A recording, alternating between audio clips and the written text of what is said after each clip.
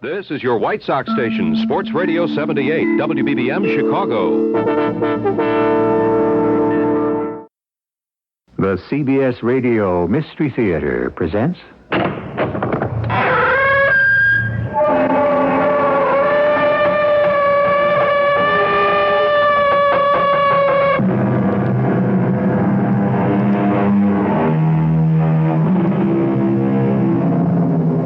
Come in. Welcome. I'm E.G. Marshall. There are some events so unforgettable, they're almost impossible to describe. How many of you who hear me now remember pictures of thousands of weeping Frenchmen in the streets of Paris as the German conqueror rolled down the Champs-Élysées? Another occasion that caused literally an entire nation to cry aloud, so great was the sadness, happened 115 years ago, one April day.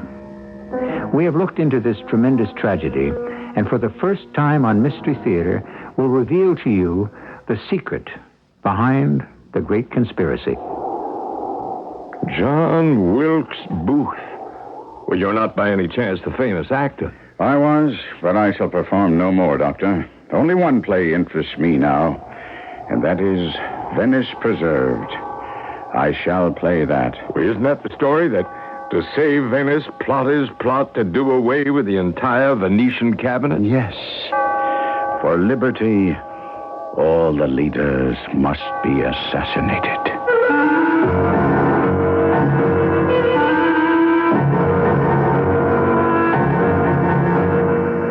Our drama, Conspiracy, written especially for the Mystery Theater by G. Frederick Lewis, stars Kevin McCarthy. It is sponsored in part by Sunkissed Growers Incorporated.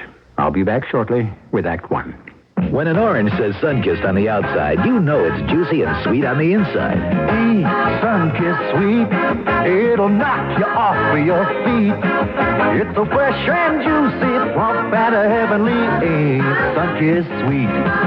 Sink your teeth into a big, bursting, sweet, succulent, scintillating, juicy, vibrant, luscious, lip-smacking, mouth-watering, tongue-tickling Sunkissed orange. Ain't Sunkissed Sweet. Minutes seem like hours when you sometimes have trouble getting to sleep. Wouldn't you like to get to sleep fast? Announcing new Unisom. A different generation sleep aid. The only one with doxylamine. To our knowledge, Unisom is the only non-prescription sleep aid proven effective in clinical tests. When you sleep better, you feel better. For occasional sleeplessness, take new Unisom. Use only as directed. There's only one quick recovery, energy-efficient gas water heater on the market, State Industries' new Super Saver. It's super because Super Saver delivers more hot water faster. It's a saver because Super Saver uses less energy. That saves money. A 40-gallon gas Super Saver could save as much as $590, maybe more, over a 10-year period. State Super Saver. Call for more information. In Olsett, call D.M. Dykstra and Company at 371-3220. North Riverside Park Mall is welcoming spring with fresh, lively fashions and great new merchandise. North Riverside Park is the shopping center attuned to the active life. And the mall is sponsoring a fun run to benefit United Cerebral Palsy beginning at 9 a.m. Saturday, March 29th, with a guest appearance by the legendary miler Jim Ryan. Get up for spring at North Riverside Park, especially for the active American. North Riverside Park, especially for you.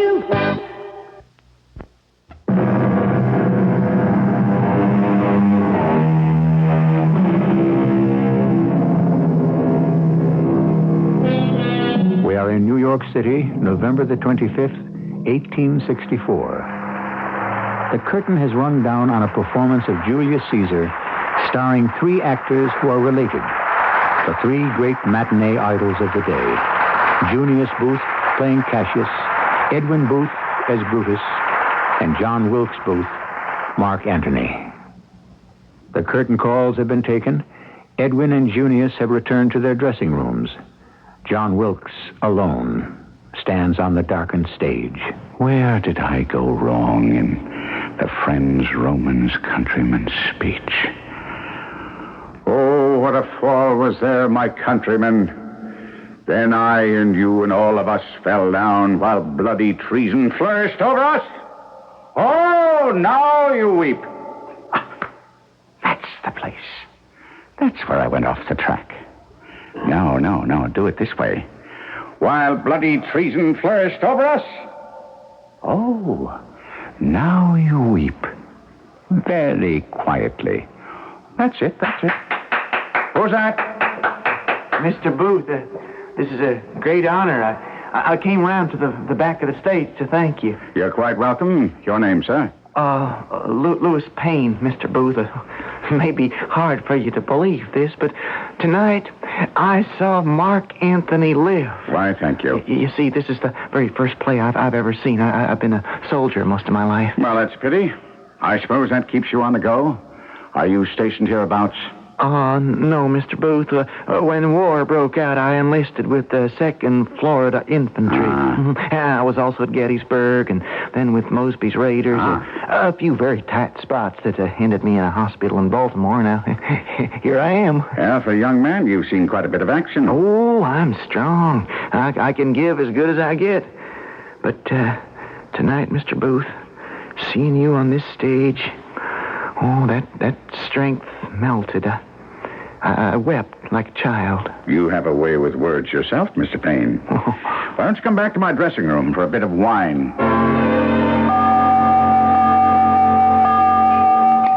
Have another glassful, Louis? And I expect you to call me John Wilkes. Oh, a great honor. That's yours. As high as the glass will permit. A great honor, nonsense. We're both men of action. It's fate that has brought us together. You know Macbeth. Fate plays a big part. The witches. Oh, I'm afraid not. Macbeth, there was a man of action. But in my case, fortunately, in my life, I have no Lady Macbeth to upstage me. Louis, why don't you come with me to Washington? You mean after the war? This cursed war. I'm a man of peace, you know. I love peace. For 4 years, I've hoped and prayed for the dark clouds to break, but now... I see that all hope of peace is dead. The South is your home, Mr. Booth? John Wilkes, I told you, Louis. Oh, yes. John Wilkes. Yes, I have ever held the South was right. The very nomination 4 years ago of Lincoln warned of war. The election proved it.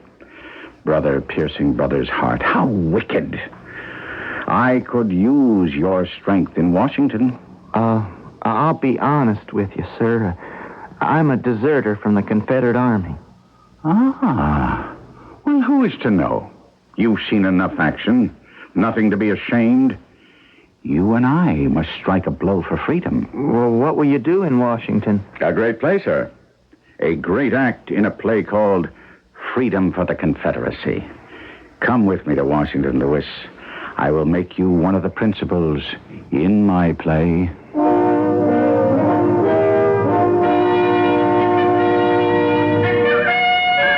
I beg your pardon, sir. I wonder if you could tell me who is the owner of this land? Why do you ask? Well, I've been up and down this part of Maryland, and I thought I might like to purchase a farm, you know? My card, sir. John Wilkes Booth. I was told by an old friend of mine in Bryantown, Dr. William Bowman. He said that there might be some land for sale, and I should try to find Dr. Samuel Mudd. I am Dr. Mudd. And yes, I know Dr. Bowman. But I'm afraid, sir, this land is not for sale. Hell, if I were the owner, I wouldn't part with it either. You wouldn't have any horses for sale, would you, Dr. Mudd? Horses? Why, yes, I could accommodate you. Now tell me something about the roads leading through here out of Washington. I mean, if someone wished to travel in a hurry, you know. Well, it really depends, Mr. Booth, where one intended to go. South, sir, south. I wonder if we might repair to your house, Doctor. There are some things I would like to discuss with you. Why, certainly. I'm sorry Dr. Bowman didn't apprise me of your arrival. Not his fault. I took him by surprise this morning. We're old friends, you know. He told me that you were a quiet advocate of the South. Too quiet, I'm afraid. But what can a doctor do? I see our old way of life threatened and ultimately disappearing. However, I put all my faith in General Lee. I hope it's not misplaced, sir. Is your house far from here? No, not at all. We can walk it. John Wilkes Booth. You're not by any chance the famous actor. I was. But I shall perform no more. That would be a great loss to the stage. There's only one play I care to present, and that is Venice Preserved. Oh, I know that play. Isn't the gist of it, to save Venice, all the officials of the Venetian cabinet are to be assassinated? Dr. Mudd, I have been slowly gathering faithful patriots about me. I have a plan to seize Abraham Lincoln by force. Perhaps as he is driving his carriage about Washington one day, threaten him with instant death if he gives any warning, drive across the Navy Bridge as fast as possible, fresh horses halfway down the peninsula, and put aboard a boat at Port Tobacco at 8 o'clock at night.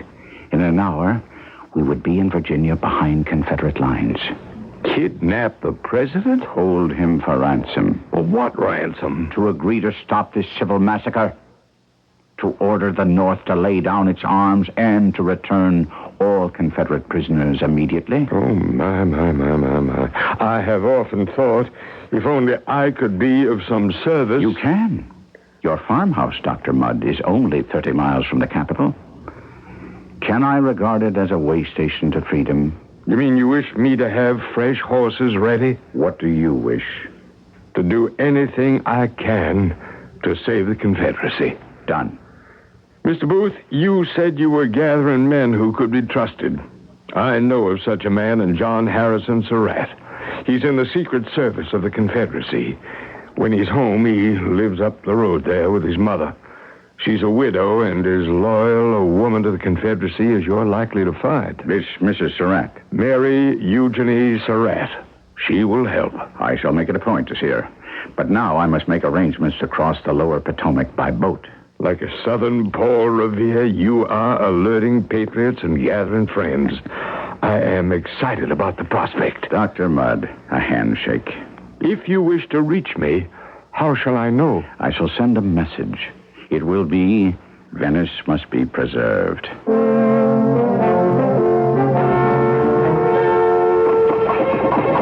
Coachman, stop right here. I want to talk to that man lying in that doorway. Stop, I say. Lewis. Lewis Payne, is that you? Leave me go away. Lewis, what are you doing lying here on the street?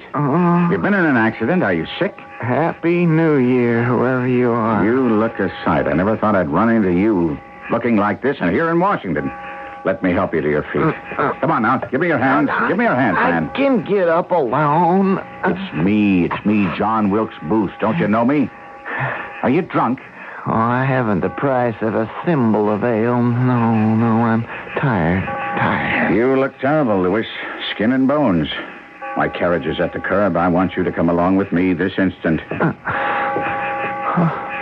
You are Booth. I looked for you everywhere. Ford's Theater. I couldn't find you.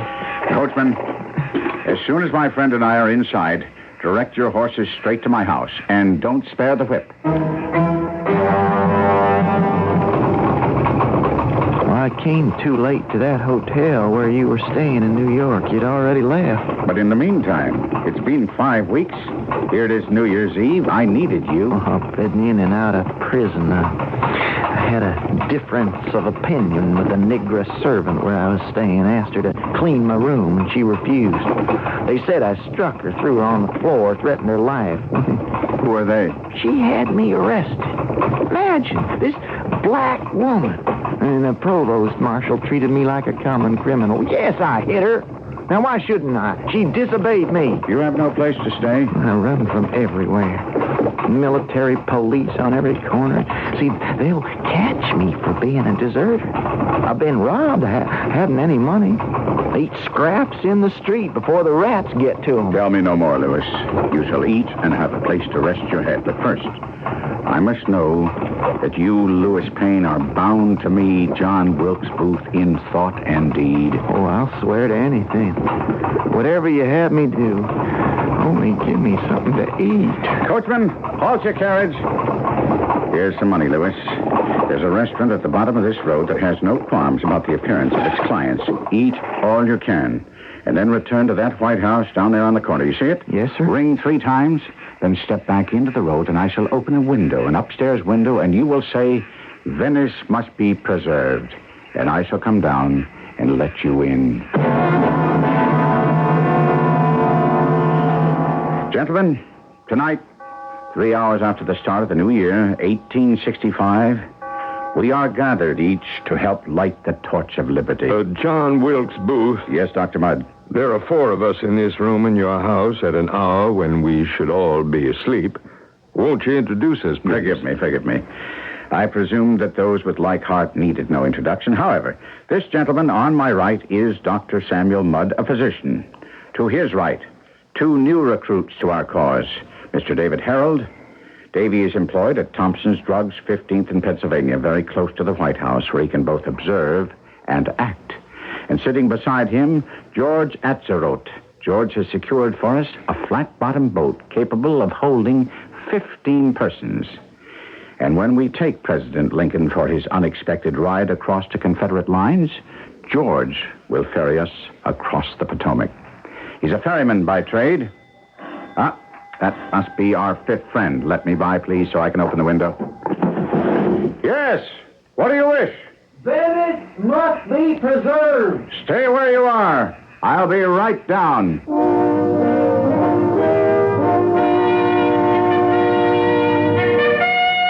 And so it began, a conspiracy which had no parallel in history. Actually, as we look back, we see it as a course plotted by foolish and misguided young men, not so much for honor, but for money. All except perhaps the leader, John Wilkes Booth himself. For Booth was a monomaniac on the subject of the wronged South. So much so that his mind was quite unsettled on the subject.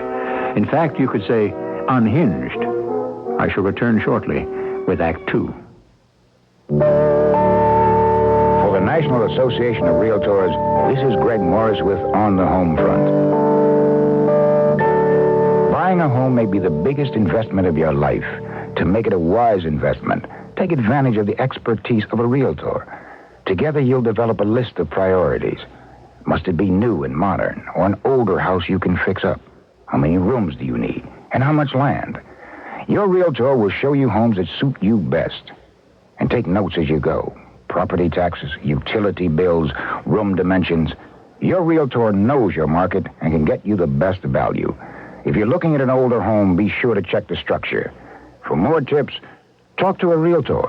Realtors support equal opportunity in housing and want you to have the home that suits you best. Realtors are members of the National Association of Realtors, working for America's property owners. It's June 1778, and we're at the desperate Battle of Monmouth. A legend is being born before my very eyes. A young woman volunteer, Molly Pitcher, is helping fire one of the American cannon. Can you talk to us, Molly? Are you kidding? With half of the British Army coming at us? Fire!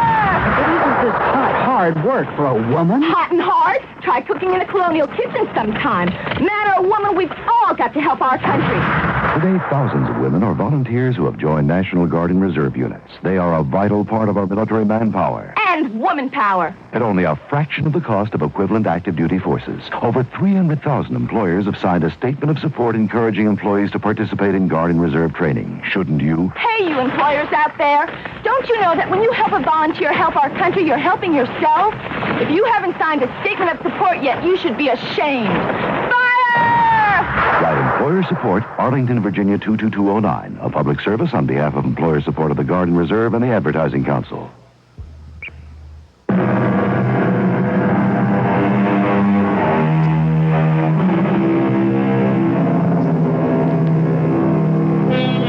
The plot went forward to capture President Lincoln, spirit him from Washington across the Potomac to Virginia, then hold him hostage to stop the war, release the prisoners, grant amnesty to the rebel army.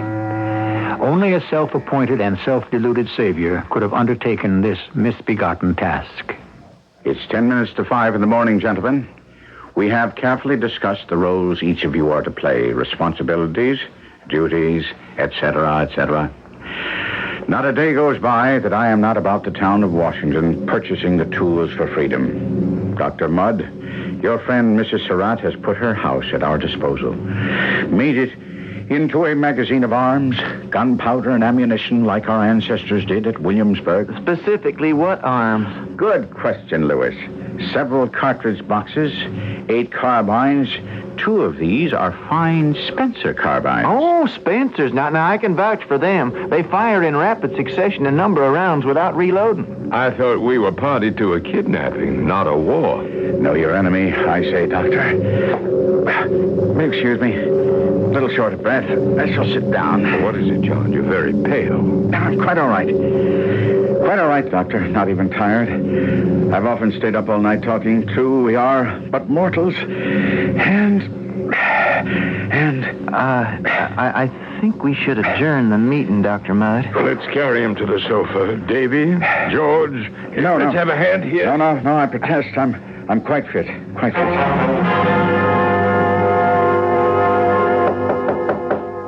Come in. How are you feeling today, John? Perfectly fine, perfectly fit. How else should I feel, Doctor? Well, yesterday you seemed, shall I say... There's nothing to say.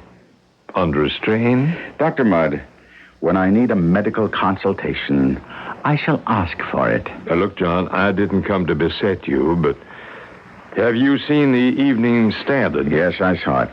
I brought it along. I told you I saw it. It matters not to me. Nor our plans? Certainly not. The fall of Richmond? Jefferson Davis running for the hills doesn't matter? I think the Confederacy has gone up. Do you now? But it hasn't, I tell you. It hasn't. We'll fight on.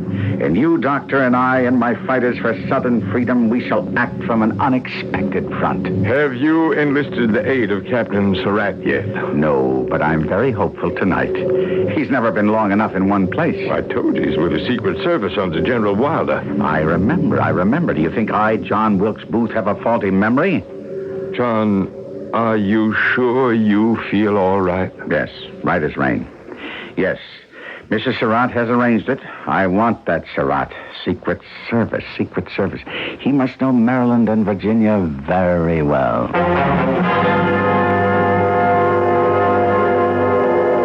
You? What is the word? Venice must be preserved. Captain Surratt? Wilkes Booth? I appreciate your meeting me here out in this field. Too much time has elapsed since Dr. Mudd first mentioned your name as an ally. An experienced ally. I've been busy. Yes, so Mrs. Surratt has apprised me walking in and out of the lines of the 2 armies.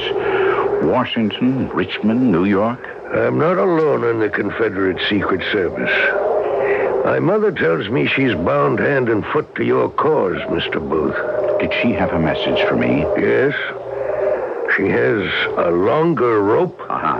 And a monkey wrench of the correct size. I gather this has some meaning for you. Would you join our effort, Captain Surratt? May I reserve decision until I've heard your scheme? First of all, the longer rope. Are you about to hang Lincoln? I would if I could. No, in the event of our capturing the president, my fellow patriots plan to stretch that rope across some point in the road to break the pursuit of any cavalry that might follow. And the monkey wrench? Well, as soon as we reach the Potomac, to remove the wheels of the president's carriage and set it bodily on the boat, which we'll ferry across the river. Your intention, then, is one evening when Lincoln makes his daily visit to the Soldiers' Hospital to kidnap him? Mm-hmm. I have almost all the men I need. And if you don't mind my speaking plainly, Booth, what you propose is quite impractical. The idea is not feasible. I don't think you realize the dangers. I don't consider that for a moment. Nor do I, not in my job. But for this, it must be considered. After leaving Washington with President Lincoln, we would have to drive over 100 miles before we'd cross the Potomac. I know, and having crossed that safely, and I have an excellent ferryman, there is a further long drive from one end of Midland, Virginia, to the other. My dear Booth, aren't you aware that the section is simply swarming with Yankees? Are you certain? Well, I've just come through there. All right. Granted we do by some miracle get through, and if we reach the Rappahannock and cross it, we might then be reasonably safe. There you are. Even so, I'd say we stand about one chance in 500 in surmounting all those obstacles. From the moment we get possession of Mr. Lincoln's person, the entire country will be in a furor. Booth, think. The President of the United States. He can't be spirited away like an ordinary citizen. I'll take that chance. Any chance.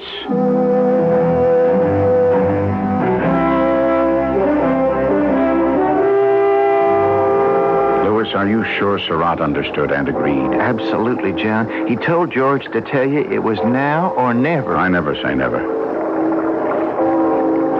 9 o'clock. The evening of March 16th, the year of our Lord, 1865. A date that will be long remembered. I hope I'm here to remember it. You shall be, Louis.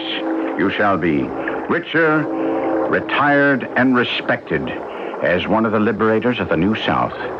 You shall remember this very spot where you stood at the Long Bridge, about to make history. If Surratt does what he agreed to. At what time was Lincoln to visit the soldiers' home tonight? David Harold told me 7:30. How do you find him? Reliable? Davy, I mean. Don't ask me. You assigned him to watch the White House. Well, naturally. He takes medicines over there from his pharmacy, and he has a woman friend who keeps him posted. Wait a moment. Did you say 7:30? You told me Surratt would jump that carriage at 9:30. I never told you anything. I never even saw you. I gave the message to that fool at Surratt. I told him what Davy told me, 7:30. Well, if Surratt followed the plan, grabbed the reins of the president's carriage at 7:30, it wouldn't have taken him this long, an hour and a half, to drive through old fields to where we're standing now. Shh. What is that? What? I don't hear a thing but the water under the bridge. Louis, you go across the road and ask out Surratt what time he told me. What difference does it make? What's done is done. Now, look, you hand-picked everyone. They were all your choice, and George can't even write his own name. You could have done better. He has wrecked our plans. Now, don't be too certain. Surratt may still bring us the president. Why do you keep protecting George? Because I am not a ferryman, and neither are you. If anyone can get Lincoln safely across the Potomac, it'll be him. Now go across the road and tell the others to remain on the alert. We will wait until midnight.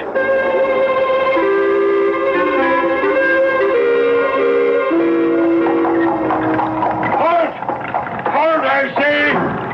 Who goes there? Who desires to know? I'm the Marshal of the District of Columbia. You, sir, in that carriage, stand and identify yourself. Certainly. I'm Edwin M. Stanton, Secretary of War. Secretary Stanton? Oh, forgive me, sir, but word is out there may be an attempt on the life of the president tonight, so we're stopping every horseman in carriage. Marshal, isn't the president at the White House? No, Mr. Secretary. The president was scheduled for his evening visit at the soldiers' home, the old 7th Street Hospital, so we're protecting the road. He's not there, Marshal. I can vouch for that. I've just come from there. Carry on, Marshal. You and your men stop everything that moves this night until I send word the president has been found safe. Coachman, the White House.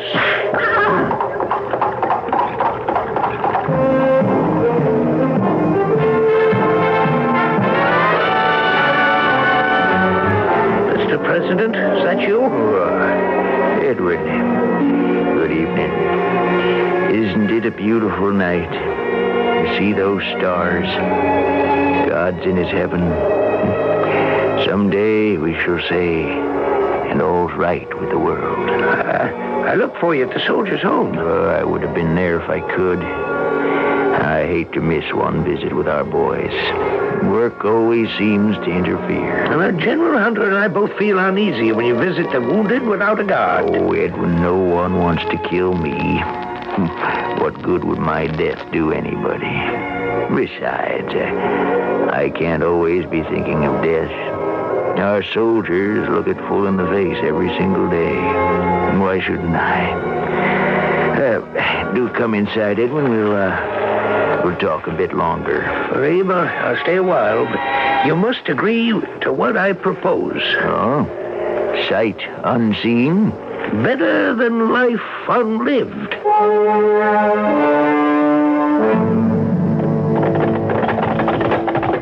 This is where Surratt lives when he's in Washington. Dismount, Dr. Mudd. You too, Louis. Yeah, I'd like to give that Captain Surratt a piece of my mind. I've known him and his mother since he was a boy. I simply don't understand. I don't like it a bit, I don't. Louis, try to contain your temper. Staying up half the night waiting for the infallible captain? If you don't mind, John Wilkes, I have better things to do with my evenings than wait at bridges. Payne. Yes, Dr. Mudd? Let's keep the post-mortem of this botched kidnapping a short one. I know how to handle this, Dr. Mudd. Will you get out of my way, Louis? I want to pull the bell. Booth, it's 2 a.m. If someone were home, they would answer. Ridiculous. Where is Surratt? This is 541, isn't it? Yes, it is. Oh, these houses on 8th Street look alike. If Surratt is here, I shall suspect that good reason why the mix-up tonight. And what if he is not? Then, Dr. Mudd, I shall expect an even better reason. Now, where are you going, Louis? I'm going to bed. I am not spending one more minute waiting about for your officious, ill-mannered, greedy friend, the captain. Something must have happened. Can't you recognize that? You think Surratt is a patriot. I think he's a cowardly opportunist. Good night. Louis doesn't know the man as you and I do, Doctor. He's jealous of Surratt, always has been. None of them seem to like one another, John. Well, I never pledged them to love, only to serve. My common sense told me all along abducting the president in his carriage was not a workable idea. Well, Doctor, a good soldier never lets himself run out of ammunition. Explain yourself, John. If the president cannot be captured on his way to the soldier's home, then we shall kidnap him at the theater. He often goes to Ford's.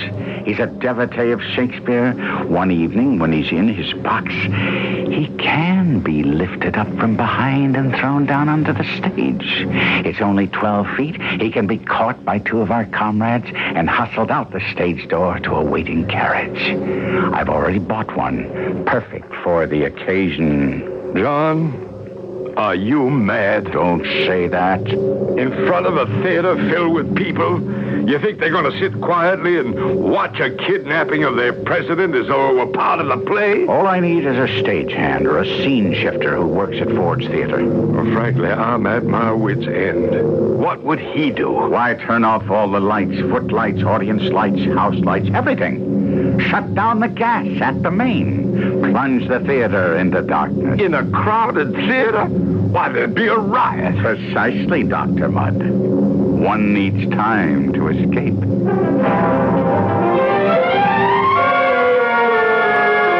That year, 1865, assassinations, machinations, all the devious ways men seek to pull their idols down to the ground and under it were not as widespread as today.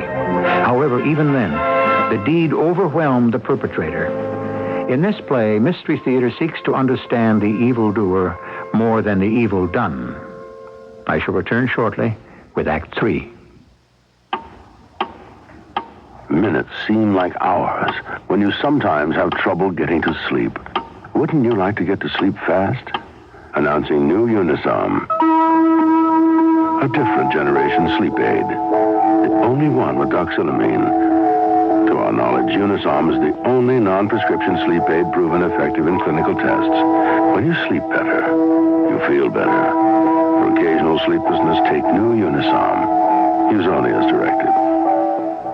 When Mr. and Mrs. George Steger's old central air conditioner broke down under the heat of the Texas summer, they replaced it with the Lennox 2-speed air conditioner. The quiet and comfort are heavenly. And it saves money. Our Lennox 2-speed air conditioner costs less to operate because it uses less electricity. It can save 24% over a single-speed unit. With savings like that, how can we afford not to have Lennox? Take it from Dave Lennox. To modernize your home, call your independent Lennox dealer. He's in the Yellow Pages. This is WBBM Chicago. Wouldn't you love to be in Hawaii right now?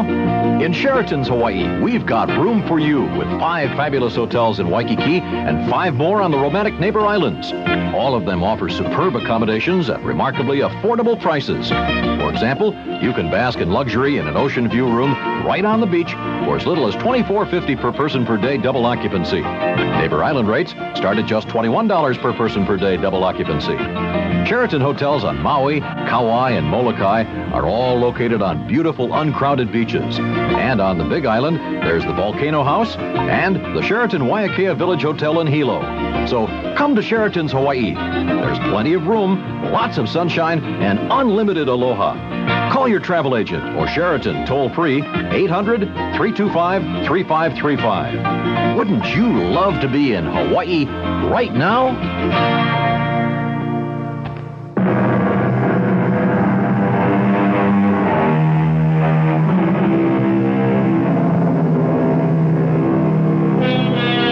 It is April 1865.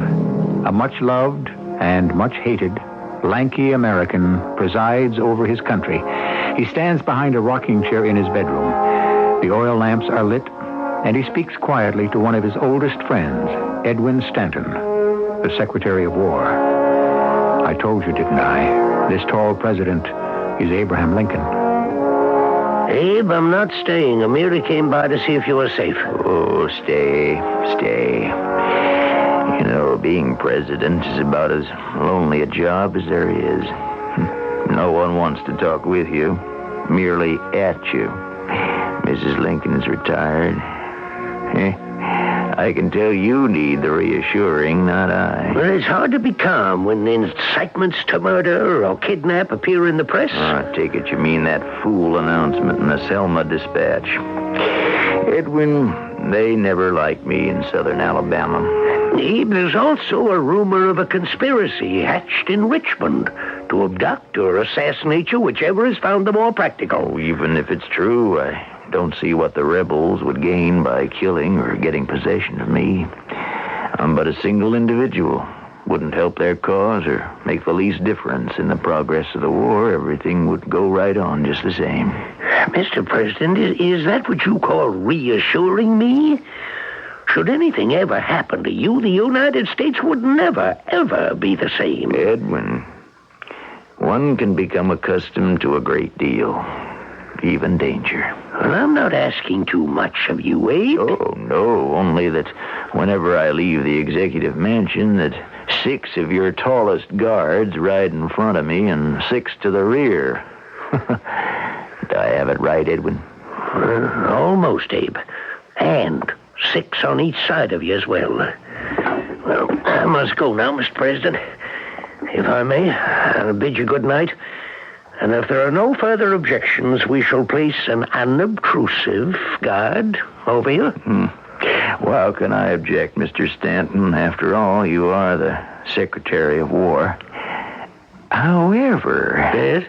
I predict that if all presidents find such precautions necessary, instead of war, they'll be calling your post Secretary of Defense.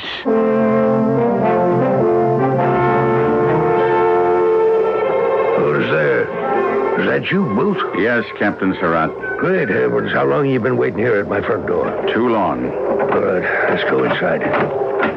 What the devil happened? 5 hours all of us waited at Long Bridge. Lincoln never arrived. I waited for him on 7th. He never appeared. He didn't leave for the soldiers' home? That's what I said. I waited till 9, went around to the White House. I had to wait there 2 hours before the groom I know came on duty. He said the president was indisposed and never left the White House. I told you it wouldn't work. I was ready to jump his carriage as we planned. How much longer is this going to go on? Every Southern soldier will have bled to death, and I'll be in the poorhouse before we seize Lincoln. There'll be other opportunities, Booth. We just have to be patient. Wait. Wait. Have you any idea, Surratt, what all this is costing me? 6 men and myself? The ammunition stored at your mother's? Why, the pair of Spencer carbines brand new came to $300.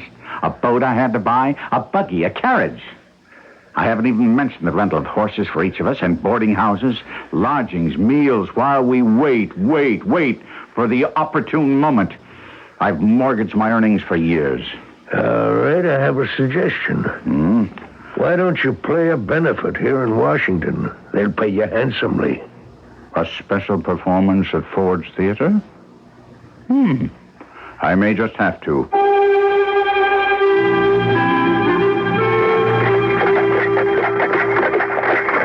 John Wilkes, this is a ridiculous waste of time. Riding around Washington in your carriage we've been up and down Pennsylvania Avenue for the better part of an hour. You haven't said a word. All you do is keep looking at all the other carriages. Have I said nothing, Lewis? Well, I've been thinking the unthinkable. Was it only a month ago we failed in our planned kidnapping? Less. We were ready, all of us, waiting for Surratt to drive up with his prisoner, but the president didn't oblige. What's that in your hand? Handcuffs. Surratt had them to handcuff Lincoln once we had captured his carriage. You snapped them in and out. I've had them on my wrist. I don't like them. They lock with a key. Yes, they do, Lewis. But we have lost that key. The key to free my land from its bondage. Now the North will be our masters forever. It's all over now. Don't you know the news? No. Lee surrendered to Grant yesterday at Appomattox. The South will now forevermore be in chains. So I put these handcuffs back into my pocket. No point in kidnapping Lincoln now, I see. Of course. There's nothing to stop that treacherous man from being president as long as he lives. Is there? Well, I doubt he'd wish it. But the country would let him. Driver, look sharp. You see that carriage coming towards me? Drawn by two grays? Well, follow it, driver, will you? Turn around and follow it. Don't you understand what I say? Don't let that coach now out of your sight. Whose carriage is that? Lincoln's. Following won't do any good. He's 12 deep in guard. Well, you can never tell. I'm very accurate with a derringer. But I haven't brought mine with me. The more's the pity. Oh, now you listen to me, John Wilkes. If you ever get a notion to shoot the president from a carriage I'm riding in, warn me. Now, I'd like to have a few hours of notice so I can prepare my escape. Very well, Lewis. Consider yourself on notice as of this moment. For what, John Wilkes? A special benefit at Ford's Theater tomorrow for the benefit of the dying Confederacy.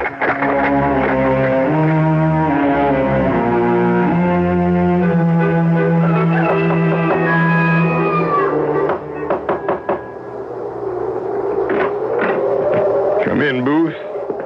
I've been waiting for you. I slept very little last night, not after your message. Dr. Mudd, I haven't slept at all the entire night. Do you know what day it is today? Certainly April 14th. Oh, it's more than that. It's Good Friday. Is it now? Good Friday. Well, it'll be a black Easter for the North before this weekend is past. You have my spurs. Right here in this chest. Will you give me a hand to put them on, Doctor? Yeah. To have one come loose has to happen just once. When I've done the deed and jumped a dozen feet from the president's box to the stage, believe me, nothing will stop my escape. Keep your feet clear of the flags around the box. They could trip you. It's my head that must remain clear, not my feet. Now, you listen, Captain Surratt. I am not impressed with your pussyfooting Secret Service. You have never seen any real action. All through the war, I bet you slept in a bed every night. That's fine talk from you, Mr. Deserter. It got too hot for you, did it? Booth is here. Payne, you and I'll talk later. Good day, gentlemen. I've asked you all to meet me here for final instructions and assignments. George, Lewis, Davy, John, you and I are all provided with horses. Sir, am I getting the one-eyed bay? I like her. She's fast. You are. John Surratt. Sir? You know what you have to do at the box at Ford's Theater. It's the right box as you face the stage. That's it. Consider it done. Where's Dr. Mudd? He's out of the picture. He will remain at his house where Davy and I will hide for the first 24 hours. But I thought you were going to my mother's place. You are, John. But if they connect you with us, don't stay there too long. It'll be the first place the Federalists will think of. George, you head back to Georgetown and then on to Maryland. Be sure to return your horse to Keller's stable first. Act calmly as if this was none of your affair. There'll be another horse for you behind the Herndon house. Now, as to the assignments, Lincoln is mine. And which traitor do I get? You know, the Secretary of State, Seward, as planned. Right, I go with a package from his doctor. Davy, you supply the medicine. Gain admittance, go to his bedroom, and then dash his brains out with my pistol. Ought to be able to take care of him in 3 minutes. And what's our know-it-all Captain Surratt gonna do? Shine the buttons on his jacket? I'm not taking that from any Confederate deserter. Hold on now, you two. Booth. What is it? John Wilkes, are you all right? Yes, everybody. Now listen, we cannot afford to quarrel among ourselves. Now, do you understand that? Each of us has a duty to perform. Surratt, Payne, when this April the 14th is past, you two can duel one another, do anything you please. But now, you belong to me and the cause. What time is it, Captain? 4 o'clock. All right, the curtain goes up in 4 hours. Does that give you enough time, John, to take care of the president's box? I can do it in half an hour. Your man by the back door, will he let me into the theater? Now, Ford's will be empty all afternoon. The stagehand will be there. Just say Booth to him, and he'll look the other way. Now, you go right in. I'll meet you, John, in the alley behind the theater at 9. The rest of you, be sure you've covered your tracks. Your lives depend on it. Well, then, till death do us part.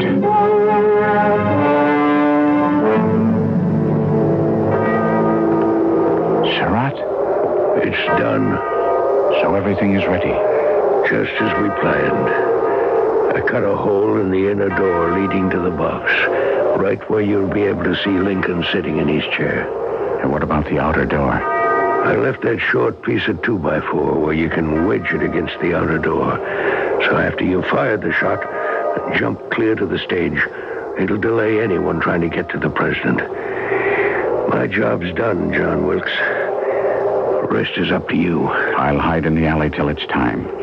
You signal me when the second act's begun. You can count on me. I'll signal. The second act of Our American Cousin is the most diverting. As soon as I see your sign, I'll slip past the guard. They're usually so taken up with the play they can't be bothered. And I'll be inside the first door. And then a quick look through the peephole. And then Venice will be preserved. Heaven help you, Booth. Sic semper tyrannis. Goodbye.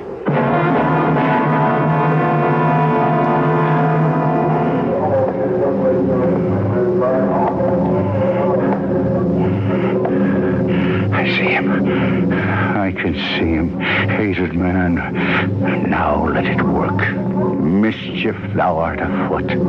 Take thou what course thou wilt.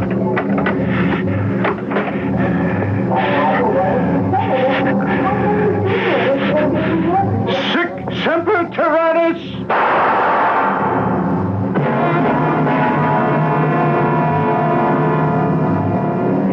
John Wilkes Booth, the man who played Mark Antony on the American stage, believed himself to be a Marcus Brutus on the American scene, an avenger of tyranny. And so ended, perhaps, the greatest conspiracy of them all. And so began, certainly, our greatest tragedy, the death of our greatest president.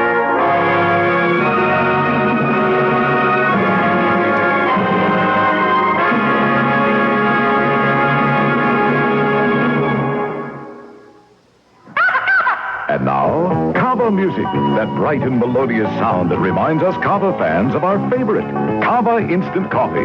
It's the only coffee that's 90% acid neutralized. Kava tastes less bitter, so it feels lots better. You get smooth and friendly coffee, cup after delicious cup. And that's music to the ears of us friends who are sometimes bothered by ordinary coffee. So switch to 90% acid neutralized Kava Instant Coffee. Tastes less bitter, feels lots better. It's a good feeling to sleep the night away on a perfect sleeper by Sirocco. I'm Susan Anton. The Perfect Sleeper gives you the top comfort you love and the deep support you need. Top comfort, deep support. You get both from every Sirocco Perfect Sleeper. That's firmness that feels good. So, Be a perfect sleeper by a perfect sleeper by Sirocco. When an orange says Sunkissed on the outside, you know it's juicy and sweet on the inside. Eat Sunkissed Sweet. It'll knock you off of your feet. It's so fresh and juicy, plump and heavenly. Sunkissed Sweet. Sink your teeth into a big, bursting, sweet, succulent, scintillating, juicy, vibrant, luscious, lip-smacking, mouth-watering, tongue-tickling, sun-kissed orange. Ain't Sunkissed Sweet. Minutes seem like hours when you sometimes have trouble getting to sleep. Wouldn't you like to get to sleep fast? Announcing new Unisom. A different generation sleep aid. The only one with doxylamine. To our knowledge, Unisom is the only non-prescription sleep aid proven effective in clinical tests. When you sleep better, you feel better. For occasional sleeplessness, take new Unisom. Use only as directed.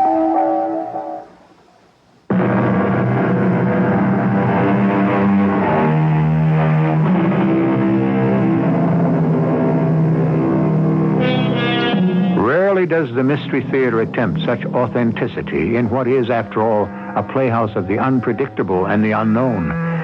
In this dramatization of this infamous conspiracy, no events or names were changed, and the tragic drama was drawn from the archives of the United States government, the U.S. Military Commission, records of the trial, the newspapers of the day, and the diary of John Wilkes Booth himself. Our cast included Kevin McCarthy, Russell Horton, Arnold Moss, and Court Benson.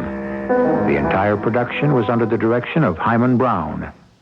This is E.G. Marshall inviting you to return to our Mystery Theater for another adventure in the macabre. Until next time, pleasant dreams.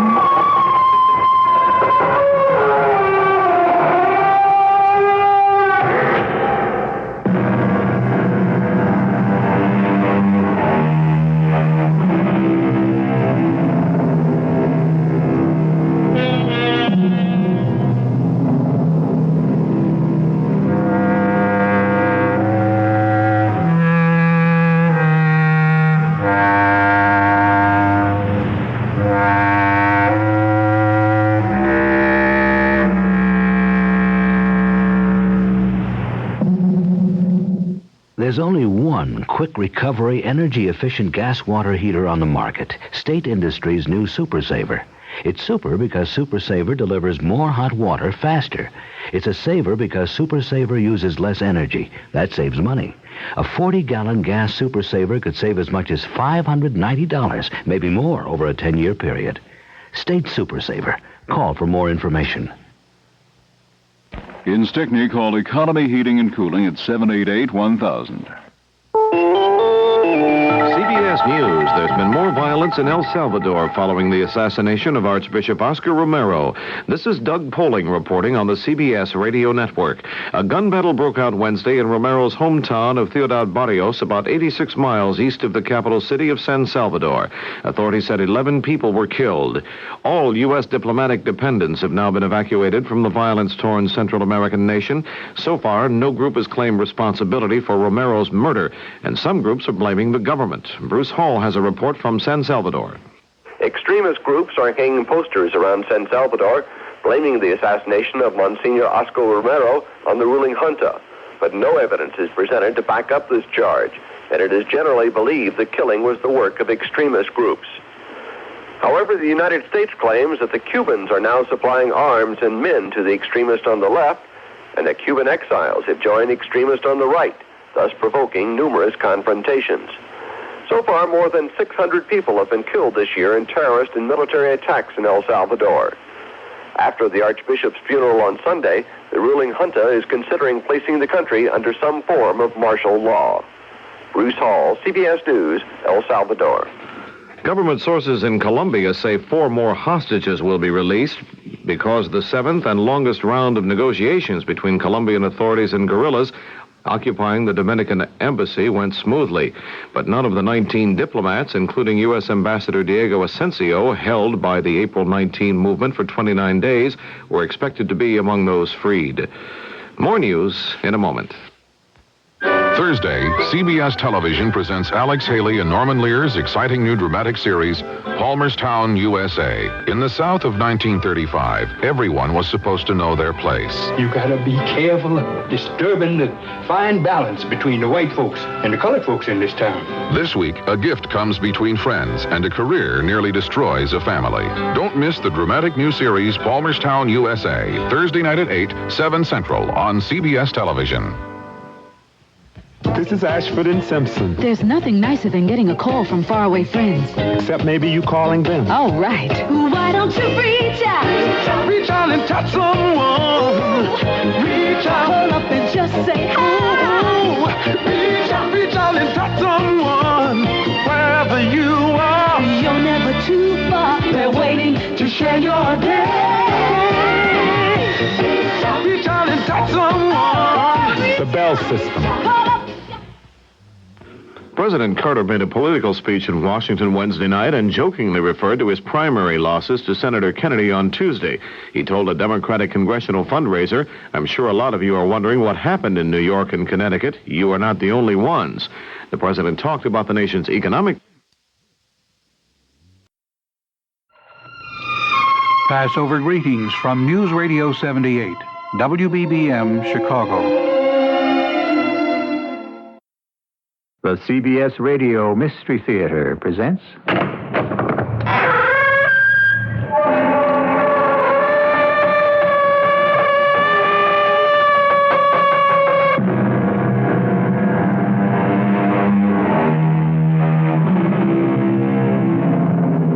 Come in. Welcome. I'm E.G. Marshall. The light that shines in women's eyes has been my heart's undoing, sings the poet. By this does he mean the light that resides in their eyes, or is it a light in their eyes that tells falsehoods? Who knows? Of one thing we may be certain. When we attempt to interpret the light in a woman's eyes, or even in a man's, we tread on dubious, doubtful, and possibly dangerous ground. Sheriff Parmalee, how'd you find him? This woman was with him, and she ran over to Jensen's to try to get help. At this hour of the night? A woman? You mean his wife, don't you? No, she's not his wife. And he's wearing a wedding band. I guess she'd better be his sister, huh? Okay, where is she? Well, she's standing right over the... Hey, where did she go? What happened to her?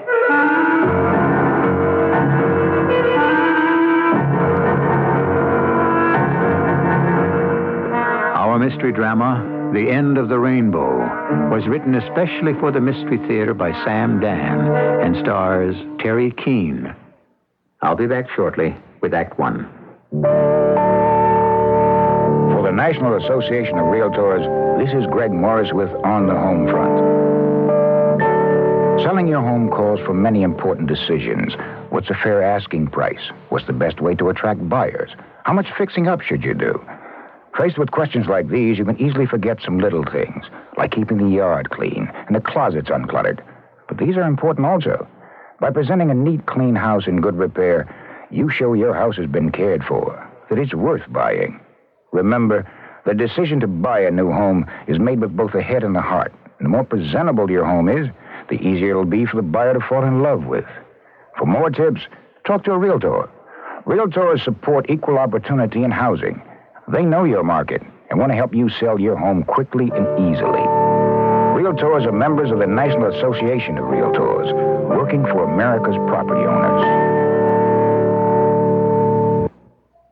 With the cost of driving going sky high, maybe you ought to fly instead. Chances are you're paying more than 12 cents a mile to drive, but that's all it costs to fly. Now, that 12 cents is an average.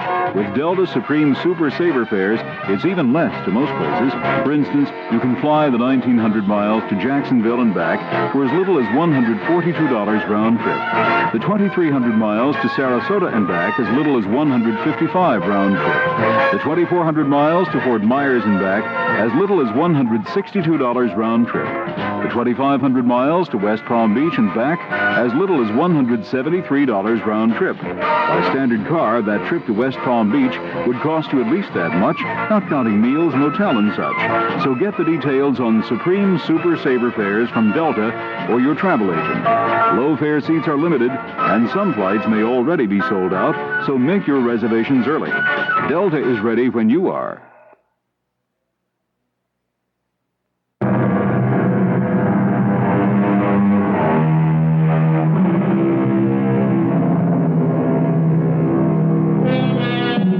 They say that the 40s are the dangerous age. Yes, the 40s. Most people have already seen the dreams of the 20s accommodate to the realities of the 30s, and now one is faced with the need to prepare for the 50s and beyond. But there are still those who must attempt that final, desperate fling. Into what? Well, into whatever they think they need. Hello? Oh? Well, listen, Jessica, James is napping. Oh, yeah, he's had the usual day. Oh, no, we haven't had dinner yet. Well, all right, I'll ask him. Let me call you back. No, I hope so. James? James? What? No. What is it, Connor? It's time to wake you up for dinner. Oh, for dinner. That's right. Listen, Jessica just called. Tom has tickets for the ballet. You know how hard they are to come by. Anyhow, there's a pair for us. Oh? I know it's a sudden thing, but it is the greatest dance company in the world. We could meet Tom and Jessica at Lauricchio's for dinner. Well... Or if that's too much of a rush, we could have something light here and join them at the theater. Look, honey, it's going to run very late. It'll be over before 11. I know, but then we'll have to stop somewhere. With one thing or another, it'll be 1 o'clock in the morning. I have to make a 7 o'clock flight to Chicago. Oh? Are you going out of town again? There's no way to avoid it. Anyway, actually, I'm so tired I couldn't enjoy the ballet. Listen, I'll tell you what. Why don't you go ahead without me? There would be a problem about the other tickets. If we can't use them, then Jessica would like to give them to the Strattons. Oh. I'll have to call her back, tell her we can't make it. Carlotte, I'm really sorry. No, I understand. It's just that I'm so bushed. I don't even think I want to get up and have dinner. James, it isn't as if this is happening for the first time. Or even the last.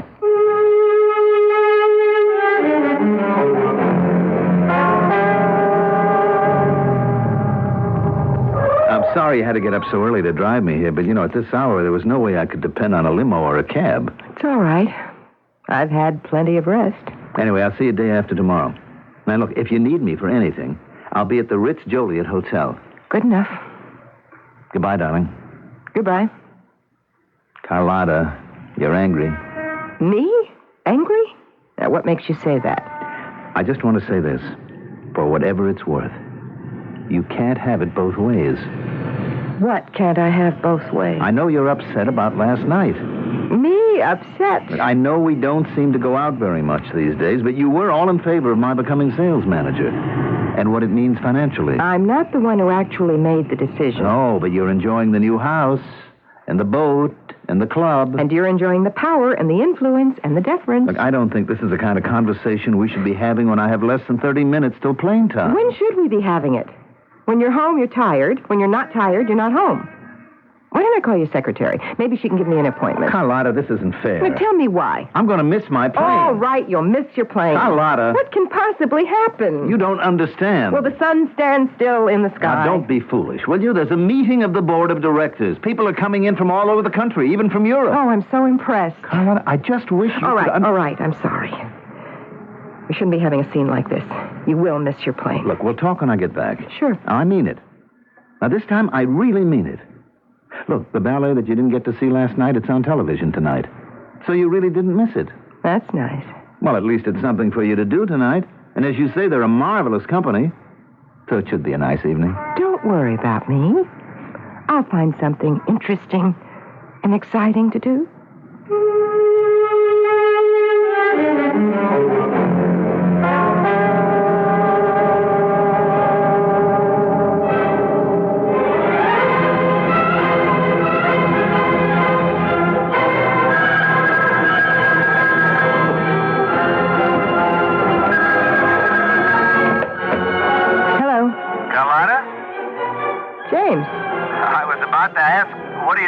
I can hear the music. How's the ballet? It's all right. Just all right? It's magnificent. Is that better? Things go well today? Yeah, they may have gone too well. The chairman of the board thinks we should enlarge the agenda. What does that mean? Well, it means we'll have to stay here an extra day or 2. Or 3? I guess it was my report that did it. You know, it was a fantastic thing, Carlotta. It opened up whole new horizons. I did myself no end of good. Well, that's nice. Is that all you can say? What do you want me to say? Carlotta, we'll make up for all this. You'll see. Sure. No, I mean it. I mean it, too. Darling, I'll be home by the end of the week for sure. And we'll straighten everything out. Yes. Okay, good night, darling, and enjoy the ballet. Hey, look, and tomorrow night, why don't you have dinner with my sister? Good night, James. Why not?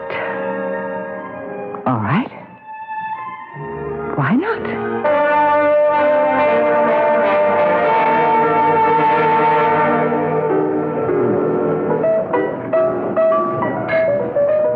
Hi. Buy you a drink?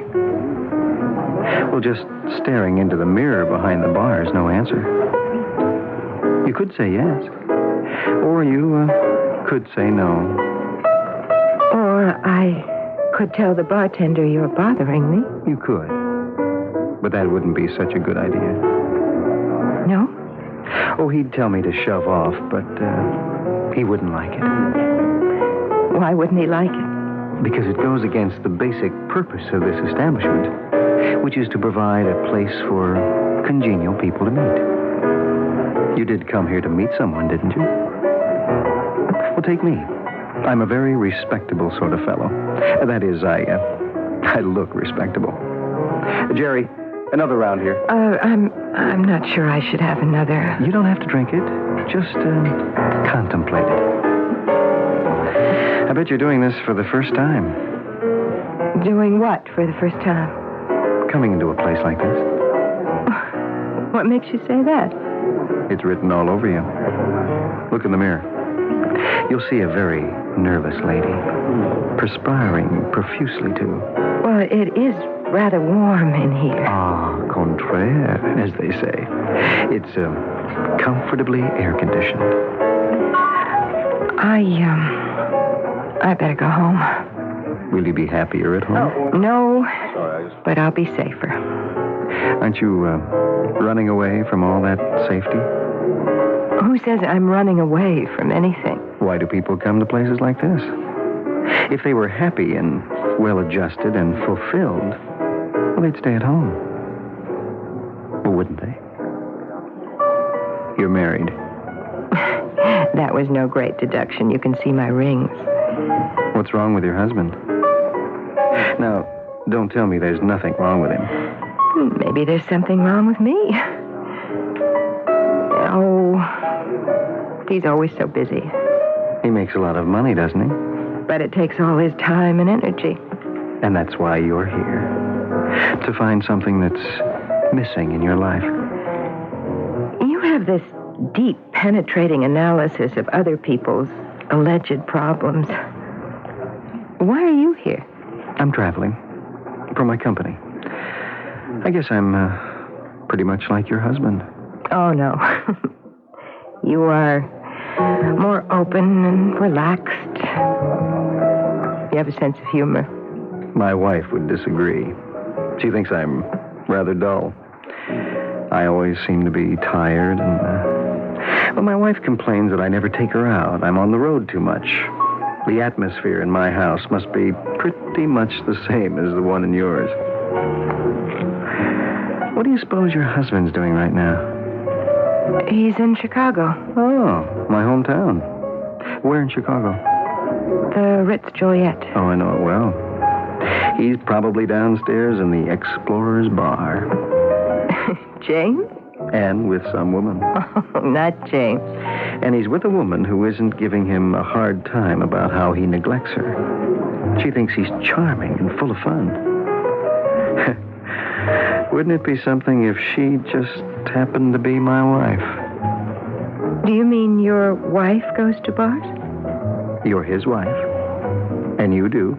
Oh, but believe me, this is my very first time. There's a first time for everybody. James, picking up a woman at a bar. No, it boggles the mind. Why?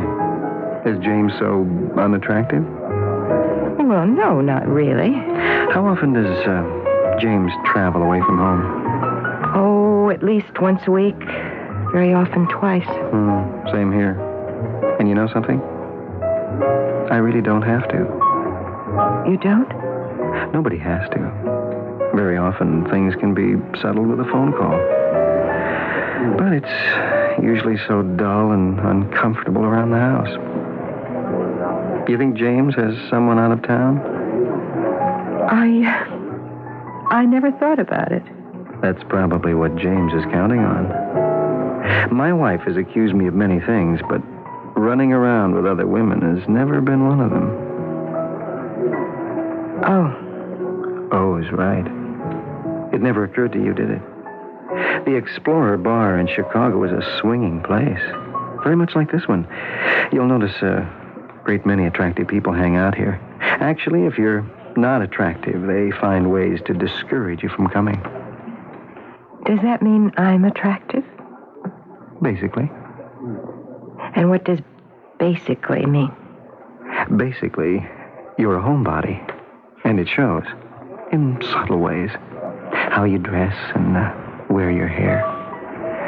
But you'll get into the swing of things soon enough. My name is Terry.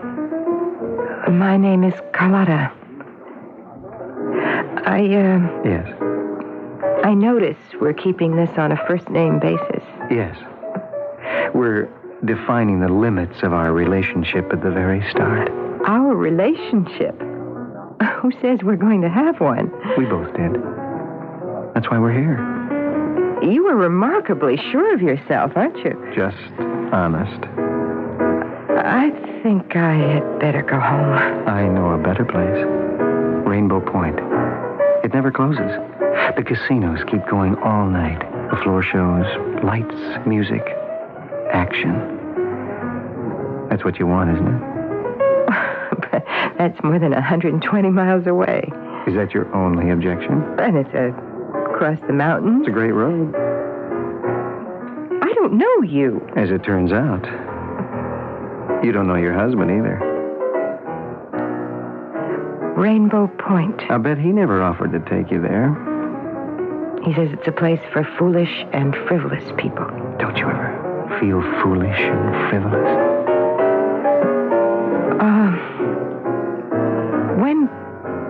When could we be in Rainbow Point? Before midnight. I always wanted to go. My car's right outside. What are we waiting for?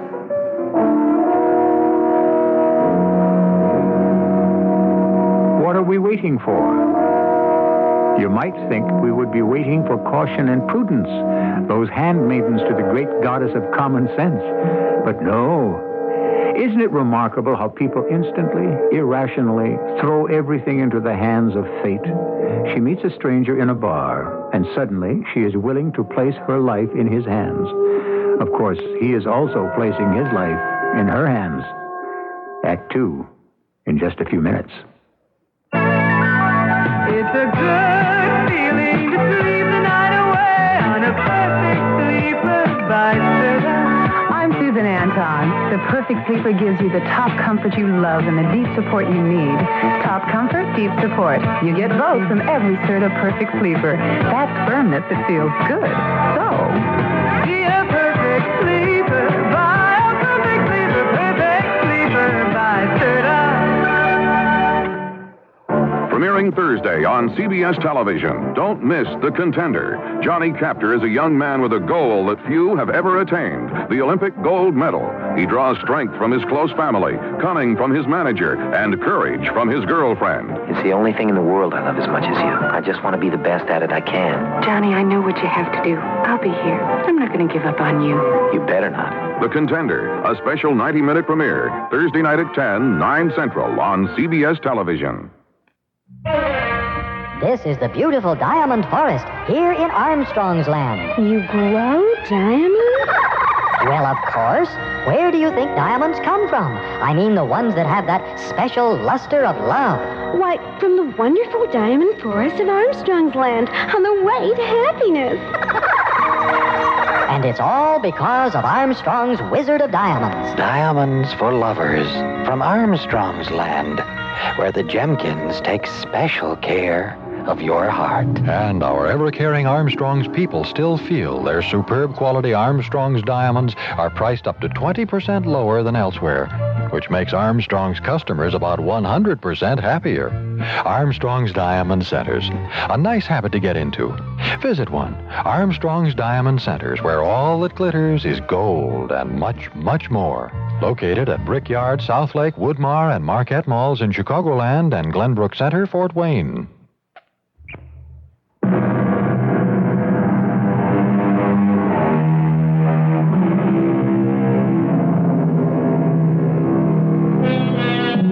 What does the poet say?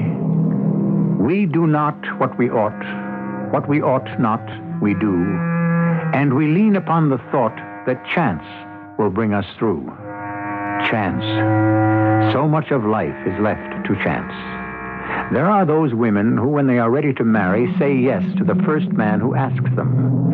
And when they are ready for an affair, also say yes to the first man who asks them. It's always a matter of being in the right place at the right time, isn't it? Where are we now? Oh, about halfway. How can you tell? It all looks the same to me. Does it? It's just one hill after another, surrounded by dark, brooding forest. Hey, none of that. You just get ready for the time of your life. Oh, I have been getting ready for a long time. Well, at Rainbow Point, the action never stops. I am 40 years old. You know what my life has been? Stiff and staid and stuffy. I always wanted to be a writer, a poet. Well, what stopped you? You want the truth? Yeah. I stopped me, but it's James' fault. How do you figure that? Oh, he should have encouraged me more. But let's not talk about James. Let's not talk about anything except having the world's greatest time. And we shall. And his family. His father's a judge. His sister's a professor in college. His brother's a minister. We have a great name, Armiston. It's a name to be constantly respected, protected. I thought we weren't going to talk about him. You're right, we're not. Hey, you know, you are handsome. Thank you. I walked into that place. To me, it was such an alien action. Maybe not as alien as you think. I said to myself, I'm doing it. I'm actually doing it. I am breaking every canon I've ever lived by. I looked at all the men sitting there, and I said to myself, I hope he tries to pick me up. By he, you mean me. I almost lost my nerve at the last minute, but you helped me. You got me over my shyness. Well, from here on, it's clear sailing to the pot of gold at the end of the rainbow. The end of the rainbow. Look out! Oh, hey, what's the matter? Why are we pulling over? We have to stop. What is it? What is it?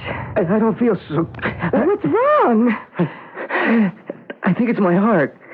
Your heart? I know it's my heart. Look, just reach into my jacket pocket. All right. You'll find a small vial. Yes? Hurry. All right, Hurry. all right. Wait, here. Okay, I've got it. Open it. Oh, I'm trying. Quickly. Why do they make these things so hard to open? Please. Oh, here. Okay, Take out one of the pills. Yes? Just put it in my mouth. All right, here. All right. Do you feel better? I don't know. Oh, it takes time. But it works. It works, doesn't it? It does. Until the one time when it doesn't. You better not talk. Please, try to rest. I better get to a hospital. Yes, I'll drive. You move over. I can't. You'll have to help me get get around the other side of the car. Push me over. All right. All right. Try to push me forward. All right. You don't do anything. All right. Oh, please. Easy. I'm trying. I'm here. I'm trying as best I can. Can you get behind the wheel now? Yes, I think so. Oh, hurry. Oh, don't even know where a hospital is. Keep driving. We'll find something. What's the matter? What's wrong with it? Please, hurry. Oh, something is the matter. Oh, no. I forgot the... What did you forget? Oh, I don't believe it. The gas. The needle is past empty. You forgot to fill the tank. How could you be so stupid as to forget to fill the tank? Please. Oh, I'm sorry. What are we going to do now? I don't want to die. We haven't seen a car go by in the last 10 minutes. Please. Go for help. Go where? On this road at night? I can hardly breathe. Where am I going to go? I think I remember a filling station. It was just a half mile down the road. I'm scared. Help me. I know. All right, I remember. I saw it too, but it was closed. It might be. There must be a phone booth. Oh, it's so dark. It's less. I know it's less than a half a mile. It's just that I'm It's less than a half a mile. You can run a half a mile. It's just a few minutes. But please, I can't talk. Oh, my chest. It hurts. I don't want to go out there. Don't you understand? I'll die. Why did I ever get into this? Please. All right. Oh, wait. I hear a car coming. He'll help us. I'll wave him down. He'll help us. Help! Stop! Wait! Stop! You have to go, Carlotta. You'll have to go. On this road at night? How can I do it? And if you know you have heart trouble, why do you go to bars and try to pick up women? Why don't you stay in your room and rest? What right do you have to endanger yourself? And me? Do you know what you're asking me to do? Terry? I can't talk. All right, I'm going. I'm going to start running. And I'll keep running. It's all right, don't look left. And don't look right. Just run. You keep running. Running.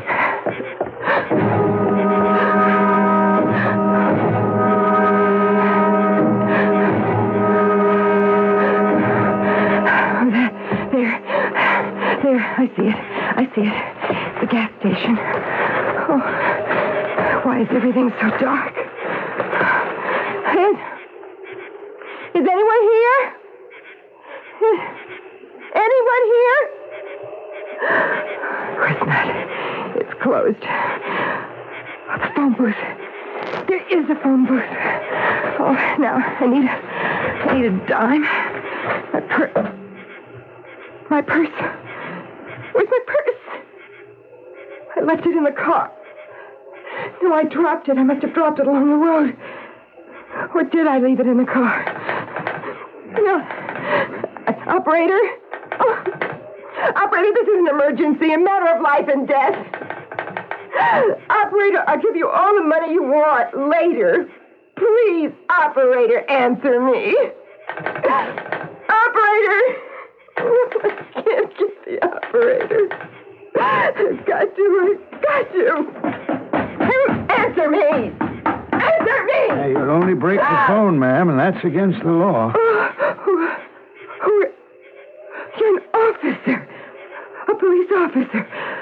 I didn't hear you come up. Well, I shouldn't wonder, ma'am. You're so upset. Now, what seems to be the trouble? Listen to me. A half a mile down the road, a man in a car. He's having a heart attack. All right, come with me. I come with you? Where? Right here, the squad car.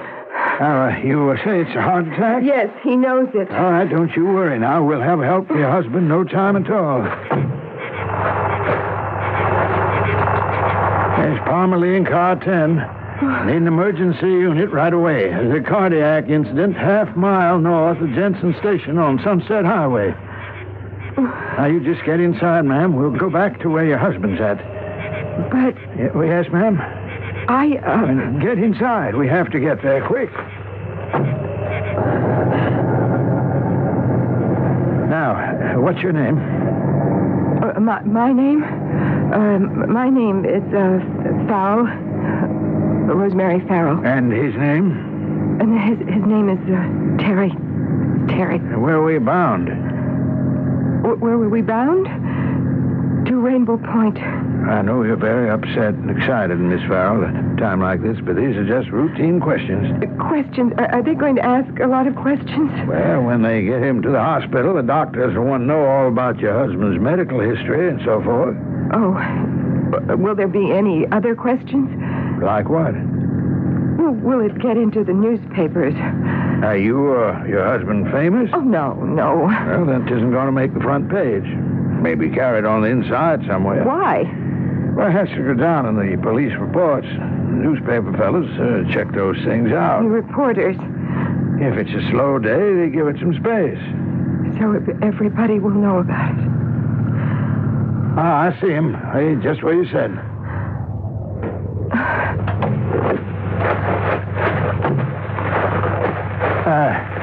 Mr. Farrell.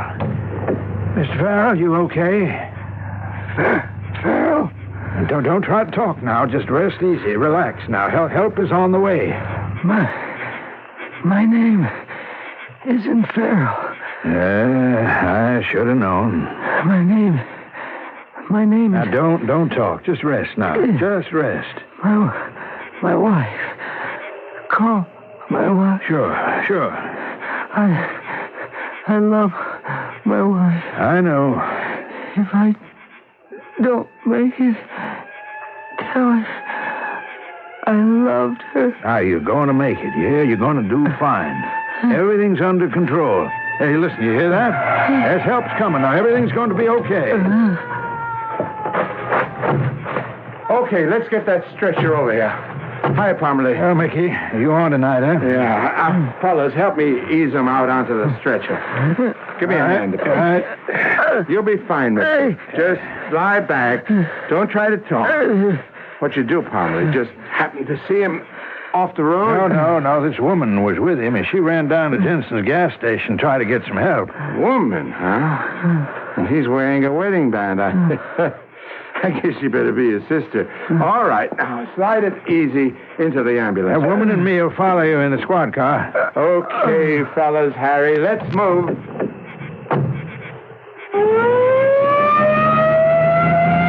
Okay, lady, let's get started. Lady? Hey, where'd she go? Lady? Ma'am?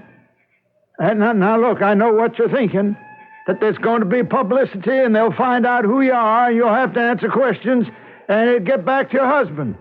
But you can't hide here. Now, lady, wherever you are, come on out.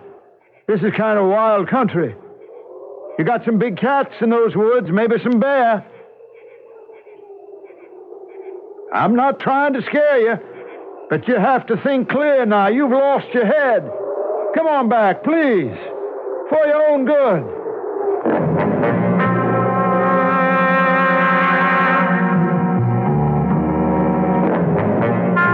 For her own good.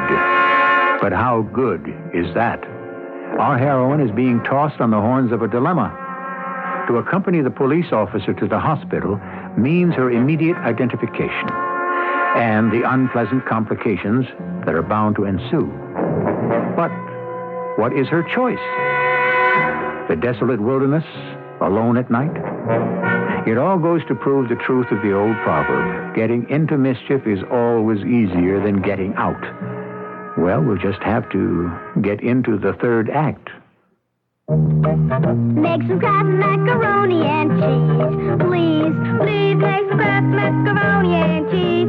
It's nice and cheesy and it's really pretty easy. Please make some Kraft macaroni and cheese.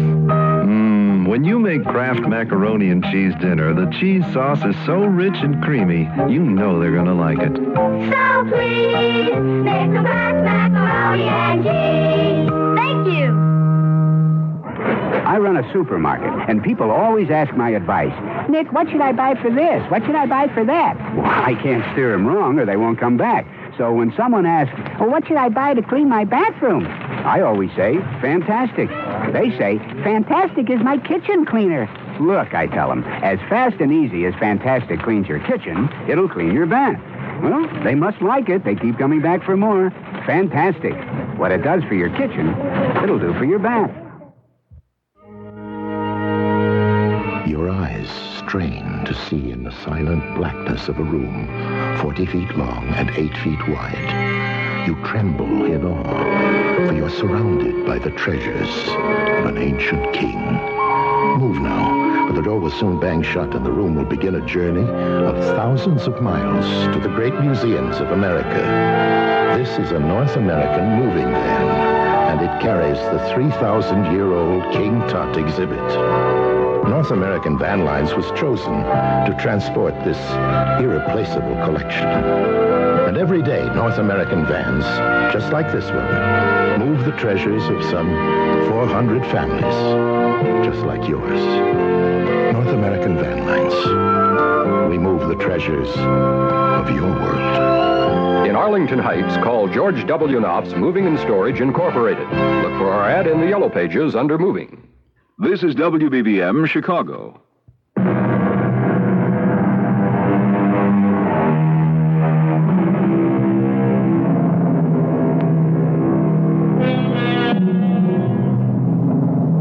If it's 10:30 in the evening, where would you expect to find Mrs. Carlotta Armiston? Or to be more precise, Mrs. James Vernon Armiston? In her rather luxurious home, or in the equally well-appointed home of a friend or relative. Certainly you would not expect to find her crouching behind a tree in the desolate wilderness alongside the lonely Sunset Highway. And less than 50 feet away, a police officer is trying to talk some sense into her. Ma'am, you better listen to me. You can't stay out here alone at night. Go away, please. Go away and leave me alone. Lady, now please think about what you're doing. I know what I'm doing. All I need is for James to find out. Oh, no, never. I have to report in. Nobody will be able to come out here to find you now till daylight. That could be too late. Oh, just go away. This is the worst thing you could do. The only thing I can do. How can I answer the questions you'll ask? What is your relationship to this man? Relationship? Why were you with him? Okay, lady, you've been warned.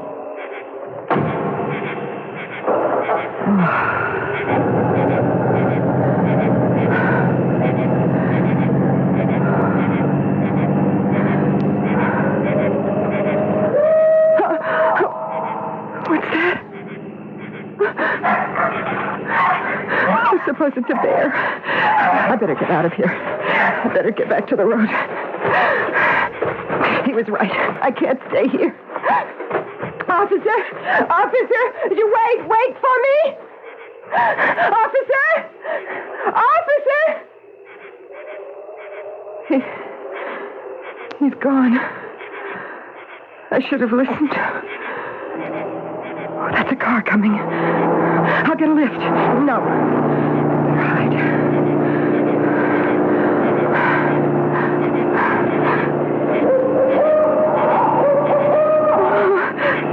What was that? He said something about big cats. What kind of big cat? I better run. I can't. Why can't I run? Why can't I move? I can't move. I'm so terrified I can't move. Hey, is that really a human woman standing out here in the road? In the middle of nowhere? Hop in. What's the matter? You want to stand out there all night? My name's Artie. What's yours? You what? I can't move. Why not? I'm so frightened. What's there to be scared about, huh? Everything. Yeah. Oh, it's kind of scary out here at that. Yeah.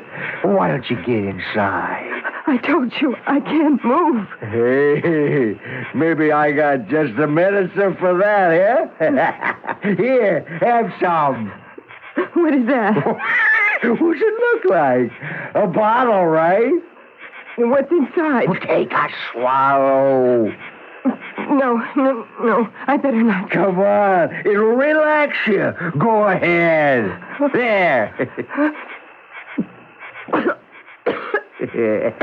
You feel better? I don't know. Just you step inside. Yeah? See? You can do it. Now, that wasn't hard, was it? And we're off. And may I have the bottle, please? Thank you. You're not going to drink any of that now, are you? Well, what's wrong with now? Well, you're driving. You shouldn't. What are you doing out here? All by your lonesome this hour of the night, honey? Right. It's a long story. I just love long stories. You know why? Because that's life. Life is a long story. Please don't take another drink. Don't worry. I'll leave some for you. I don't want any. Whoa! Oh, look out! Look out for what? You took that curve too fast. That's one thing you don't want to do. Don't tell me how to drive. I was born with a steering wheel in my hands, you know.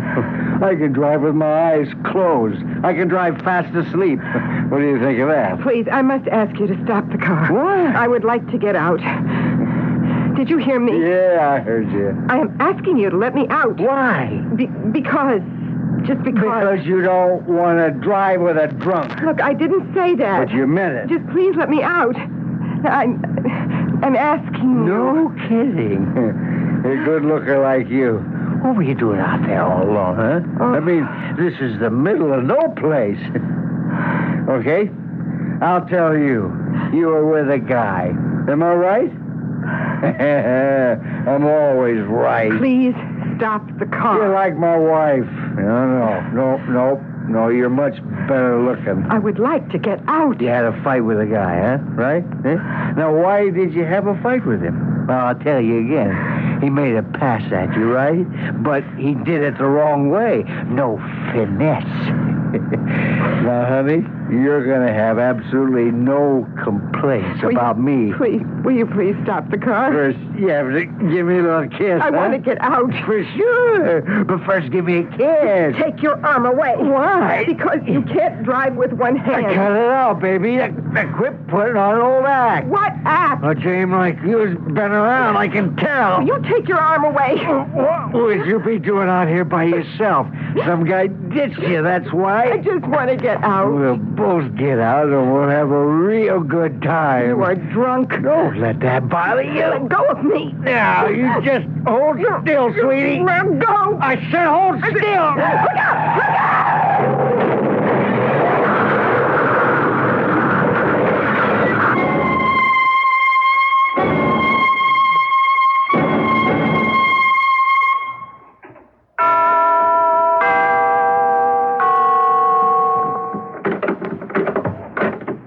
Well, hello.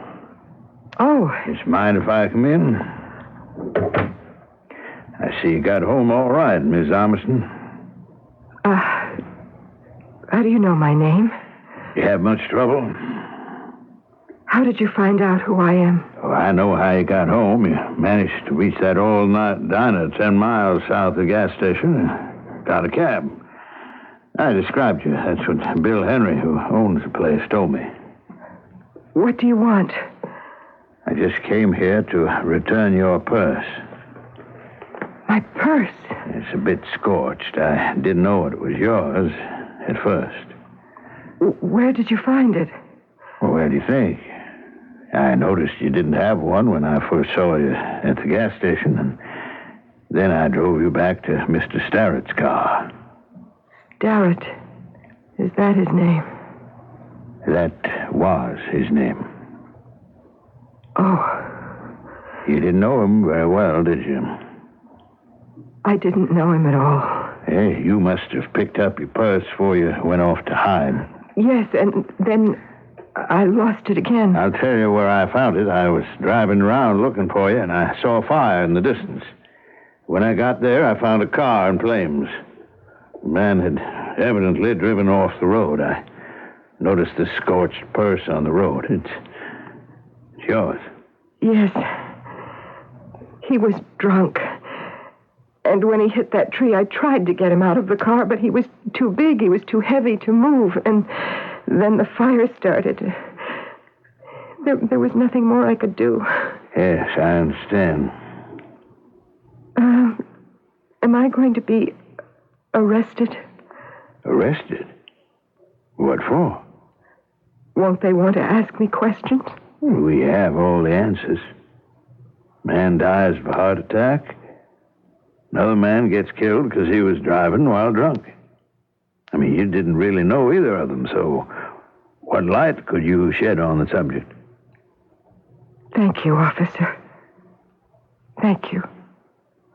Miss Armiston, I only met you for the first time last night, and I wouldn't swear to it, but I imagine that you've got more gray hairs in your head today. Yes. You have a very nice home, Miss Armiston, and I'm sure you must have a nice husband, too. Well, I better be going. All this was unofficial, so I appreciate it if you never said anything about it. I won't. It's been a pleasure. Bye, Miss Armstrong. Goodbye, officer.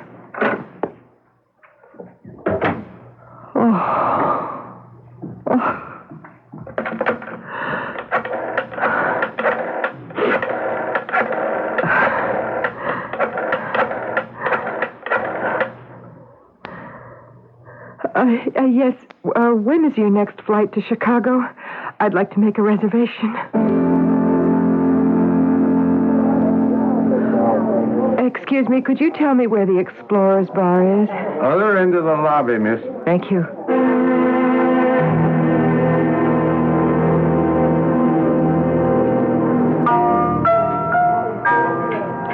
I don't think she's interested, James. What?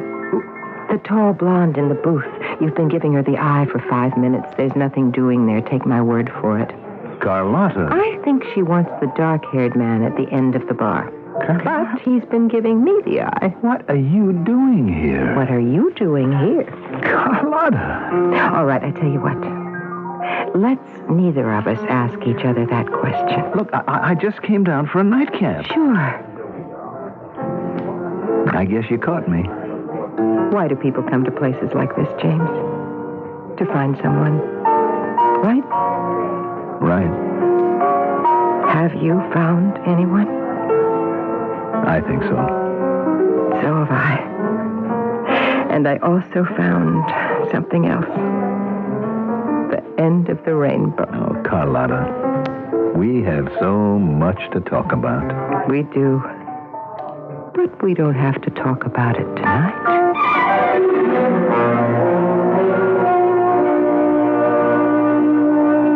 They say that no man is a hero to his valet. It is also true that few men are heroes to their wives. Does custom stale? Does familiarity blunt the appreciation? The next time you see an attractive, exciting-looking woman, consider the fact that she may be rather dull and ordinary to her husband. I shall return shortly. You know, I've heard it said that you can't buy quality anymore. Well, that's not true about gloves. Wells Lamont has been making quality gloves for over 70 years. It still takes 3 inspections by hand before Wells Lamont puts their name on a pair of gloves. Look for the white mule trademark that says Wells Lamont is stubborn about quality. Stubborn about quality. Wells Lamont gloves. This is Gene King for your Better Business Bureau. Did you realize that joining a carpool will save you hundreds of tax-free dollars each year? Yes, the minute you start sharing a ride, you pay less money Not only for gasoline, but for repairs on your car, since it'll receive less wear and tear. And you know, today with gas prices what they are, a carpool is an investment. It isn't a sacrifice. A tip from your Better Business Bureau.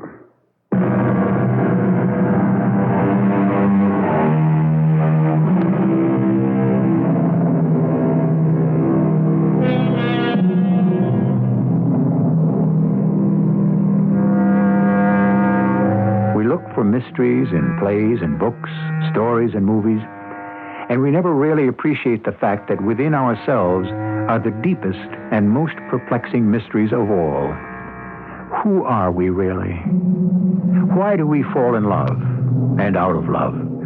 What are the sudden bursts of passion and of emotion that drive us to all sorts of incomprehensible actions? Shall we ever know? It seems that the more we learn about the human psyche, the less we understand.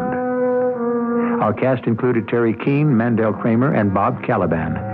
The entire production was under the direction of Hyman Brown.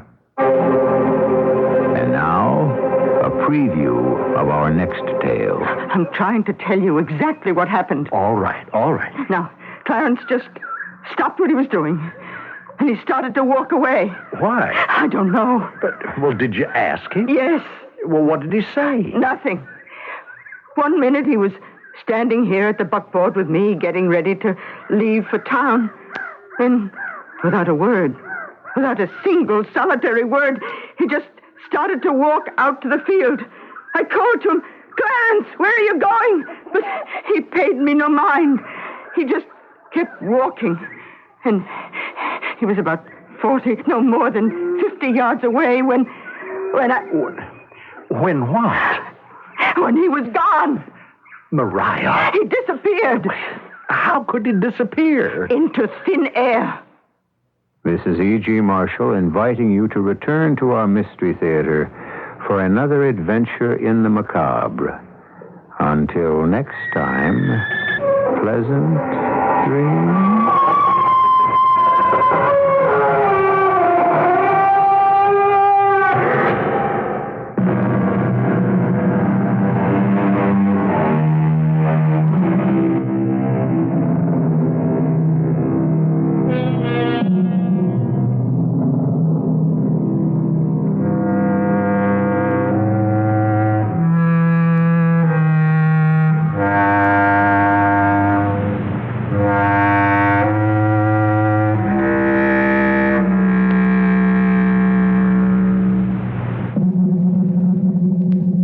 There's only one quick recovery, energy-efficient gas water heater on the market, State Industries' new Super Saver.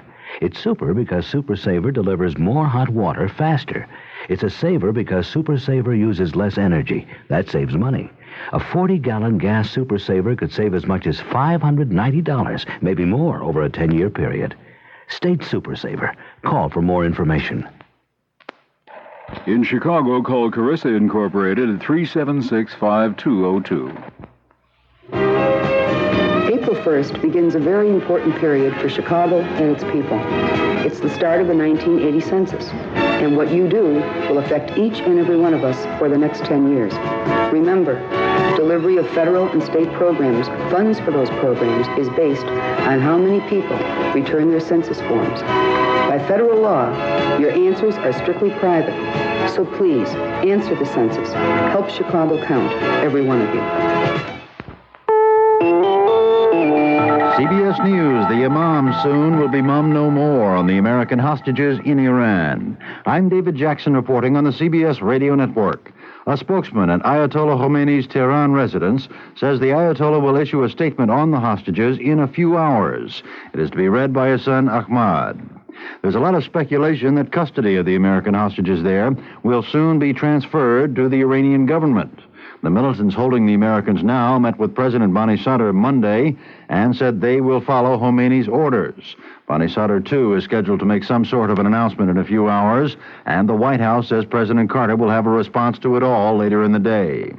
Medical reports from Cairo say the deposed Shah's cancer is spreading, but his aides are taking the news in the best possible light, as Doug Sager reports. According to the Shah's spokesman, Robert Armeo, The exiled Iranian is not worried by news that his cancer has spread throughout the lymphatic system. Armeo said the Shah was on his feet briefly today. And citing recovery from gallbladder surgery in New York, Armeo said the deposed monarch has remarkable powers of recovery. Noting the seriousness of medical reports, Armeo said nobody is fooling themselves. The Shah, Armeo said, knows the odds are against him, but Armeo added they have been all along. The Shah's family is praying for him, Armeo added, and room for optimism is seen in reports that the Shah's system is now producing normal blood, a necessary requirement for resuming the chemotherapy, which worked so well to control his cancer before. Doug Sager for CBS News, Cairo. More news in a minute. What's a light bulb company like Durotest doing in the Virgin Islands? Entertaining and honoring its top sales makers. I'm Ray McGrather, president of Durotest, one of America's largest exclusive manufacturers of specialized lighting. And we're looking for ambitious, hard-working folks who'd like to join us. Mickey Seiden and his wife June are here from Poughkeepsie, New York. Tell me, Mickey, how come you stayed with Durotest for 21 years? Well, Ray, I never came across a firm that takes better care of its people with short and long-term benefits. I was seriously ill 2 years ago, but I never had to worry about financial security. You look mighty good to me now, Mickey. For a future with a company that cares about its people, call Durotest toll-free anywhere in the continental U.S. at 800-648-5000, except in Nevada. Call now at 800-648-5000. Durotest, the leader in opportunity and innovation for 50 years. Maybe we can light up your future. Kansas will be holding its primaries Tuesday as scheduled. There was some doubt. A few communities were so snowbound, officials thought voters might not be able to make it to the polls. But late Monday night, it was decided things aren't all that bad, and the voting will go on. The favored candidates are President Carter and Ronald Reagan. The same as in Wisconsin. There, Republican John Anderson is hoping for a big crossover vote to give him at least a credible second-place finish. That would leave George Bush third, but Wisconsin is known for independent voting, and there are no sure bets for either party. The Bush campaign is pulling out of the May 6th primary in Indiana. He'll still be on the ballot, but won't spend any more time or money there. State campaign chairman Richard Guthrie in Indianapolis says the cue probably came from Bush's poor showing earlier this month in the land of Lincoln. Well, actually, the strategy, I'm sure, was made in national headquarters rather than in Indiana, and it pretty much developed after the Illinois primary, because Illinois and Indiana people pretty much reflect about the same, and I think Governor Reagan probably has a stronger organization in Indiana, if not stronger, than maybe he did in Illinois. The scheduled deadline for a mass transit workers' walkout in New York City has now passed, but negotiators are still negotiating, and at last word, the union has not yet actually called the strike. The city's millions of commuters must wait a bit longer to find out what will give in the morning. We'll have more news after this. KQB News Time is 10:07, and it's time now for tonight's CBS Radio Mystery Theater with your host, E.G. Marshall. The CBS Radio Mystery Theater presents...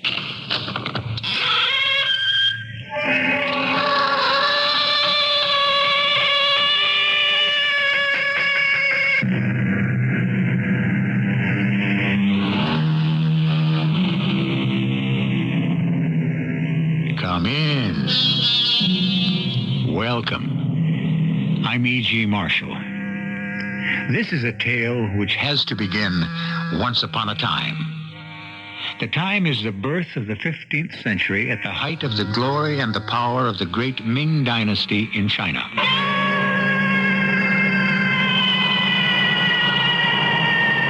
The water clock has struck the hour in the Ta Chung Zi, the tower of the great bell. And as the great tone dies away, there is an after echo that sobs. There is not a child in Peking who does not know the legend of the bell. I can't do that. I'm a free man. Not so free, Ming Yi. You are marked for death if the bell fails. How can you know that? Am I not the enchantress, Mara? Am I not a witch? Have I failed to cast my spell on you?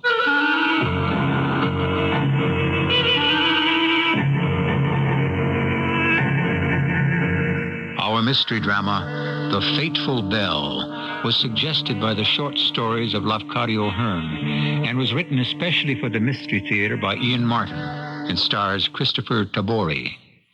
I'll be back shortly with Act One. For all the wonderful things you demand of life. For all the things you're going to want and need in the 1980s, MasterCharge is becoming MasterCard. It will mean a world of possibilities for you because MasterCard is more than just a charge card. It's becoming a system for universal transactions. Not only for daily retail needs, MasterCard Bank Card will be for all banking needs and services. More new services for more things you'll be doing, seeing, needing in the 80s. More clout in more than 140 countries at more than 3 million locations.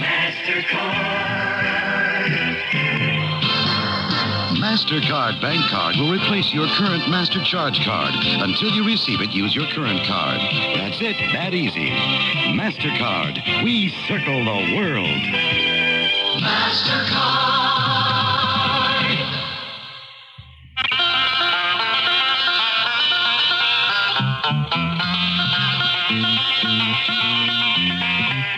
Your lung association says smoke's not just your affair. That smoke screen that you puff around pollutes non-smokers' air. It's bad for kids and older folks with lungs not up to par. It's damaging for you, of course, but your smoke travels far. Your lung association says please keep this thought in mind. It's double damage all around and doubly unkind. So try to kick the habit and give everyone a break. Please do it for your life and breath and everybody's sake. Your lung association and you know that cigarettes are a breathing hazard.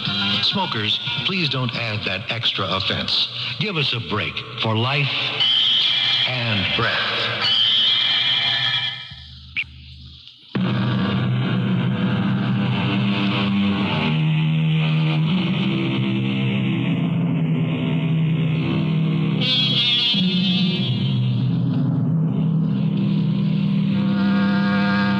In the year 1406, during the reign of the celestially august Yang Lo, son of heaven, there dwelt in Peking an esteemed mandarin by the name of Kuan Yu.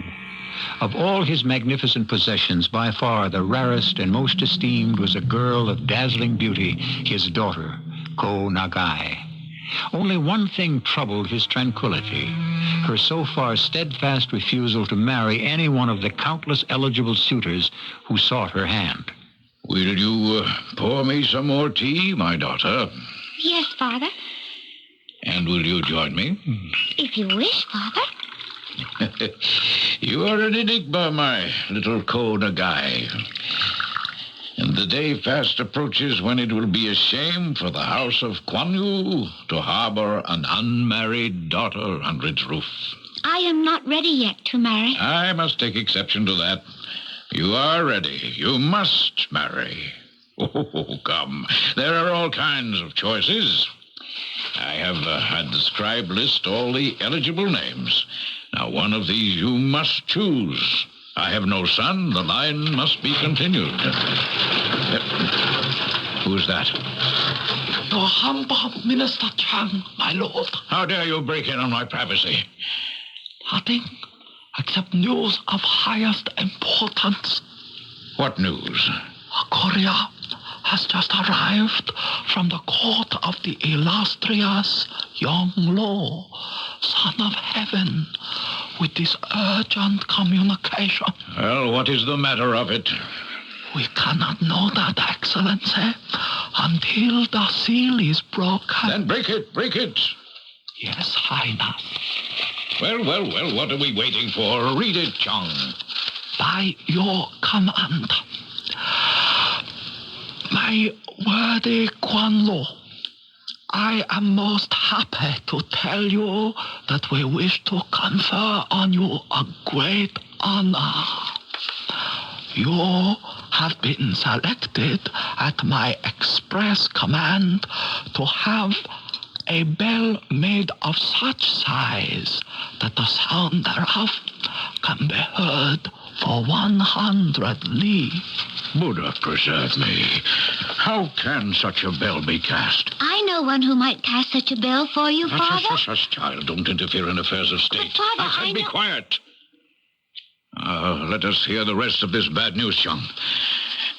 It is further ordained that the voice of the bell shall be strengthened with brass, and deepened with gold, and sweetened with silver. Oh, this is too much. And that the face and great lips of it should be graven with blessed sayings from the sacred book. How can this be afforded?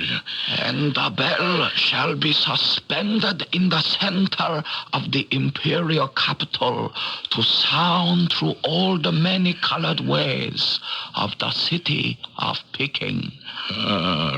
This will cost me all my wealth. It cannot be done. It had better be. Or else it will cost me my head.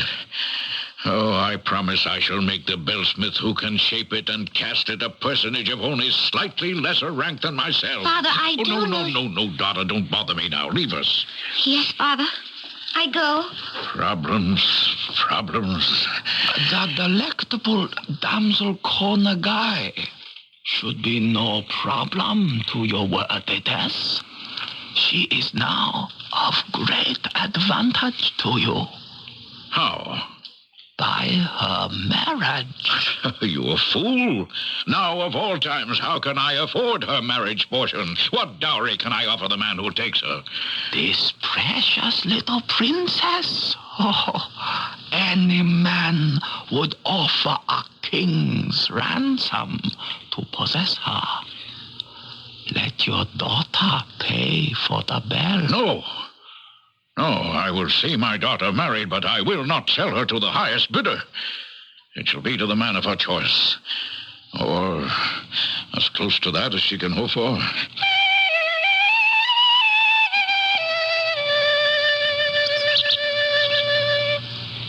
Konagai. Yes? Oh, Ming-Yi. Yes. Oh, where are you? Hidden in the bushes. Is it all right? Oh, yes. Come to the summer house. No one will see us. I came as quickly as I could when I got your message. What is wrong? Nothing. Well, then, why are you looking at me like that? You are so beautiful, Ming-Yi. Seeing you always gives me little shivers and reminds me, as if I needed to be reminded, how much I love you. As I do you. Oh, but what's the use, Konagai? You are the daughter of a mandarin, and I'm only a peasant. You are not. You may be the son of a peasant, but you are a great artist. That still must be proved. Did you not cast the great gold candlesticks for the throne room, and the polished brass bowl for the fruit, and the silver heron my father gave me for my birthday? They were made in the foundry with others' help. But the heron I made alone. I know. How? It was too special to have been made by anyone else's hands. It was made with love. That is when I fell in love with you. But this wondrous thing is happening. That is why I sent for you. What wondrous thing? Now sit with me and listen. The Emperor has commanded my father to have made a huge bell that can be heard for 100 li. 100 li? Yes. And it is to be made from iron and brass and gold and silver, and with the face of it graven with blessed sayings. No, that's not possible. It must be. It is the Son of Heaven's wish. Even if it were, what has this to do with me? You must make the bell. Me? Why? Because my father has promised that whatever bellsmith can shape it, he will elevate to a rank only slightly less than his own. And if he did that for you, then there would be no obstacle to our marriage. Konagai, it's only a dream. Why? Because to build such a bell will take hundreds, no, more than that. Every artist and artisan in the state, even if it can be built. But why shouldn't it? I have not enough knowledge to speak my mind. Well, then hold your tongue and believe with me that it will be shaped and that you will be part of it. if not responsible for all of it. If I fail, your father may hand me my head. Would you not risk that to win me? Gladly. Then rest assured you will not lose your head. I would never allow that to happen.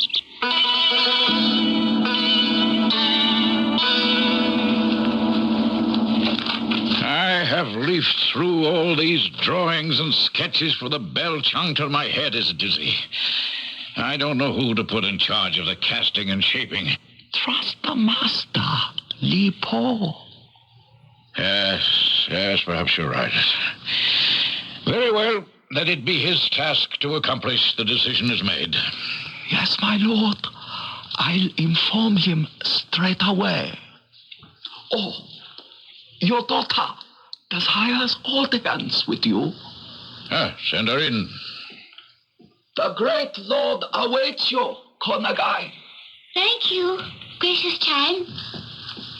I pray the parent will excuse me for intruding. It is about the bell for the Tachungzi. I wish to suggest an artist who might create it for you. Who? His name is Mingyi Tianchu. I do not know him. Oh, yes, you do. It was he who cast the great gold candlesticks in the polished brass fruit bowl and the silver heron you gave me for my birthday. What nonsense is this, child? The candlesticks and the bowl were from the master Li Po.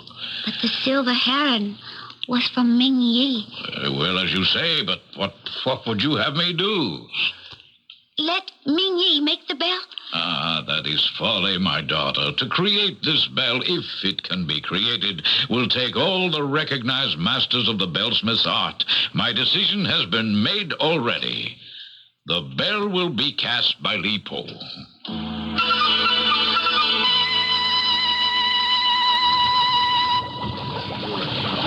Is all in readiness, Minister Chung? Yes, Lord.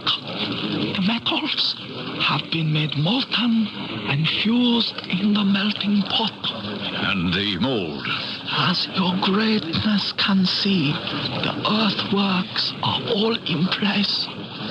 Then signal Li Po that the pouring may commence. Your command is only to be obeyed.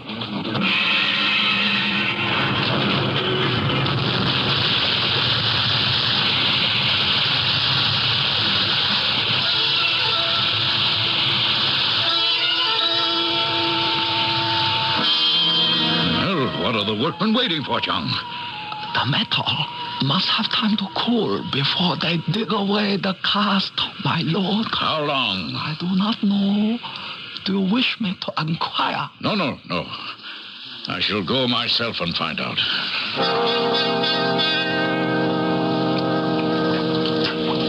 Are you removing the casting now?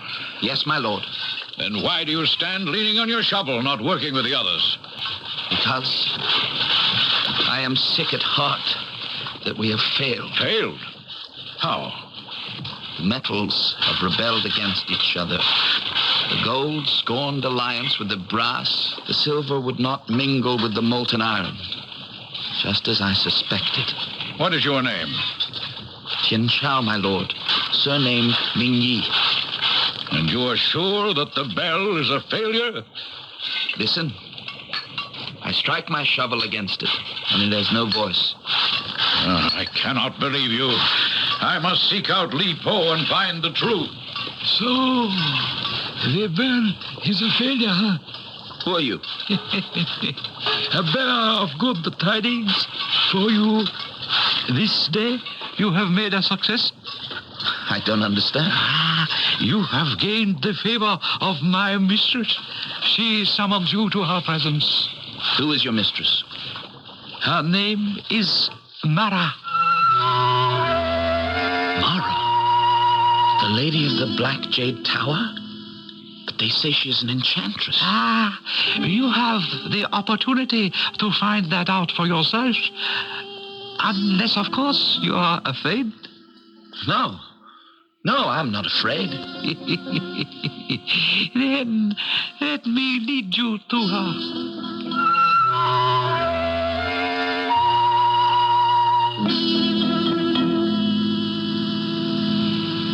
Poor Ming Yi. He should have followed his first instinct, perhaps, and trusted his fear. But then, who are we to decide what the gods have dictated shall be our fate? In Ming's belief, it would have been written from the beginning in the book, and nothing he might have done could have avoided what was to come. But since neither he nor you know that yet, won't you join me when I return shortly with Act 2? I'm Susan Anton. It's a good feeling to sleep the night away on a perfect sleeper vibe. PillowSoft is the ultimate in sleep. Unique extra thick cushioning for heavenly comfort on top. Ultra firm support inside. Perfect sleeper PillowSoft. Firmness that feels good. Be a perfect sleeper. Buy a perfect sleeper. Perfect sleeper. Buy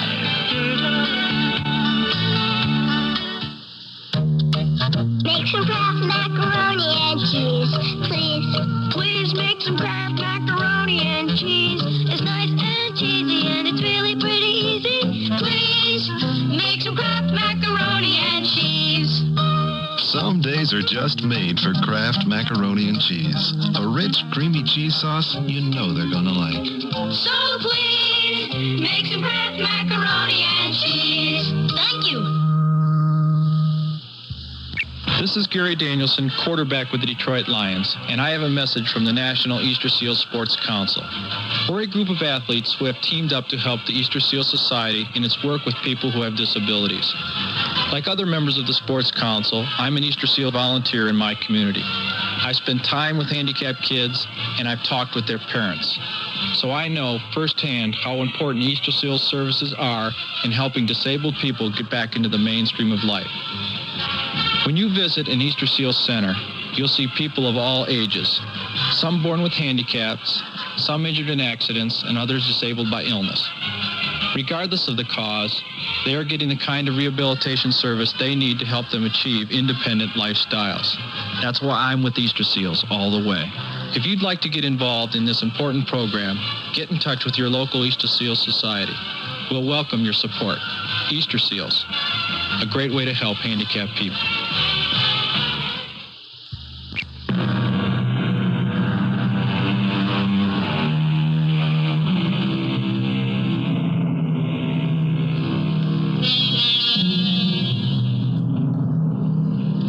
In a kind of spell, Ming Yi obediently followed the manservant who had been sent to summon him to the presence of the mysterious woman named Mara, whom all of Peking believed to be a witch.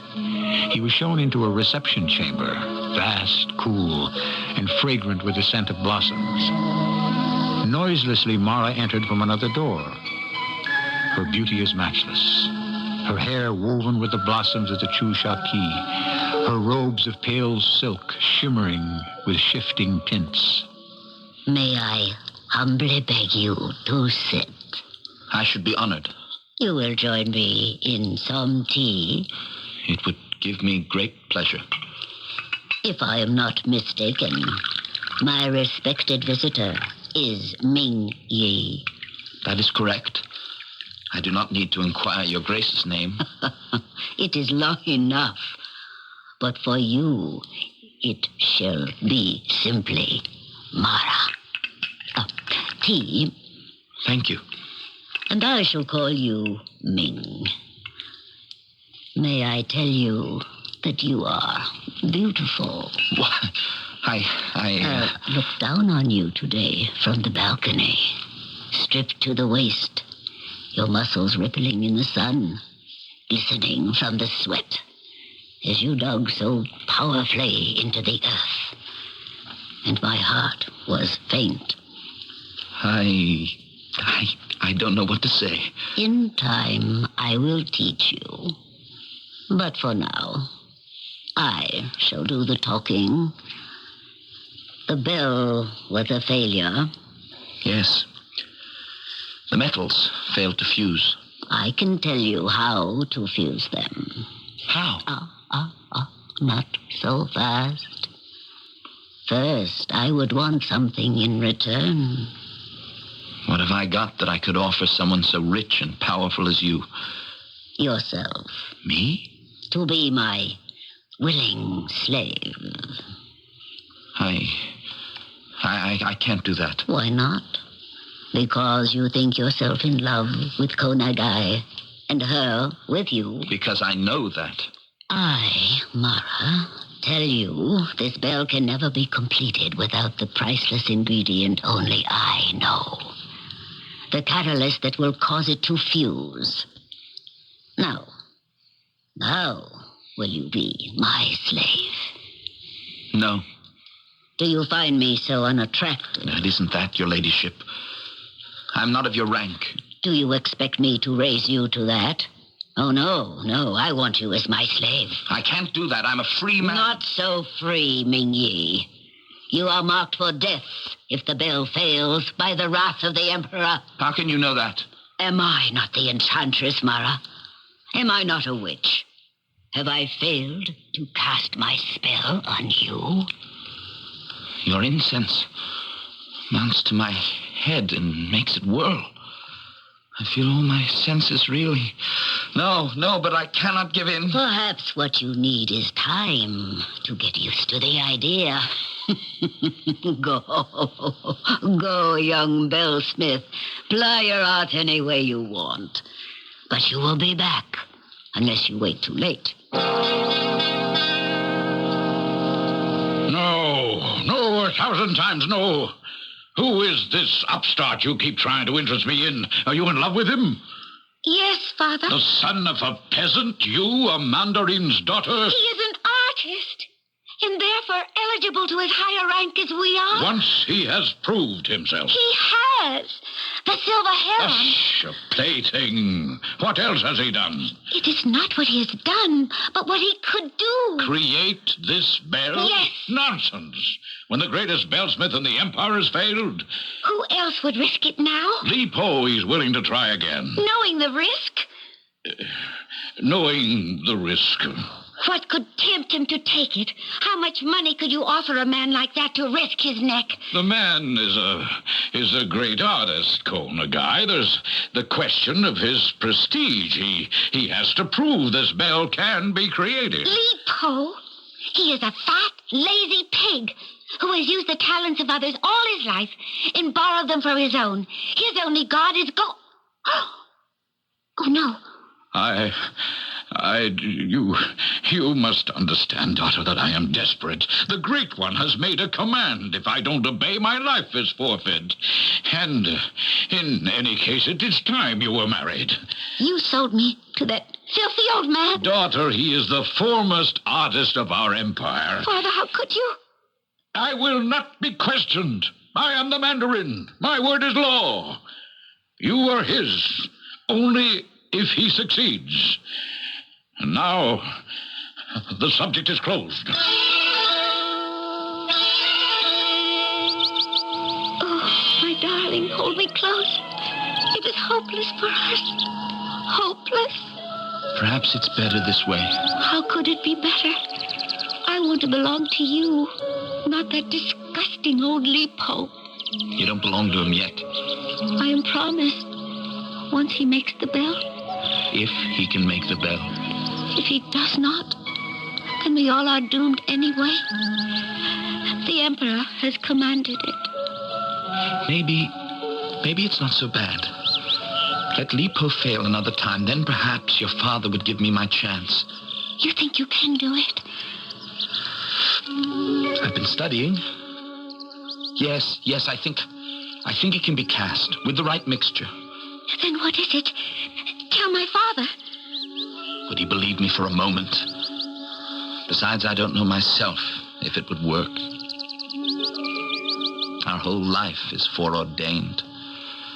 We must live it as best we can and hope. If only we could choose for ourselves. Free choice is extended to so few of us. I wish I knew how to make it work for us. I wish I knew so many things. I know only one. I love you. Forever, till death. Just say, I love you. I do. Now you. I love you, Konagai. Better than life. I love you. Better better than life. Somehow we must take our fate into our own hands. Then let me be the one to do it.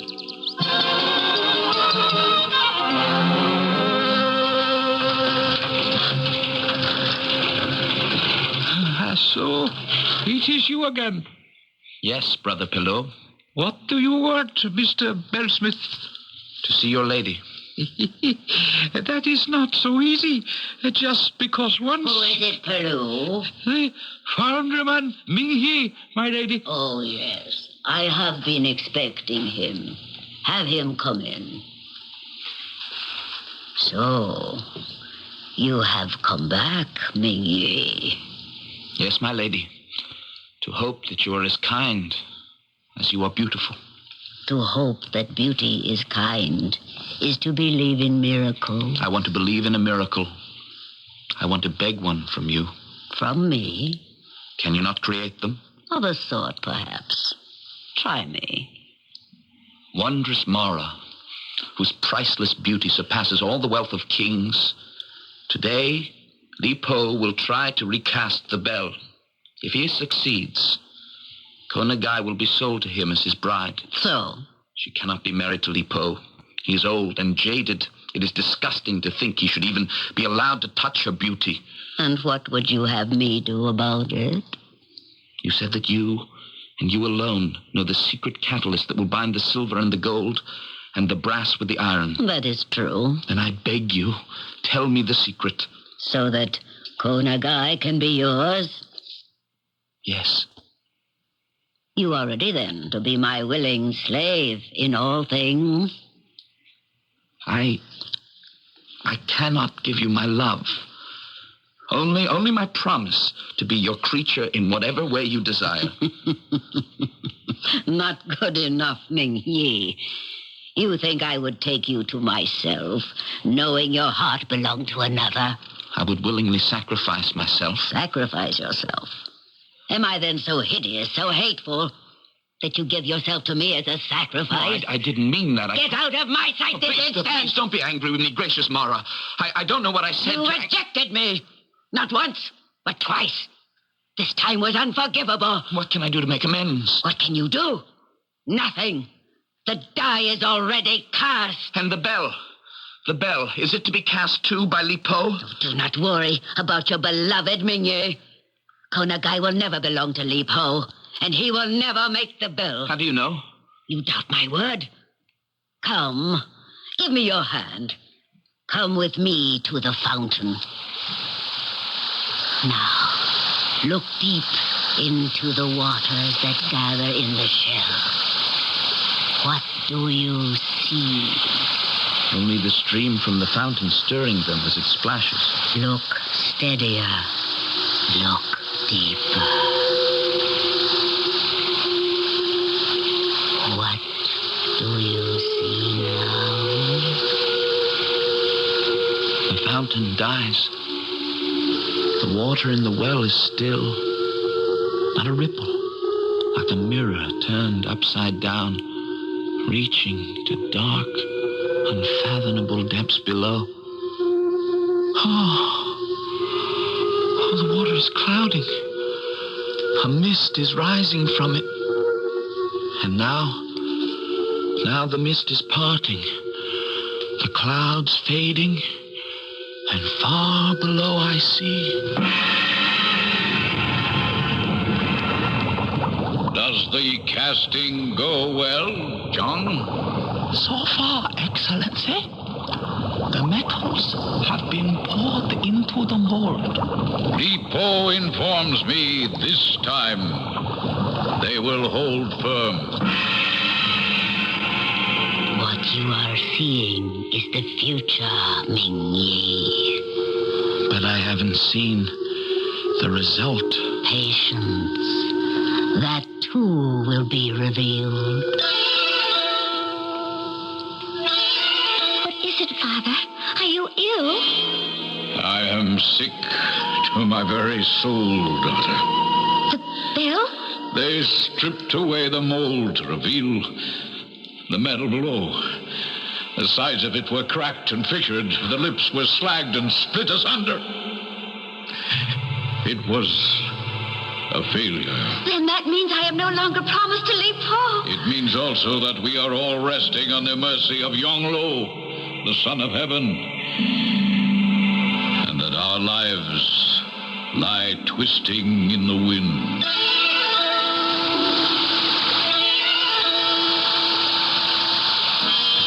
Wake up, Ming-Yi. Wake up. Mara. Oh, Mara, I thought... You read the future with me. That is the future. Then if Li Po is to fail, I still have my chance to... Do not be so hasty. What I showed you may be a spell, a dream. Now go home. Let the future prove the truth. I believe you have the power to read it. If you have, let me see what happens beyond. Tomorrow the future is to ask for disaster. Let it be. Let it take its course. What will be, will be. It cannot be changed. But what am I supposed to do? Can I make the bell? You believe you know how to, don't you? I think I do. Then what need have you of me? If I fail, I will surely drag everyone down to disaster. Then I will tell you. You will not fail. Now, does that satisfy you? It makes me happy beyond all belief. It is a miracle. Remember, miracles are born out of pain. There is a price for everything. And for miracles, it comes a little higher than most of us are prepared to pay.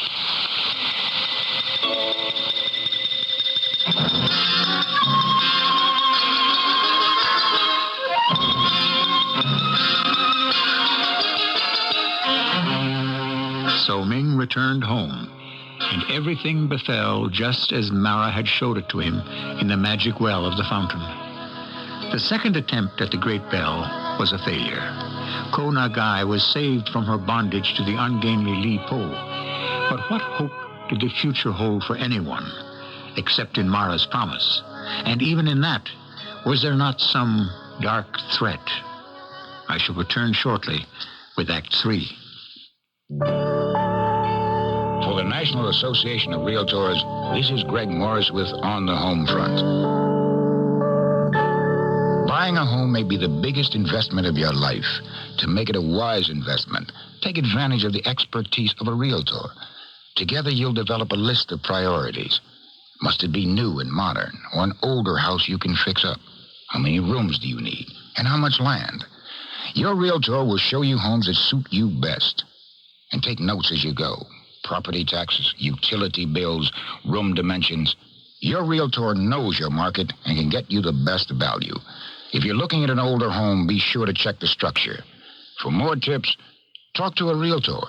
Realtors support equal opportunity in housing and want you to have the home that suits you best.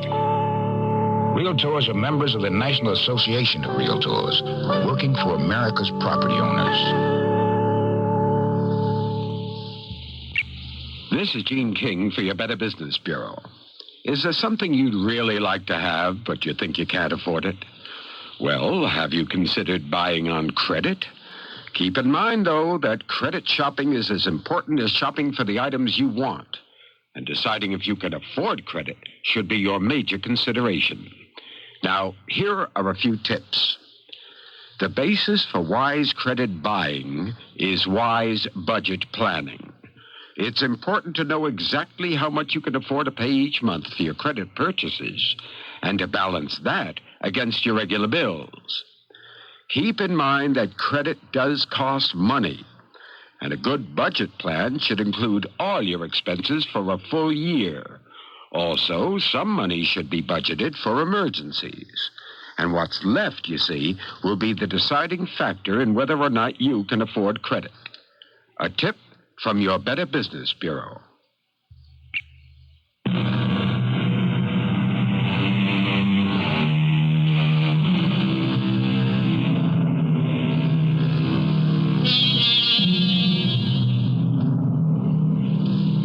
It must be obvious that all of our principals in this once-upon-a-time tale are living on borrowed time.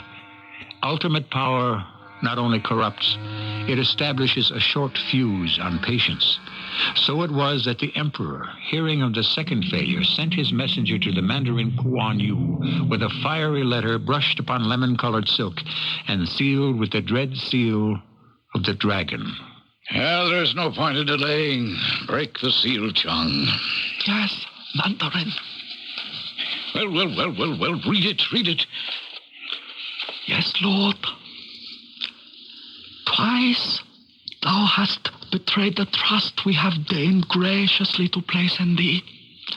If you fail a third time in fulfilling our command, thy head, those of your family, and all connected with the failure shall be severed at the neck. Tremble and obey. But how can we obey? We simply don't know how to blend these metals. If your humble servant may make a suggestion. Of course, Chung, of course. Anything in desperation. Your estimable daughter, my lord, she appears to believe that the young metalsmith, I believe his surname is Mingyi. That young upstart, what could he possibly know about a problem as complex as this? My spies tell me, sir, that his name has been linked with the lady who is called Mara. The enchantress? It is so spoken of her. But how has that to do with our problem? It is said that this young man has the secret of how to blend the metals and cast this bell. Said by whom? By your daughter, great lord. Do you really think, Chung, perhaps he might really know how to save us all? He will not fail, Father. But how can you be so sure? Because he knows the secret of how to blend the metals. All he needs is a chance to prove that he's right. And if he's wrong? He cannot be. The great seer, Mara, has predicted that he will make the bell. How do you know this? Because Mingyi told me so. And who told him? Mara herself. What contact could a person of his present rank have with anyone as exalted as she? Well, she saw him when he was working on the first casting, and she desired him as her slave. And this is the man you wish to marry? He refused her. He told her of his love for me. And still she was willing to give him the secret of the blending of the metals and read the future for him? No. She forecast only that Li Po would fail, and that Mingyi would be the one to make the bell at last. I find I have no other way to turn, since no one else will risk his neck to try to cast this accursed bell. Very well, I will see the young man and turn the task over to him. Why are you not joyful at my news, Mingyi? I am afraid, Konagai. Oh, what is there to be afraid of? The unknown. You're not sure you can make the metals blend? I would be sure if it were just any ordinary challenge, where if I failed, only I would have to face the consequences. But how dare I risk your father's life? And what is even more infinitely precious, yours. My life is yours, to do with as you please. Without you, I have no life. I would as willingly give it up for you as I would for my father. I don't deserve such love. Oh, I think you do. You know, I would as soon give my life for yours. I know. Then why can we not be married before the casting of the bell, just in case? If you so desire it. I do so desire it. Then it shall be arranged. You wish to see me, Minister Chan? Yes, esteemed Konagai. You must forgive my presumption. Please, speak freely. I must. I will be frank. This woman, Mara, she has seen fit to interest herself in Mingyi. And there could only be one reason why. Am I right? I suppose. But if he was to marry you, he must have rejected her. Yes. I find it hard to believe that she has accepted a rejection. He read the future and saw that she had to. Perhaps. I am not yet convinced. There is another dark possibility. What? That in a jealous rage over rejection, she has tempted Ming-Yi to go ahead and bring disaster on all our heads. How could anyone be so vile? Oh, what can I do?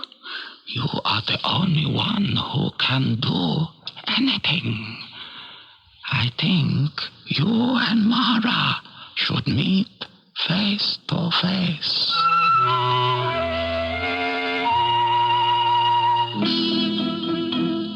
Your pardon, my lady. What is it, Paloo? There is one seeking audience. Konagai, daughter of the Mandarin Quanfu. Konagai? What can she want? Show her in. Her Eminence Mara will see you now. Thank you. It is most gracious of you to receive me.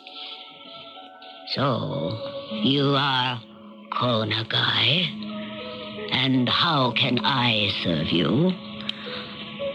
I don't believe you have ever served anyone. And I'm sure I will have to serve you. I am here because of Ming-Yi and my father. Explain yourself. There is a bell which must be made according to the dictates of those most high. Ming-Yi believes he knows the secret. You have said that he will make it. I believe the bell will be made. And that Ming-Yi will cast it? Yes. It is too easy. There is some string attached. To whatever we most desire, there is always a payment to be met. It is the ancient rule. An eye for an eye, a tooth for a tooth. If you seek for a life, in return, a life must be paid. I came here today knowing in my heart of hearts this must be the answer. Only tell me how. Come with me. Gold and brass will never meet in wedlock. Silver and iron will never embrace until the flesh of a maiden be melted in the crucible, until the blood of a virgin be mixed with the metals in their fusion.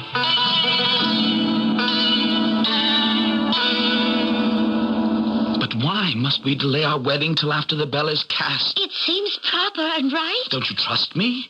That I can make it at last? You have all my trust, because I know better than anyone that you can. Oh, my beloved, I wish I had your faith. Oh, believe in my faith. You cannot fail.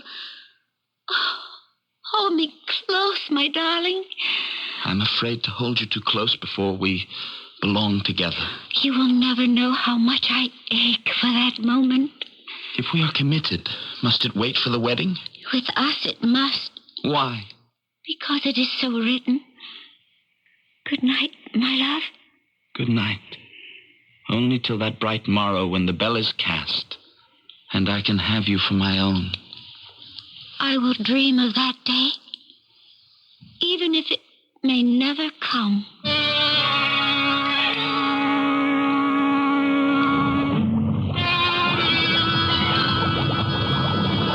Is all in readiness, Chung? Yes, Lord Guan Yu. This time we must succeed. We can only hope. This time you will succeed. Have no fear. Ming-Yi, tell my father all will be well. Every test we have made leads to that conclusion. I must have the same faith that my wife-to-be has. Never doubt it, my love. I shall make sure of it for you. Chung, Yes? what are we waiting for? Only your word, sire.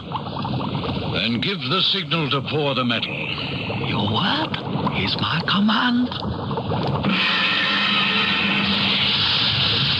No! Konagai, what are you doing? Sealing the future! Chung, stop her! For all of us! Father! Menyi! I die! Oh, my love. My love. Why? The curse of the enchantress. So the bell would ring true. If it does.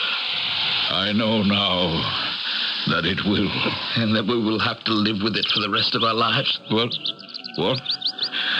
What do you hold in your hand? A shoe. This dainty shoe. I reached for her, but it was all I could grasp. Is this all I have left of her? Wait, my son. Wait. If the gods desire it, she will live forever.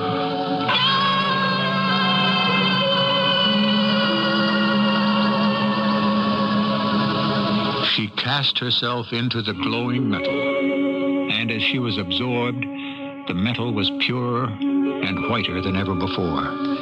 The ponderous casting was made, and when the metal became cool, it was found that the bell was in perfect form, and that the sound of it reached like summer thunder, deep and mellow, and yet with a strange after voice, like the cry of a woman for her lost lover. I'll be back shortly. Saturday night on Hawaii Five-0 on CBS television. McGarrett sets himself up to be kidnapped by the mysterious Wo Fat. This is Jack Lord inviting you to be with us next for Wo to Wo Fat. 3 missing scientists, a powerful weapons system, and an arch-enemy make a deadly triangle with McGarrett caught in the middle. He is an evil, power-hungry international criminal. We must stop him. Hawaii Five-0, Saturday night at 9, 8 Central. Be here. Aloha. Look, when you came to work for us... Nobody ever mentioned this ad agency had a dungeon. You know... All I did was forget to recommend radio as a primary ad buy. Ooh, that's how Oxy-5 became the biggest selling acne product in America. Yes, and Hillman Cohen built the country's largest retail eyeglass chain using radio. I forgot. Look, if I let you go, I gotta let Gribble go. What did he... Ever hear the phrase new and improved? Thousands of times. Gribble wrote it. Oh, no. Radio. It's red hot. Call this station or the Radio Advertising Bureau. They brought you this message.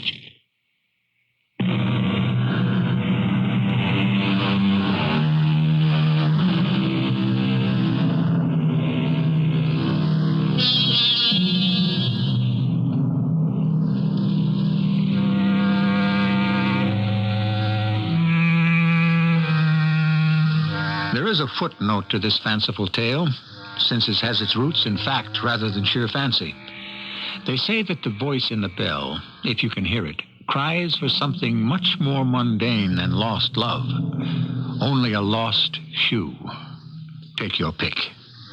I prefer to believe that this is one of the world's great stories of love unfulfilled. Our cast included Christopher Tabori, Evie Juster, and Ian Martin. The entire production was under the direction of Hyman Brown. And now, a preview of our next tale.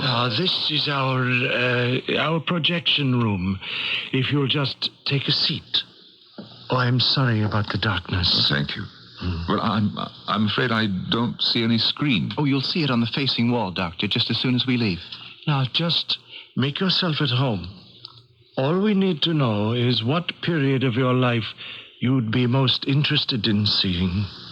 Are you telling me seriously that you have movies of my life? Yes, Dr. Saville. Movies of your life. Your whole life. Would you like to start in childhood? Oh, but that's impossible. Watch the screen, Dr. Saville.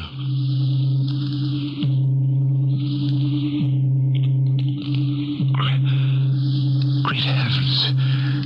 It can't be. This is E.G. Marshall inviting you to return to our Mystery Theater for another adventure in the macabre. Until next time, pleasant dreams.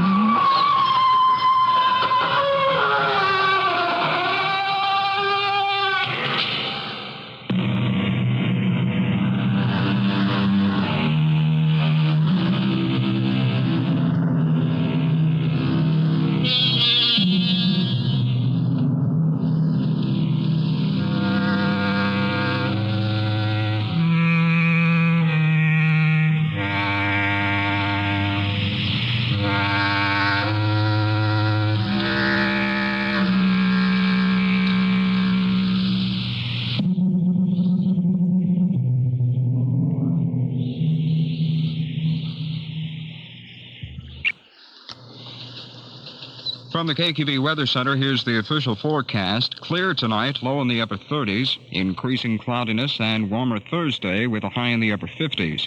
Occasional rain Thursday night and Friday. The low Thursday night in the mid-40s, high Friday in the mid-50s. The chance of rain near 0% tonight, 20% Thursday, then increasing to 80% Thursday night. Currently, our relative humidity is at 79%. Winds from the north at 7 miles per hour. The barometric pressure is at 30.11 inches, and it's rising. At the airport, clear skies, a current temperature reading there of 42 degrees. And we likewise have clear skies downtown. Our current temperature is 45 degrees. You're listening to KQB Pittsburgh, a service of Taft Broadcasting Company. CBS News is next. It's 11 o'clock. CBS News. Federal budget cutters are working tonight in Washington. This is Doug Poling reporting on the CBS radio network. Some senators met with President Carter this evening to talk about spending reductions and other aspects of the economy. The meeting came after several major banks hiked their prime lending rate to a record 20%. One of those who met with Mr. Carter tonight, Republican Charles Percy of Illinois, was asked later if Mr. Carter sees any relief from high interest rates. He was just unable to determine where it's going to stop. But he did say this: if we balance that budget and the country is confident we're going to do it, there will be an anticipation and interest rates will start to come down. When the country is convinced we're going to do it, then I think we can start to see a turn down in those interest costs. As Percy was meeting with the president, the senator's colleagues voted to cut $600 million from the Postal Service subsidy to make certain that Saturday mail delivery is eliminated. The Senate Budget Committee also voted to cut 95,000 public service jobs, and they cut social programs and mass transit funds to make up for an increase in defense spending. More news in a moment. Business forecasters size up the outlook for inflation. A prime rate of 20% or even higher looks more likely. These articles appeared recently in the Wall Street Journal. Not just the story, but the in-depth details behind the story. If information on every phase of business is important to you, have a pencil ready for an offer from the Journal. Other Wall Street Journal articles revealed which cities are the best bets for business in the 1980s, and the problems faced by women traveling alone on business. You would have read what's triggering the surprisingly strong demand for steel and aluminum, and what's making experts warm up to electrical connector companies. The Wall Street Journal. It's all the business news you need when you need it. Right now, you can get 20 weeks of the Journal. That's 100 copies for just $29. A real money-saving offer. So in the continental U.S., call this toll-free number now, 800-228-3300. That's 800-228-3300, except in Nebraska. You'll be billed later. The New York Times, in its Thursday edition, says President Bani Sadr of Iran has received a new message from President Carter. The Times says Mr. Carter agreed to an Iranian condition that the United States withhold threats and hostile statements in order to gain the transfer of the hostages at the U.S. Embassy to the control of the Iranian government. In Washington Wednesday night, the president's chief spokesman said Mr. Carter agreed the U.S. will be restrained in its words and actions as long as progress is made toward ending the hostage crisis. There were more violent eruptions of the Mount St. Helens volcano in Washington state this afternoon. Observers said they were the most severe since the crater came to life a week ago. The volcano is a treat for scientists studying the process. One of them is Dr. Leonard Palmer, a geologist at Portland State University. The evidence that we're being given from the geologists who are studying the site show that the whole mountain is being lifted. The seismicity continues, and it looks like it's at least got enough steam to go for a while. And what we're hoping to see is a full-blown eruption in which parent material will come up and erupt. We're not looking for any disaster that's going to hurt anybody, but we would like to see a nice eruption because that's the way our country was built, and we want to see it happen once in our lifetime. The eruption of Mount St. Helens is its first in 123 years. The Army's Chief of Staff says the renewal of registration for the draft could reduce the possibility of nuclear warfare. General Edward C. Meyer voiced that claim in an effort to push President Carter's registration plan, stalled for more than a month in a congressional committee. The Army says it will notify as many as 200,000 retired officers and enlisted men that they could be recalled to active duty in a crisis mobilization plan to free younger soldiers for overseas assignments. The plan would affect former GIs up to age 60. Federal officials announced today that people trying to get a government-backed home mortgage will have to pay as much as 14% interest. The 1% increase is effective tomorrow. CBS News continues in a moment. Premiering Thursday on CBS television. Don't miss The Contender. Johnny Captor is a young man with a goal that few have ever attained, the Olympic gold medal. He draws strength from his close family, cunning from his manager, and courage from his girlfriend. It's the only thing in the world I love as much as you. I just want to be the best at it I can. Johnny, I know what you have to do. I'll be here. I'm not going to give up on you. You better not. The Contender, a special 90-minute premiere, Thursday night at 10, 9 Central on CBS television. Discover quality. And discover big savings, too, on Ben Franklin's Item of the Month. April brings you Ben Franklin's rugged nylon jogging shoes in men's and boys' sizes for just $7.97. Get the athletic look you like and the support your feet need with joggers from participating Ben Franklin stores. Discover Ben Franklin, where quality is right at home. The Carter administration says it has put the concept of an alternate Olympics on the back burner while it seeks broad international support for a boycott of the Moscow Games this summer. State Department spokesman Harding Carter said today the alternate games idea continues to be explored, but is now a secondary consideration.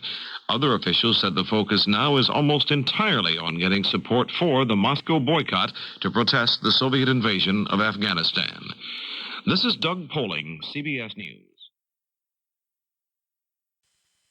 This is your White Sox station, Sports Radio 78, WBBM Chicago.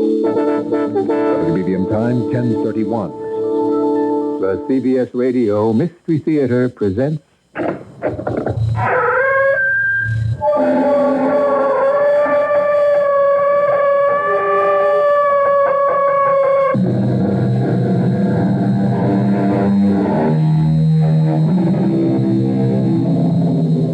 Come in. Welcome. I'm E.G. Marshall. We marvel at those people who possess what is known as second sight, or the ability to see that which is not present. And well we may, for there are so many of us who don't even have first sight, and either cannot or will not see what is actual, visible, and tangible, and standing right there in front of our noses. Papa, I won't marry him. What's wrong with him? Nothing's wrong with him. Then why do you object, Maria? I don't love him. Well, of course not. How could you love him? Love comes after marriage, not before. Papa, I'm warning you. If you try to make me marry him, I'll... You'll what? I don't know, Papa. But I'll do something.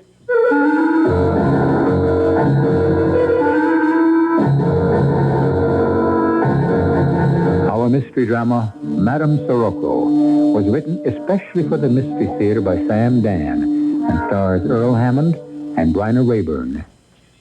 I'll be back shortly with Act One. Make some Kraft macaroni and cheese, please. Please make some Kraft macaroni and cheese. It's nice and cheesy and it's really pretty easy. Please make some Kraft macaroni and cheese. Some days are just made for Kraft macaroni and cheese. A rich, creamy cheese sauce you know they're gonna like. So please make some Kraft macaroni and cheese. Thank you. what's popping? A Manners Extra Value Day. The time to get a Radar Range popcorn popper at no extra charge and a Radar Range candy maker at no extra charge when you buy an Amana Touchmatic Radar Range microwave ovens. Altogether, you get $59.90 worth of extra values at no extra charge. It's Amana's Extra Value Day. So pop on over and see a participating Amana dealer. Offer ends May 31st, 1980. Bend, stretch, squeeze, push. It's not easy to shoehorn a business trip into your tight schedule. That's why Delta Airlines has flight times round the clock to business centers all around the country. So you can catch a flight that suits your timetable to a T. Take New Orleans. You can choose from 7 Delta flights a day, including 4 nonstops. That's the most nonstops on any airline. The same goes for St. Louis. 10 timely nonstops throughout the day and night, more than anybody else. Or how about Memphis? Take your pick of 5 Delta nonstops and 4 one-stops. No other airline matches that lineup. And if you're watching costs, Delta has thrifty night coach flights to all these places. So next time a business trip comes up, fly Delta Airlines, because we make your business our business. Delta is ready when you are.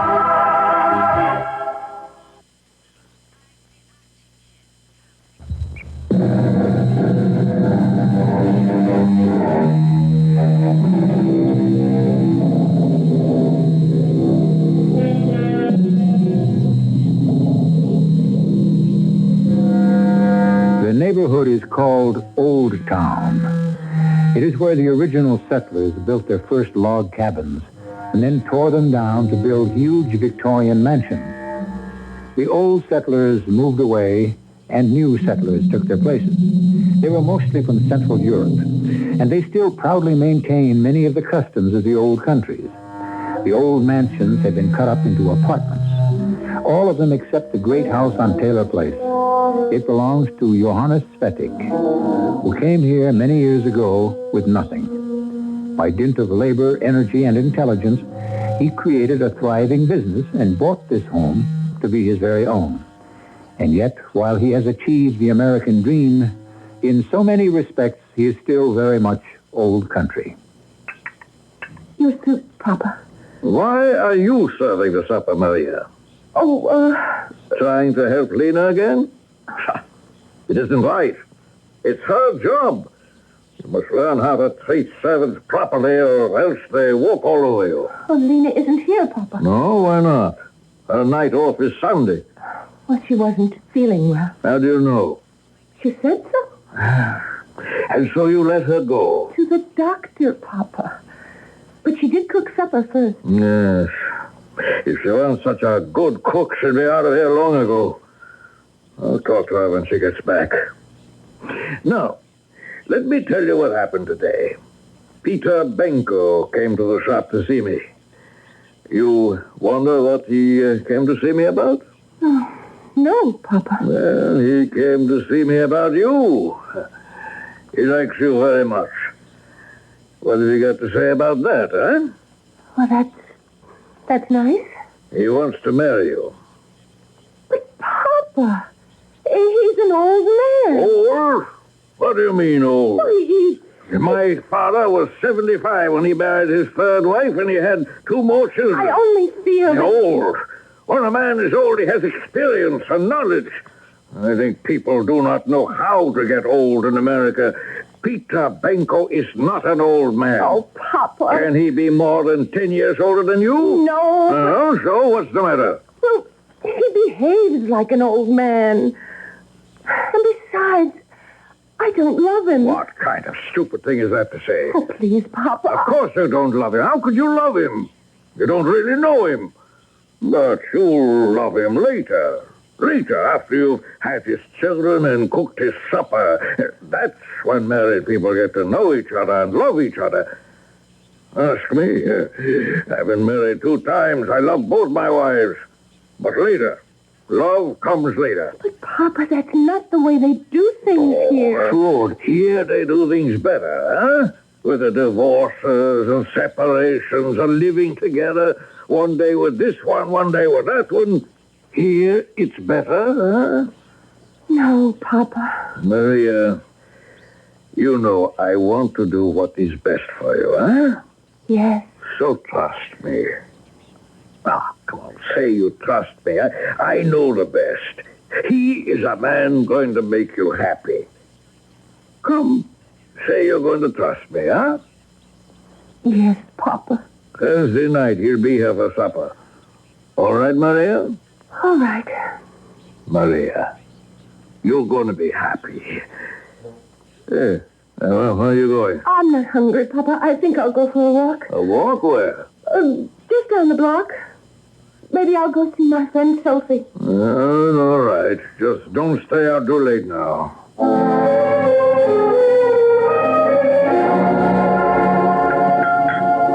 So, how are you this morning, Lena? Me? I got the miseries. It is not Maria's business to serve me my supper. My sister was sick last night. Maria says you told her you were sick. We were both sick. I pay you very good money. I think I'm going to quit. Now, Lena, you mustn't be too quick-tempered. I've been working all my life. It's too much. You want eggs? Why isn't Maria eating breakfast? Because she isn't here, that's why. Where would she go so early in the morning? She knows I want her to always have breakfast with me. You must have forgot. She wasn't eating home last night. Well, yeah, after supper, she went to her friend Sophie's house. And then she stayed over. What are you saying? Well, she must have. I came back late. Must have been 1:30, 2 o'clock in the morning. I passed by her room. The door was open. I could see she wasn't in bed. Well, she didn't say to me she would stay over. Hey, she's 21 years old, you know. Well, why didn't she tell me?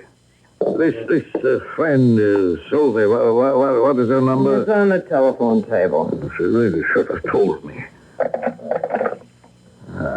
What does it say? Hi.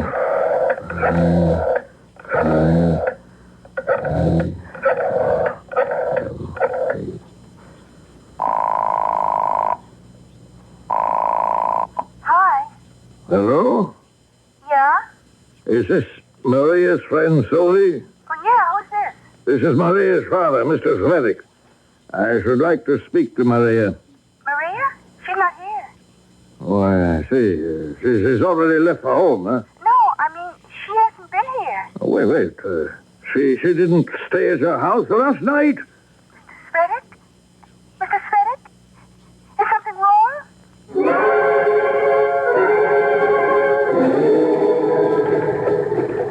Mr. Svedek, we're here to help you. My name is Lieutenant Luther. We will do everything we can. Have you ever lost a daughter? Well, now, we don't know that you've lost. But where can she be? What time did she leave the house? It was maybe 7, half past. Mm-hmm. And where was she going? For a walk. To see her friend, Sophie Demchuk. Who lives where? Well, on Pershing Street. It's just 2 blocks. But she didn't go there. Well, where did she go? I don't know. Well, has she ever left the house before like this? I mean, without telling you what her plans were? My daughter is still a young girl. She does not make plans without telling me. She is over 21. She still lives under my roof. Do you have any idea where she might have gone? No.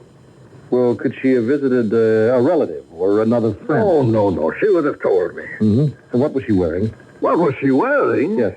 Well, I don't know. What? We're sitting at the table having supper.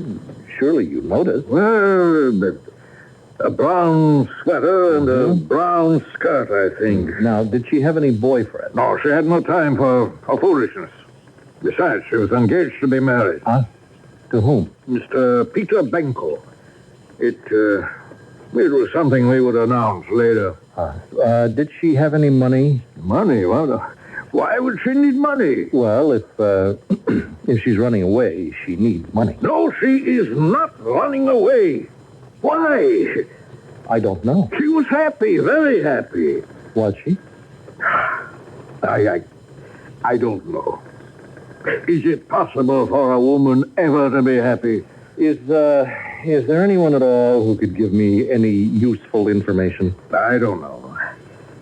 I don't know. Yeah, I'm the cook. Who else lives in this house? Just the 3 of us. Pretty big place. A lot of work. I've got to get someone in all the time to help clean. It ain't easy. Now, you say you came home between 1 and 2 in the morning. Yeah. And you passed by her room and noticed that she wasn't there. Now, did you think that it might have been out of the ordinary? Yeah. Well, why didn't you do something? Do what? Wake up the old man and say, hey, where's Maria? If she wasn't home, she must have spent the night elsewhere. With a friend. I see. Did she do that often? Not often enough. What does that mean? It's a wonder she didn't go crazy around here. Why?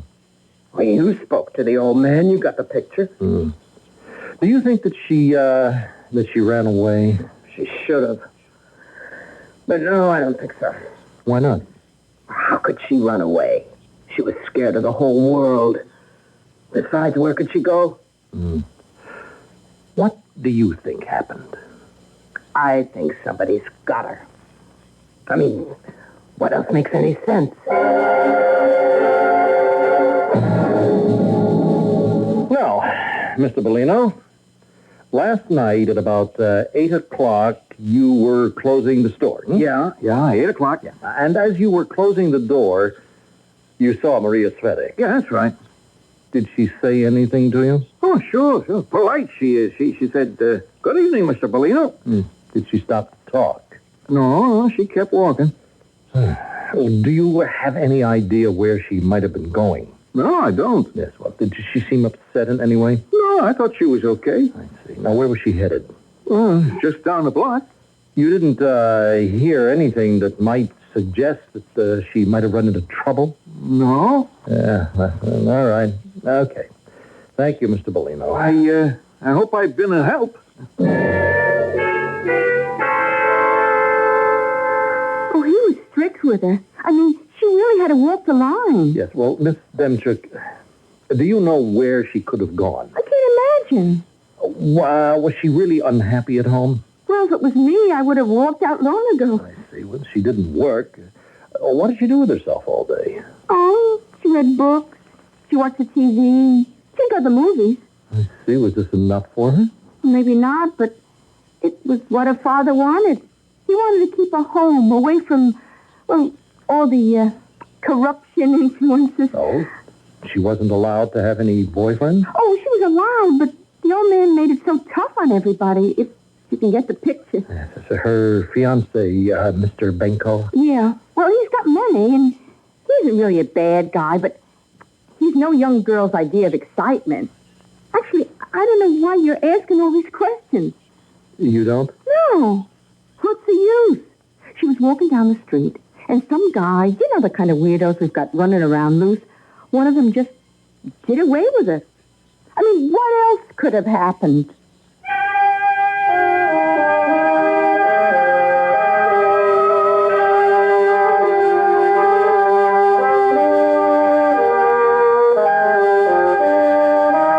What could have happened? Here we have shy, retiring Maria Svetic, a girl who is so completely dominated by her father, she's almost afraid to breathe without his permission, and yet she told him she was going to one place, and she obviously had plans to be somewhere else. Are there hidden facets to Maria Svetic? Act 2 may yield the answer. I'm Susan Anton for Serta Perfect Sleeper. It's a good feeling to sleep the night away on a perfect sleeper by Serta. Be a perfect sleeper. Try a perfect sleeper by Serta. I love my Serta Perfect Sleeper because it gives me the top comfort I want and the deep support I need for a great night's sleep. Top comfort comes from plush layers of Serta-Foam puff quilted to quality fabrics and fine upholstery materials. Inside, Serta's famous construction gives you the deep support you need. Underneath it all is the patented Serta-Lock foundation that perfectly complements your mattress. Top comfort, deep support. You get both from every Serta Perfect Sleeper. That firmness, it feels good. So, be a perfect sleeper. Buy a perfect sleeper, by Serta. Would you give your right arm to help save someone's life? I know I'd give either arm, because I have, lots of times, to give blood at the Red Cross. Elsie Vaughn of Detroit, Michigan, has given more than I have. Elsie's a Red Cross 2-gallon blood donor, and we agree on just about everything when it comes to blood. We like giving blood, honestly. Of course, you might say we do it for a selfish reason. Helping save lives makes us feel good, and we like to feel good. But no one at Red Cross ever asks why we give blood. They're just glad we do. You see, we know that the need for blood is always there. Every type is needed every day. And that's why Elsie Vaughn and I plan to keep on giving blood. And we'll give it from either arm the Red Cross nurse wants to use. How about you? It's simple. Just call your Red Cross chapter and make an appointment. Tell them if Elsie Vaughn can do it, I can do it too. Come on, give your right arm or your left to help keep Red Cross ready.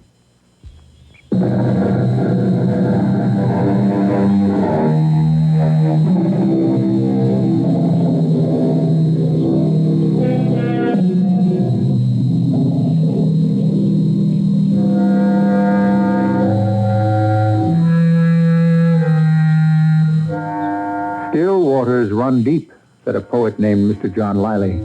Well, actually, what he said was, where yon brook runneth smoothest, there is the water deepest, which amounts to the same thing. Sometimes noise and movement are merely false faces for true inactivity and emptiness. You may find the greatest turbulence deep in the hidden and quiet places. I hope you have news for me, Lieutenant. Well, I'm not sure, Mr. Svedek. I want you to look at this pocketbook. Oh. Do you recognize it, Mr. Svedek? Sure, it belongs to Maria. Are you positive? Yes, I remember. She said she had to have a new bag, a navy blue bag, you know? And I remember I said, here's money, and she brought it home. Where'd you find it? Just a block away from Bolino's candy store. It was turned into the station house. There was nothing in it. Well, it must be 5 years old, more maybe. What are you going to do now? Well, this proves that when she got about a block away from the candy store, she just vanished. But people live there. Somebody must have seen something or heard something. We have been all through the neighborhood. We've been asking anybody who has any information at all to come forward. Yeah? We're doing everything we can. My little girl has been away for 3 days, Lieutenant. I am not blaming you, but I must do something. Try something else.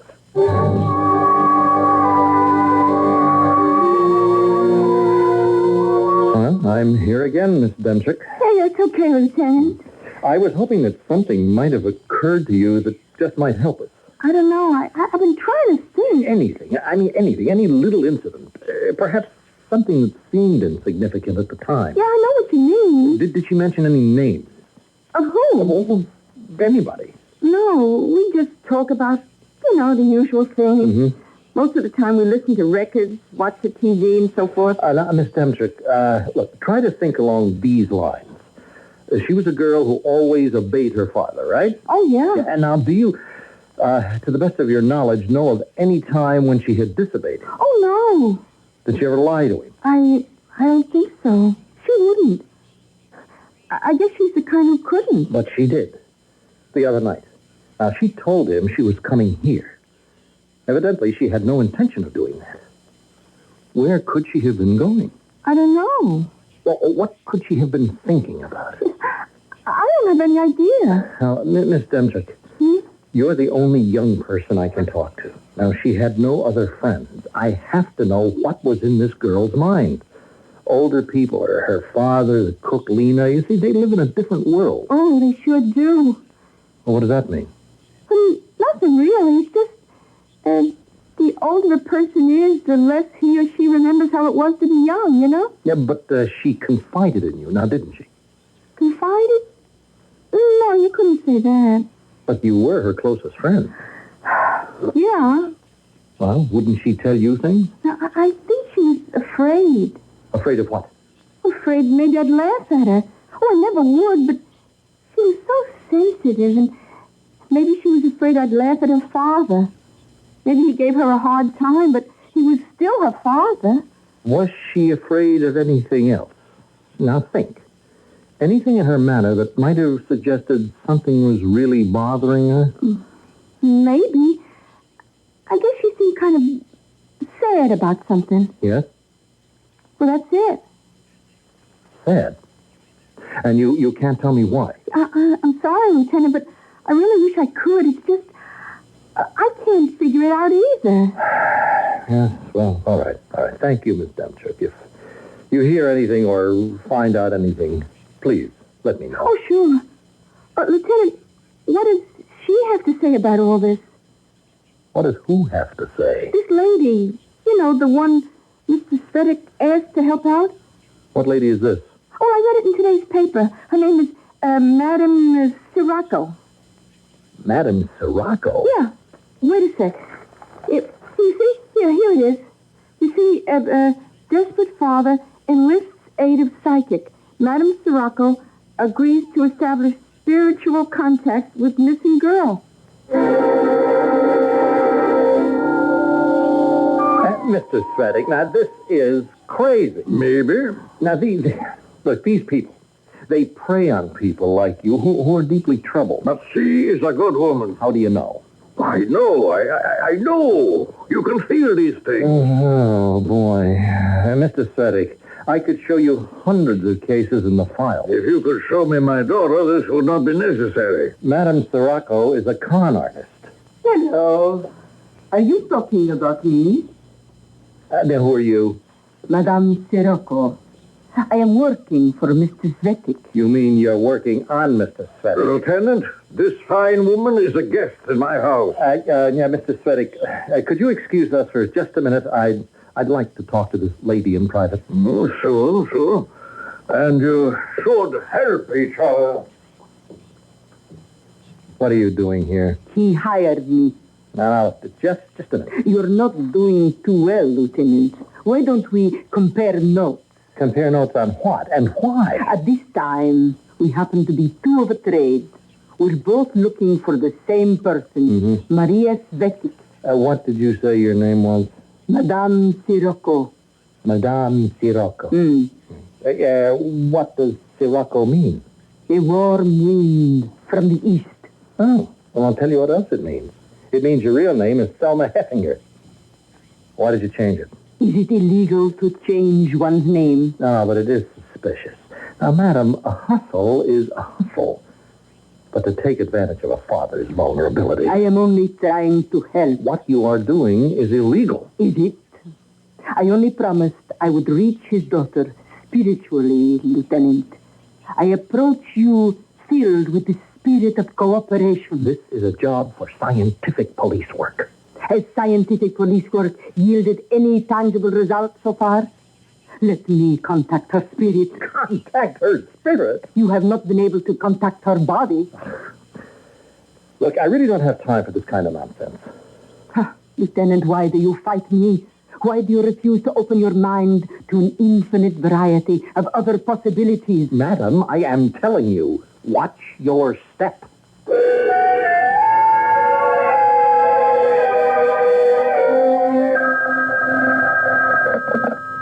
Luther.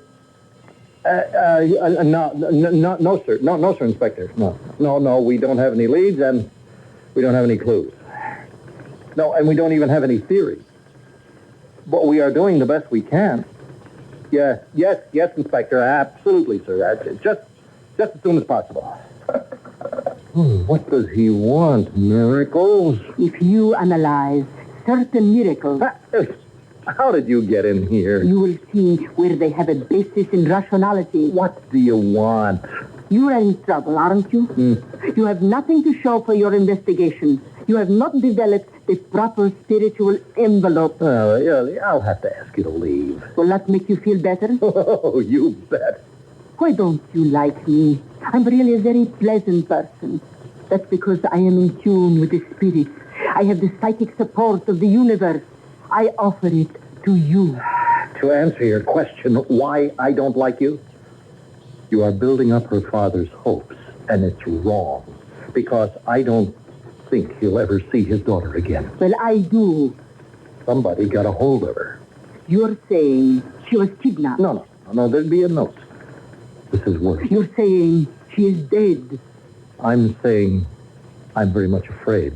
Oh, let me help you. If she is dead, you have nothing to lose. Oh, how can I be a party to this kind of mumbo-jumbo? No one will ever know that you and I are working together. Why do we have to work together? You say you can contact her spirit. What do you need me for? Oh, go ahead. Hold your seance or whatever it is you do and find her. Who's stopping you? I need your help. You do? The more facts I know, the more steeped I can become in the spirituality. Let it be our secret, Lieutenant. Mm-hmm. What do you have to lose? Tell me everything you know.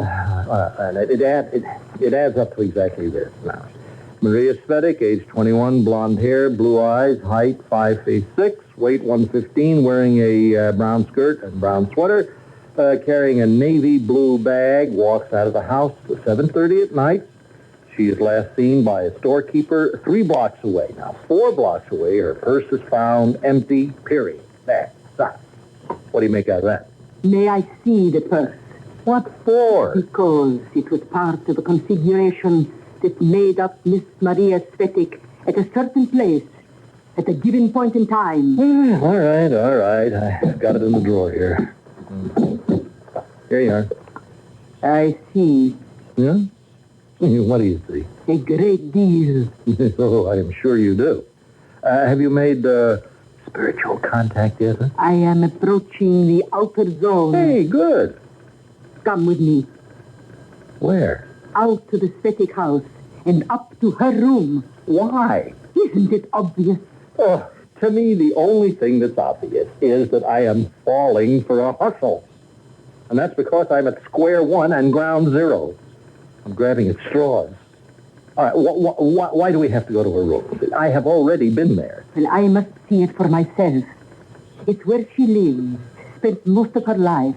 And it's where her hopes, her dreams, her plans were formed. Maybe I shouldn't have asked. I am reaching out to her spirit. Sure. But spirits can only respond to familiar nuances. Is that so? Her spirit and mine must be perfectly in tune. I must familiarize myself with the people and the things in her life. I must feel those emanations that still remain in her room. Well, I must say, Madam Sirocco, you have got a line of patter that could make you a fortune. Provided you don't get yourself arrested first.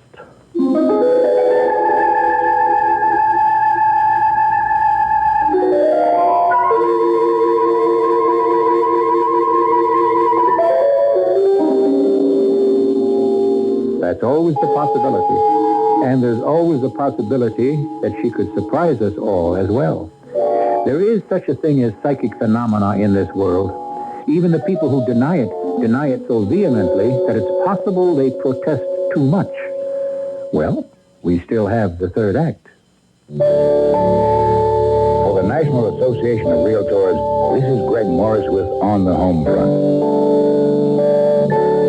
Buying a home may be the biggest investment of your life. To make it a wise investment, take advantage of the expertise of a realtor. Together, you'll develop a list of priorities. Must it be new and modern, or an older house you can fix up? How many rooms do you need, and how much land? Your realtor will show you homes that suit you best. And take notes as you go. Property taxes, utility bills, room dimensions. Your realtor knows your market and can get you the best value. If you're looking at an older home, be sure to check the structure. For more tips, talk to a realtor. Realtors support equal opportunity in housing and want you to have the home that suits you best. Realtors are members of the National Association of Realtors, working for America's property owners. Fine food, excellent service, elegant, comfortable surroundings. Are these too much to ask for when you dine out? Not if you visit Alexander's Inn of Tinley Park. People all over Chicagoland are discovering this truly unique restaurant. Alexander's Inn offers an exciting variety of gourmet cuisine, like their flaming shish kebab dinner, their succulent filet, and their tender, juicy steaks broiled to perfection. With your meal, you'll enjoy Alexander's homemade bread, soups, and a trip to their famous salad bar, brimming with fresh fruits, cheeses, pâtés, and more. For superb luncheons and dinners, it's Alexander's Inn. 7537 West 159th Street in Tinley Park. While you're there, be sure to sign Alexander's birthday book. Then when your birthday rolls around, you'll get a complimentary dinner of your choice. Happy birthday, Chicagoland, from Alexander's Inn. For information, phone 532-1932. 532-1932 for Alexander's Inn. This is WBBM Chicago, News Radio 78.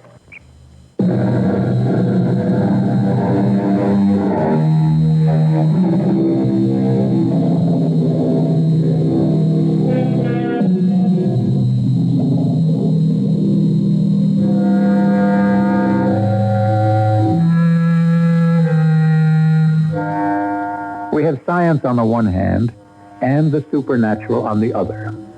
That is, if you must have neat and concise labels for things. But the basic problem is that things will defy neat and concise definitions. Things cannot be conveniently cubbyholed. Sometimes it is science that offers us the unfathomable mystery, while the supernatural presents us with a logical conclusion. This is her room. Yeah, I have been through it. What were you looking for? Clues. I couldn't find a thing. But this room abounds in clues. See, how charming. What lovely taste this girl has. What an artistic use of color and design. How neatly everything is kept. Oh, look at those attractive handbags and shoes. How all of her accessories match. But I am talking about clues that give me a lead. Ah, yes. But they have given me a lead. Yes, the component parts of her spirit begin to form themselves.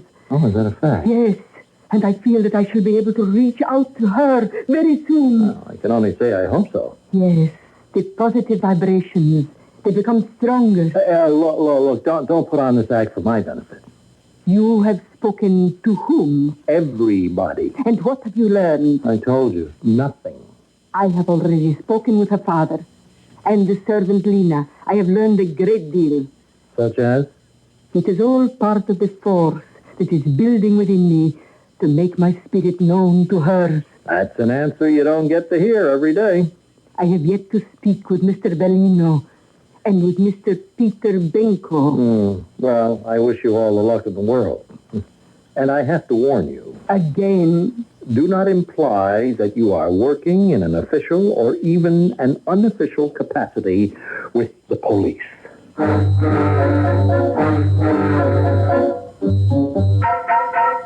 Yeah, I seen her. You writing this up for a paper, huh? Yes. I am gathering material. Yeah, well, the name's Bellino, Vincent Bellino. Yes, Mr. Bellino. You did see Marie Svetic. Yeah, just for a minute. Less. Just long enough to say hello. Long enough to be sure it was Maria Svetic. Oh, sure. To see what she was wearing. Yeah, brown. And she still had the purse. Oh, yeah. I remember. She was holding a pocketbook. Her manner. Did she appear to be upset? That's what the cops asked. Was she upset? No, I wouldn't say so. You are sure? Yeah, positive. She just gave me that same nice smile and said, "Good evening, Mr. Bellino." So she did not appear to be disturbed in any way. Yeah, that's right. And looking back at it now, don't you think that might be rather odd? Oh, why would I think so? Well, she's very carefully raised. She's probably doing something for the first time in her life. She's about to disobey her father. When she passed your store, she had already disobeyed him. She was not headed for her friend Sophie's house. I would imagine she would be disturbed in some way. Yeah, now that you mention it. I wonder what that means. We are reaching for the answer, Mr. Bellino. We have been guided to it in ways that are beyond human comprehension at this time. Yeah. Whatever that means, it sounds pretty good to me.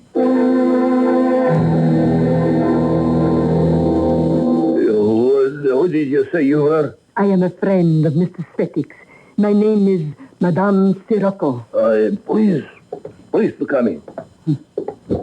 Thank you, Mr. Denko. I should be at my office, but I'm so upset about Maria. I don't know what to think. Maria, she's been missing 4 days by now. Mr. Denko, you are her fiancé. Well, it's not official yet. But you are the man in her life. Well, yes.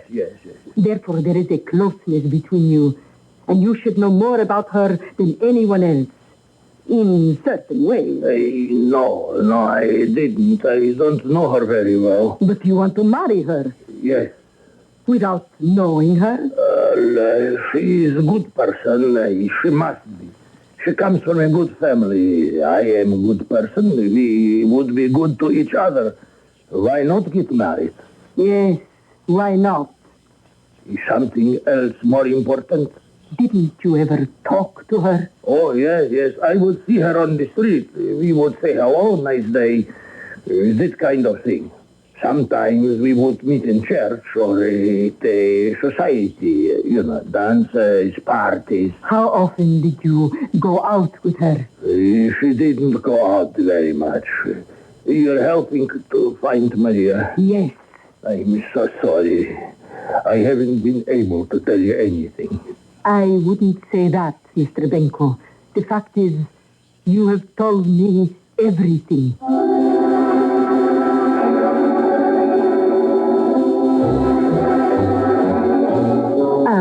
It's the lieutenant, yes?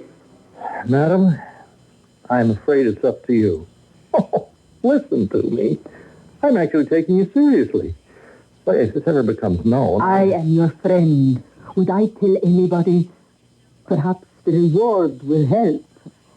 What reward? I suggested to her father that he announce one. He did. $10,000. Well, I hope it does something. It might assist the spirits to assert themselves.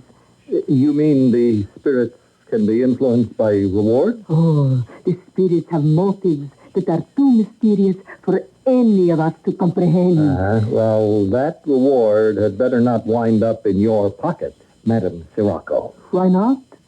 If I find Maria Svetic, shall I not be entitled to it? I don't know.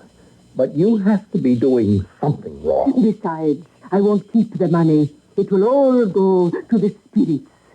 Sure.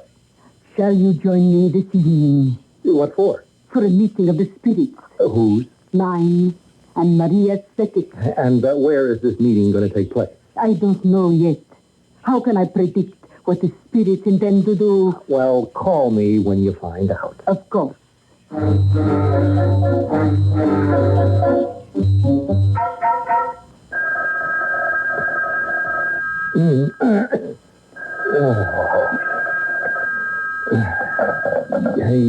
Yes. Hello. Lieutenant, Madame Sirocco. Hello. Do you know what time it is? It's only 1:30 a.m. You do go to bed early. Yeah. You asked me to call you when I found out where the spirits are going to meet. Would you care to be present? Where? At the Svetic Mansion. At this hour? I'm sorry, I had nothing to say about the arrangements. Shall I see you?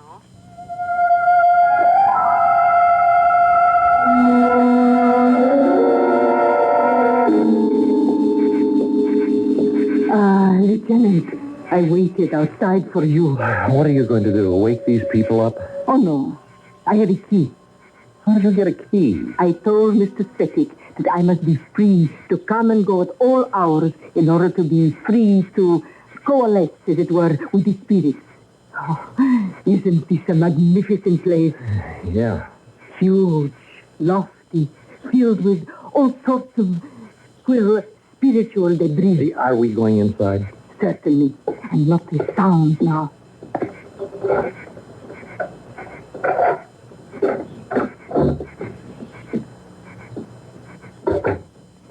Fortunately, there's a moon. We can see without turning on the lights. Oh, what do we do now? Well, we must go to the kitchen. Oh, why the kitchen? Because that's where the spirits have decided to meet. Don't make a sound. They're through that door.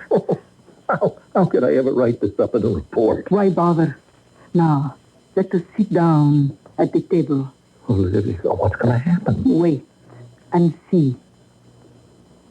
Okay, I'm waiting. What is it? I have reached her. You have? My spirit has reached hers. Yeah? Yes, we're making contact. The awareness is spreading between us. Hello, Maria. Hello. What's she saying in here? Please, be quiet. These spiritual things are very tenuous. Yes, Maria. Yes, we mean you no harm. I know. His spirit is rather gruff, but he's really a very nice man. Look, don't involve me in this, huh?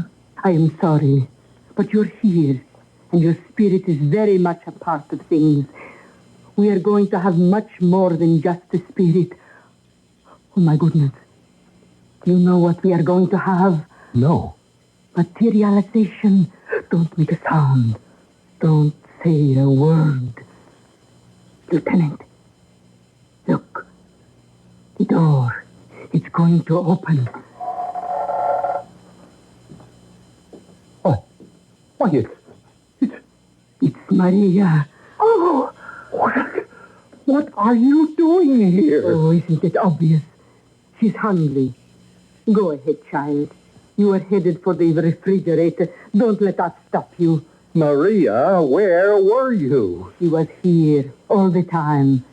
She was in the attic. Now, just a minute. Oh, please. I was so frightened. Frightened of what? That he would make me marry Peter Benko.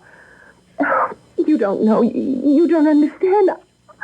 I don't want to marry Peter Benko. What is wrong with Peter Benko? Lieutenant. He's an old man. He's not that old. But Papa wanted me to. And I can never say no to Papa. I just thought I would go away for a while. And maybe things would be different. What's all the noise down here? Maria. Papa. Maria.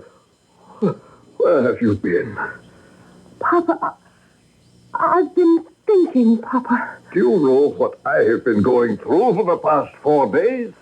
Do you know what I have been going through for the past 21 years? Papa, I will not marry Peter Benko. Now, Maria, I know the man who's best for you. Maybe I don't want the man who's best for me. Maybe I want the man who loves me. Oh, isn't that foolish? Yes, and I don't care. I will not marry Peter Benko. Oh, if that's the way you feel about it, why didn't you say so? I did say so. You didn't say so loud enough. Mr. Setik, I found your daughter. Yes. And maybe I found my daughter, too.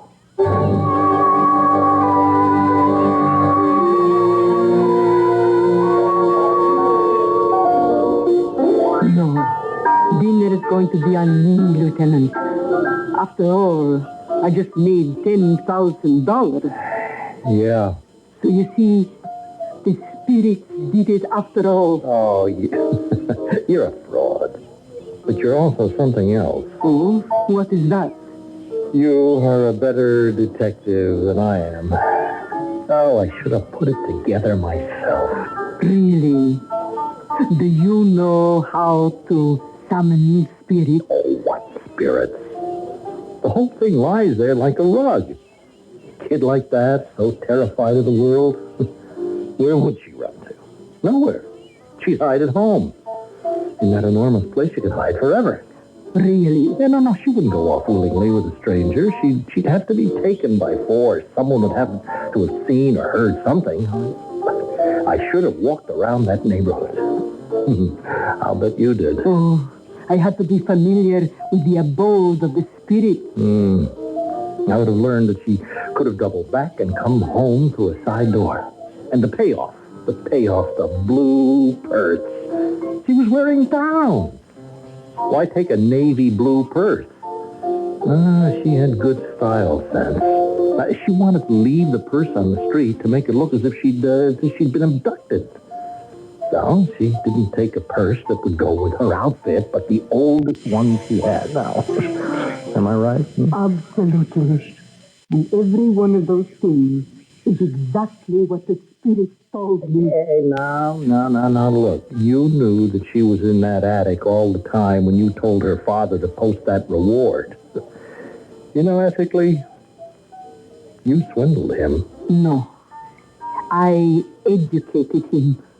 For $10,000, he now knows his own daughter, and maybe even himself. Oh, that is a reasonable amount, isn't it?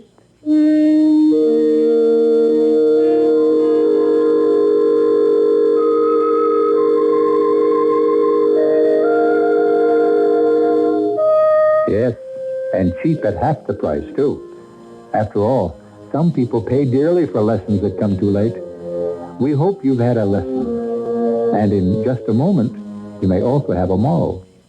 Fellow Americans, if you're still shopping here and there and everywhere for shoes, hold it right where you are. Put your feet together, stop running around. Just step around to Kinney and you'll cover the ground. Anywhere you want to go, head your feet in our direction. Kinney's got an Oracle. Wow, what a store, what a great American shoe store. Back in 1893, when Dave Lennox built his first furnace, the coolest spot in town was on the ice wagon. In time, Dave turned his attention to air conditioning. Lennox soon became a leader in cooling. In comfort and efficiency, today's Lennox two-speed condenser obsoletes older single-speed units. It saves money because it uses less energy. Take it from Dave Lennox. To modernize your home, call your independent Lennox dealer. He's in the yellow pages. Attaboy, Dave. On the CBS Tuesday night movie, it's Kenny Rogers as the gambler. You got to know when to hold up. Know when to fold up. Kenny Rogers makes his dramatic debut in a fast-moving Western adventure based on the Grammy Award-winning song, The Gambler. It's a rugged adventure full of romance and danger. It's Kenny Rogers as the gambler. You got to know when to hold up. Kenny Rogers as the gambler, Tuesday night at 9, 8 Central. Would you give your employees a day off to learn to save a life?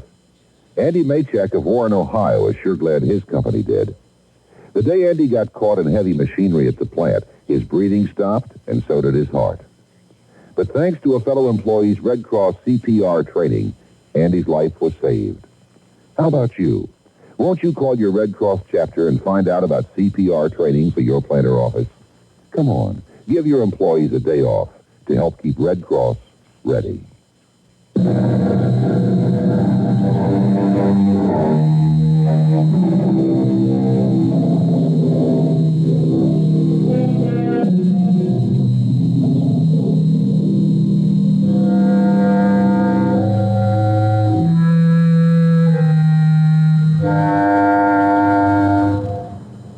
moral of our story is that science and the supernatural are not sworn enemies. Actually, they are close working partners. Supernatural phenomena always have rational explanations, and scientific miracles, consider that term for just a moment, scientific miracles. We use it so freely, and yet what a contradiction it is. Anyhow, scientific miracles are basically supernatural achievements. Think about it.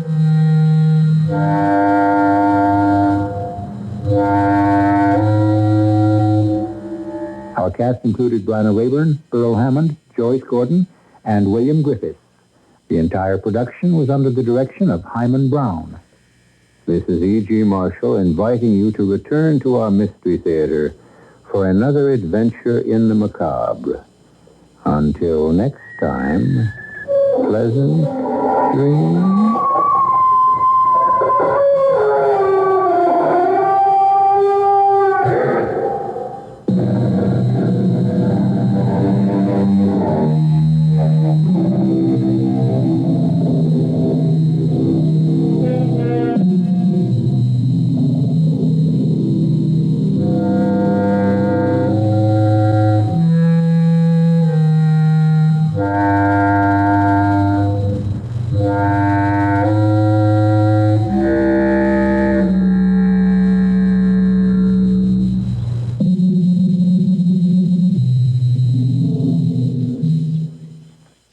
an idea to make 1980 a pleasurable year.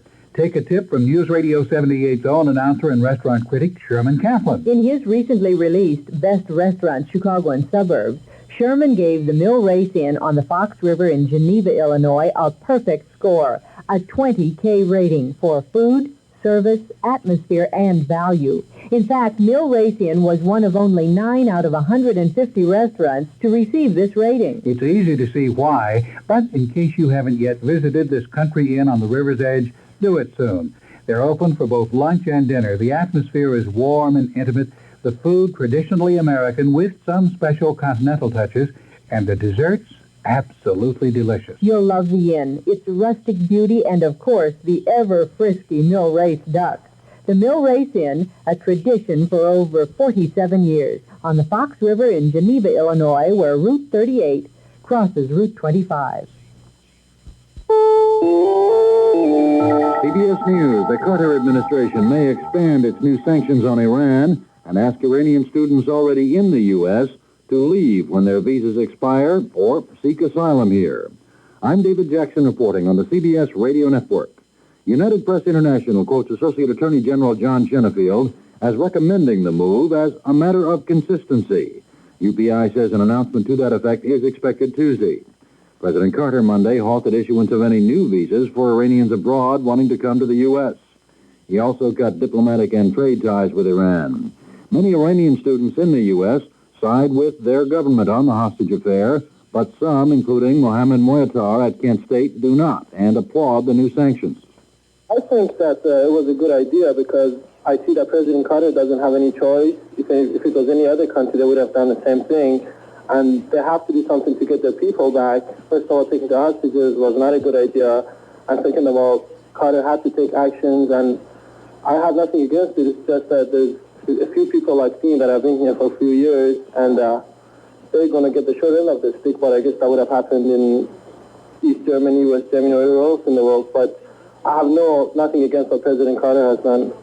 In San Diego, Dorothea Moorfield, wife of hostage Richard Moorfield, also applauded Mr. Carter's latest actions, saying still, patience counts, that she does not favor U.S. military action right now. How can I favor it? I don't see how it could get them out. At the same time, what if Parliament meets? What if their Parliament is finally elected and does finally meet and simply votes not to release them? What if it looks like there's no end to it? Then certainly there's going to have to come a time when we're going to have to try to get them out if all else fails militarily. The Carter administration is considering further action if the hostages are not released promptly. Those steps could include mining the waters around Iran and imposing a naval blockade. More news after this. What's a light bulb company like Durotest doing in the Virgin Islands? Entertaining and honoring its top sales makers. I'm Ray McBrother, president of Durotest, one of America's largest exclusive manufacturers of specialized lighting. And we're looking for ambitious, hard-working folks who'd like to join us. Mickey Seiden and his wife June are here from Poughkeepsie, New York. Tell me, Mickey, how come you stayed with Durotest for 21 years? Well, Ray, I never came across a firm that takes better care of its people with short and long-term benefits. I was seriously ill 2 years ago, but I never had to worry about financial security. You look mighty good to me now, Mickey. For a future with a company that cares about its people, call Durotest toll-free anywhere in the continental U.S. at 800-648-5000, except in Nevada. Call now at 800-648-5000. Durotest, the leader in opportunity and innovation for 50 years. Maybe we can light up your future. Oklahoma Republicans Monday began their three-step process of selecting National Convention delegates, and from results of a non-binding preference poll, it looks as if Ronald Reagan will eventually wind up with most, if not all, of the state's GOP delegates. Early returns give him about 90% of the preference vote. One vote went to Richard Nixon. Negotiating round 11 was held today in Bogota between leftists holding the Dominican embassy and the Colombian government. The only indication of progress toward ending the standoff there was a government communique saying there was less antagonism today than in previous sessions. CBS News in Bogota has learned that the Swiss government has offered the leftist guerrillas $2 million to let its ambassador go. Traces of radiation have been found in test wells drilled around the containment building of the crippled 3 Mile Island nuclear reactor. Officials say there's no imminent danger, but admit they don't really know where the radiation is coming from. Could be a leak in the reactor building, they say, or one in a tank that holds water to cool the undamaged reactor. The Nuclear Regulatory Commission has okayed guidelines for releasing low-level radioactive gas from 3 Mile. They are stricter than those for any operating plant, but 2 commissioners objected to the action, saying local officials have not been consulted. Now this. Mom, why didn't you show Bob's mother your new ring? Because all she'd look at would be the brown spots on the back of my hand and guess my age. Come on, Mom. If you're that sensitive, get Porcelana. Porcelana Medicated Fade Cream. Just rub it in and watch those spots start to fade. Works to lighten brown spots that come with age and during childbearing years. Helps fade sun freckles, too. Porcelana helps bring back your natural skin tone in just 6 weeks. Porcelana, available at cosmetic counters. Use only as directed. George, that thunder's getting worse. I can't get to sleep. Well, I can't turn it off like a TV set, but I can get you some... Aspirin, George, it didn't help. Aspirin's for a headache, but once in a while you may need a sleeping aid. Try Compose. Headache? Take aspirin. Sleepless night? Take Compose. C-O-M-P-O-Z. Taken as directed before you go to bed, Compose helps make you drowsy so you can fall asleep. Hey, wake up. I thought you couldn't get to sleep last night. Compose help take care of that. Compose for occasional use. Take only as directed. Vietnam appears anxious to attract Westerners to its shores once again. Not those in uniform that were there a decade ago, but tourists. A British travel agent saw off from London what he says is the first Western tour group to go to Vietnam since Saigon became Ho Chi Minh City. Says the Vietnamese government has been very cooperative. It's a 7-day trip for $1,600 a person. David Jackson, CBS News. This is your White Sox station, Sports Radio 78, WBBM Chicago. Good evening, everybody. This is Len Walter with you again at the anchor desk, the station WBBM Chicago, News Radio 78. The time, 11:31. The CBS Radio Mystery Theater presents...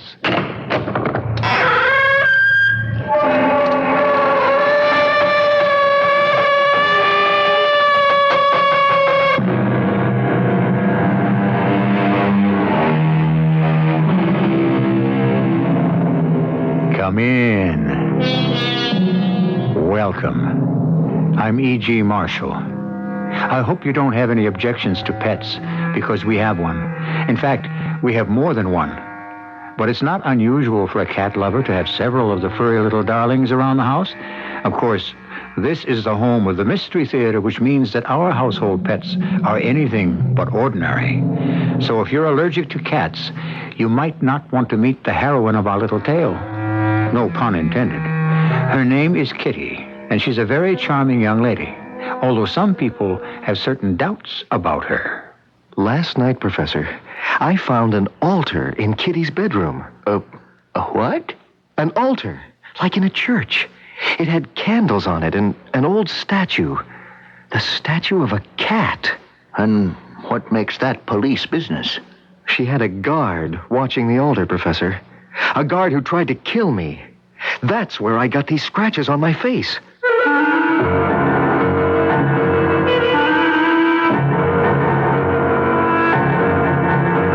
Our mystery drama, Kitty, was written especially for the Mystery Theater by Henry Slessor and stars Terry Keane.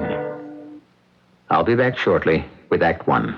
When Mr. and Mrs. George Steger's old central air conditioner broke down under the heat of the Texas summer, they replaced it with the Lennox 2-speed air conditioner. The quiet and comfort are heavenly. And it saves money. Our Lennox 2-speed air conditioner costs less to operate because it uses less electricity. It can save 24% over a single-speed unit. With savings like that, how can we afford not to have Lennox? Take it from Dave Lennox. To modernize your home, call your independent Lennox dealer. He's in the Yellow Pages. We're at your service star hardware store. We give you service and selection and a whole lot more. Here's a money-saving springtime paint special from Service Star. For a limited time, Service Star's best interior latex flat enamel is just $9.99 a gallon at participating dealers. And it comes in house and garden decorator colors at Service Star. Hardware, lumber, and home centers serving the East, South, and Midwest. Service Star, that's where service stars. more than 5,000 North American moving vans on the roads every day, carrying products to market or families to new homes. Recently, though, North American Van Lines was engaged in one of the most remarkable moves in modern history, bringing the 3,000-year-old treasures of an Egyptian pharaoh to the great museums of America. The King Tut exhibit. North American Van Lines was chosen for this highly demanding task because of its very special expertise in handling valuable cargoes. But to North American, the little crystal vase your grandmother had loved so much is every bit as important as a golden figurine from the tomb of an ancient king. North American Van Lines. We move the treasures of your world. In Arlington Heights, call George W. Knopf's Moving and Storage Incorporated. Look for our ad in the yellow pages under Moving.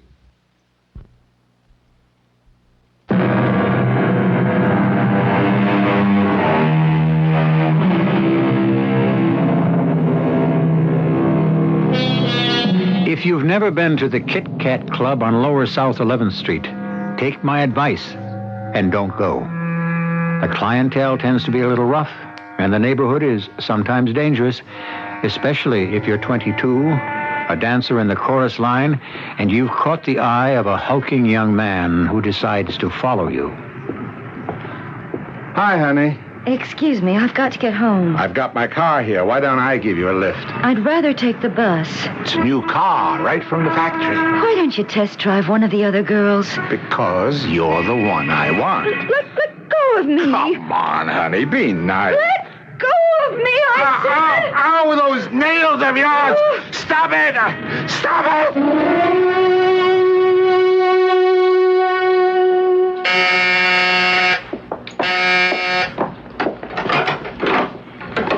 Miss Methuen? Yes?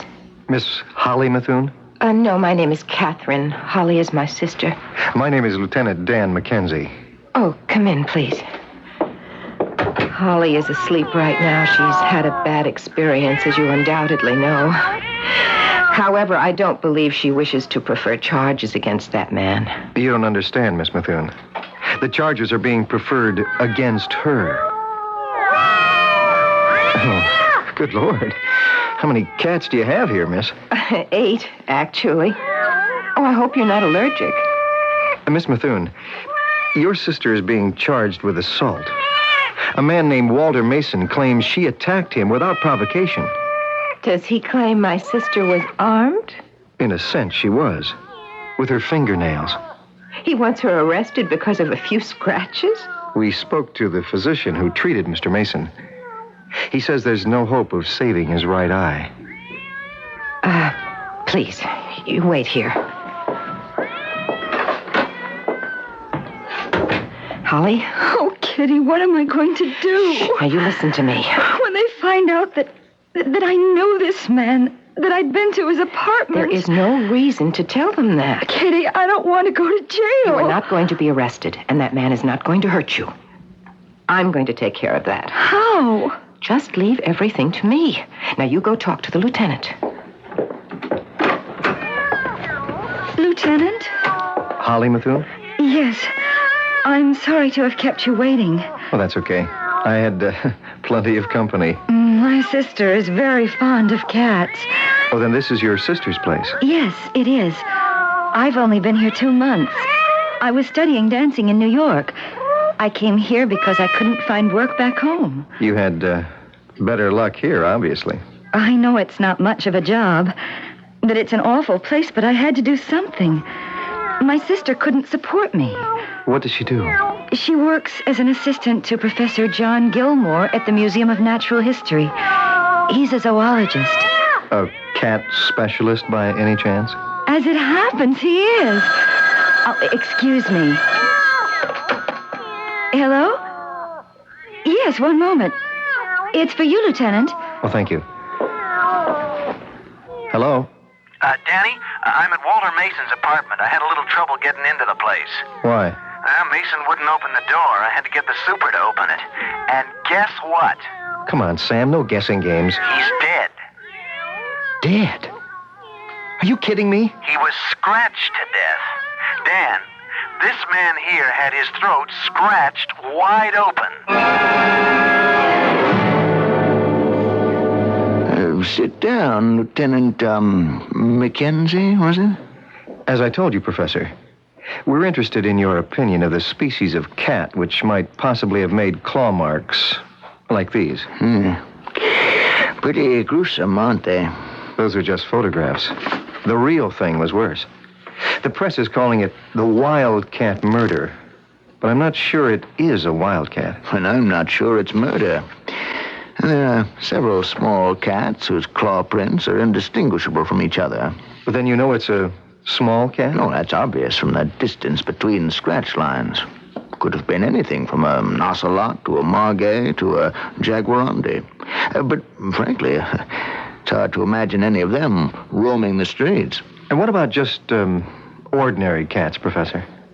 I beg your pardon? Could just an ordinary house cat have done this? Perhaps if it became deranged? Oh, it's unlikely, Lieutenant. I never heard of a homicidal house cat. But if one decided to kill, could it inflict this kind of damage? Yes, I suppose so.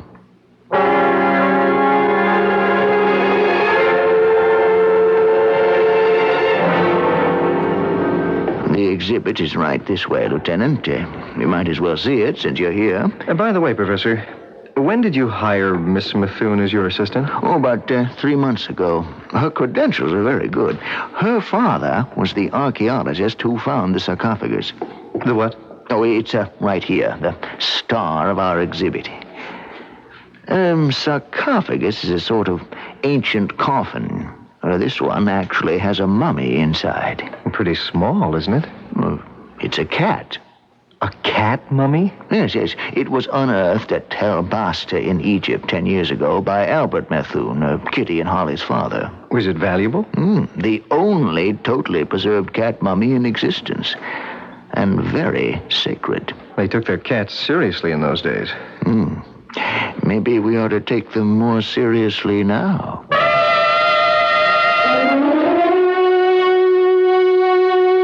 Holly, I don't like the man. And I don't like why he's taking you out. Lieutenant Mackenzie is nothing but a trained police dog. But he's not on duty tonight. I think he is. He's still sniffing around to find out if you have any connection with Walter Mason's death.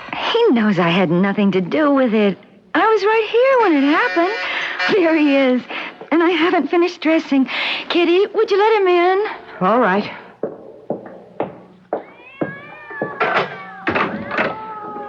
Hello, Lieutenant. Holly will be out in a moment. Thanks. My friends are saying hello. They don't seem to like me much.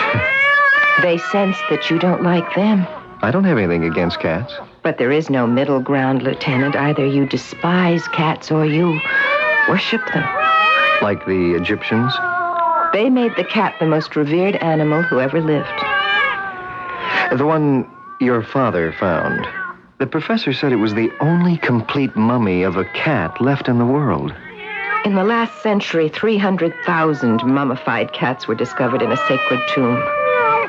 They were shipped to the farmers of England. They used them as fertilizer. I'm ready to go.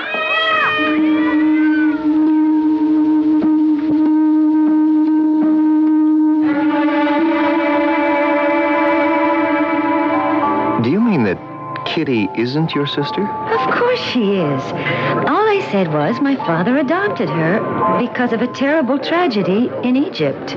What happened? My father and his party were digging at Tel Basta. They hit a rock layer and had to use explosives. Something went wrong, and some people were killed when the whole supply of dynamite went off. What people? Workers, and some nomads that were passing through the camp. That was when they found Kitty, just sort of wandering around the desert. You mean she's Egyptian? We don't know. She was in a state of shock. Her clothes blown off, her mind a complete blank. Amnesia? They said she would remember her past eventually, but she never did. It was as if she was born a grown woman. So your father, feeling guilty, adopted her? Yes, he took her in. Like a stray cat.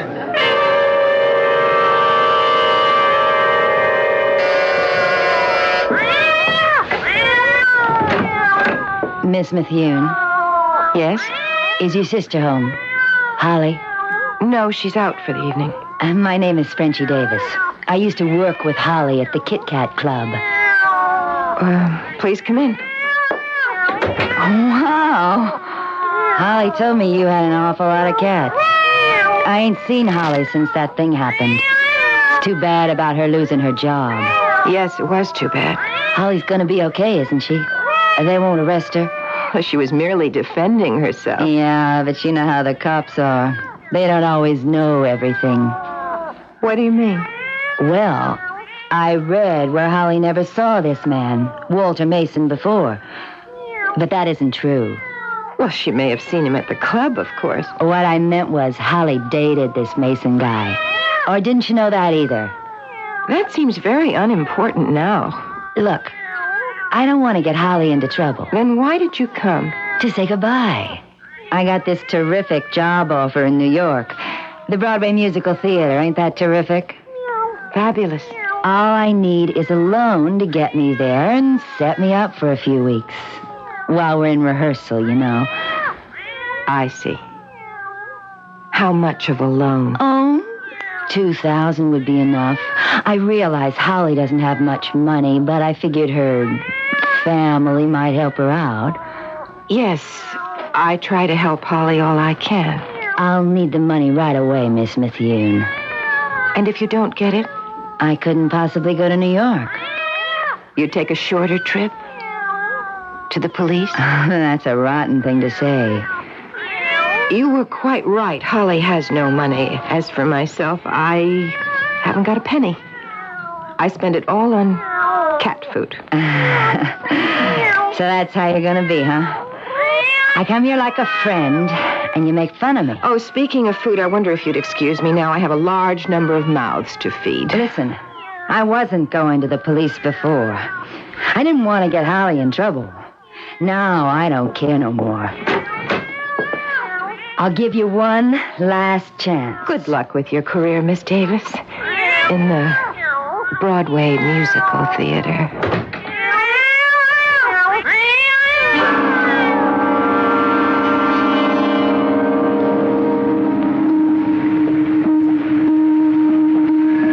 Who does she think she is? I'll take care. What's that? Another cat. I've seen enough cats for one night. Another cat? Get out of the way. Go on. Shoot. Get out of here. What is this? I never saw so many cats in my... What's the matter with you? Ow! You scratched me. No! They're attacking me. Help somebody. Help me. Help me.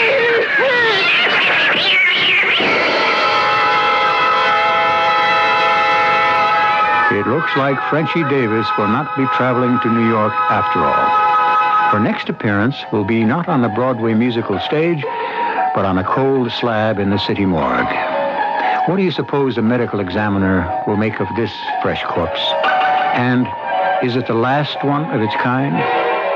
We'll find out when we return with Act 2. For the National Association of Realtors, this is Greg Morris with On the Home Front. The actual mechanics of buying a home can seem a little confusing, but if you keep in mind 3 simple points, all should go well. First, take advantage of the expertise of a realtor. Secondly, when you work out the initial buying contract with the seller, get everything in writing. Get the professional advice you need to understand all points of the agreements, exact price, what comes with the house and what doesn't. And thirdly, before you close, make sure that you are happy and that you completely understand your obligations and the seller's. Now's the time. Tomorrow will be too late. For more tips, talk to a realtor. Realtors support equal opportunity in housing and want to make buying a home as easy as possible for you. Realtors are members of the National Association of Realtors, working for America's property owners. When you decorate your home, get the help of an old family friend, Benjamin Moore Paints. Benjamin Moore has been serving families like yours for generations. Back in Grandma's day, Benjamin Moore developed the very first decorator flat that wouldn't wash off. If your father's finger marks weren't on Grandma's walls, it was probably because of Benjamin Moore.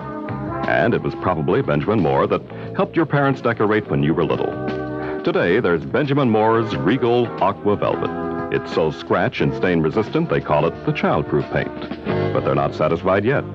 The people at Benjamin Moore will continue to make their best paints better, so they can help your children.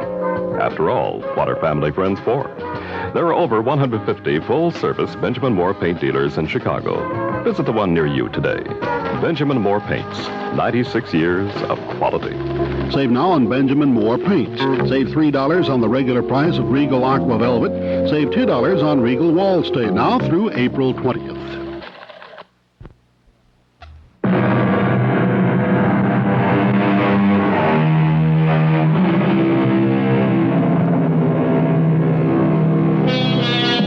The strange death of Frenchie Davis has proved to be a bonanza for the city's papers. Their headline writers delighted with the possibilities, one of whom wrote, "Kit Kat Club Sex Kitten Clawed to Death." But for the city police and for Lieutenant Dan McKenzie, the woman's death, so much like the slaying of Walter Manson, is a puzzle that defies a rational solution. Unless, of course, the answer isn't rational.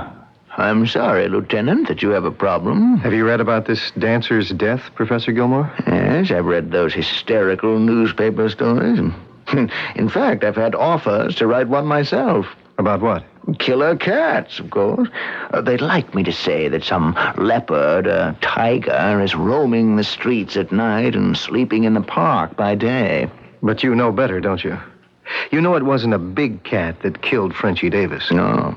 These were definitely small cats. You used the plural. No, it's obvious. One cat could never have inflicted so many wounds and scratches on that poor woman. You think there may be a pack of wild cats? Lieutenant, I have no theory. Well, even when you realize that there's a connection between Holly Methuen and Frenchie Davis? Oh, I don't know Holly. I only know her sister. And how well do you know her? Frankly, not well enough. But that's something I hope to change.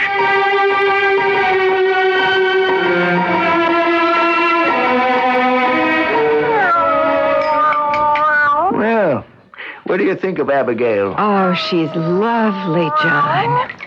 How long have you had her? The truth is, she really belongs to my landlady, but she adopted me. Don't ask me how she knew my specialty.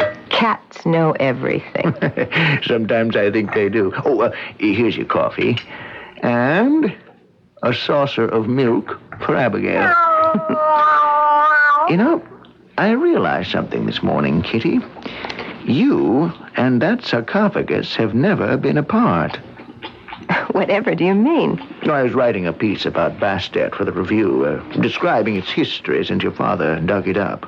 And? And I realized that your travels and Bastet's coincide.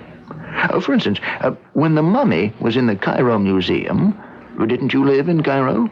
Oh, that was natural since my adopted father was there. But when it moved to the British Museum, you went to live in London. Your father didn't. Oh, he was ill then. He was sent to that clinic in the States. And when I met you in New York, that was when Bastet had been shipped over to the Metropolitan. And that's where you hired me to follow you here. Well, I'm sorry to say the chain will be broken. What do you mean? I've been asked to bring the exhibit to the Chicago Museum. But I thought it was going to be on permanent exhibit here. Didn't you tell me that? Oh, I thought so.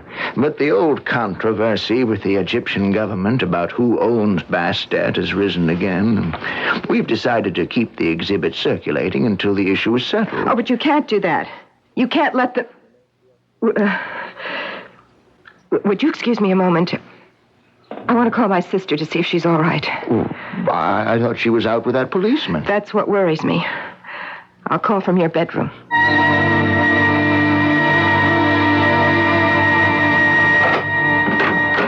Would you like to come in for a while, Dan?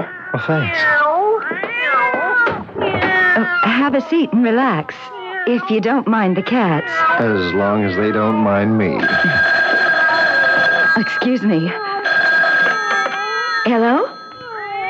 Oh, hi, Kitty. Yes, of course. 1 second. Dan, would you mind if I took this call in the kitchen? It's Kitty, and she sounds a little bit upset. Oh, sure, go ahead. I'll put some coffee on at the same time. That's fine with me. Now, this may be a very good time for a little exploring.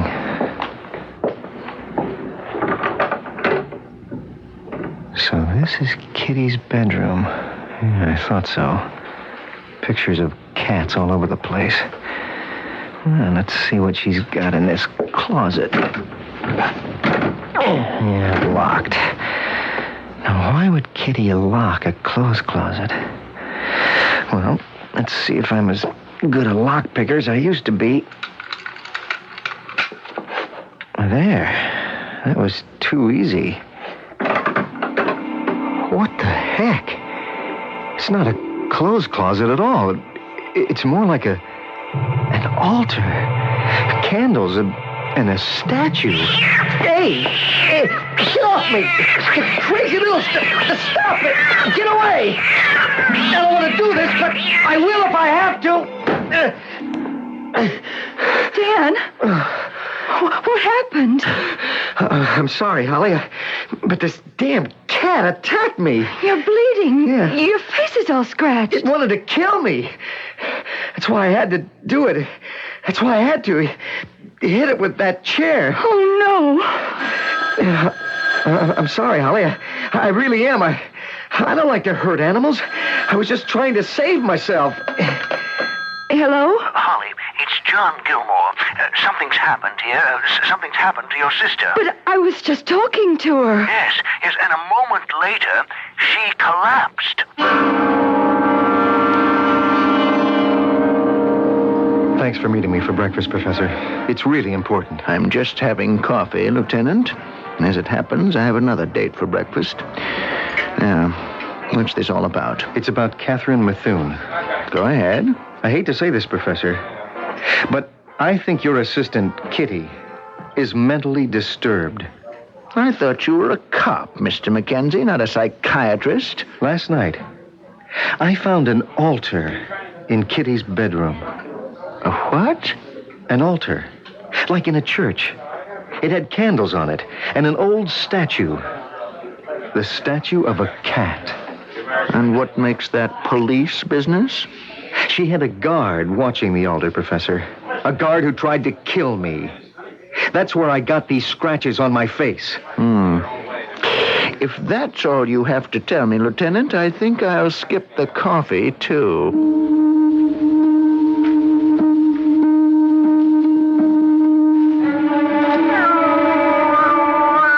Don't worry, Abigail. I'll make your breakfast, too. But I can't stay very long. I have other mouths to feed. Kitty. Well, where have you been? I went to meet a detective. You did what? He claims there was another assault with intent to kill. He said the assault took place in your house by one of your pets. But that's insane. John, my cats wouldn't hurt anyone. Cats are all gentle creatures. Well, I told him he was wrong, Kitty, but the man has a fixation. I've got to go. Wait, Kitty, we have to talk about this. I have to go home and see what's happened. I don't know how it happened, Kitty. I was just putting up some coffee and I heard these horrible noises from your bedroom. Where is Lavinia? Dead. Oh, Master of Mercy, carry her soul to heaven. That policeman killed her, didn't he? Yes. And her body? Her body, Holly.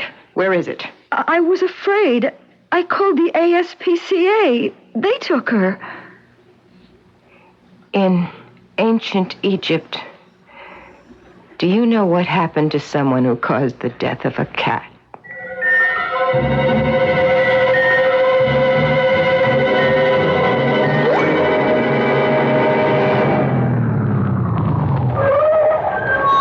Well, Sam, you're finally going to see all those pussy cats. I can't wait.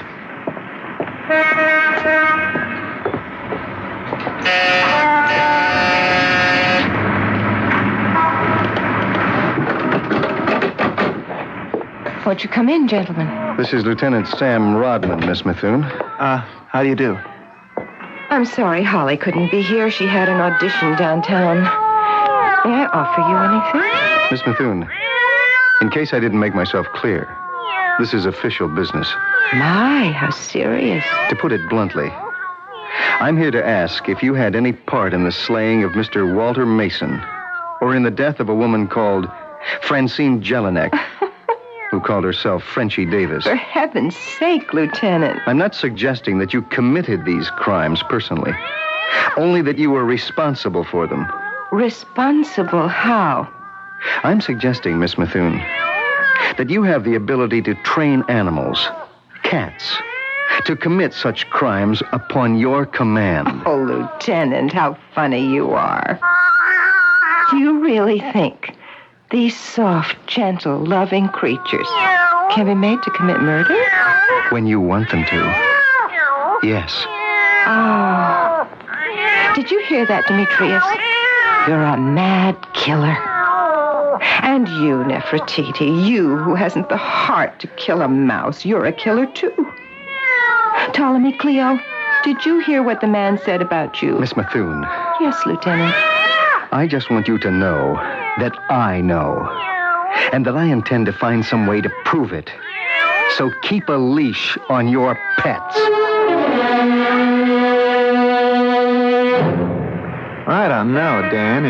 It sounded a little bit reasonable when you told me, but seeing that woman and those cute little pussycats. They had their claws sheathed, Sam. So did the woman. Oh, hey, isn't that the sister coming? Oh, yes. Holly! Oh, hello, Dan. I stopped by to see if you were home. Your sister said you had an audition. Me and the rest of the dancers in this town. P.S. I didn't get the job. Oh, I'm sorry. Would it help if I bought you a drink? I'm off duty as of now. I would love a drink. Sam, go on without me, okay? Oh, you single guys. Cat's committing murder. Boy, I'd like to see the chief's face when he hears that one. Now, what about those screwy names? Demetrius, Nefertiti. Oh. Hey, what the heck was that? For Pete's sake, one of the cats is in the car. Hey, get off of me. Stop it. Get off of me. You're trying to...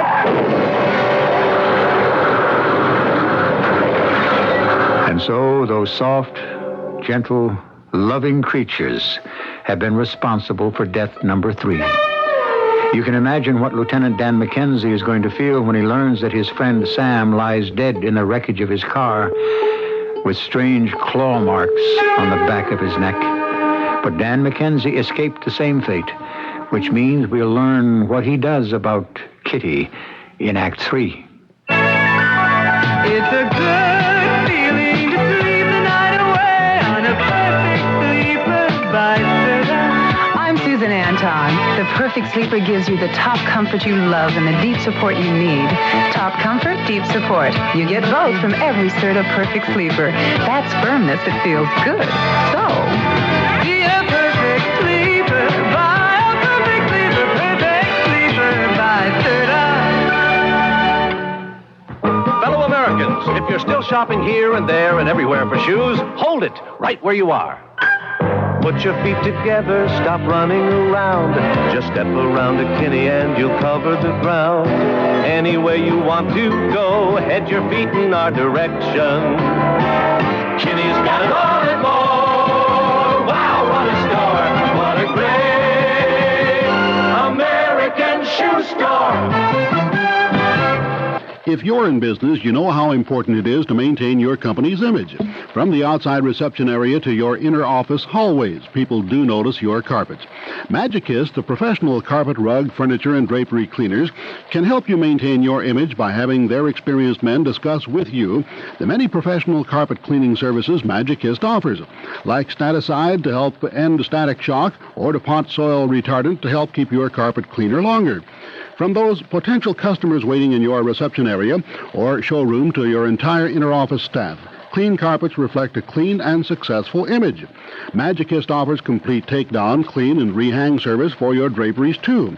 So call Magicist for a free survey and quotation at 378-8600. That's 378-8600. Magicist brings you the service they're famous for right to your business. Advertising PR execs use Magicist's spectacular size to reach the eyes of Chicagoland. Special low rates for public service organizations. This is WBBM in Chicago.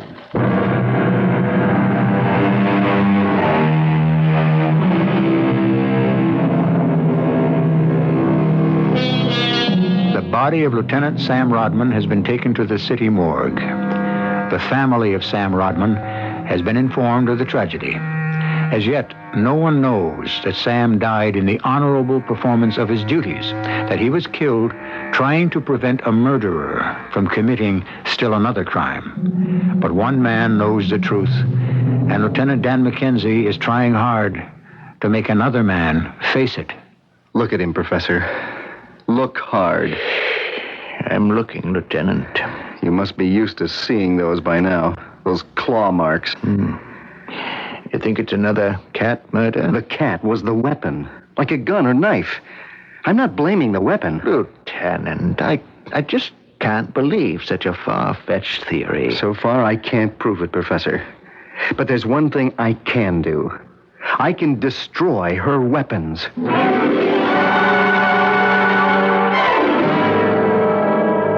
John, are you sure he really intends to harm my cats? Well, I don't know what he's planning exactly, but he means to take some action, Kitty. Now, he really believes this.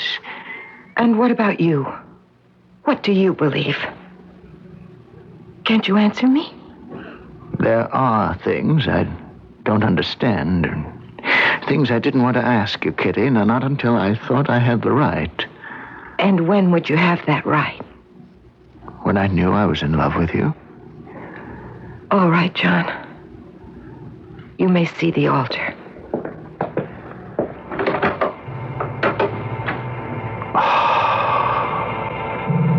Good Lord. Yes, John. It's as old as you think it is. It's a Nebanine sculpture. Incredibly valuable, Kitty. You don't really worship this thing. Does that convince you that I'm mad? No. The lieutenant thinks that explosion in the desert was responsible for my aberration. Because of your amnesia? There was no amnesia, John. What? Amnesia means forgetting. I forgot nothing. The reason I had no memory of the past when they found me at Bubastis, at the place they now call Tel Basta, is that I had no past. Oh, come on, Kitty. I had no memories. As a woman. What are you talking about? Before then, before that desecration, I was Bastet. Kitty. This human form of mine is only the incarnation of the soul which escaped the sarcophagus when the man who called himself my father removed it from the sacred tomb. This is why I have followed the mummy everywhere. I can't be parted from it. If I did, my human life would surely end. Kitty, please listen. John, you can help me. You say you're in love with me. That means you want to help me, doesn't it? Yes, I will. We'll talk to somebody, someone who understands these You mean things. a doctor, of course. No, John. I know the cure for my disease. The prescription is simple. Help me to complete this endless search for my own soul. Give me Bastet. Give her to me. Give you the mummy? From the museum? Only the mummy, not the sarcophagus. The sarcophagus is stone. Bastet is life. Kitty, it isn't mine to give. No one would know. You don't exhibit the mummy, only its coffin. Someone's at the door, Kitty. Miss Methuen, I'm sorry to disturb you, but again, this is official business. What do you want here? Who are these men? I have here a warrant from the Board of Health requiring the impounding of the animals you've been keeping here in violation of Code 17, Section 10. What's this all about, John, Lieutenant? stop them. They're going to take away my cat. All right, boys. Round them up and be careful. Make sure those gloves are on. You cannot do this, John. Stop them. You can read the order yourself, Professor. It's all legal. No! You stop! You don't touch them! Leave them alone! They are my pet! My friend! Yes, Miss Methuen. I know how important they are to you. I won't let you do this. Why don't you order them to attack? You'd like that, wouldn't you?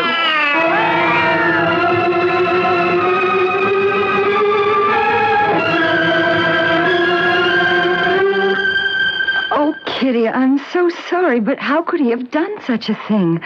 By what right? He obtained a warrant on some spurious ground. I warned you about him, Holly. But I like him, Kitty. I really do. You will never see him again. Oh, please don't ask me to do that. You know I hate not to do what you ask me, but this is different. Is it? I have so little in this world, Kitty. Just him. Holly, Lieutenant Mackenzie doesn't care for you. You are just an element in his case against me. Nothing more. Now, look at me. No, I won't. You can't help yourself, Holly. Now that's better. Close your eyes. That's right. And now, if you're very good, I'll let you see your police dog one more time. Tonight.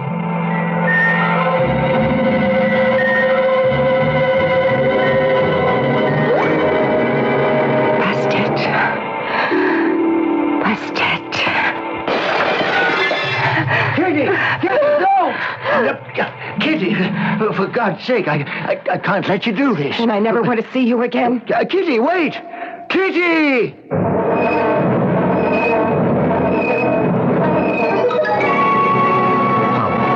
I had to do it. I didn't know how else to stop your sister. It's just not true, Dan. They're just cats. Ordinary cats. Maybe the cats are ordinary. Your sister isn't.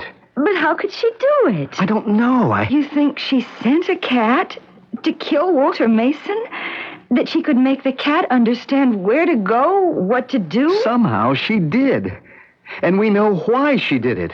For me. Then she did the same to your friend from the Kit Kat Club. I don't know that reason yet. And then there was Sam. Sit closer, Dan. Put your arm around me. Holly, your sister's dangerous. That's why I had to do what I did. Get rid of the murder weapons. All of them. Holly! Holly! Stop it, for Pete's sake! Holly, don't make me do this! Don't make me hit you!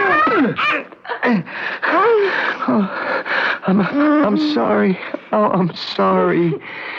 Dad, what happened to me? What was I doing? It's all right, Holly. I tried to scratch your eyes out. No, Holly. It wasn't you. It was Kitty. You were just the only cat she had left. Do you think that's her? Maybe she wants to find out how things went. Hello. Who's this? Was that you, Professor? Well, it's Dan Mackenzie. Oh, Mackenzie, thank the Lord. Listen, my cat, Abigail, tried to kill me. My own pet. At least I thought she was.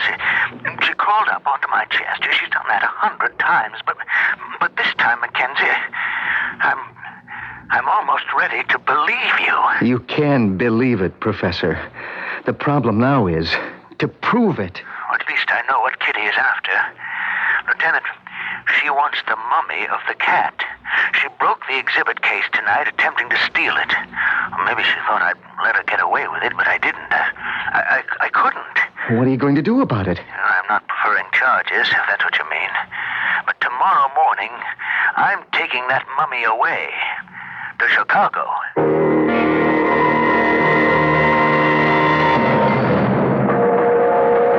Waiter, a vodka martini, nice and dry. Coming right up. Here's your menu, sir. Oh, thank you. I love to eat on trains, don't you? Kitty. I'm sorry. I didn't mean to startle you. How did you know I was here? I just knew. Because cats know everything? You told me you were leaving for Chicago, that the whole exhibit was moving, including Bastet. Kitty, why did you do this? Not for the reason you think. What reason? The one I told you, of course. That I had to be near Bastet. That Bastet was my life. That was only poetic license, of course. I didn't mean it literally. Didn't you? But there is someone I have to be near. It isn't the dried-up mummy of a creature dead for thousands of years. It's you, John. I see. Last night, I realized what was truly important to me. Being with you, never leaving your side. Oh, John, I love you. I don't want to be without you. I'll do anything you say to make that possible. Anything? If you want me to see a doctor about this obsession of mine, I'll do that too. Here you are, sir. Nice and dry. Should I make that two? No. There's still a table for one. Yes, sir. John, what is it? You can't have changed the way you feel. Do you know something, Kitty? I almost needed a doctor myself last night. My cat, Abigail, went mad. She tried to kill me. She walked on my chest up to my face and looked down at me with your eyes. Damn you. I hope I never see you again.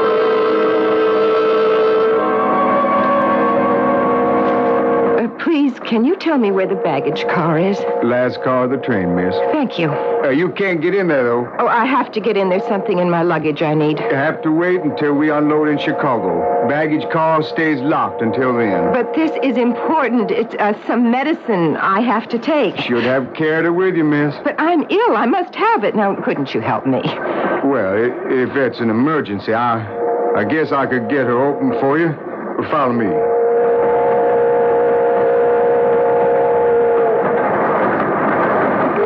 Now, you just tell me what bag looks like, and I'll see if I can find it. Might take a while, though. Don't bother. I can do it much faster. An awful lot of bags in here, miss. It's a crate. It has the name of a museum on it. A museum?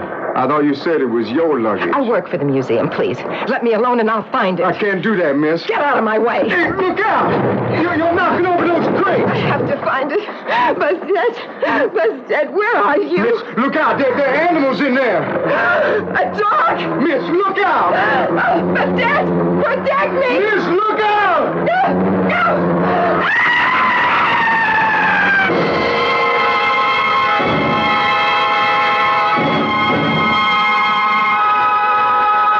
I'm really sorry about this, Professor, but there was nothing I could do. Nothing. Yes, I understand. That dog jumped on her.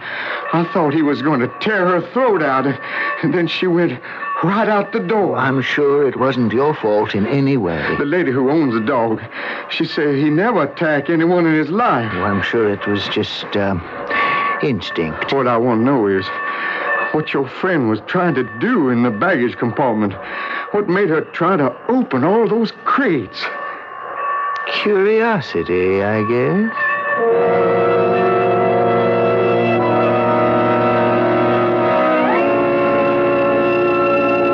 I'm really sorry about all this, Holly. Oh, it's horrible.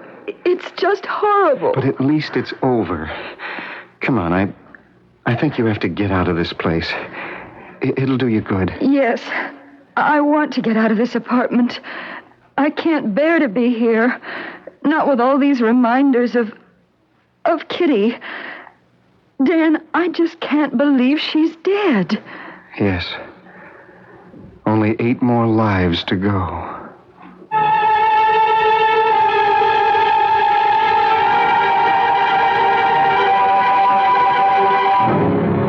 So curiosity has killed the cat, just as the old saying has it.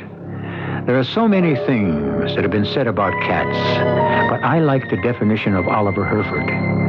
Cat, a pygmy lion who loves mice, hates dogs, and patronizes human beings. Well, the cat named Kitty will trouble humans no more. unless Dan McKenzie is right and Bastet appears again in still another form. Have you looked closely at your lady friends lately? I'll be back with a final word. Chad Everett stars as Hagen, a different kind of detective, on CBS television. Now, Hagen will be seen at a special night and time, Thursday night at 9, 8 Central. He was the best tracker in Idaho. Now he stalks the streets of San Francisco for the most dangerous game of all, man. I'm not a detective. I'm a hunter. I wouldn't know a clue if it jumped up and blew in my ear. Don't miss Chad Everett as Hagen on a special night and time, Thursday night at 9, 8 Central on CBS television. I could have been in shape for the big one. You could have had a V8. I could have stayed off the sweet stuff. You could have had a V8 instead of what you're drinking right now. Wow, I could have had a V8. V8 cocktail vegetable juice, only 35 calories per 6-ounce serving. V8, the great-tasting, healthful blend of 8 country vegetables. Wow, I could have had a V8. It's never too late. I'll have a V8.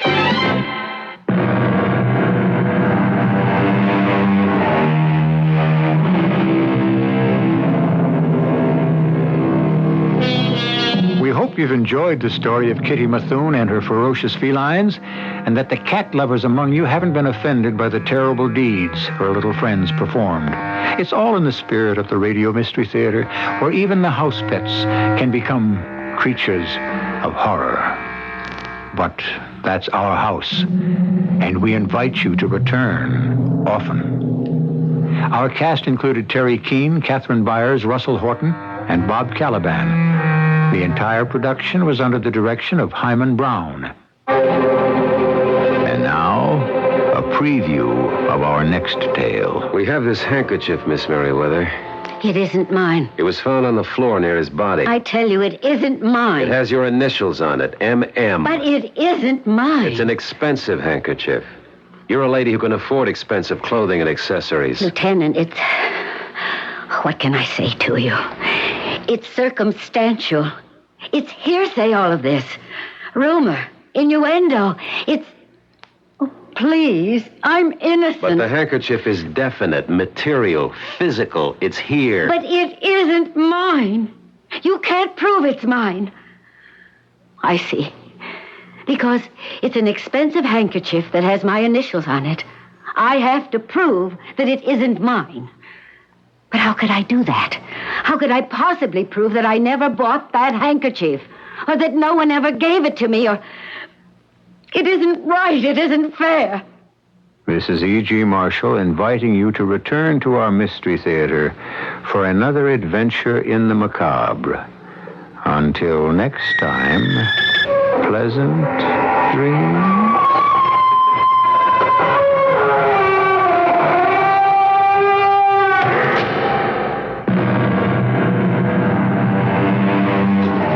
Get free air conditioning when you purchase a 1980 Gas Rabbit or Sirocco at Lober Motors. Call 944-0500.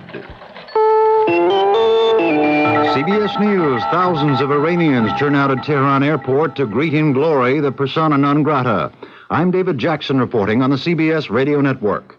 The returning Iranian diplomats left the U.S. just before President Carter's Tuesday midnight deadline.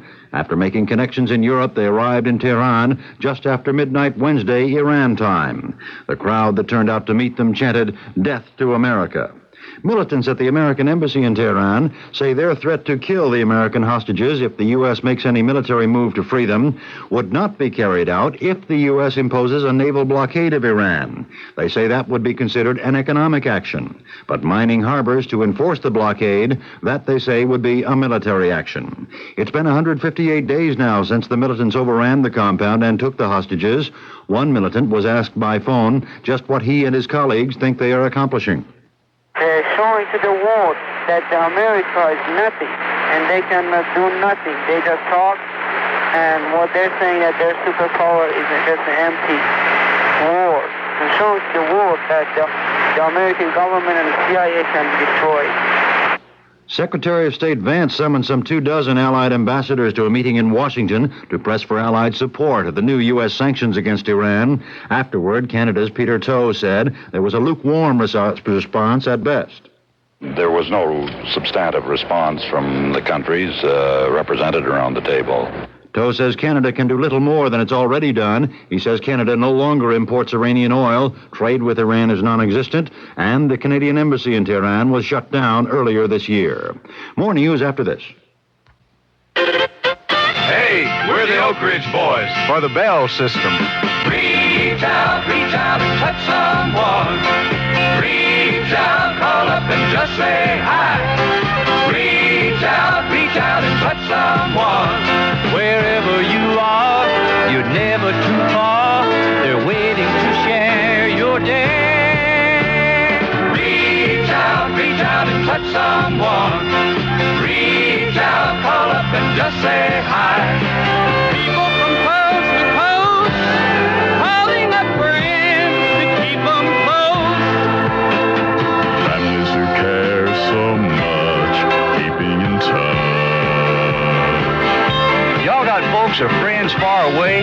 Well, pick up the phone and call them. Else, how they gonna know you care? That's what we all do. Reach out and touch someone. Egypt's Anwar Sadat is scheduled to return to Cairo Thursday after 2 days of talks with President Carter on the stalled Palestinian autonomy talks. He told diplomatic correspondent Marvin Kalb that he's satisfied with the sessions and is ready to attend another three-way summit a la Camp David with Mr. Carter and Israel's Menachem Begin. Begin is due in Washington next week for separate talks with Mr. Carter. A Pennsylvania state representative, Raphael Musto, Wednesday, won a special election and will fill out the 9 months remaining in the term of former Congressman Daniel Flood. Details from Joe Young of Philadelphia station WCAU. Musto was the Democratic-backed candidate to fill Flood's shoes. He had the support of labor and was the big spender. Musto faced 6 other candidates in the special election. The 78-year-old Flood resigned from his 11th congressional district last January for health reasons. Flood's first trial on charges he took more than $50,000 in bribes for political favors as chairman of the powerful House Subcommittee on Labor, Health, Education, and Welfare ended in a hung jury. Plans for his second trial were dropped after he pleaded guilty. Flood had served in his northeastern Pennsylvania congressional district for more than 30 years. Today, he is serving a probation term. Joe Young for CBS News in Philadelphia. Senator Edward Kennedy pledges to make the Pennsylvania primary later this month his big comeback in the race with President Carter for the Democratic nomination. But the Carter campaign chief, Robert Strauss, says the Keystone State will wrap it up for Mr. Carter. Strauss admits that Carter efforts there have been a bit flat till now, but he says once Pennsylvania voters understand the issues, a big Carter win is inevitable. Now this. Do you know if you stand to gain or lose if a national sales tax is imposed to fund welfare programs? If your paycheck is frozen because of mandatory price and wage controls, or if the government pays everybody's medical bills?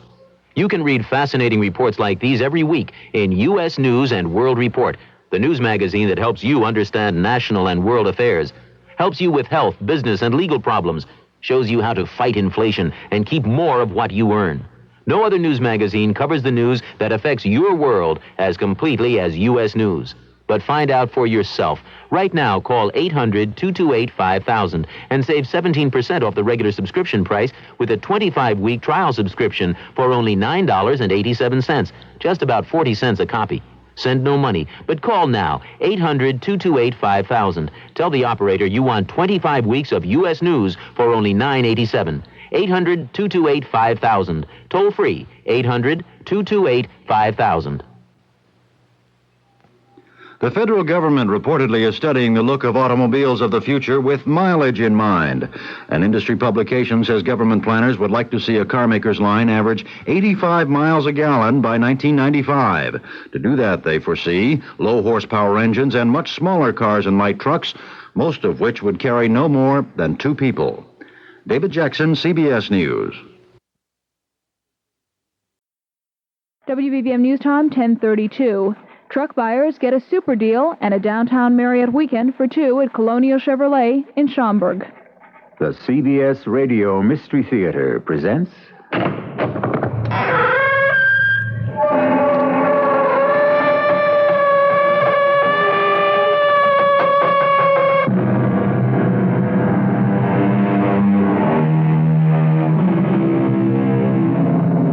Come in. Welcome. I'm E.G. Marshall. Power, the possession of sway or controlling influence over others. Control, authority, influence, ascendancy for the personal, social, or political. That is a definition of power.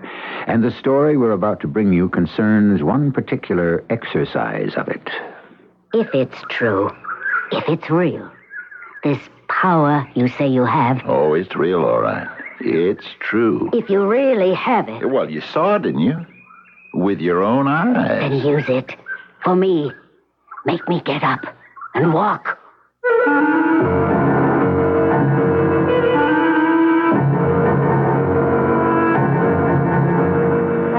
Our mystery drama, Star Sapphire, was written especially for the Mystery Theater by Elspeth Eric and stars Fred Gwynne. I'll be back shortly with Act One. It's a good feeling to sleep the night away on a perfect sleeper by Sirocco. I'm Susan Anton. The Perfect Sleeper gives you the top comfort you love and the deep support you need. Top comfort, deep support. You get both from every Serta Perfect Sleeper. That's firmness that feels good. So, be a perfect sleeper by a perfect sleeper by Serta. Fellow Americans, if you're still shopping here and there and everywhere for shoes, hold it right where you are. Put your feet together, stop running around. Just step around a Kinney and you'll cover the ground. Any way you want to go, head your feet in our direction. Kinney's got it all and more. Wow, what a store! What a great American shoe store! The following is paid for by the Bruce Green for Senate Committee, Steve Nelson, Treasurer. Look at your paycheck. That's right, look at your paycheck. After taxes, about a third of it's gone, isn't it? What's left doesn't buy much either, does it? Especially when 6% sales tax is added on.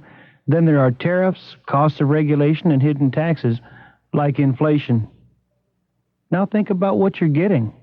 Chrysler bailouts, footing the bill for the defense of Europe and Japan, bureaucrats, the post office.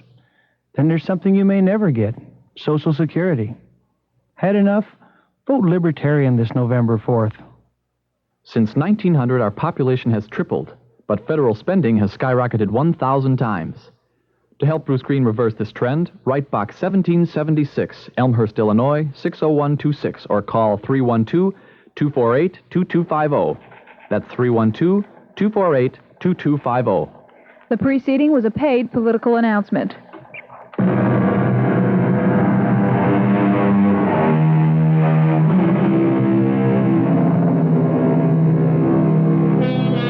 Ask 100 people what they most desire in this world.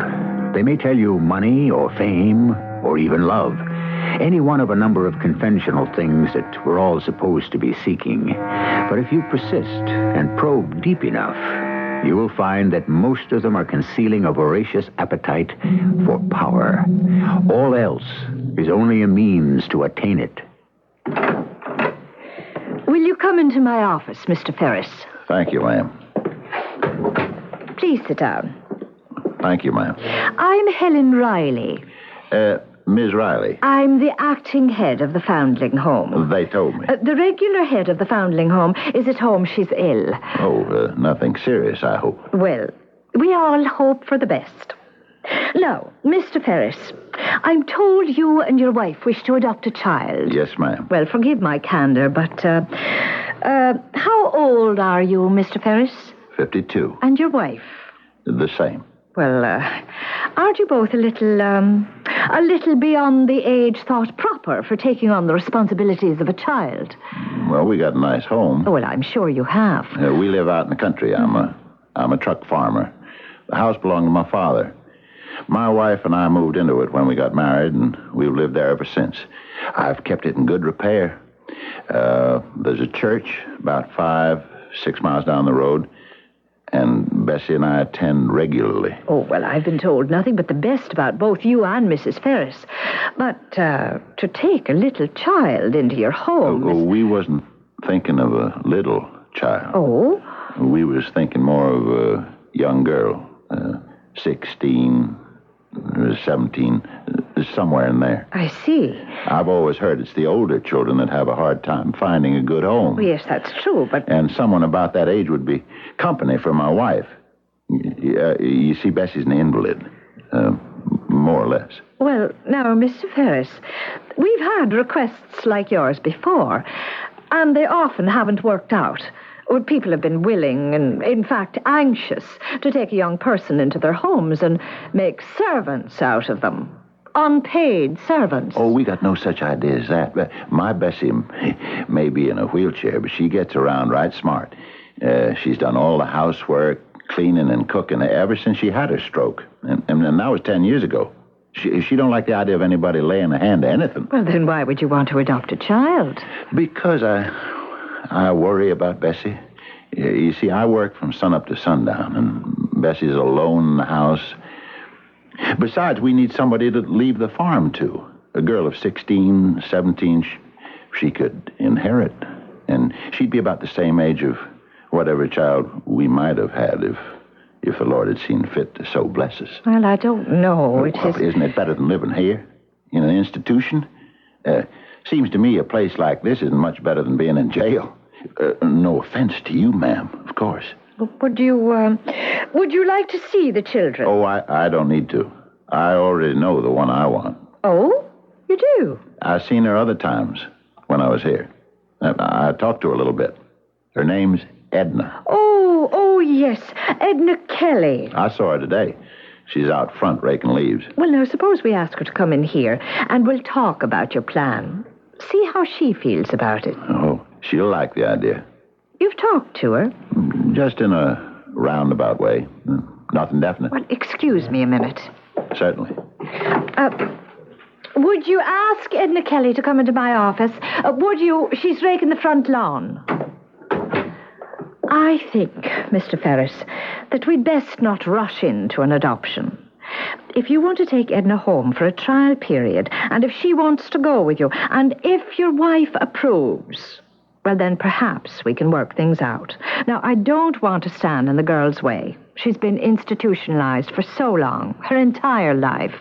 Well, no one ever wanted to adopt her. You see, she has a slight deformity. Her left hip, I suppose you noticed. It makes no difference. Maybe we could have it fixed. Well, that would be wonderful. And, of course, she's never been a pretty child. Oh, makes me no never mind. Oh, come in, Edna. Edna, dear, this is... It's Mr. Ferris. Oh, have you come to take me home with you, Mr. Ferris?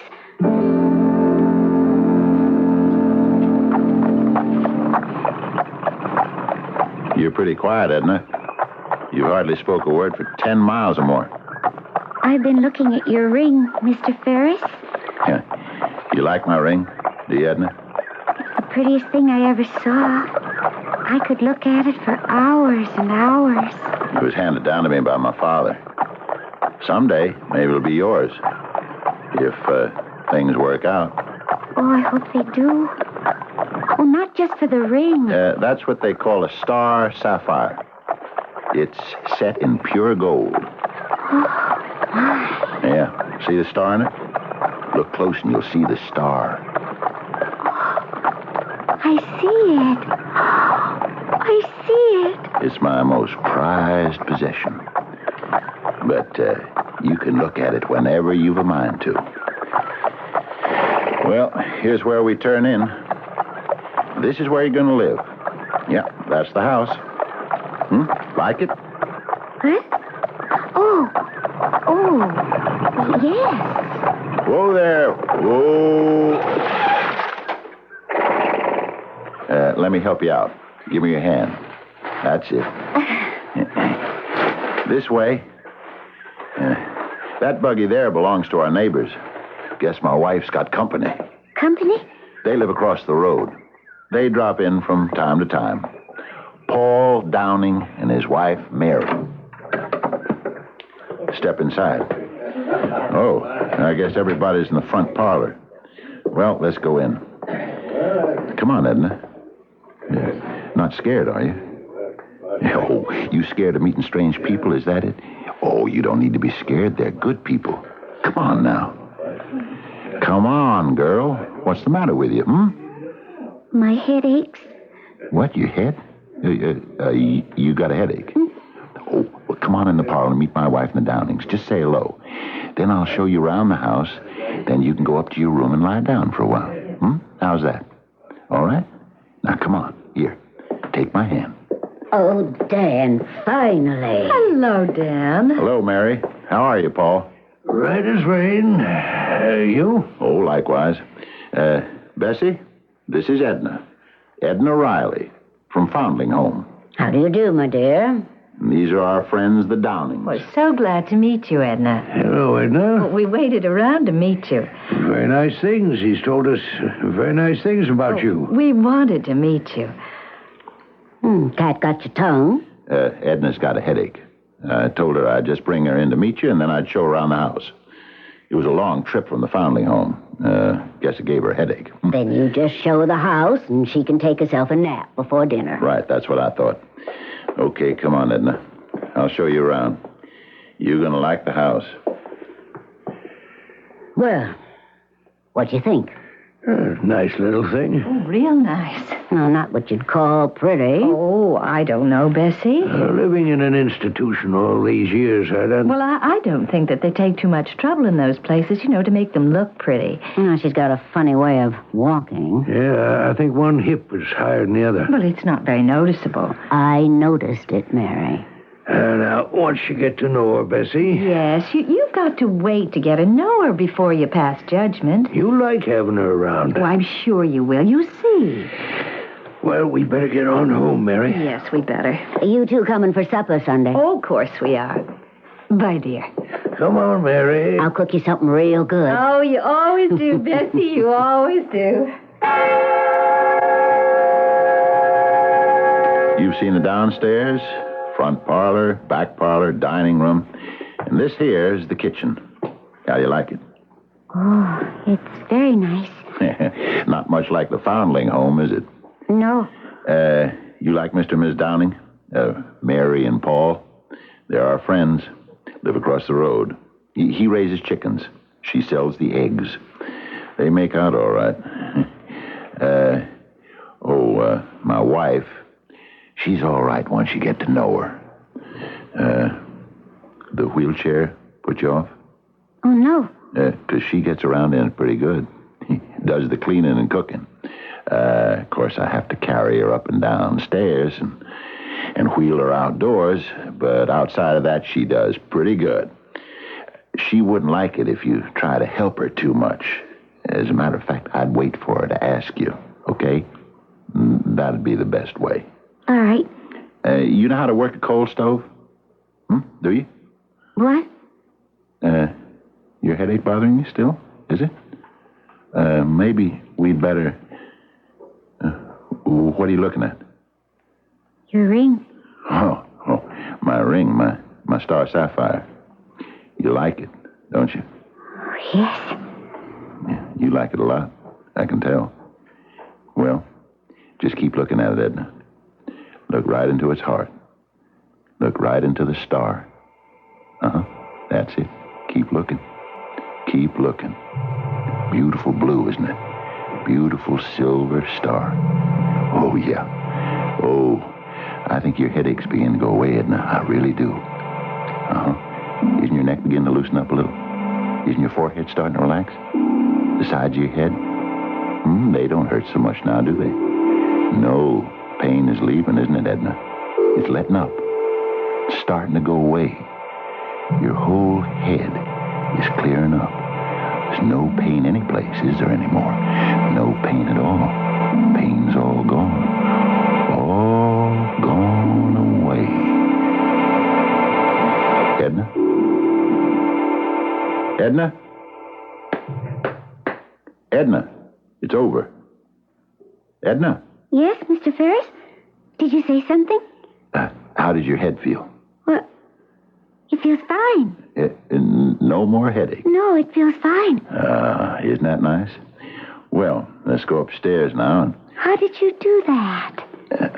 I didn't do anything. You made my headache go away. What did I do? I don't know. You remember anything except the ring? I don't remember anything except the ring. Then the ring did it. The star sapphire did it. Well, let's go upstairs now, and I'll show you your room. It's not a very big room, but I think you'll like it. Of course, you know that Daniel has dispersed Edna's headache by means of hypnosis.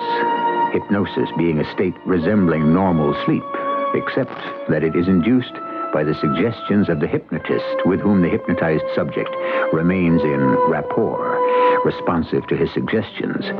Such a rapport seems to have been established between Dan Ferris and Edna Riley. What will come of it, we shall soon find out when I return with Act 2. Who's there? Who is it? Come on a fascinating journey through the minds of the world's most gifted mystery writers. Agatha Christie, Dorothy L. Sayers, G.K. Chesterton, and 10 other members of England's famous detection club twist a gripping tale of intrigue, deceit, and murder. The Floating Admiral. They are stalking his killer. Who is it? Ah! Whose hand held the fatal blade? Was it his neighbor Nettie Ware? He discovered the body. Perhaps he was the last to see him alive. The Admiral's niece, Elma, had no strong motive, but then why did she hide the dress she was wearing the night of his death? Was it the vicar, whose hat was found next to the corpse? Too obvious. Or is it? Match wits with the finest deductive minds as each grapples with the clues and struggles to unmask the killer. The Floating Admiral. Agatha Christie's toughest case. The Floating Admiral. Now for the first time in paperback. From Charter Books. There are times that say to you, nothing but great taste will do. It's times like this when you begin a special thirst for Heineken. Great taste in a glass, the number one in its class. That special taste from Holland, Heineken. Fine food deserves a great beer. That's why Heineken should be on your table.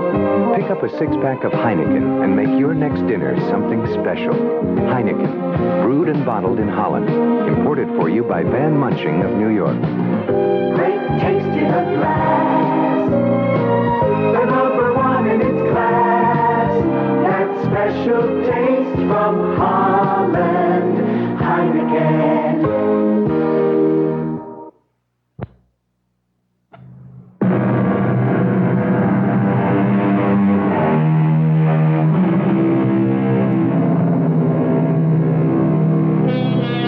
To tell you a bit more about the phenomenon of hypnosis, anesthesia, blindness, hallucinations, and paralysis may be induced by suggestion in the hypnotic state, and suggestions of curative value may also be accepted. I trust that this explains to your satisfaction Dan Ferris's ability to dispel Edna Riley's headache in Act 1.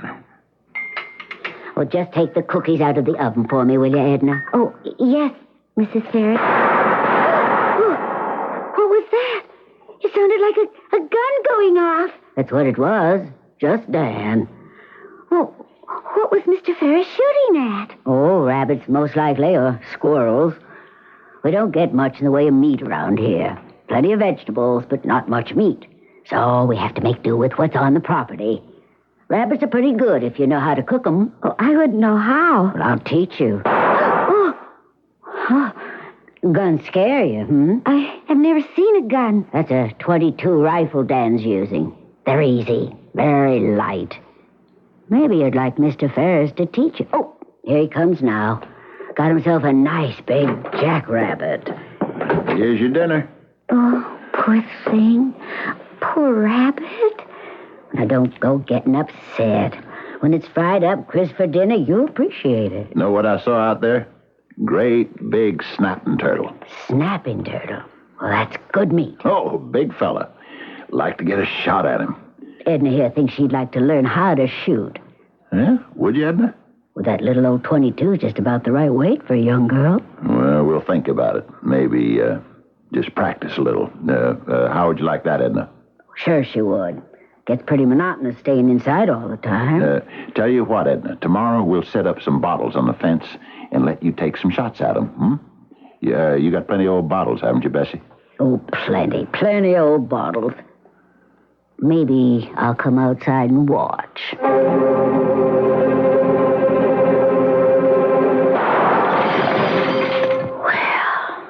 I'll be tarred and feathered. Morning, Bessie.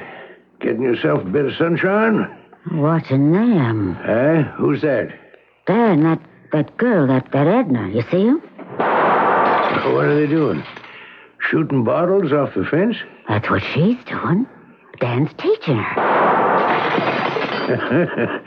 She's pretty good at it. Well, she's better than that. Well, Mary sent me over to ask, are you expecting us for supper on Sunday? Of course I am. Mary thought maybe with a young girl here, it's only been a short while. She's fitting in real well. She eats with us. Yeah, then we'll be here around 5. Huh? Paul, that you? Morning, Dan. How are you? How's Mary? Oh, both doing well, Dan. I've been watching you with that young girl. Would you believe she's never fired a shot in her whole life? She has never touched a gun. Well, to tell you the honest truth, no, I wouldn't. How'd you manage to teach her so fast? Yeah, how'd you do that? My secret. Now, Dan. No fooling now. See this? Your ring? My star sapphire. That's what does it. Oh, how could it? Well, all by itself, it couldn't. But when it's got the power behind it. What power are you talking about? I don't know as I should tell you. Dan. Well, you've got to tell us. Well, I've been reading up on this thing they call hypnotism. Seems it's not so hard. You get the subject. That's the person you aim to hypnotize. You get this person to look at a certain object and keep looking at it, not taking their eyes off it. And you tell them they're drifting off. Drifting off? Where? Drifting off to sleep. Only it isn't really sleep. It's more like a trance. Once they're in a trance, you can tell them to do anything. And they'll do it? You mean they'll really do it? Yep. No matter what? Yep. Well, I'll be... Well, how did you find out you had this here power, Dan? Well, remember when Edna came home with me from the foundling home? Yeah. Remember she had a headache that night? Yeah, I remember. Well, when I was showing her around the house, we were in the kitchen, and I saw she was staring at my ring, my star sapphire. And I thought, this is a good time to try out my powers. So I told her to keep staring at the ring, and pretty soon, she was like in a trance. And I told her that her headache was going away, disappearing. Yeah? And when she came out of the trance, it was gone. What if she'd stayed in the trance? Oh, I brought her out of that. Nothing to it. How do you do it? Like that. And she's out of it. That's all? That's all, Bessie. Because I've got the power. It's hard to believe. Well, if you've got it, you've got it. You haven't? You haven't. Well, wait till I tell Mary about this. She'll never believe it. Well, I'll see you both for Sunday supper. Sunday supper. See you Sunday. Wait till I tell Mary. Dan. You want me to wheel you back in the house, or you want to sit out here for a spell longer? No, you tell me again. You get this girl to look at your ring. Yeah. Well, right into the heart of the star. And she starts to go into this trance. Trance state, they call it. And while she's in this trance state, she'll do whatever you say. Is that it? That's it. And that's all there is to it. It was while she was in this state, this trance state, she shot all those bottles off the fence? That's right. Oh, holy Moses. I left her in the trance state. I told her to wait for me. I'd be back. I'd better... Wait a minute, Dan. Wait a minute. Now, let her stand there for a minute. If you got this power... Oh, I got it. I got it all right. If you can put people in this trance state where they'll do whatever you tell them, Then use it.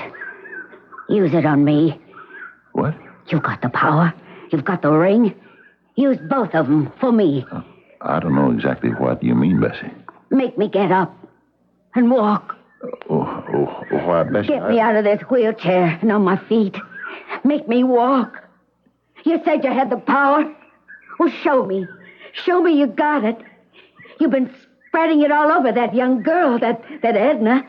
How about using it on your own wife? How about letting me have the benefit of it? Why, I don't know. Bessie, I just never thought about it. Well, think. And then do something. I will. I'll think about it. I'll see what I can do. Now I'd better go and get that poor girl. She's just standing there. Poor girl. What about me?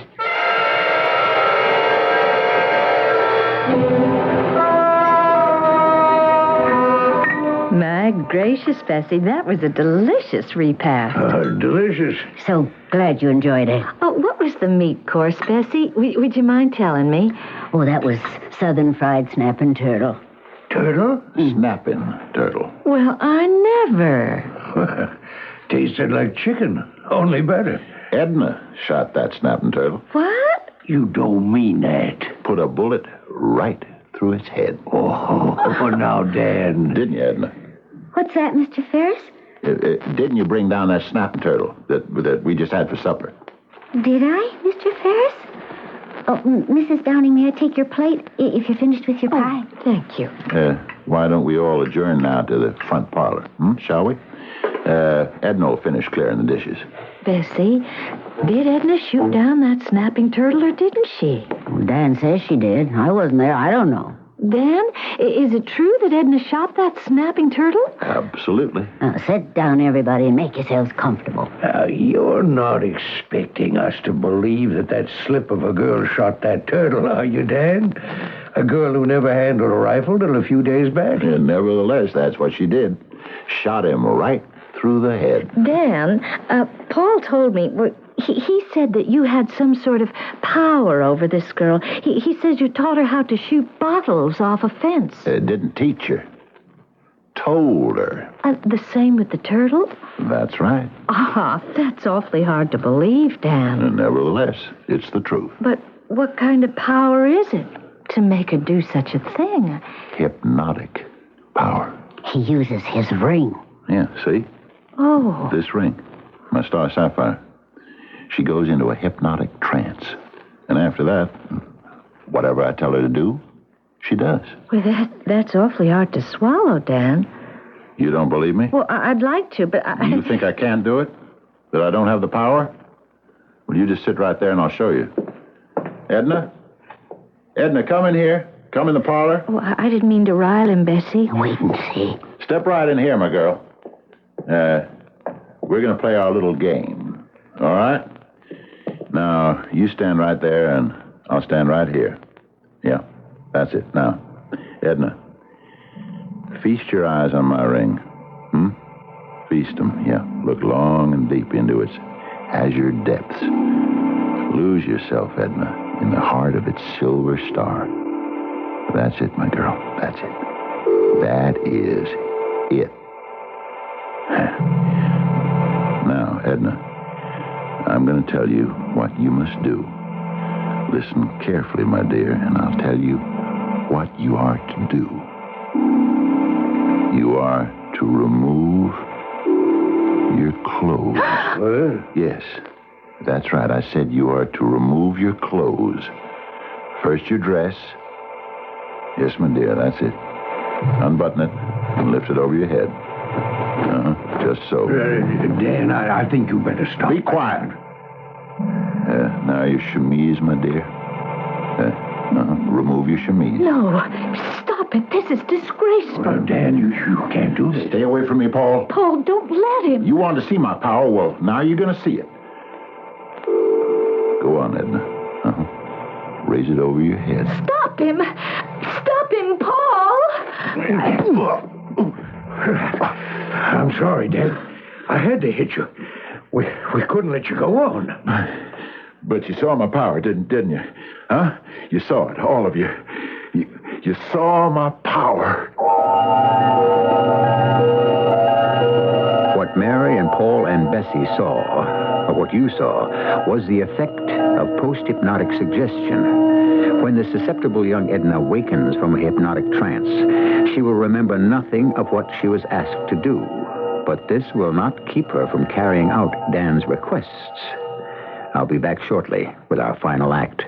Make some Kraft macaroni and cheese. Please, please make some Kraft macaroni and cheese. It's nice and cheesy and it's really pretty easy. Please make some Kraft macaroni and cheese. When you make Kraft macaroni and cheese dinner, the cheese sauce is so rich and creamy, you know they're gonna like it. So please make some Kraft macaroni and cheese. Thank you. I run a supermarket, and people always ask my advice. Nick, what should I buy for this? What should I buy for that? Well, I can't steer them wrong, or they won't come back. So when someone asks, oh, what should I buy to clean my bathroom? I always say, fantastic. They say, fantastic is my kitchen cleaner. Look, I tell them, as fast and easy as Fantastic cleans your kitchen, it'll clean your bath. Well, they must like it. They keep coming back for more. Fantastic. What it does for your kitchen, it'll do for your bath. This is WBBM News Radio 78, Chicago. Delta is ready when you are.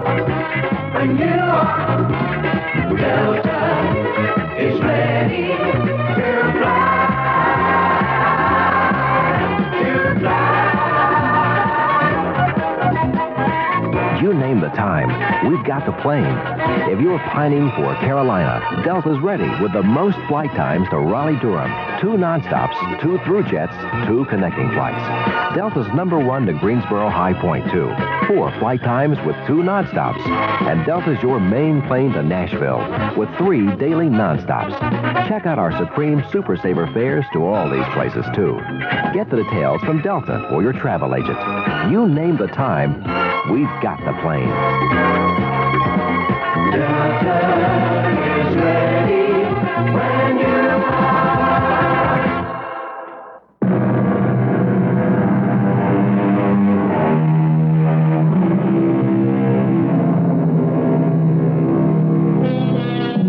Remember back to the start of our story when we told you that it would concern the exercise of power, one person over another, or one person over more than one other. What greater power can there be than the ability to produce a state of mindlessness where the innocent subject can do nothing but obey and comply? Paul, I brought the lemonade out on the front porch. Fine, Mary. Oh, it's a beautiful day. I'll be right there. Dan and Bessie are home from church. Oh, Edna's with them. Yeah, I know. I saw from the window. Oh, I'm so ashamed we stayed away from church. Well, we go to prayer meeting tonight. I just couldn't face the Ferrises after last Sunday. I couldn't face Edna either. Oh, I don't suppose she remembers. Dan says she doesn't remember anything she does when she's, you know, like that. Under the spell. Oh, whatever it is. Well, she didn't act like she remembered shooting that turtle. I certainly hope and pray she doesn't remember starting to take her clothes off in front of us all. You don't suppose that Dan... Dan what? What were you going to say? Oh, no. He wouldn't do that. Dan wouldn't do anything like that, no. Oh, no. If I get your meaning. No, he wouldn't do anything like that. Oh, no, he's too fond of Bessie. Well, he wouldn't do anything like that. I mean, in her own house. We supposed to go over there for supper tonight? I haven't the slightest idea. We always do. It's a regular thing. I haven't talked to Bessie all week. Oh, I waved to her across the road a few times when she was sitting outside in her wheelchair. Uh-huh. She waved back? Oh, yes. Just like nothing had happened. Matter of fact, she waved first. So, of course, I waved back. But we didn't speak. It's just as well. I wouldn't have known what to say. Makes you darned uncomfortable. They've been good neighbors. Paul, did you notice last Sunday when Dan cast that spell over Edna, told her to take her clothes off? Did you notice that Bessie didn't seem to mind at all. Oh, she must have minded. She didn't say a word. She just sat there. Probably too shocked to say anything. Well, I certainly said something. So did you. I did more than say something. Well, you knocked him down. I'm glad you did that. Somebody had to do something. Oh, look. Dan and Bessie are coming out of the house. Probably he's going to wheel her out on the lawn to get some sun. They're stopping to talk. What wouldn't you give to know what they're saying? Mary and Paul are sitting out in their front porch. Never mind about them. Looks like they're having lemonade or something. Yeah. Would you like me to make you some lemonade? Or I'll ask Edna. I don't want any lemonade. Mary and Paul didn't come to church, huh? I suppose you noticed. I wonder why. I know. I never should have played that little game. You call that a game? Well, it is, kind of. I just wanted to show them that I could do it, that I had the power. I wanted to show you. You have the power, all right. I know I shouldn't have done what I did. Paul was right to knock me down. I'm glad he did it. Maybe one of these days I'll walk over there and apologize to both of them. Tell them I'm sorry. You haven't even apologized to me. Haven't I? I thought I hadn't. Well, I do now. I'm really sorry, Bessie, for what I did. It was wrong of me. I know that. I didn't know it then, but I know it now. Oh, never mind all that palaver. I'd apologize to Edna, too, but she doesn't remember any of it. Well, that's a blessing. Yes, it is. It really is. Well, how'll it be if I wheel you out on the lawn? Nice, bright sun. How about me putting your chair under the big elm tree? Would you like that? I'll tell you what I'd like, Dan. Yes? Well, what would you like, Bessie? Rather go out and back? What I'd like is what I told you before. I'd like for you to use this power you've got on me. I want to walk, Dan. I want to hoist myself out of this wheelchair and walk. Well, now, Bessie, You can do it, Dan. You know you can do it. If you can do it to that girl, you can do it for me. Not necessarily. You in the ring. You and the star Sapphire. You can do it, Dan. Then I'll be up and about. My old self. We can send that young girl packing. Do it, Dan. Do it. The thing is, Bessie, I don't know if you're a good subject. I'm your wife. That's just it. You might resist me on account of being my wife. We know each other too well. But that ought to help. And another thing, you're a very intelligent woman. You've got a good mind, a strong mind. Edna now, she's just a poor ignorant kid. She's got no brains to speak of. Well, not like you. I don't care. I want you to try. Well, we'll see. Now I'm going to wheel you down under the big elm tree. Will you try? Maybe I will. We'll talk about it. He's wheeling her down toward the big elm tree. Bessie loves to sit there. Yeah. She can wave at the people going past on the road. They sure seem to be getting along all right. Well, Bessie has a very forgiving nature. He's got her all settled. Oh, he's putting the Afghan over her knees. Yeah. She's smiling up at him. No trouble there, that's for certain. Maybe we've been too hard on Dan. Well, if his own wife doesn't hold a grudge, maybe we've no right to. We could walk over there this afternoon, sort of drop in. Pass the time of day. If she says anything about supper tonight. Oh, well, we'll accept. Make everything like it was before. Sure hate to be on the outs with him. It makes me uncomfortable. Oh, look there, Paul. Oh, he's kneeling down beside her chair. Oh, now that's nice. Wonder what he's saying to her. Well, it doesn't look to me like he's saying anything. Or Bessie neither. She's not saying anything. What's she doing? I don't know. Staring at something. Well, she's staring at Dan's hand, it looks like. Now he's saying something. He's talking to her. Well, she's just staring. She isn't saying a word. Mary, you know what she's staring at? She's staring at his ring. His star sapphire ring. Well, I'll be. Yeah, and he's talking to her. Same as he did to Edna last Sunday. Oh, you think we ought to go over there? What for? He's not going to do anything to Bessie. Isn't he? Well, what would he do? I don't know. Let's just watch. Look, he's getting up and he's going to the house. Oh, he's probably going to fetch her something. Maybe a cold drink. Anyway, they appear to be getting along all right. That's a comfort. Edna, you here? I'm here, Mr. Ferris. What are you doing? Oh, nothing much. Would you like to come out here on the porch for a minute? All right. Oh, it's such a lovely day, isn't it? Yeah. Edna, you feel like playing our little game one more time, maybe? Oh, I don't know. You've been bringing down a lot of rabbits this last week.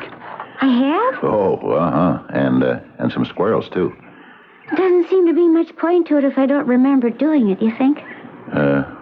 Well, I don't know. I can always tell you after. I guess. Yeah, it makes me feel very proud. Really? Does it? Oh, proud as anything. Hey, you handle that little 22 better than anybody I know. Better than me, even. Gosh. Maybe I ought to show you how to clean it. Maybe so. Will you fetch it for me? It's standing over there in the corner. It's funny. I don't remember what I do. Well, that's because you're in the trance state. You don't come out of it till I clap my hands and tell you to. There. Okay, now, let me show you about this rifle. All right. No, Edna, before I do that, let's play our little game just one more time. All right? If you say so. Okay. Now, let me just test my power one more time. Look deep into the ring. That's it. Keep on looking. That's right. At the blue of the sapphire. Look deep into the star. You're sinking into the deep heart of the star, aren't you, Edna? Huh? Right? Your eyelids are getting heavy. You feel drowsy. You feel like you're falling off into a deep sleep. Drowsier and drowsier. Yeah. That's the way. Sleepier and sleepier. Oh, yeah. Now, I'm going to give you the rifle, Edna. You're going to take it in your hands. Your left hand on the barrel, like I taught you. And the other end of the gun on your right shoulder. And your right forefinger on the trigger. Now then you look through the sight. Now, down there, beneath the big elm tree, and see somebody's head. You can just see it over the back of the wheelchair. Take aim at it, Edna. Take careful aim. And when I tell you, you fire.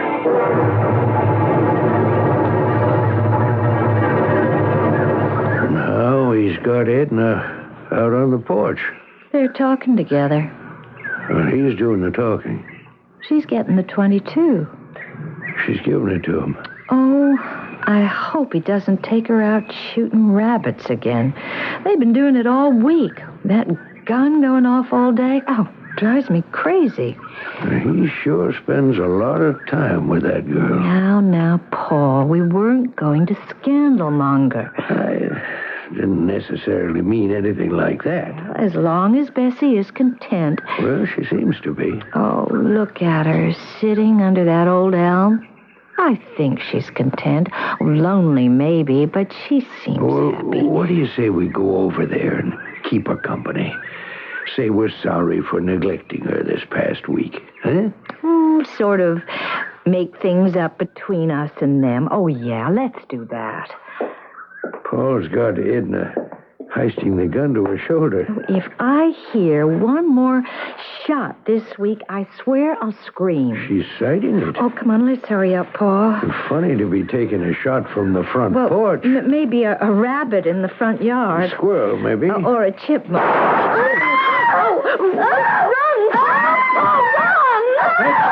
That's Edna screaming. It's us, it's the Downings. He told me. He said, do it.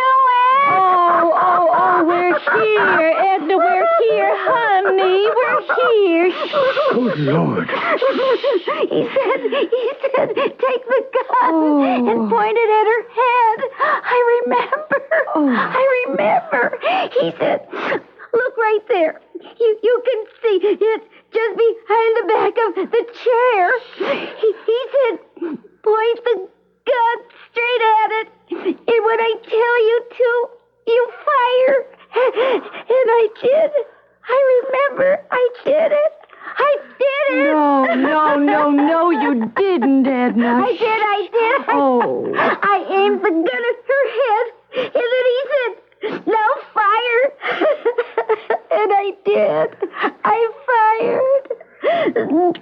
You fired at Mr. Ferris, Edna. Mr. Ferris? That's not what he told me to do. What he told you to do, Edna, you couldn't do. When it came right down to cases, you couldn't do it.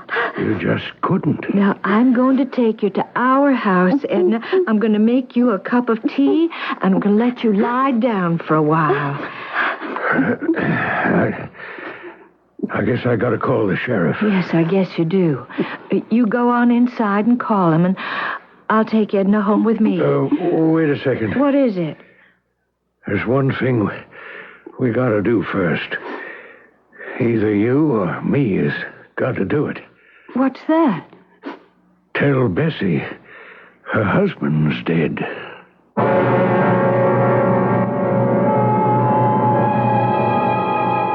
They say that a person under hypnosis can be made to do anything that is up to a point.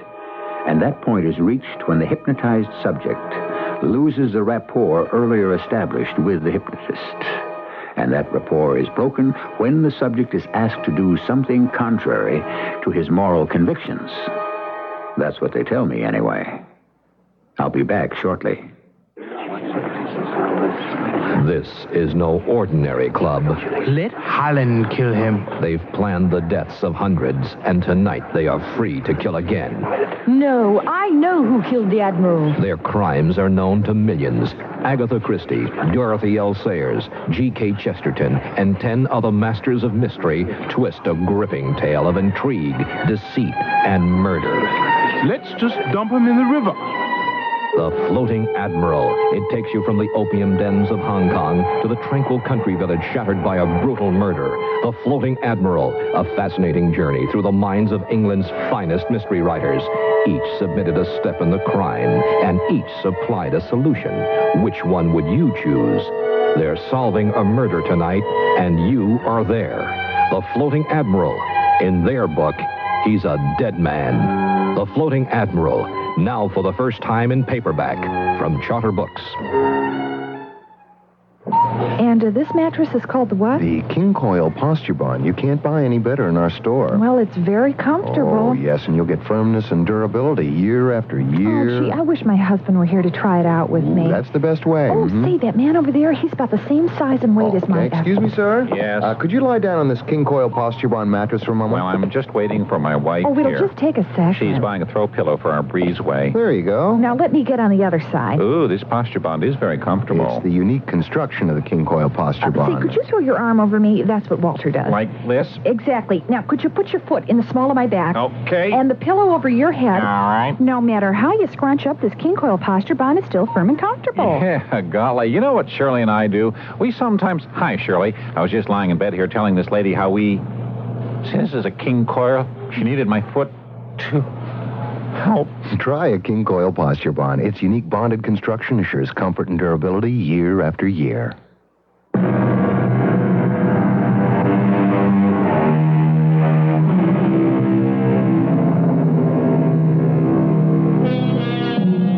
highly susceptible subjects who have been frequently hypnotized may spontaneously drop into self-hypnosis without the agency of any hypnotist at all. For my own part, I intend to have nothing whatsoever to do with hypnotism. Were I to hypnotize myself, who knows what I might tell myself to do?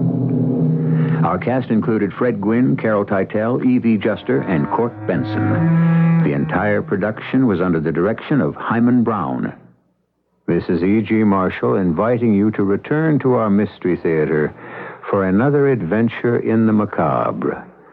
Until next time, pleasant dreams.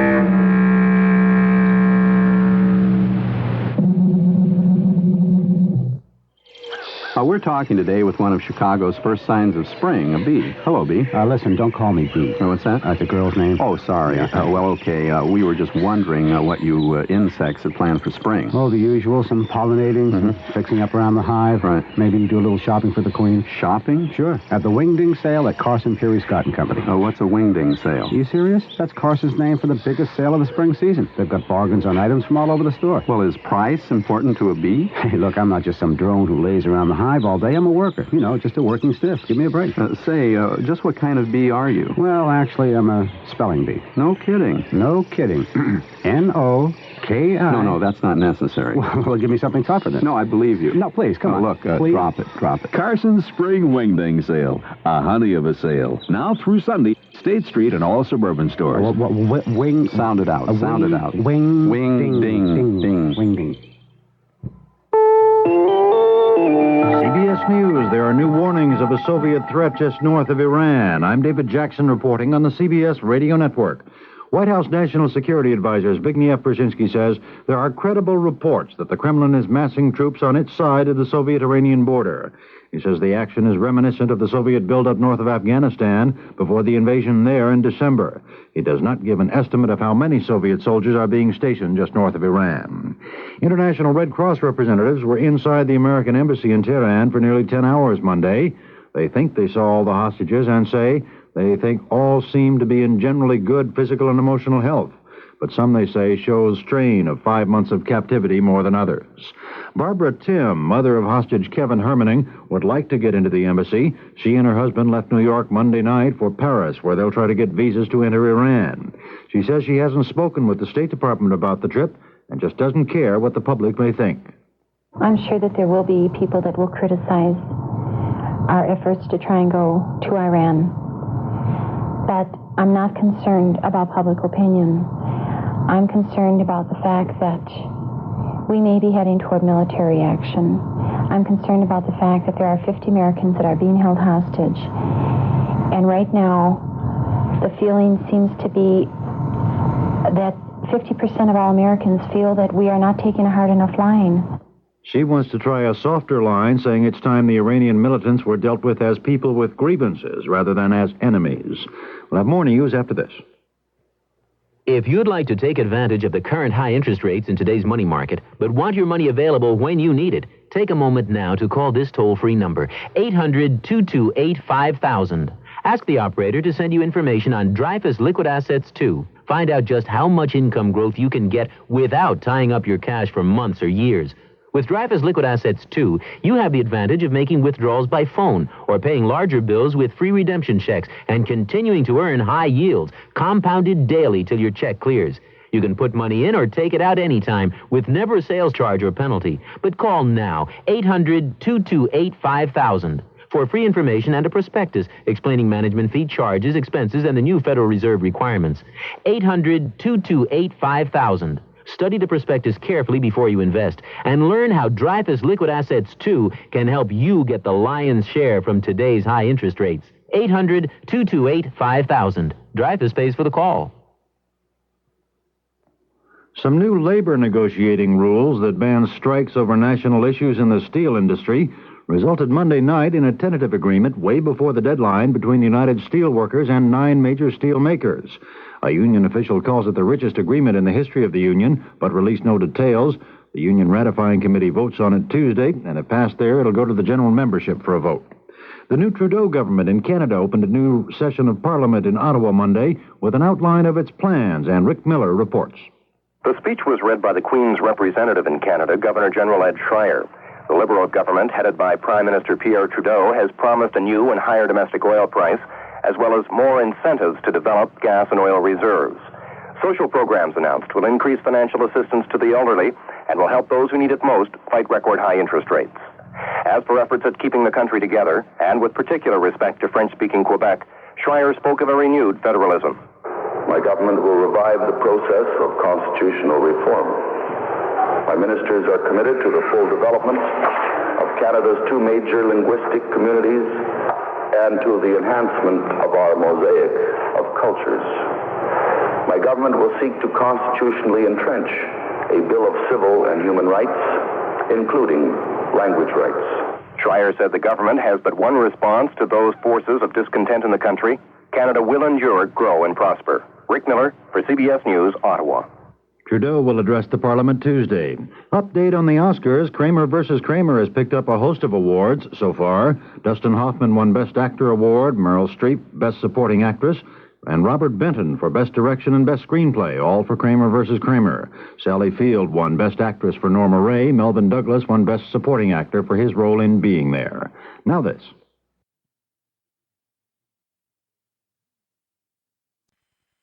The CBS Radio Mystery Theater presents...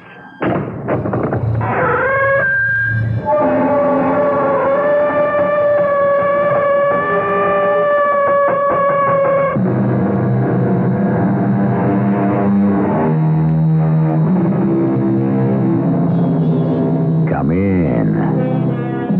Welcome. I'm E.G. Marshall. I imagine at one time or another, we've all suffered through a distorted dream of running away from someone without knowing who is chasing us. We tear up the road in the grip of some uncontrollable fear. Many is the time I've awakened in a cold sweat, thankful it was all a dream. But supposing it were not a nightmare, but real people in real life being hounded to death by persons unknown. Such is our story today.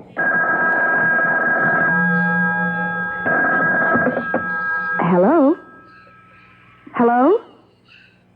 Who is this? Tim? Tim, will you come here? What is it, Kathy? They hung up. Who was it? I don't know. I said hello, and there was no answer. All I could hear was this heavy breathing at the other end, and then a click when they hung up.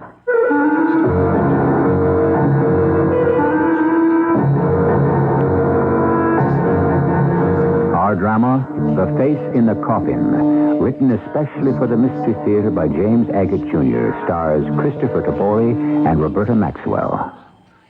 I'll be back shortly with Act One. We're proud to say we're miles ahead in everything we do. And every time you step inside, our pride comes shining through. We're your Lincoln Mercury dealers. Our pride is shining through. If you think only the imports give you high gas mileage, think again. The 1980 Mercury Zephyr sedans and wagons have about the same mileage ratings as Toyota Corona. An EPA estimated 23 miles per gallon, 38 on the highway. Use the 23 number for comparison. Your actual mileage may differ. Actual highway mileage will probably be less. California mileage lower. And Zephyr is base sticker price more than $300 less than Toyota Corona. Zephyr, a high mileage car built in America from Lincoln Mercury. Our pride shines through in everything we do. We're your Lincoln Mercury dealers. Our pride is shining through. At the sign of the cat.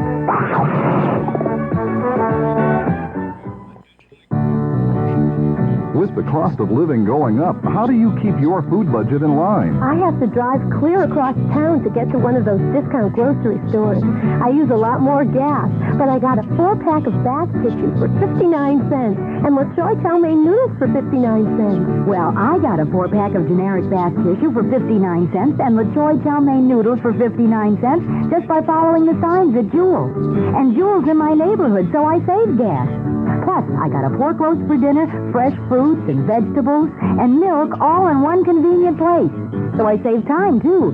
It really pays for me to shop Jewel's. Yes, the same low grocery prices plus all of Jewel's other fine shops and services.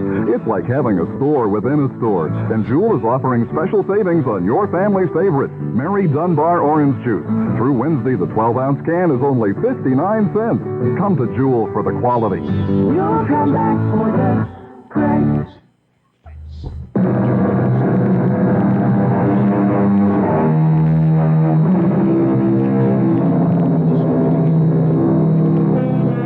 They say that Washington, D.C. is like any other city in America, that it has people from all walks of life trying to make ends meet, people trying to get ahead, raise their children right, and so on.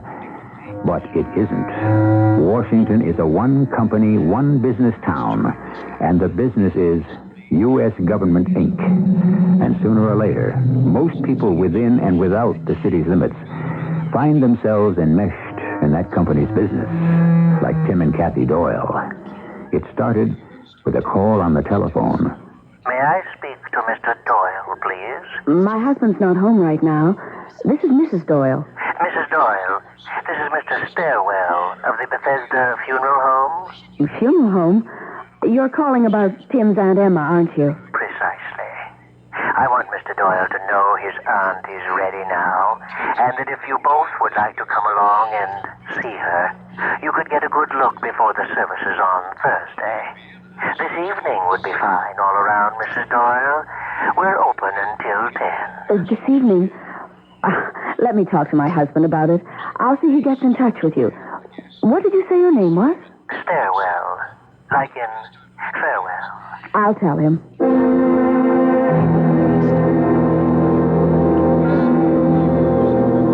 Hello? Is there anyone here? Kathy, are you sure that funeral director said they'd be open until 10 tonight? Tim, I don't like this place. Did we have to come over this evening? It could have waited till tomorrow. I told you, Kathy, tomorrow is impossible. I'll be even more jammed up than today. That's what my job in the Department of Justice is. Late hours, all hours, any time. I wish you'd stayed on as an assistant in drugs and narcotics enforcement. Are you going to give me that you're working too hard routine again? I'm sorry.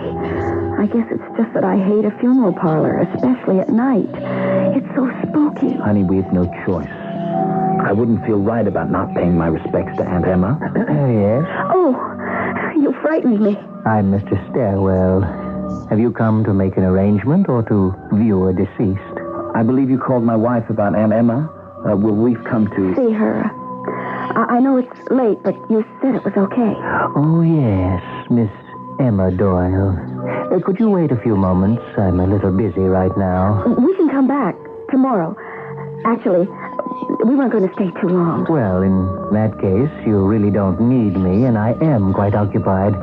This is that time of year, you know. No kidding. It's seasonal. Down that hallway to your right. All the way to the end, turn left, and it's the first open door on your right. Lovely woman. Terrible loss. You'll excuse me? Tim, wasn't he peculiar? Lovely woman, terrible loss. I bet he never even knew Aunt Emma. Probably says it to everyone. Okay. Let's go, Kathy. Take the hallway to the left. No. Hallway to the right. Is that what he said? Hallway to the right, and it's the first open door on your left. You sure? Well, let's walk it and see. All these doors. Do you think there's a real person behind each door? You mean an unreal person? You know what I mean. Oh. Well, now what? Turn to the right? Is that it? No. To the left. I'm positive. Turn left, and it's the first open door on the right. Or turn right, and it's the first open door on the left. Oh, look, Tim. On the other side of the potted palm. There's an open door. I'm right behind you. Tim, can't I just stay over here by the door?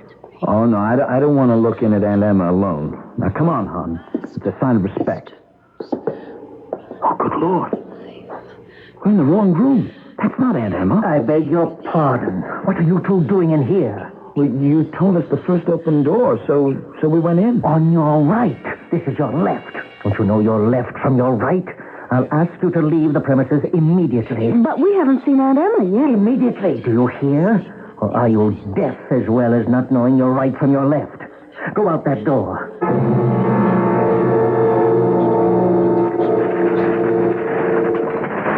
I've gone through this newspaper page for page twice already. And there's not a word. Son of a gun. Not a word about what, Tim? Oh, it's nothing. Something I was looking for in this evening's paper. Some new Justice Department case? Not exactly. But it could be something a lot of government people would like to know. If it's true. I can't understand it. Why are you so mysterious, Tim? Honest, Kathy. I'll tell you as soon as I know for sure, okay? Right now, I'm just as much in the dark as anyone. Now, listen, chick. Do you mind if I don't stay up and talk? I've got a heavy schedule tomorrow. Of course not, darling.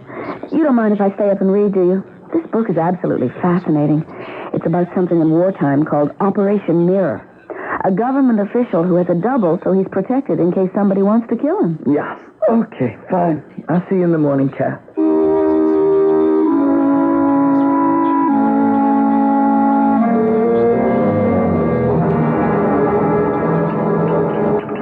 Tim, why do you shovel your breakfast down so fast?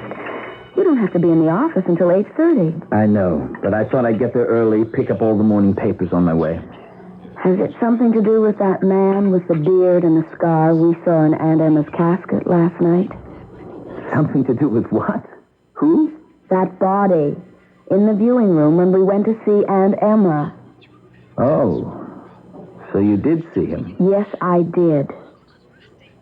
So? Okay, have it your own way. I'll ask you some other time when you're in a better mood.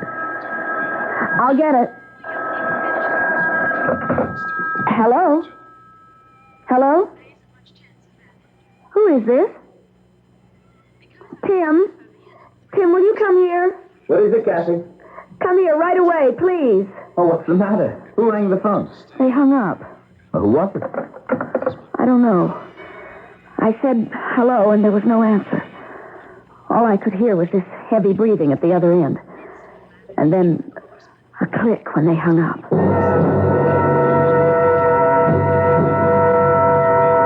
Julian, do you mind if I come in for a moment? Of course not, Tim. Close the door behind you and drag up a chair. I would have waited for the daily briefing, but I thought I'd better ask you this privately. Well, what's so hush-hush, Tim? What's the latest on the Garden Development Corporation's case? You mean that bunch who were trying to put up a multi-million-dollar casino complex outside of D.C.? Yeah, that's the one. Is Judge Crow still on it? So far as I know. We're counting on him. When the verdict's in, there'll be a hue and cry in Washington like you haven't heard since Watergate. We got Garden Development by the throat. It's an obvious front for a billion-dollar gambling ripoff. The timetable? Well, we've made our case for the government, and Judge Kroll is taking 3 weeks off to decide which book to throw at them. That's usual. He's all right, is he? All right in what way? He's fishing up at his place in the Springs. You're sure? Well, you have reason to believe he's somewhere else? No. Something I happened to run into last night. Well, wherever he is, he's easy to recognize. That famous scar of his, and, he's tried to hide that with that beard. Yeah, well, I just thought I'd check with you on how far the case had gone. We'll win. No question. This garden development scheme has been put together by some very smooth operators. A couple of business leaders and congressmen who, I suspect, are on the take. We'll see what the judge has to say when he raps his gavel for order. Julian, thanks a lot. I know how busy you are. Oh, Tim, how's Kathy? She's fine. You tell her I was asking after her. See you at the briefing.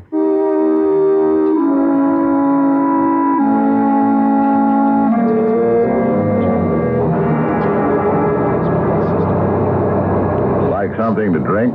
Stairwell? I'll have a whiskey on the rocks, Senator Henderson. Okay, help yourself. Yeah, I always have an extra bar up here on deck.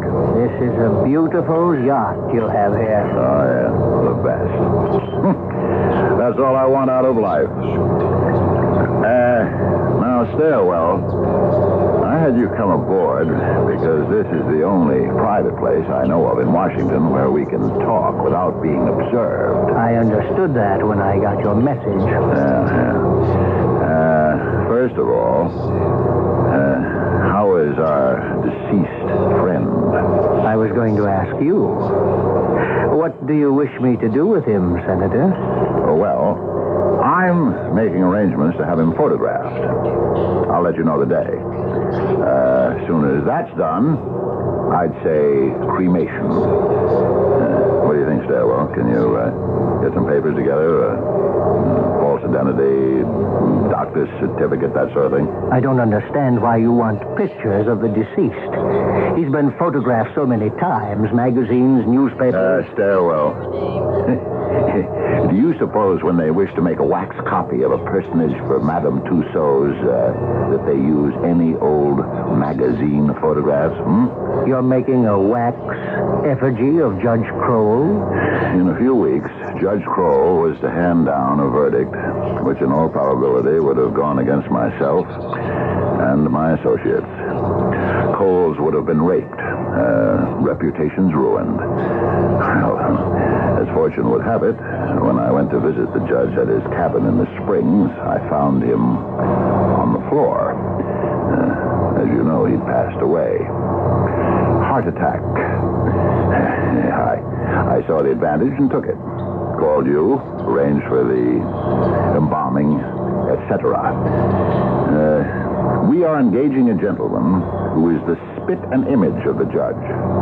We shall coach him to be the judge. He will appear in court, claim a sore throat, and render a verdict in our favor. On paper. The photos are to assure us we have not left a mole unmarked, and the duplicate scar is exact. Only you, Stairwell, will know that the judge is stretched out in your funeral establishment. Only you. Senator, I don't know how to say this, but you see, you have just said... I have just said... That no one but you and I know the judge is deceased. But I'm afraid someone does. What? A man and his wife came to the funeral home, Senator, the night before last to pay their respects to a relative. By accident, they happened to see the remains of Judge Crowell. How could you be so stupid? It was entirely my fault. What were you doing letting any visitors who come off the street wander around your premises, Stairwell? Who were these two people? Mr. and Mrs. Timothy Doyle. Doyle. He's with the Justice Department, Research and Assistant Counsel. Justice? Now I've heard everything. And now you, Stairwell, you hear this, and hear it clearly. I am not going to pass this along to my associates. This matter is strictly between you and me. I don't care how you do it, but I do care when you do it. I shall be following the obituaries in the Star and the Post quite carefully. And unless Mr. and Mrs. Doyle appear in those columns very soon, your name will.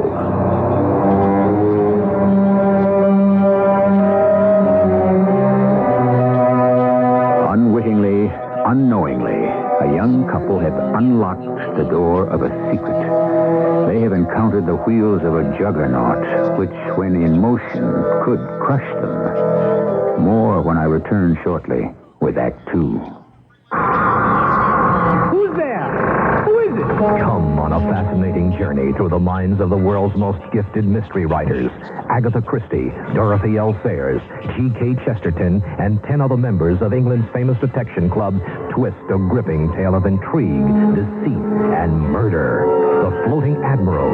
They are stalking his killer. Who is it? Whose hand held the fatal blade? Was it his neighbor Teddy Ware? He discovered the body. Perhaps he was the last to see him alive.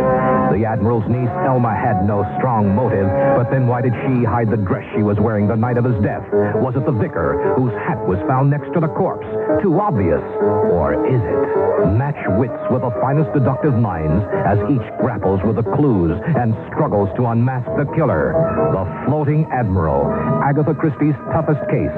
The Floating Admiral, now for the first time in paperback, from Charter Books. Liver dumpling soup, red cabbage, Hungarian goulash, and some of the best sauerbraten in the city. According to Chicago Magazine, that's Heidelberger Foss at 4300 North Lincoln Avenue in Chicago. Heidelberger Foss has been pleasing Chicagoans for over 30 years with tasty, hearty, authentic German cuisine at reasonable prices. You'll find all your favorites here, from beef rouladen to Kassler ribs, as well as daily specials, including soup, vegetables, or potato and salad. And don't forget Heidelberger Foss fresh apple strudel, baked daily on the premises, as well as rich cheesecake and Black Forest cake. Heidelberger Foss is open daily except Tuesday for lunch and dinner, Sundays for dinner from noon. Reservations are suggested on weekends, and there's free parking across the street. Heidelberger Foss. Telephone 478-2486 at 4300 North Lincoln Avenue in Chicago. A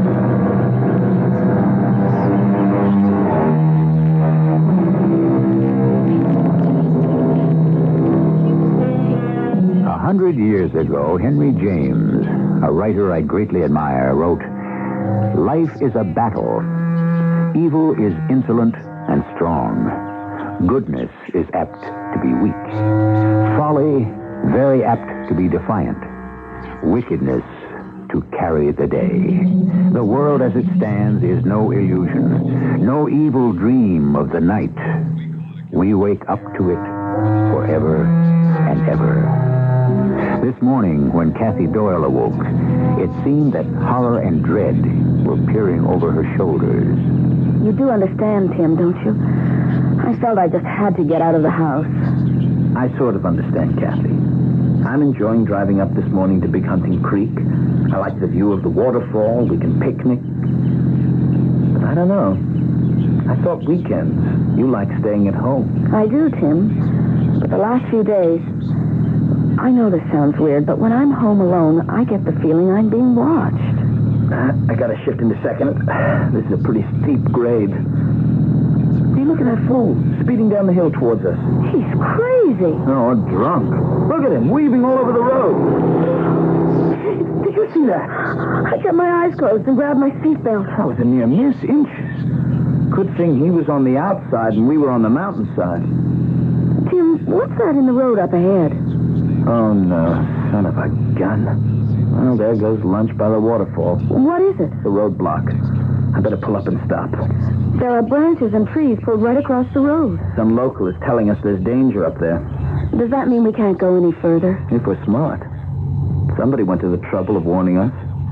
This is a lousy spot to turn around in. The road's so narrow, I'll have to inch back and forth. Well, here goes. Aren't you getting awfully close to the edge, Tim? You know any other way to make it?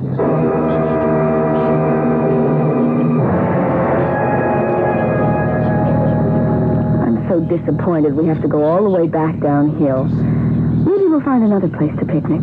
Sure. You made that turn so well, Tim. Well, the secret is to keep calm and cool. And know what you're doing. It's like driving on ice. You have to know how to handle your car. Now, for instance, right now, you see how much steeper it's getting? So we downshift. Wouldn't the brakes hold? Oh, sure they will. But this makes for less wear and tear. Having the motor hold her back helps, you understand? Tim, there's that car again, down there where the road makes an S. Do you see it? Oh, that same car driven by that same crazy man. Will you look at him? Coming up this way, lickety-split? Tim, I'm afraid he's weaving all over the road again, only this time we're on the outside. Tim, honk him, he's coming right at us. Move over, you crazy fool! Get over on your side! What's he doing, trying to kill us? Oh, my Lord, he hit us! Take it easy, Cass. Cass, we're okay. But we're picking up speed. Don't go downhill so far. I can't get the brakes to hold. They're not holding. I'm pumping, but they're not... The emergency, it's come right out. Tim, do something. Are you buckled in with your safety belt? Yes, yes. Now listen, you see that thick mat of bushes sticking out of the side of the mountain down there? I'm heading for those. If I make it right, maybe they'll hold the car back. Keep it from rolling down any further. No, Tim, that's on your side. You'll be killed. No, I won't, honey. Believe it.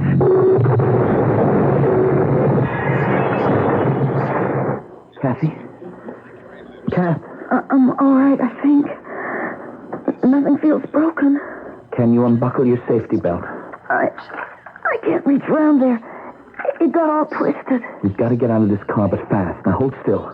I'll try to reach around over you and unbuckle it.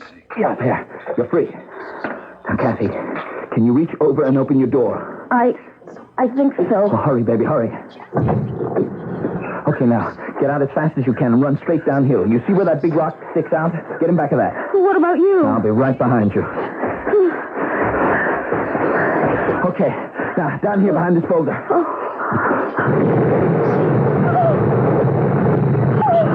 What happened? The gas tank exploded.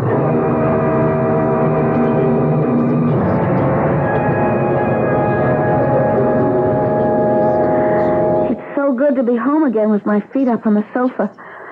I'm still shaking all over. Me too. Oh, Tim, what would I have done without you? The way you handled everything, you were incredible. Well, when someone's out to get you, you find yourself doing things you didn't know you could. Is that what you think? Because I think so, too. We're on somebody's list, like they say in the gangster movies. I don't see any other reason, Kath. No emergency brake comes apart in your hand unless it's been messed with. I knew it. And when I hit the foot brake, it went right down to the floor. Nothing. Someone drained all the brake fluid, leaving us just enough to drive up part of the way. Can you think of anyone who would do that to you? Is there something you found out about someone in your research? I don't know. A 150-year-old treaty between the USA and the Indians? No, I don't see that. It could be all mistaken identity. Like in the book, Operation Mirror. Not you, but someone who looks like you. Tim, what are we going to do? We haven't done anything to anybody.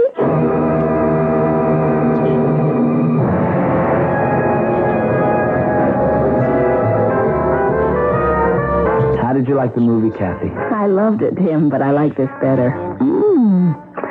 I haven't sat in a drugstore for a chocolate ice cream soda since I don't know when. We have to just keep going, Kathy, and pray that it's all coincidence or a mistake.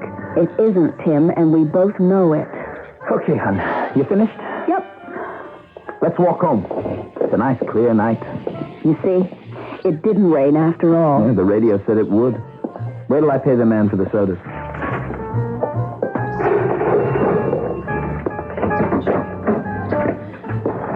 Tim, imagine running into you. I saw you and Kathy at the Beacon. How are you two? Julian. We're recovering. That was some hair-raising accident you two had. What brings you to Bethesda this time of night? Same thing that brought you two out of hiding. That horror picture at the Beacon. Tim, I'm going to ask Charlie whether we can give you a little special protection. I don't like the smell of it. No, we don't need that. Julian is right. Something is rotten here. I insist on it, Tim. Did the insurance company tell you when you'll get your money for the car? You kidding? Well, let me give you a lift then. No. We thought we'd walk. Tim, I wouldn't mind a lift home. I'm kind of tired. I'm parked just around the corner. I want to walk. It'll do us good. Good night, Julian. Good night. See you Monday.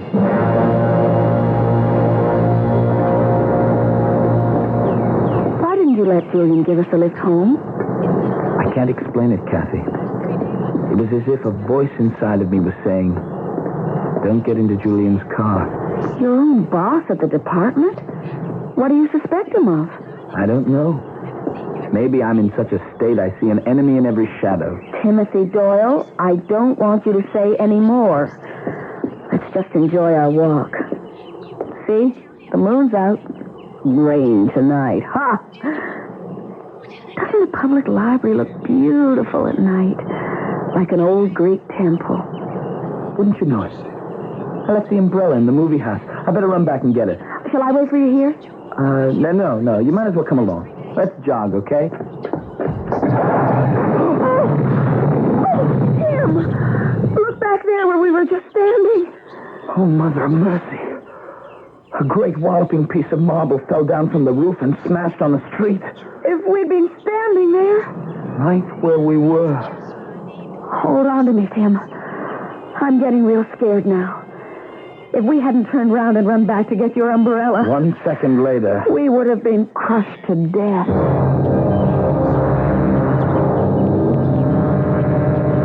Must have been a nasty shot, that parapet missing you by inches. Julian, the second close call in 3 days. It's no coincidence. I don't know, maybe a contract's out to get rid of us. But we're the wrong people. We just happen to look like who they want to get rid of. Possible. If you rule out accidents or coincidence. It could be mistaken identity. Then there's this book she's been reading about doubles used in wartime. Operation Mirror. It's still going on, Tim. There isn't a world leader who doesn't have a double to make an appearance at some function. Most of them don't have to say anything. Just get off the plane, get photographed, ride in a parade, review troops. Any public appearance that might be dangerous. Julian, you're the only person I can level with. I can't even talk about this to Kathy. I don't want to frighten her. A couple of weeks ago, we went to see the remains of my Aunt Emma in a funeral home in Bethesda. And somehow got into the wrong viewing room. There was a man in that coffin. I recognized his face right away. It was Judge Kroll. Did you say Kroll? The one who's handing down the decision on the garden development case? I could swear to it. Now, supposing no one's supposed to know he's dead. Supposing, when the courtroom reconvenes, his double comes out and renders a verdict favorable to those gangsters. And because by accident you saw the real Judge Kroll in the casket, a contract is out on you two. Does that sound far-fetched? I'll have the department send somebody around to that funeral home. The director's name is Stairwell. He better be picked up, too. Tim, there are millions at stake. This was the cleanest federal warrant we ever issued. How about Kathy? I'm having her father move in with us. He's a widower, and he always likes to come and visit. There's one other thing. Do you mind if I take the rest of the week off? I've got an idea, and I'd like to follow it up. Tim, don't get in their way. All I ask is, do your darndest to stay alive. I have every intention. A great deal has been written about and said about money. That it's something a fool is soon parted with. It's the root of all evil, and so on. Generally, there is agreement. It makes a good servant, but a bad master. For those of us who like to unearth clues and solve mysteries, there's plenty of evidence that Tim and Kathy Doyle are being fingered so that someone's desires for money will not be thwarted. I shall return shortly with Act 3. Fellow Americans, if you're still shopping here and there and everywhere for shoes, hold it right where you are. Put your feet together, stop running around. Just step around the kinney and you'll cover the ground. Anywhere you want to go, head your feet in our direction. Kinney's got an order for. Wow, what a store! What a great American shoe store! Make some Kraft macaroni and cheese, please. Please make some Kraft macaroni and cheese. It's nice and cheesy and it's really pretty easy. Please make some Kraft macaroni and cheese. Some days are just made for Kraft macaroni and cheese. A rich, creamy cheese sauce you know they're gonna like. So please make some Kraft macaroni and cheese. Thank you. Delta is ready when you are. Delta is ready to fly.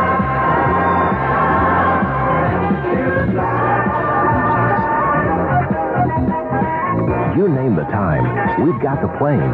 If you're planning for Carolina, Delta's ready with the most flight times to Raleigh-Durham. 2 nonstops, 2 through jets, 2 connecting flights. Delta's #1 to Greensboro High Point, 2. 4 flight times with 2 nonstops. And Delta's your main plane to Nashville with 3 daily nonstops. Check out our Supreme Super Saver fares to all these places, too. Get the details from Delta or your travel agent. You name the time, we've got the plane.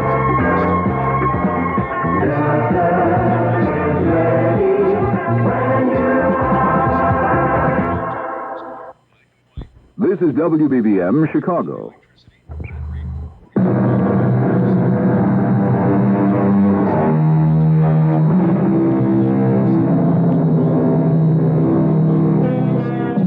The time unimportant. For Tim Doyle, it's later than he thinks. The place, a secluded spot Washingtonians call the Springs. As Tim's rented car pulls up, he can see a cabin in the woods, and beyond that, a bearded man in waders, fishing midstream.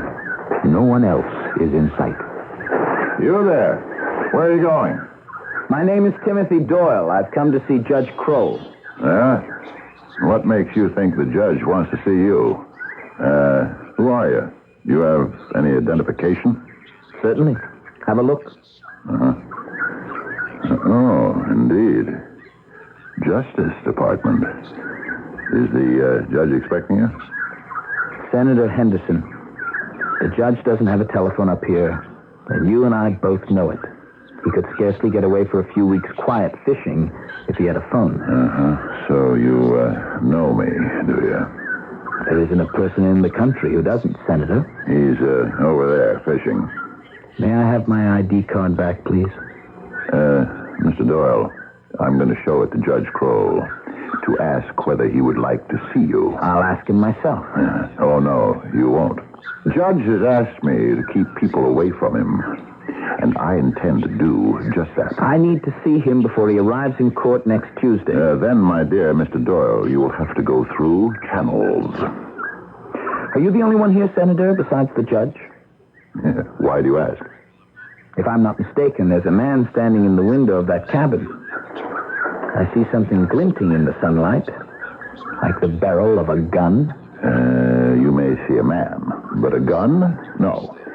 The judge has a handyman who works around the place, and he's just probably getting the noon meal ready. I was just about to call the judge to tell him to come in when you drove up. So, if you would be so good as to turn your car around now and go back where you came, I would appreciate it. Come along to the court on Tuesday. Perhaps after the judge has rendered his verdict, he will speak to you.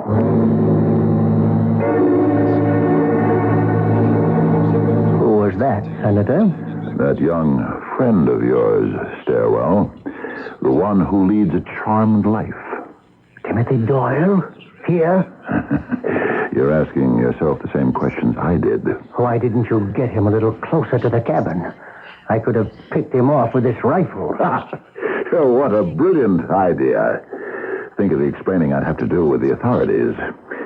Why we ever took you in with us is beyond me. It could have been a hunting accident. Doyle, out here hunting without a rifle? You cannot seem to understand. Doyle and his wife are the only ones who have seen the judge's body. If one of them dies mysteriously, the other is going to talk. It was bad enough. I had to be here when he showed up. You can tell our bearded actor he can get out of the water now. I think he's coming along just fine. And you see, the judge is cremated, name disguised, Board of Health, all the necessary papers are in. We're in the clear. Yeah, well, it's your job to finish off the Doyles. Like it or not. Senator, I've tried. Honest, I have. But I'm not a hitman. You made the mistake of letting them into the wrong room. You've got to answer for that. Or take the consequences.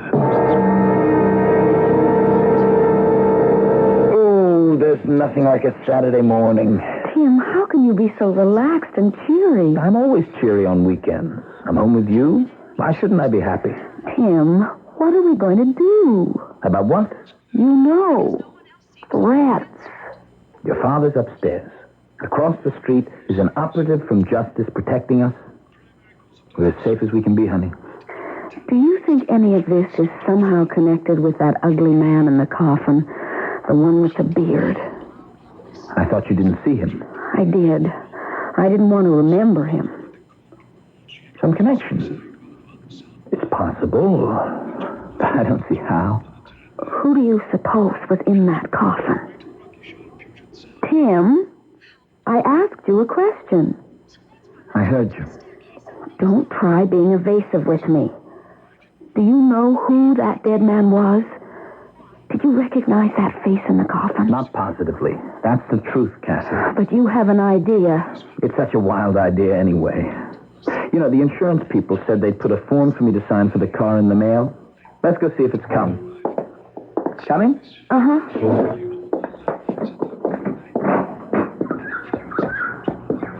I agree with you. It's a gorgeous day. Oh, Tim, before we go to the mailbox, I want to have another look at that hole in our big oak. I think robins are building a nest there. At this time of year? Let's cut across the lawn.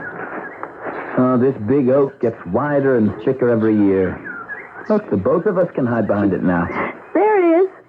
See the nest? Oh, hey, the mail is in. The Almonds picked up the letter I left there and put the flag back down. That's what I call a big nest. Huge. I bet you half a dozen robins will be born there. Will you look at that squirrel? He's climbing right up our mailbox. Isn't he darling? He's sitting right on top of it. He's trying to get at the latch and open it. Maybe he thinks someone sent him some nuts. Oh, heavens. Oh, the mail. It blew up. It exploded. It could have been us. It could have been you, Tim, or me. That guard from the Justice Department is getting out of his car. What good is he to us? Someone planted a bomb in our mailbox. Don't you understand?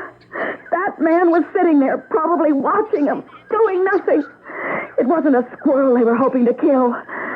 Tim, you've got to do something. I can't stand this anymore.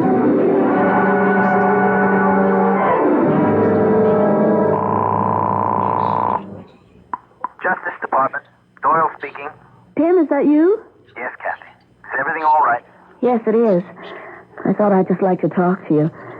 Did you tell Julian what happened Saturday? He's not in yet. But you know, I told him everything on the phone Saturday. The police have been here for the umpteenth time. And what about the man from Justice?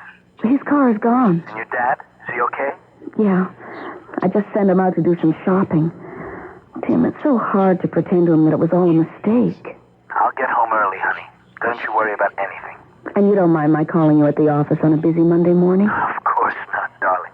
Anytime. Bye, Kat. Bye, Tim. Oh. Yes, what is it? Oh, aren't you the funeral director, Mr. Stairwell. I've come to apologize, Mrs. Doyle. Apologize? What for? I don't blame you for keeping this front door on a chain and not letting me in. I treated you and your husband pretty shabbily, and I drove all the way out here to tell you so. Oh, that's all right, Mr. Stairwell. Of course, you can come in. Please, please. It was all a misunderstanding. We've had a lot worse things happen to us since Aunt Emma turned out to be someone else. Our living room is right over here to your left. That's another thing I want to apologize for. How could I have misdirected you into a viewing room where my own dear father lay in state? My fault entirely. The bearded man in that casket was your father? Yes, poor man. He had a hard life. Well, now that I've apologized, I do have a problem, Mrs. Doyle. You know, we placed your aunt's casket in your husband's family vault. I went by there yesterday, and it's become quite dangerous. It ought to be looked at. Dangerous? Really? I don't think Tim will be free to go to the cemetery before next Saturday. Can it wait till then? You want my honest opinion? No, it's filling up with water. I'd say 3 or 4 inches a day. That's awful. We have to do something. If you'd like, we could go out there right now. I have my vehicle outside. Would you take me? Mr. Sterling, that's so thoughtful. Just let me get my bag, and I'll be right with you.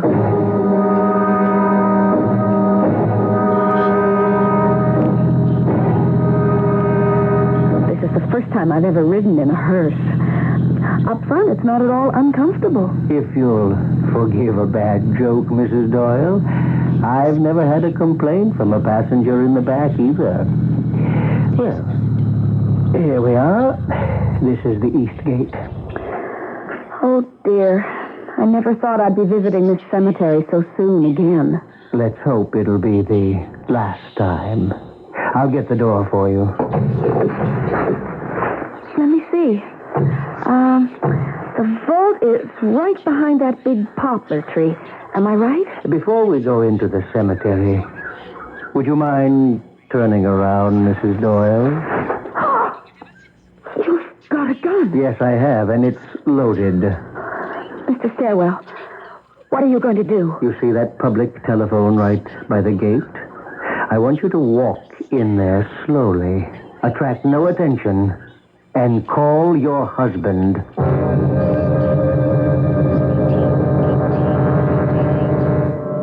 Tim, it's Kathy again. We talked an hour ago. Is anything wrong? What did you say? I said, are you all right? Yes, I'm all right, Timothy. Well, then why are you calling me? You just stay snug as a bug at home. Keep the chain on the door and don't go out. But I'm already out. You are? Where are you? I'm at the cemetery. What cemetery? Why are you there? Tim, there's something very wrong with the family vault. Can you come out here right now? Kathy, I'm terribly busy. I have days and days of work to make up. What's wrong? Can you tell me about it when I get home tonight? I can't go home now, Tim. The vault is filling up with water.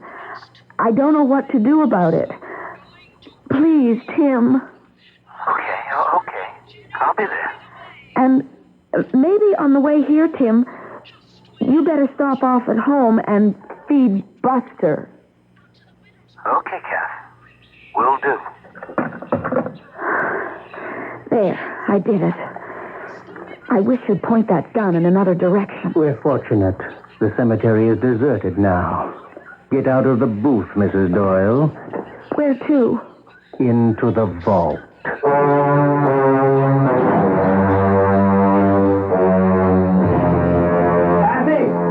Kathy, where are you? Go on. Tell him in here. Kathy! Call out to him. Tim, I'm in here, in the vault. Kathy, who is this? He made me call you. Up with your hands, Mr. Doyle. Stand next to Mrs. Doyle. I'll try and make this as quick and painless as possible.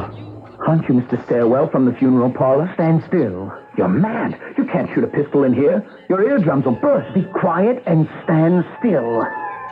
Mr. Stairwell, can you hear those sirens, huh? It's the police. It's the police. So long, Mr. Stairwell.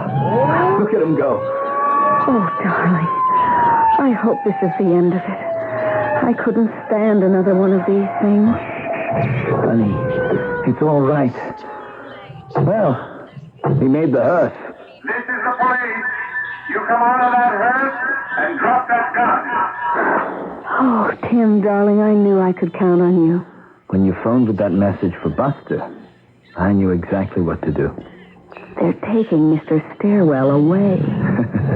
Take a good luck, honey. It isn't often you see a funeral director on his way to his own. Was he the Mr. Big of this whole thing? I don't think so. But he'll want to save his own skin, so he'll lead the police to him. That was some ripoff, engineered by some very shiny brass.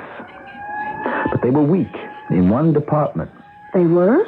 In their research department. They never found out that Buster wasn't a dog, but your brother on the police force. I guess we can all breathe a sigh of relief. Finding oneself at the wrong end of a gun for the wrong reasons could and has happened. If you cannot get help, Try helping yourself. Keep cool and use your head. And remember a couple of tricks you learned on Mystery Theater. I'll be back for a few words shortly.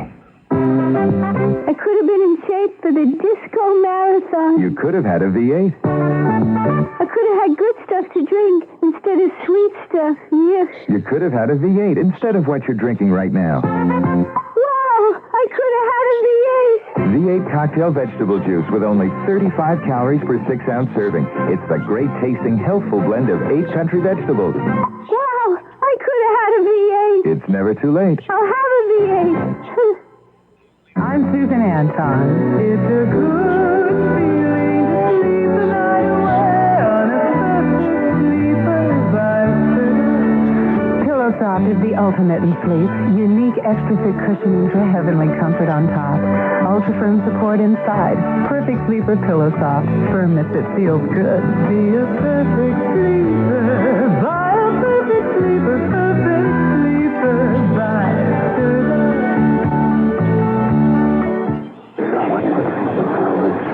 This is no ordinary club. Let Holland kill him. They've planned the deaths of hundreds, and tonight they are free to kill again. No, I know who killed the Admiral. Their crimes are known to millions. Agatha Christie, Dorothy L. Sayers, G.K. Chesterton, and 10 other masters of mystery twist a gripping tale of intrigue, deceit, and murder. Let's just dump him in the river. The Floating Admiral. It takes you from the opium dens of Hong Kong to the tranquil country village shattered by a brutal murder. The Floating Admiral, a fascinating journey through the minds of England's finest mystery writers. Each submitted a step in the crime, and each supplied a solution.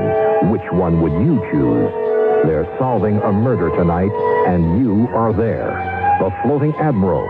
In their book, he's a dead man. The Floating Admiral. Now for the first time in paperback from Charter Books.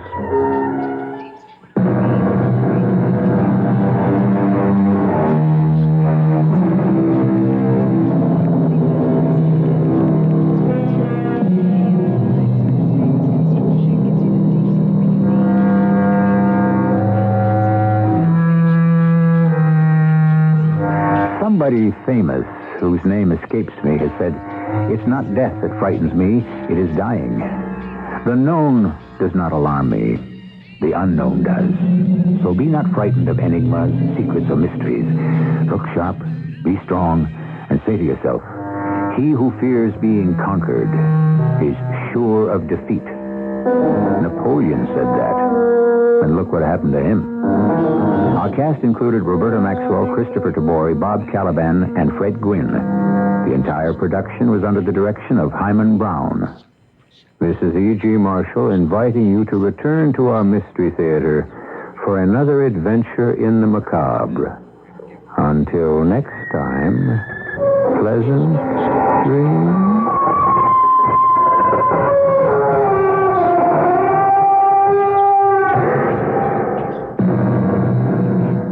Fresh air, warm days, and lingering sunsets on the Fox River in Geneva, Illinois highlight a favorite luncheon and dinner landmark, Mill Race Inn. You'd never guess this country inn on the river's edge was once a blacksmith shop when it was first built in 1842.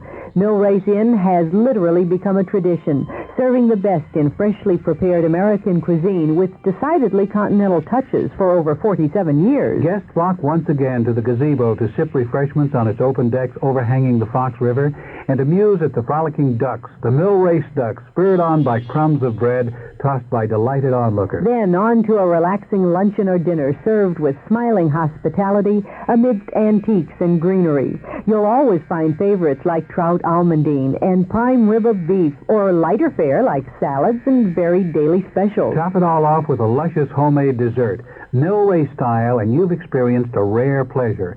Visit Mill Race Inn in Geneva on the Fox River, where Route 38 crosses Route 25. CBS News. President Carter may announce Thursday tougher sanctions on Iran, a cutoff of food and medical shipments. I'm David Jackson reporting on the CBS Radio Network. Some White House officials say Mr. Carter has already decided on the food ban and will decide in the morning on the medicine. If the actions are not announced Thursday, the aides say, they will be by week's end anyway. The top Democrat in the House is looking at Carter-Iran policy and saying he doesn't mean to criticize, but Mariah McLaughlin reports. Speaker Thomas O'Neill says that as far as the hostage situation in Iran is concerned, he would have acted a lot tougher from the start. When asked to be specific, O'Neill said, I would have put economic sanctions on right from the start. I would have even ordered a naval blockade. O'Neill says he would never be critical of President Carter on Iran, that the president thought he was doing the right thing, what the American people wanted. His main concern, said O'Neill, was saving the hostages. The speaker also said, I would never want to push our allies around, but I would let them know that we expect some courtesy in return for all we have done for them over the years.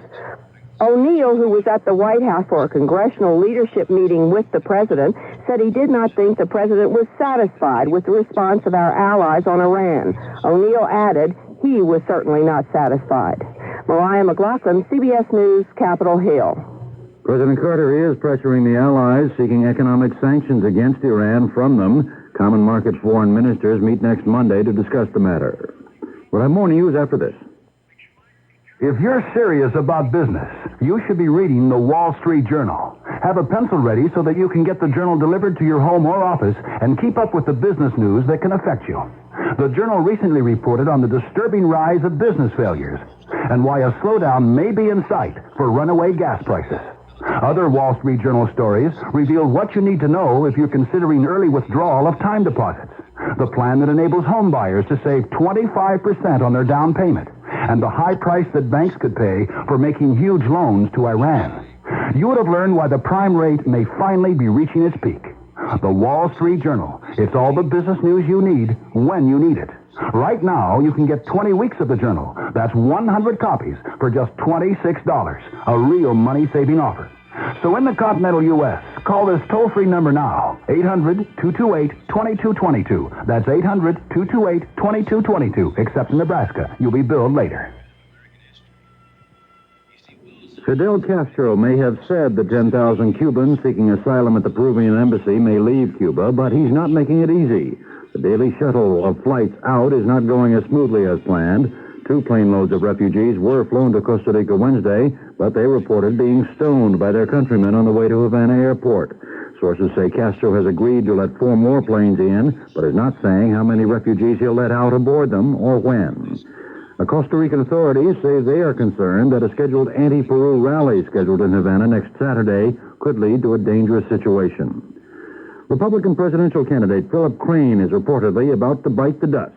A spokesman for the Crane camp says the Illinois congressman will announce his withdrawal on the House floor Thursday morning and will endorse frontrunner Ronald Reagan.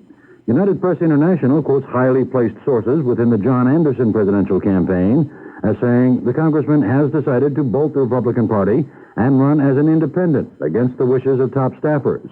Announcement date reportedly next Wednesday.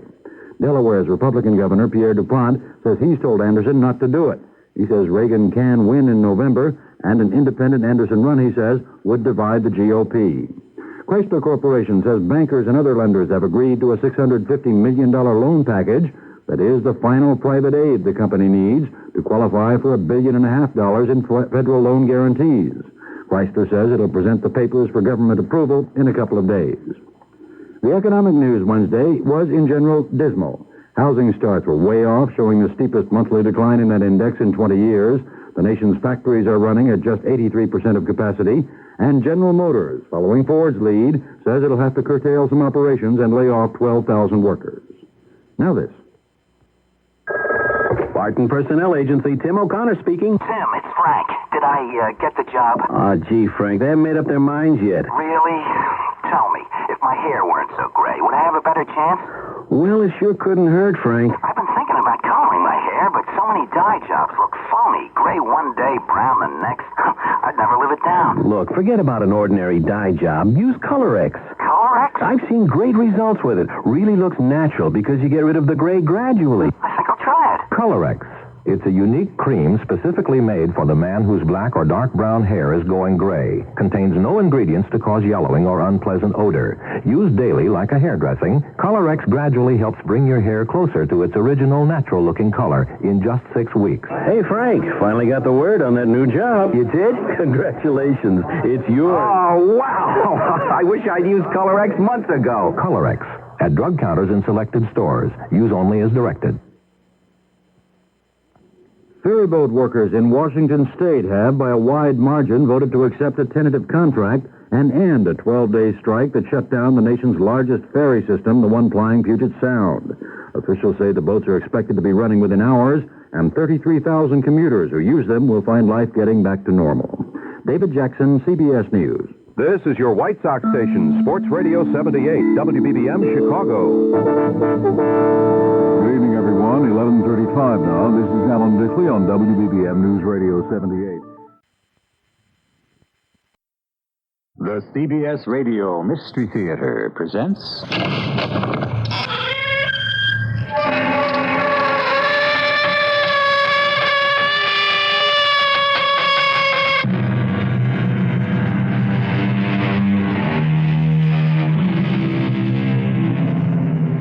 Come in. Welcome. I'm E.G. Marshall. How glorious it is, and also how painful, to be an exception, sang the poet. Yes, to be an exception, to be different, unique, to stand alone, to lose the anonymity of the crowd, and also the comfort and the safety. But he's gone. So you say. You don't believe me. Someone killed him or kidnapped him. Or he may have just decided to walk out on you. He would never do that. Why not? Because I love him. All right, you love him. Does he love you?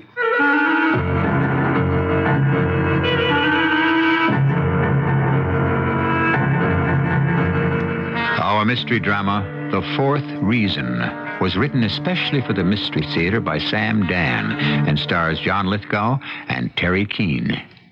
I'll be back shortly with Act One.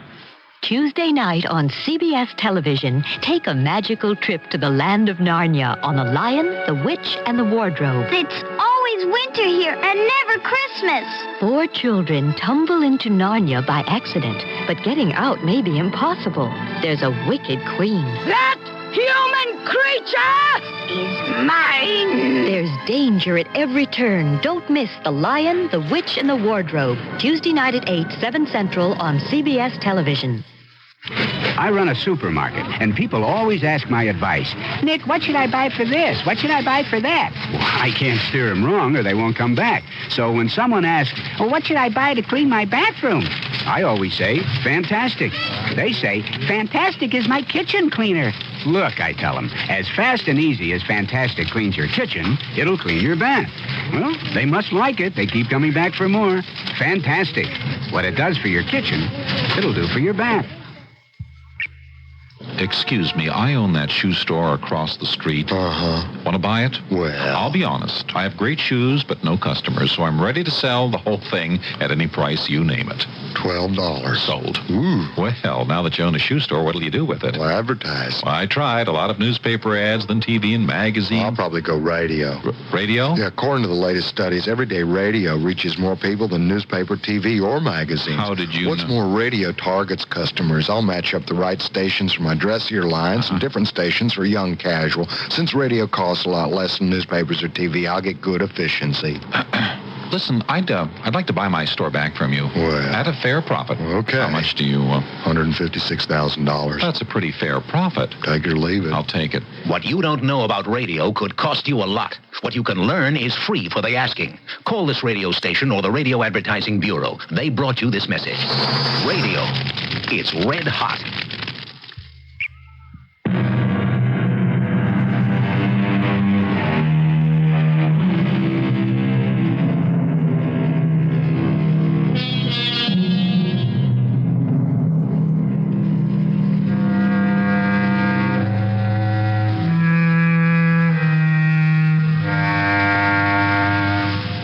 They say every nation has the government it deserves.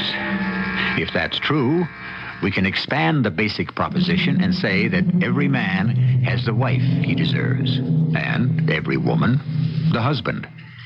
While we're thinking about that, we can concentrate on Mrs. Thomas Thatcher, Irene. Right now, she's at the airport. She's standing at Gate 17, where Intercontinental's Flight 4 from Paris is disembarking its passengers. She waits and waits. Is it possible? Has he missed the plane? No, he would have called me. Sir, are there any more passengers on the Paris flight? That's all, ma'am. No, there's no Mr. Thacker on the list. Not Thacker. Thatcher. Thomas Thatcher. Well, it doesn't matter. What do you mean it doesn't matter? I was going to say, it doesn't matter how you spell it because there isn't anyone on the sheet whose name begins with T. That's impossible. You think so? Out of 397 passengers. But I know for a fact my husband is supposed to be on that plane. Ma'am, according to this list, there's no Thomas Thatcher. There has to be. There's no passenger by that name. Nor was there any reservation made for him. I'm sorry. Hotel Pershing Lafayette. Please, listen. This is a transatlantic call. Yes? Don't put me on hold or anything. I must speak to Mr. Thomas Thatcher. Who? Thatcher. Thomas Thatcher. Thatcher. Yes? Has he checked out yet? Who? Mr. Thatcher. Mr. Thomas Thatcher. Un moment, s'il vous plaît. Will you please hurry? I'm calling from America. Mr. Thatcher. No, he has not checked in. No, I want to know if he's still there. Oh. No, we have had no person named Mr. Thomas Thatcher. But he was a guest there until today. Madame, I am so sorry. There has been no such person as Mr. Thomas Thatcher in the hotel.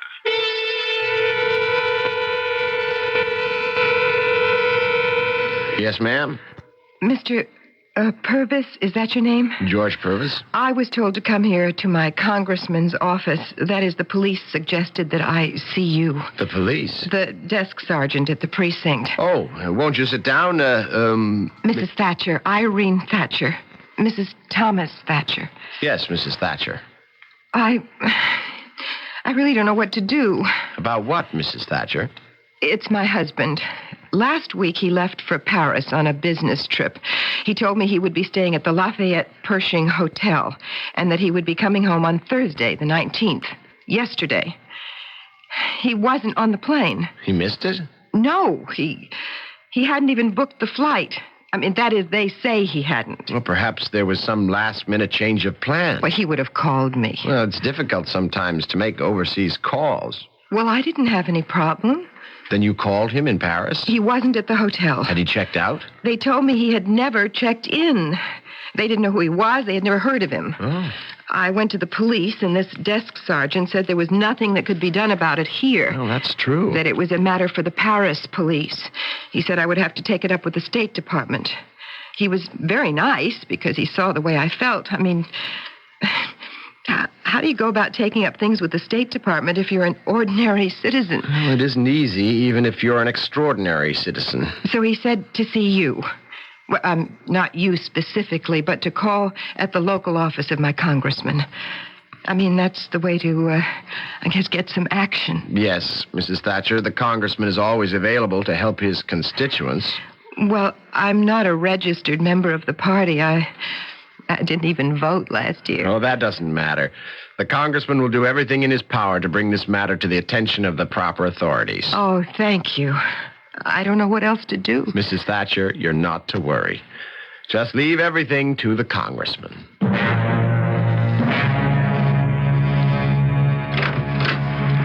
Oh, it's Mr. Purvis? Yes, Mrs. Thatcher. Please, come in. I hope you have news for me. I do. It isn't very good, is it? I'm afraid not. Oh? The congressman has friends in the State Department, and they had the embassy in Paris work very closely with the local police. Yes? No one has seen a man who answers your husband's description. They circulated his photograph, They've made inquiry. Well, surely they must have found some trace. How could he just disappear? I don't know. Well, there must be something someone can do. The congressman has done everything in his power. But what am I going to do? I'm sorry, Mrs. Thatcher. Oh, I know. I should have done it then and there.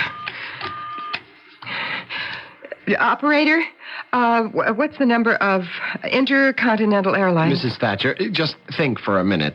Yes. Thank you. Mrs. Thatcher, before you call Intercontinental, ask yourself, what is there you can really do?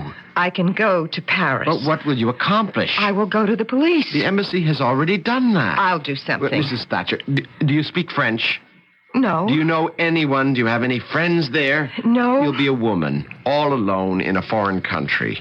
The only place you can go to for help is the embassy, and they've done all they can. I have to go. But to whom could you turn? I'll find private detectives. Well, I'm sure they'll find you.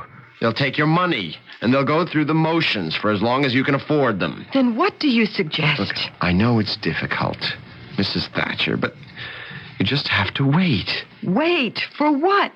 I don't know. Maybe something will turn up.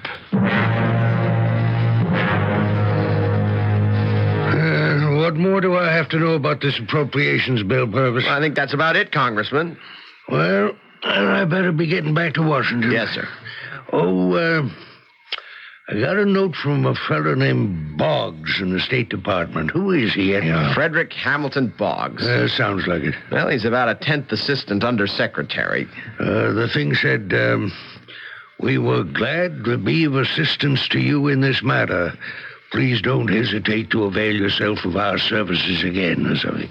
What kind of assistance did he give us? Mrs. Irene Thatcher, her husband was due home from Paris. He didn't get off the plane. Turns out he didn't get on the plane. Well? Yeah, he never checked into the hotel he said he'd be at. Paris police can find no trace of him.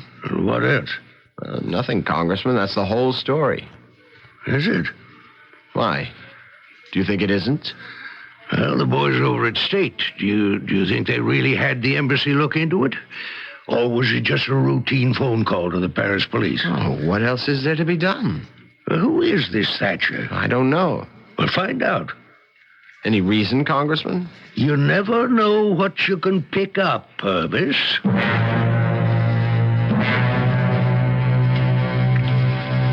Mr. Purvis, you have news for me? No, I'm afraid not.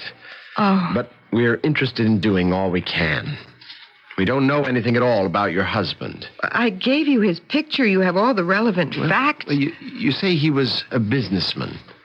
Exactly what was his business? He is an engineer, a consulting engineer. Yes? He designed new systems, technologies. I never did understand too much about it for oil companies. Was he successful at it? Yes, he was successful.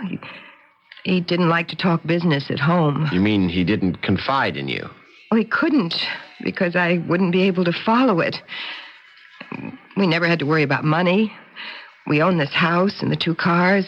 We have stocks and some bonds and other things. If he should never return... Don't say that. Would you be well provided for? Yes, I would be.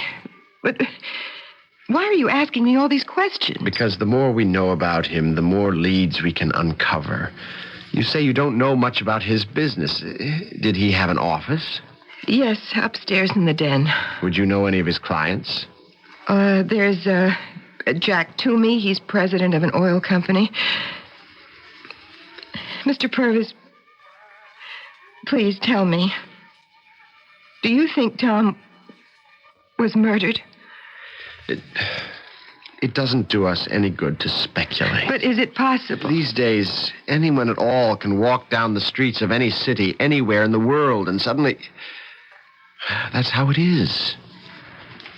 Tell me, did your husband have enemies? Tom? Enemies? He was the most easygoing man in the whole world. Everybody was just crazy about him. Perhaps it might have been one of those random things, a hold-up. No. Now, look, we're talking as if Tom is dead.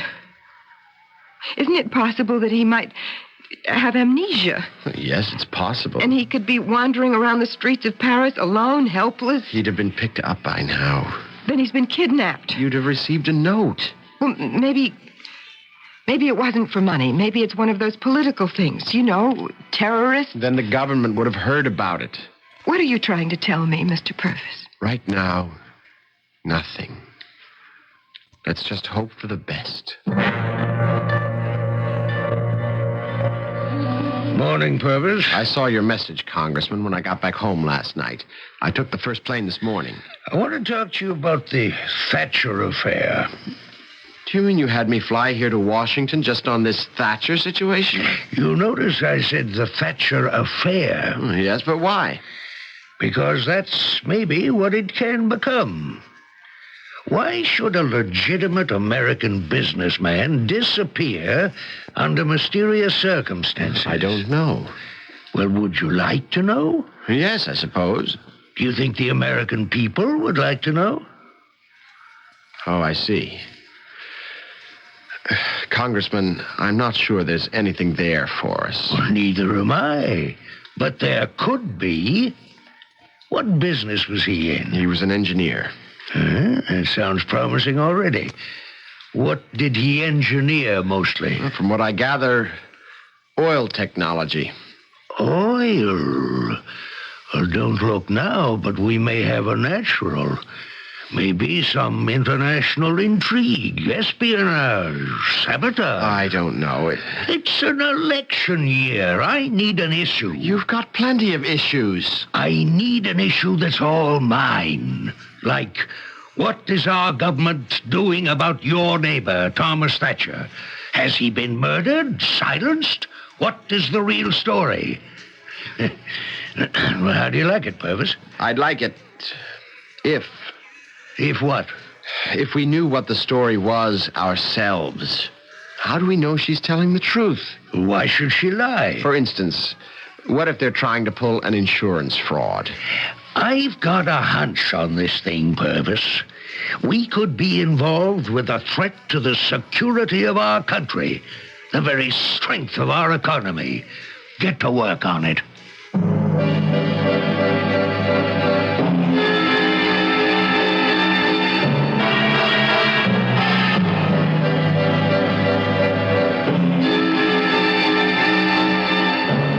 Thus, orders are transmitted.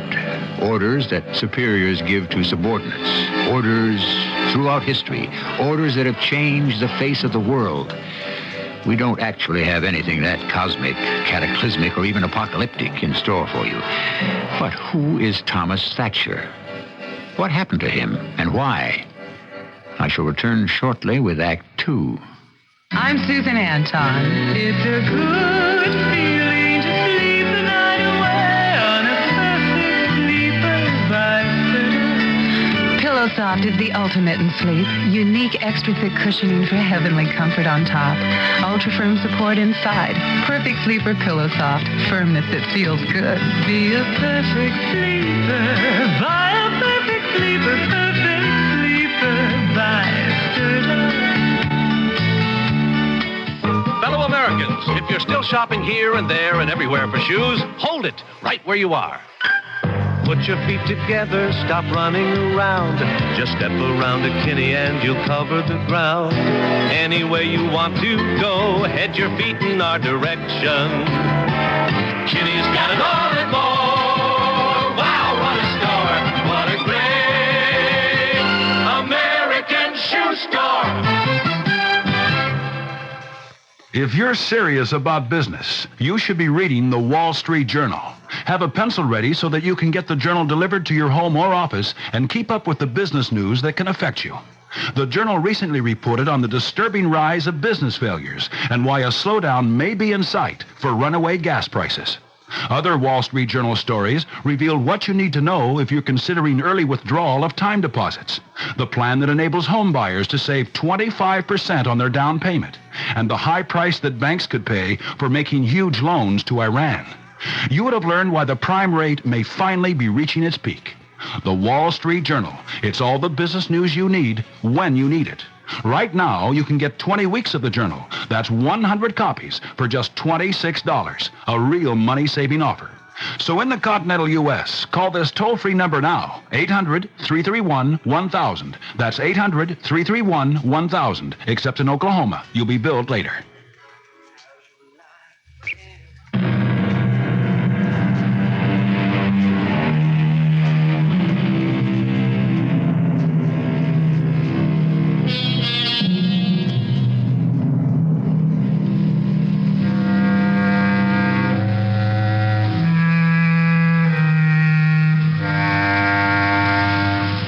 Matter, say the physicists, can neither be created nor destroyed.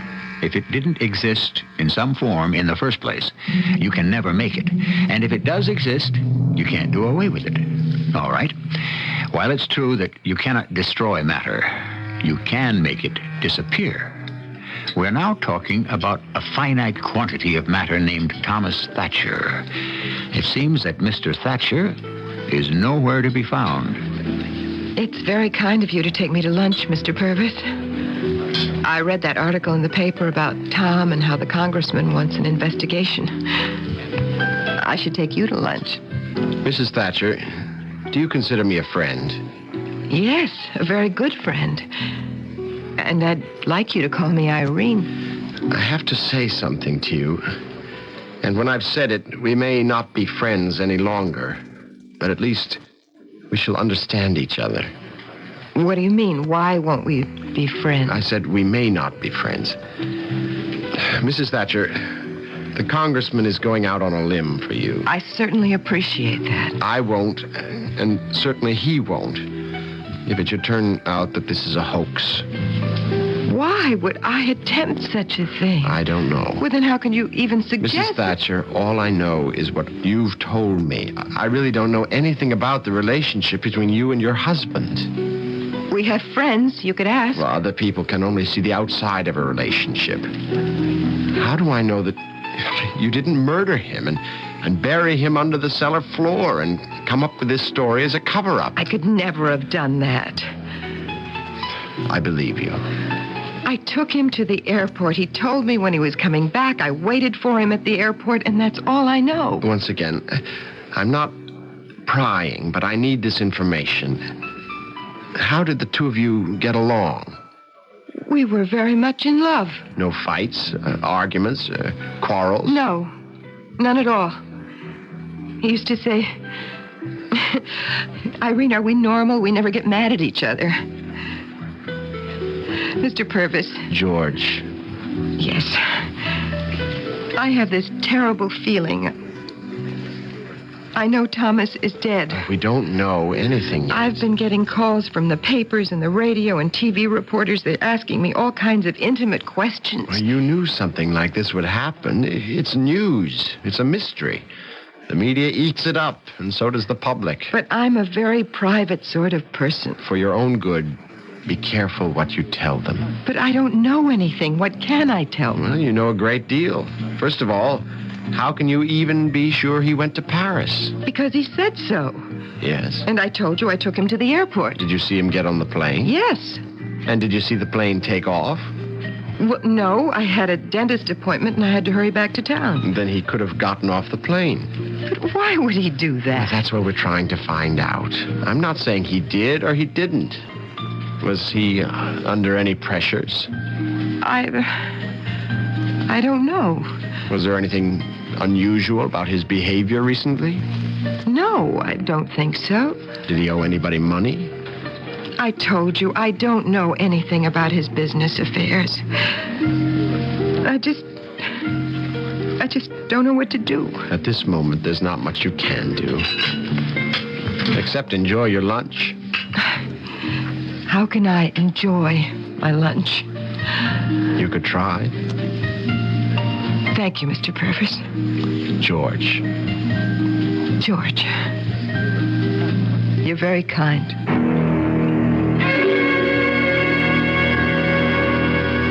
Thomas Thatcher was a client of yours, Mr. Toomey. Yes, he was. Also a friend. A close friend? A real friend. What did you want to ask me? What do you make of his disappearance? Oh, I don't know. I just can't account for it. People usually disappear for 3 more or less general reasons. First, a money problem. No, I don't think so. He's doing very well. He was sitting on top of the world. Reason number 2, women. Well, I can't see that either. You rule out jealous husbands and that sort of thing? Definitely. What's your third reason? Enemies. His wife says he didn't have any. Do you agree? On the whole, yes. However, you never know. You may have enemies and be unaware of them. But if you do, there's usually a reason. Well, I don't know if this means anything. He was on the threshold. That's how he put it to me. He said, "I'm on the threshold, Jack. I'm trembling on the verge of a revolution." He used that word, revolution? Mm-hmm. He was working on a fuel conversion process. I don't know any of the details, but it would have made gasoline almost as plentiful and as cheap as water. Oh? In theory, that could make him some very powerful enemies. He'd be stepping on a great many mammoth financial toes. But that's also speculation. Besides, I don't think anybody knew about it except me. And you're the first person I've told it to. Yeah. So, if there are 3 reasons for a man to disappear, none of them seems to take hold here in any practical way. Well, maybe there's a 4th reason. Fate. Fate? What does fate have to do with it? I don't know. That's why it's called fate. It, or she, or whatever, operates in some mysterious manner of its own, and we never know the reason why.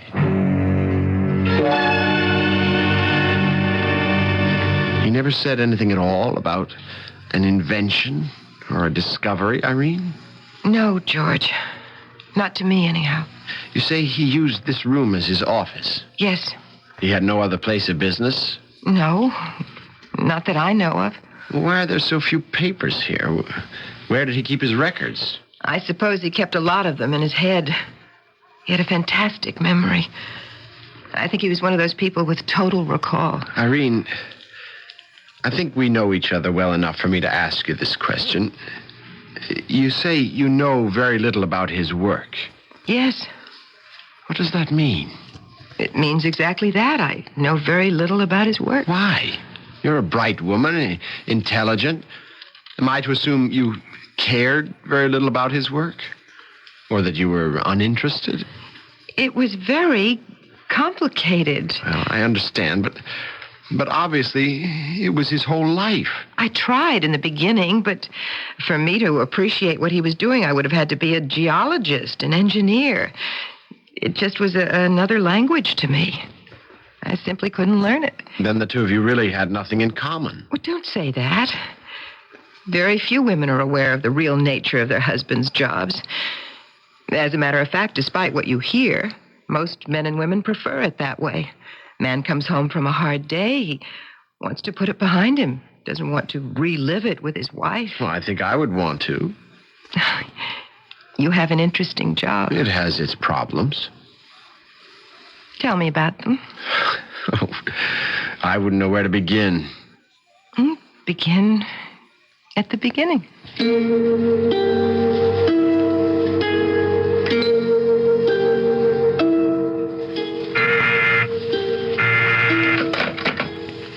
Purvis. Who? The Secret Service. Finally, a little action. Send him in. Come in, Mr. Dakins. That's right. What can I do for you? You can level with me.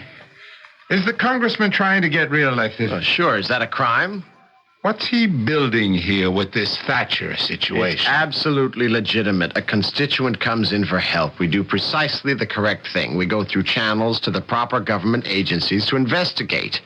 It's only after they prove ineffective that we try to do what we can. I'm sure. We have absolutely no ulterior motives. What's the other side doing about this? The other side? What are you talking about? Foreign agents? I'm talking about domestic agents. I'm talking about my competition. The CIB, the FBI. Oh. You haven't given this to either of them yet, have you? Well, nobody else has come in here to ask. Oh, they'll be here. Each of them will promise you the moon, but you work with us.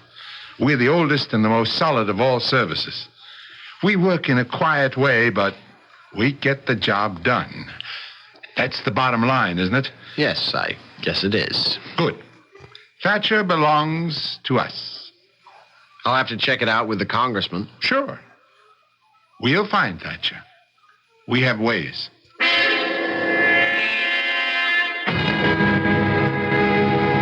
Purvis, I understand this fellow Dakins was in to see us. Yes, Congressman. He wanted an exclusive. Did you make a deal? I don't think we should until we hear what the others have to offer. Well, we'll string them all along. Have all three working for us. Yes, sir. We're at a critical stage, Purvis. We need a shot in the arm. Okay, he's missing. The whole world is speculating. But we have to have a good, solid rumor to the motive. We've got it. Are you sure? An international conspiracy.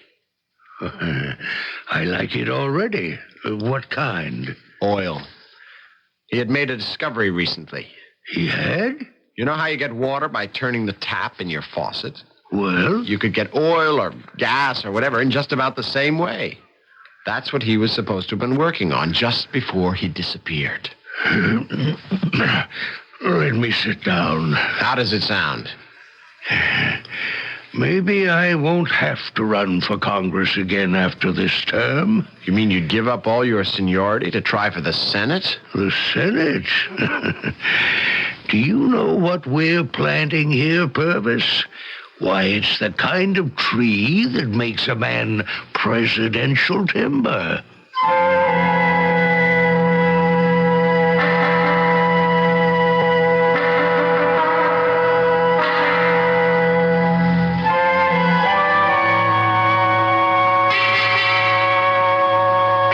Great oaks from little acorns grow, huh? And when you stop to think of it, many a man became president by writing a single issue right up to the White House door. But our friend the congressman and his assistant still have to jump the hurdle of the third act. We're at your service star hardware store. We give you service and selection and a whole lot more. Hey, George Goebel here. You know, if you're a do-it-yourselfer, you ought to see the folks at Service Star Hardware, Lumber, and Home Centers. They got everything you need. And there's nothing they like better than helping you get the job done yourself. Now, that's service. Service Star, serving the East, South, and Midwest. Service Star, that's where service stars. Screeching tires, a fatal crash, flames and burning flesh. Lindsay Dolben, newlywed, is suddenly Lindsay Dolben, the widow of ratchets. Your husband's family will comfort you, Lindsay. Comfort you with ancient rites, human sacrifice, fear, and murder. You are alone at the center of a demonic power struggle with a throne of darkness up for grabs. The Widow of Ratchets, terrifying fiction as original as sin itself. The Widow of Ratchets, an ace paperback. This is Gary Danielson, quarterback with the Detroit Lions, and I have a message from the National Easter Seal Sports Council. We're a group of athletes who have teamed up to help the Easter Seal Society in its work with people who have disabilities. Like other members of the Sports Council, I'm an Easter Seal volunteer in my community. I spend time with handicapped kids, and I've talked with their parents. So I know firsthand how important Easter Seal services are in helping disabled people get back into the mainstream of life. When you visit an Easter Seal Center, you'll see people of all ages, some born with handicaps, some injured in accidents, and others disabled by illness. Regardless of the cause, they are getting the kind of rehabilitation service they need to help them achieve independent lifestyles. That's why I'm with Easter Seals all the way. If you'd like to be involved in this important program, get in touch with your local Easter Seals Society. We'll welcome your support. Easter Seals, a great way to help handicapped people.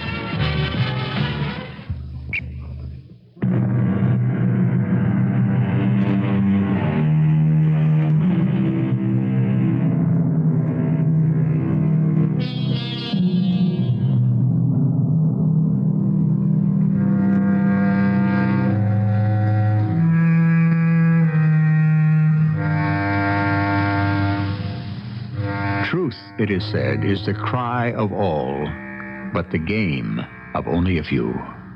Perhaps that is because truth is so fragile and elusive. Truth wears so many faces. It speaks with so many voices. And perhaps there is not one single great truth, but an infinite variety of smaller ones. Where are you taking me, George? I'd like you to stay with my aunt. Why? It might be dangerous for you to remain at home. Dangerous? Well, the situation has developed a life of its own. We really don't know who or what may be involved. Besides, it acts as a magnet for a host of freelance nuts. Oh. No, I said danger. It isn't really as dangerous as annoying. You'll be better off in, let's say, seclusion for a while. Tell me about your aunt. She'll talk your ears off, but you'll enjoy it. She raised me. My parents sort of disappeared. Disappeared? How? Well, nothing very mysterious. My father lost his job, and he just up and left. That's the last I ever saw of him. My mother became interested in some other man, and she deposited me with Aunt Louise. And that's the last I ever saw of her. Aunt Louise. I like the name. You'll be all right. George, how long do you think I should stay? Well, just till some of the heat dies down. I was thinking, what if Tom were to return suddenly? He'd come home. I wouldn't be there. He wouldn't know where to find me. Irene, do you think Tom is ever coming back? No. I don't think so. Why? I don't know. Something told me as I stood there at the gate and watched the passengers come out. After the last one had stepped off and they closed the gate, I just knew somehow that I would never see Tom again.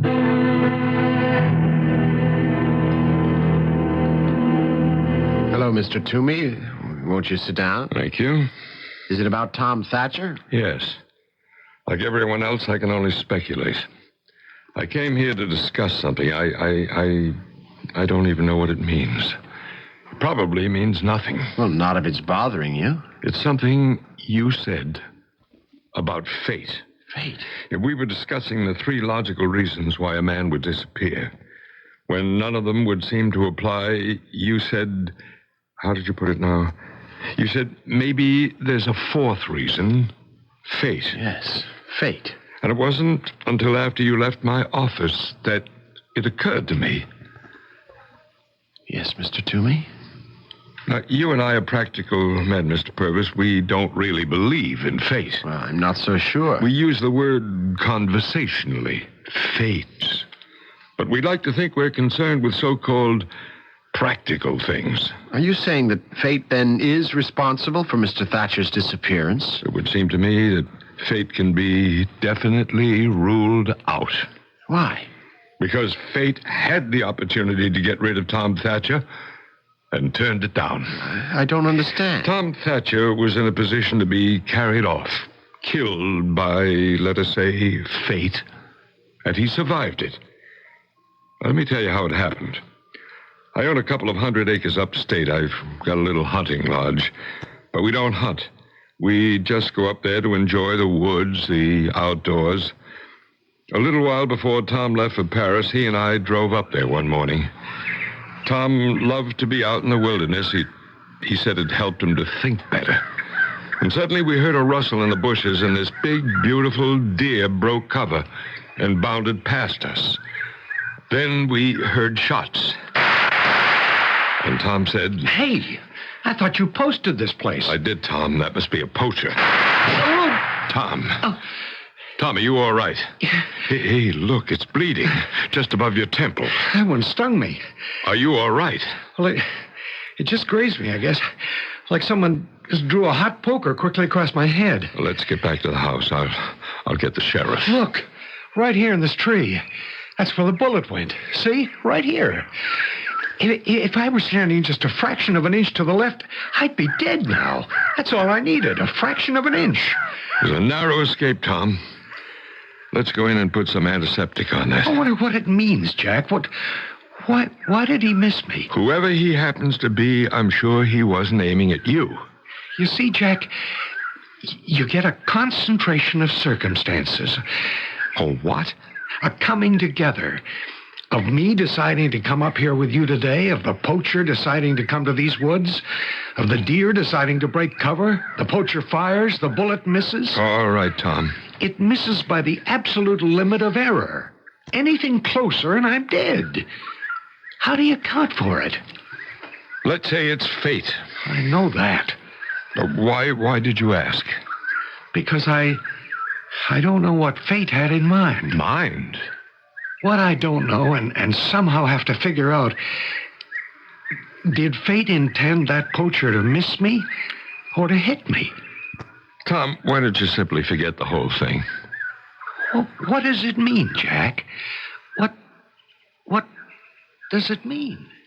It wasn't much of a wound, Mr. Purvis, but I've never seen a man so badly shaken up in my life. Tom kept saying over and over, what does it mean? What happened afterwards? Well, I drove him back to the city and dropped him off at the house. And? And that's all. The next day, he left for Paris. I haven't seen him again. I don't know if I've contributed anything, but you're the one who brought up this whole business about fate. Irene, about a week before he left for Paris, your husband had gone up to the country with Jack Toomey. Do you remember how he was feeling just before he went? He was in very good spirits, just the idea of going up to the woods. How was he when he came home that evening? He was depressed. I think he'd hurt himself. Yes? He had a piece of adhesive along his temple. I asked him what had happened. He wouldn't tell me. And he was mumbling something, the same words over and over. Could you make them out? Well, he was saying... Wait. Let me tell you. What does it mean? What does it mean? Yes. Yes, how did you know?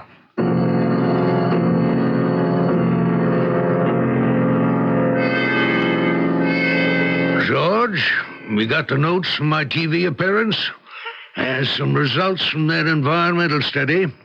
Some facts about energy. Congressman, you're going to be interviewed about the celebrated Thatcher affair. Sure, but I've got to be knowledgeable about everything. Oh, I need some inflation statistics also. Okay. What's the matter, Purvis? You're wearing a long face lately. It's out of keeping with the spirit around here. We're all upbeat. Well, I'd like to be upbeat myself. Well, you should be. There's talk about my getting into some of the primaries. I know. I started it. Look, Purvis, you're just about the best man I've got. I need you. Now, what's wrong? I really don't know. I just have this uneasy feeling. About what? About this whole Thatcher affair. Why? I wish I knew. It's something which won't stop bothering me. Ah, stop worrying. Get home and get yourself a good night's sleep.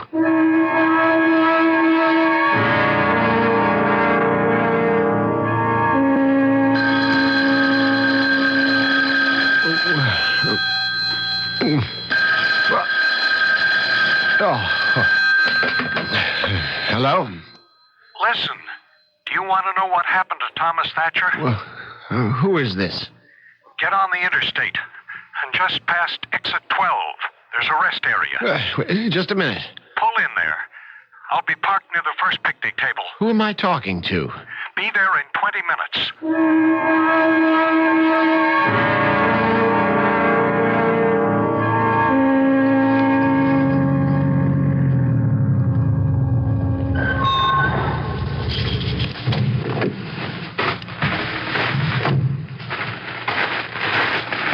Mr. Purvis? Who are...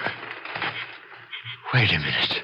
Yes. You're Tom Thatcher. That's right. What are you doing here? Why weren't you on that plane? Were you ever in Paris? Is someone after you? That's a whole string of questions. I want you to discontinue this whole business.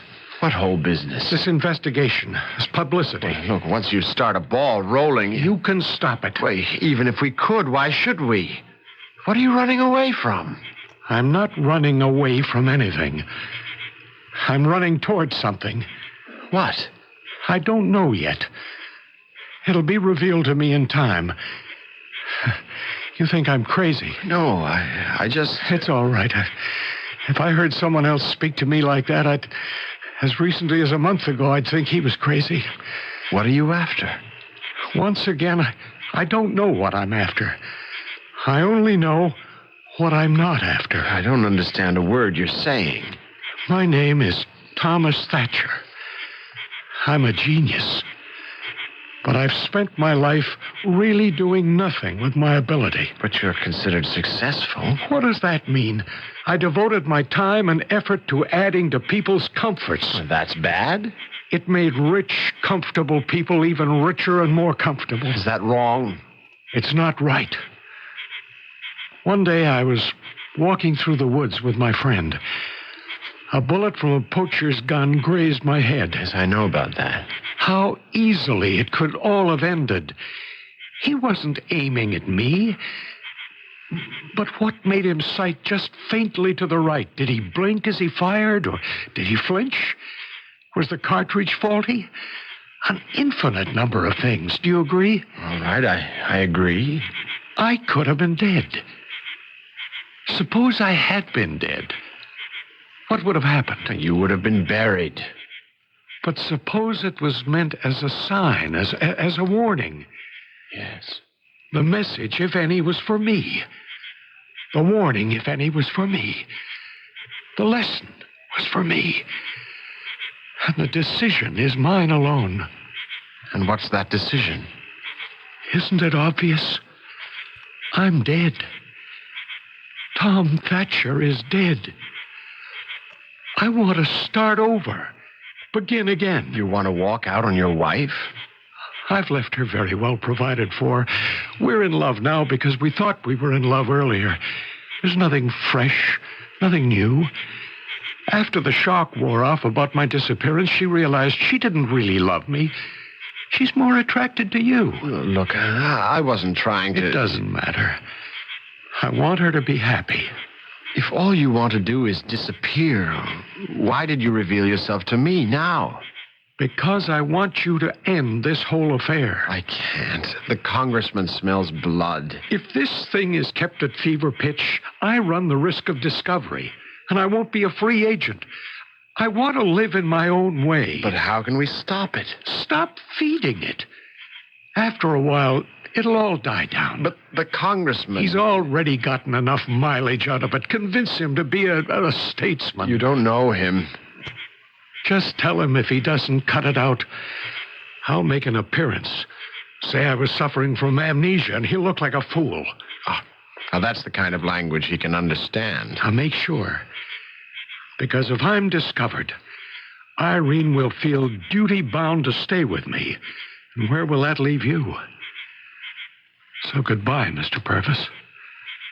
Where are you going? I couldn't give you the answer. I'm going where fate is taking me. That is, if there is such a thing as fate.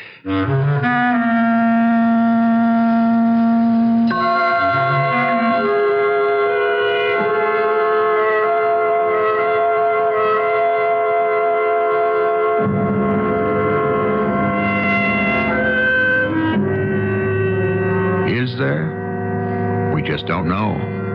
We say about certain things, it has to be. But who decides and why? So often, so many people simply disappear, and no one ever knows or can ever find out why. Is it fate? I sure disappear too, but only for a short while.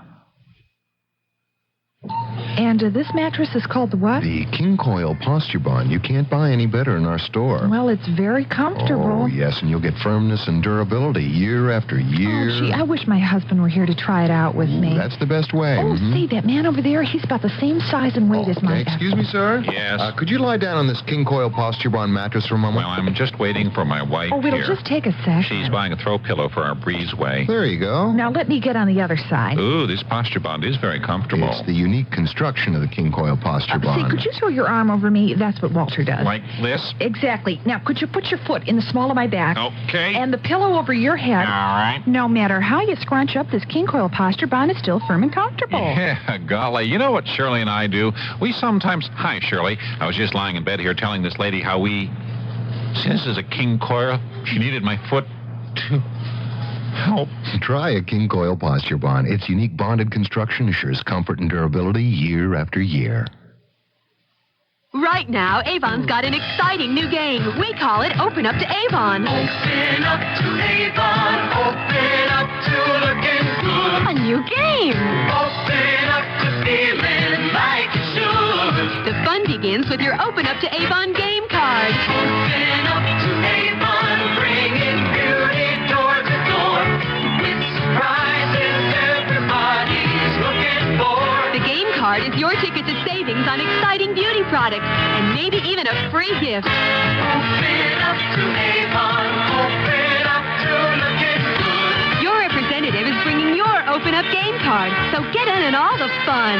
Open up to feeling like you should. What a nice surprise, Avon. It's your way of looking good. One-to-one feeling like you should. It's your way, Avon, and you never look so good. No purchase necessary. Void where prohibited.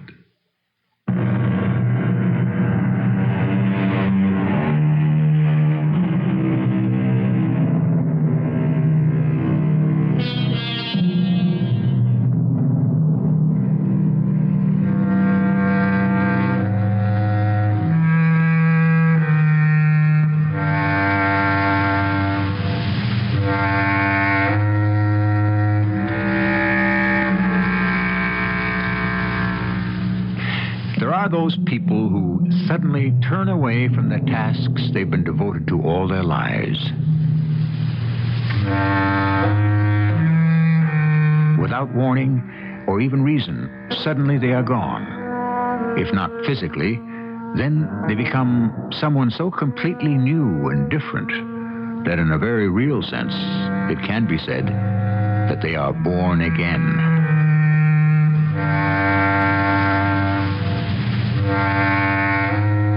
Our cast included John Lithgow, Terry Keane, Court Benson, and Arnold Moss.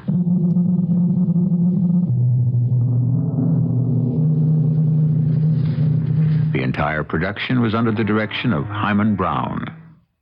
This is E.G. Marshall inviting you to return to our Mystery Theater for another adventure in the macabre.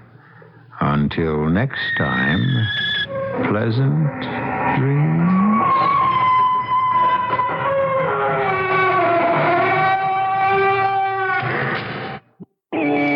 CBS News. 2 top aides to Mayor Byrne of Chicago have quit following charges from police officials that the Byrne administration has connections with organized crime. This is John Bohannon reporting on the CBS Radio Network. Mayor Byrne's chief of staff, William Griffin, and a key advisor, Michael Brady, resigned tonight. They say they no longer have trust and confidence in the mayor. It's been alleged that Brady and Griffin had tried to interfere in police affairs. Mayor Byrne has said she's clean as a whistle, despite charges by high-ranking police officials that she's allowed Chicago crime leaders to dictate policy in the police department. The latest on the hostages in Iran when CBS News continues. In Pueblo, Colorado, the parents of one of the American hostages in Iran say they would like to visit their son. He's Corporal William Gallegos, a guard at the U.S. Embassy. Barbara Tim of Wisconsin spent about 45 minutes today with her son, Marine Sergeant Kevin Hermaning. President Carter says he's discouraging other attempts by family members to visit the hostages because, he says, it could do more harm than good. The State Department said today the administration has decided against exempting hostage families from the ban on travel to Iran. The only exception are journalists. The House Rules Committee has approved President Carter's request to resume registration for the draft. It cleared the committee by a voice vote, and the next step is debate on the House floor. Costa Rica says the Castro government will respond Wednesday to a request to resume the evacuation of thousands of Cubans. 10,000 Cubans are still crowded in the Peruvian embassy compound waiting to be flown to new homes. The Castro government ordered a halt to the flights last Friday. A military tribunal in Liberia is considering possible death sentences for some former members of the Tolbert government, and the country's new leader, Army Sergeant Samuel Doe, has ordered looters shot to death. More from Mike Lee. One thing the Liberian coup has done is to make the Army privates, corporals, and sergeants feel a lot more important. Even though the head of state, Master Sergeant Doe, has told Liberians that Army officers are still to be respected according to their rank, you don't see a lot of lieutenants, captains, majors, or colonels out on the streets here. The non-coms who controlled the street had been doing a certain amount of looting until Master Sergeant Doe himself staged the televised execution of looters as an example to the nation. You are hereby ordered to execute the 4 men on the street. Squad! Talk!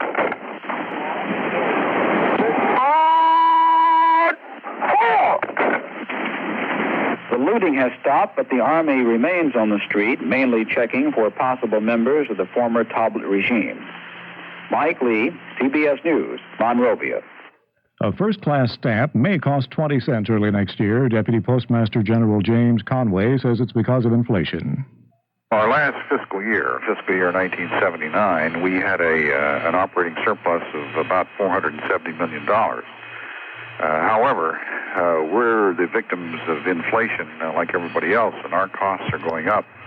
And the proposed increase today, which will not take effect until 1981, is purely and simply the result of inflation. The Independent Postal Rate Commission has 10 months to decide whether an increase should take effect. CBS News continues after this. Few people collect trivia with the enthusiasm of Art Snyder of Yellow Springs, Ohio. He has a monthly radio show which features trivia and related minutiae. Snyder says he knows when Yul Brynner first shaved his head and what brand of motor oil the Wright brothers used. And he says if you have acrochibutterophobia, you have a fear of peanut butter sticking to the roof of your mouth. He's a good man to have around during a lull in the conversation. John Bohannon, CBS News. WHCU, WHCU-FM, Ithaca, New York, serving Central New York for over a half-century. The CBS Radio Mystery Theater presents...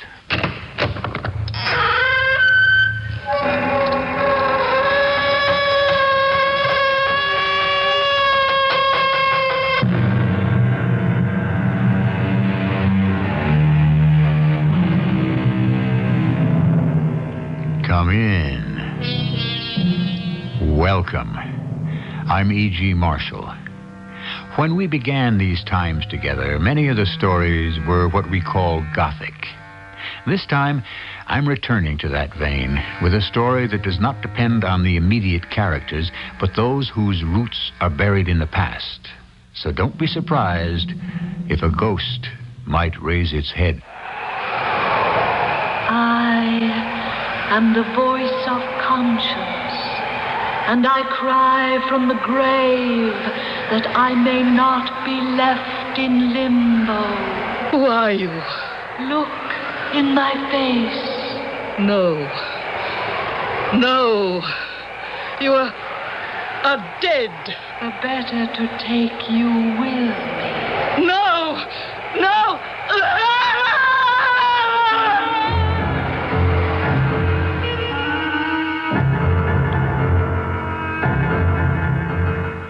Our mystery drama, The Dead You Can't Bury, was written especially for the Mystery Theater by Ian Martin and stars Jada Rowland.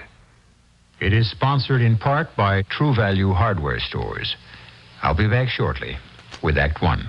Oh, great master. Yes? My daughter and I have traveled far to seek your wisdom. Is that your daughter with the, Bag over her head. Bag. Yes. Say hello, April. Hi. Why is she, Her cream rinse gives her hair the greasies. Oh, Daddy. Yes, that bag looks like it held a 6-year supply of French fries. Thanks. What can we do, sire? Well, let's see here. Take the root of the imbo bush. I tried that. The juice of the beagleberry. Look, nothing works. I'll have permanent greasies. Oh, no. Now, look, I'll tell you what my kids use. Agree Cream Rinse and Conditioner. Agree? Yes, Agree Cream Rinse and Conditioner is 99% oil-free. Oh. So it helps stop the greasies. No more greasies. I won't have to brown bag it. Yes, my daughter's hair became so beautiful, she was elected homecoming queen at Guru U. Wow. How can I thank you for telling me about Agree? Give me some advice.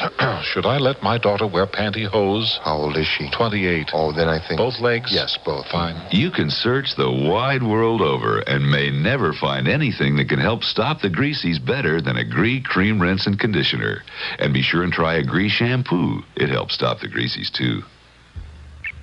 These days, we tend to put off spending money for things we don't feel are absolutely necessary, like doctor's fees, unless we're actually ill, and preventive medical care like eye examinations for our children.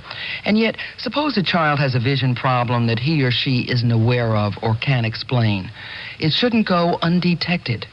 In many communities, the National Society to Prevent Blindness runs vision screening programs for children. If there isn't one in your area, you can write directly to Prevent Blindness at 79 Madison Avenue, New York, New York, 10016. They'll send you a home eye test kit that you can use to determine whether your child should see an eye doctor. It comes with a wealth of information about the care and protection of your children's eyes. And good news for these inflationary times, it's all free.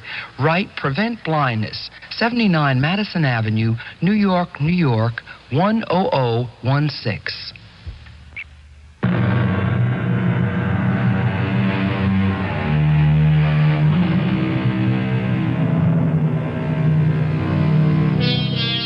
They used to call them lawn parties, or fetes, or galas. They've fallen out of fashion, for few people can afford them anymore. Even in 1899, when this story begins, they were the province of the rich. There'd be an orchestra for dancing, and picturesque tents dotting the lawn. Inside would be games of chance, a kiss lottery, a silhouette artist, and predictably and invariably, a fortune teller. Come, let's join this gala, as innocently and unaware as Amanda Harrow has done, at her brother's instigation. Now admit it, Amanda. Aren't you glad you came? Not really, Ralph. I'm not ready to go out in public yet. Now, honey, you got to stop taking Father's death so hard. I don't mean to. It's just, we were so close. I don't make me feel any worse than I do, little sister. I'm guilty enough. Why should you be guilty?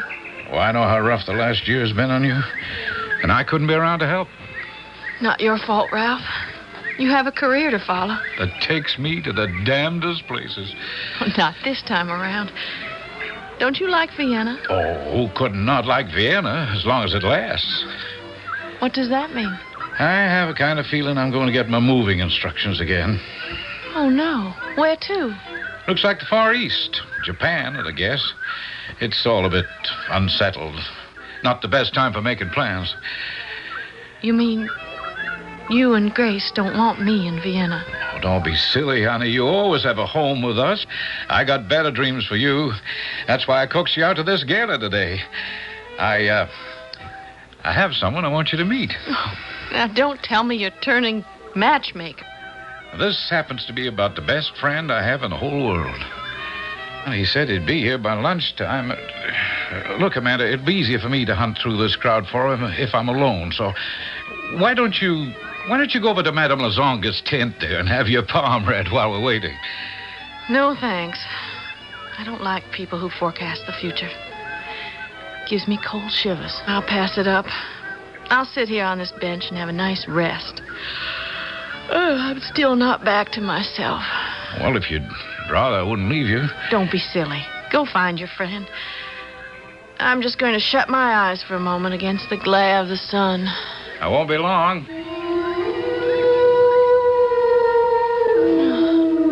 Madame Lazonga?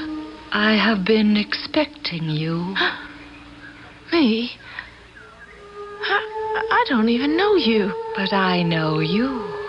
Amanda Harrow. How do you know my name? It was given to me to know. Come, we have so little time. Extend your palms beneath the light. Ah, so. Can you read them? No. It is as well. Across the palm is the line of the head. Here is the line of the heart above it. Here is the line of fate. And here is the line of life. Beware. Beware. Beware of what? A man is about to enter your life. He will bring the threat of great danger. What threat? What kind of danger? He will bring you death. Death? If you marry him. Who is he? What is his name? His name is Andrew Trevelyan. If you marry him, your doom is sealed. You will be marked for death. This incense is so thick and heavy. I'm dizzy. It is so hot in here. It's hard to breathe. Why? Ask no questions. Run for your life. Run? Where? Away from him. From Andrew Trevelyan. Andrew.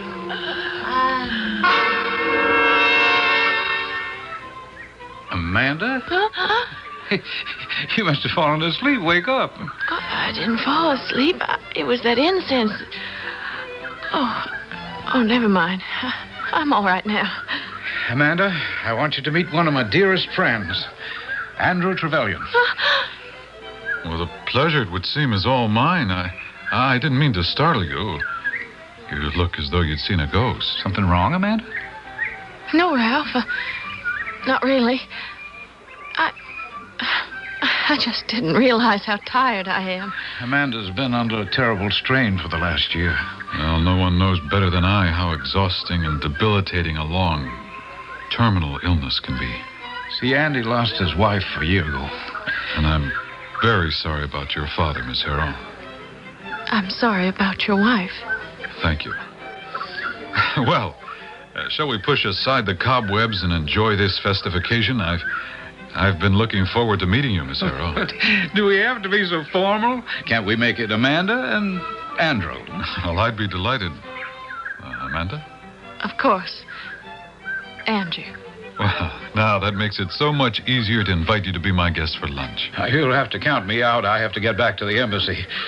There's a lot to do to get ready for my return to Vienna. But please, don't let me spoil the party.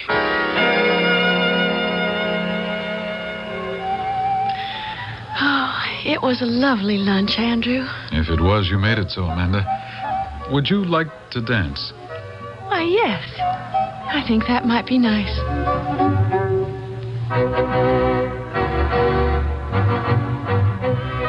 Oh, you dance very well, Amanda. So do you. Oh, I'm a little rusty. So am I. We'll improve together. I'm afraid we haven't much time. We'll make it. Will you have dinner with me? We haven't even finished lunch yet. We haven't started to get to know each other yet. There isn't much chance of that, Andrew. Why not?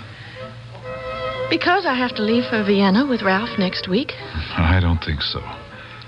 What does that mean? It means I want you to stay on here in America as my wife.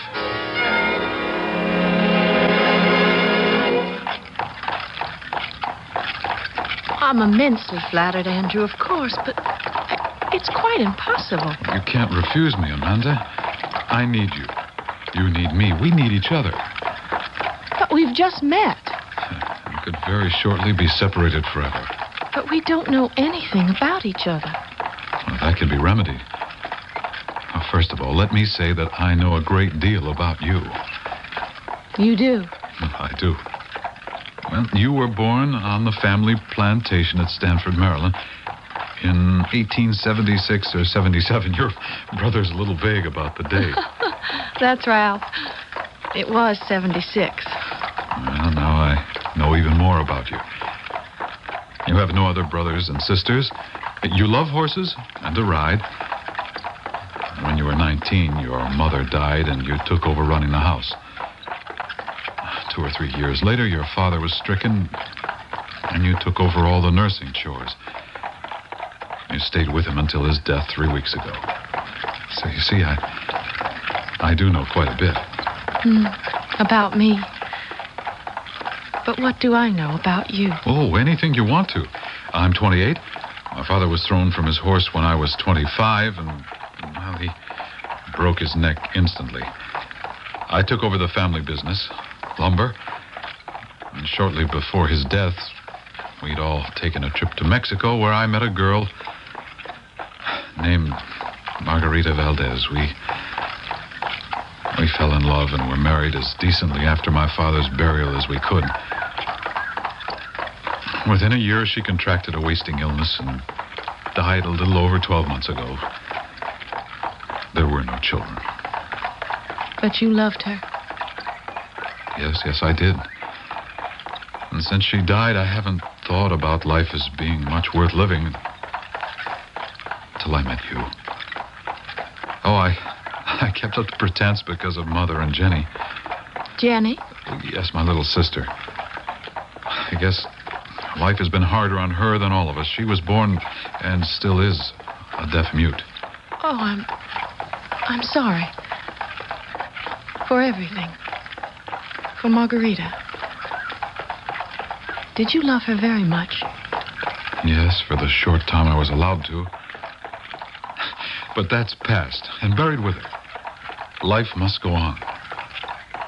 I've tried to tell myself that since Father died.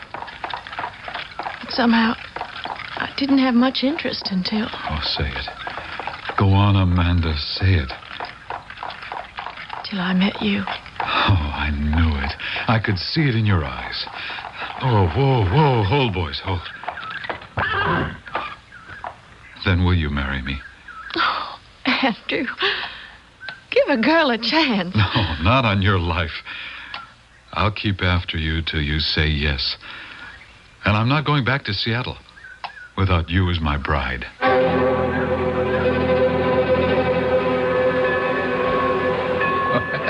I'll never believe it. You actually did it, you two. Oh, thanks to you, Ralph. My brother Cupid with the unair name. Well, I'll just run one more check on the luggage and give you two a chance to say goodbye. Well, goodbye, sis. Oh, Ralph, I am doing the right thing, aren't I? He is really as kind and sweet and gentle and loving as he has been this last week since he met me. He's just as you find him, honey. You got nothing to be afraid of. You're not, are you? Of course not. This is one bed I made that I don't mind lying in.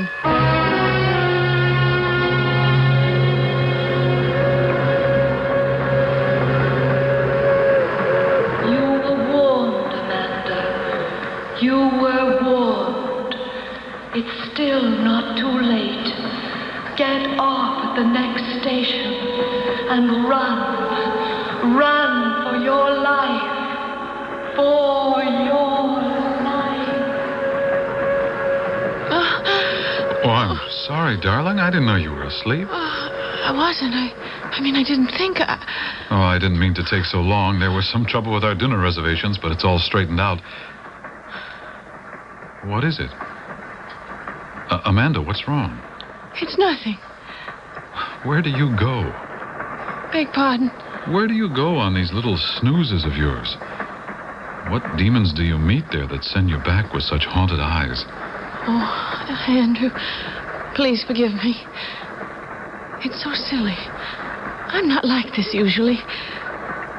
I'm just so worn out with all the excitement. Of course you are. Dead tired.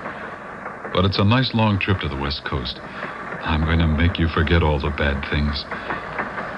You just put your life in my hands.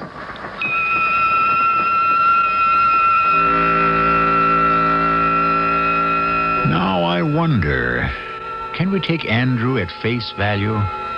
Was the gypsy fortune teller's warning just some sick joke?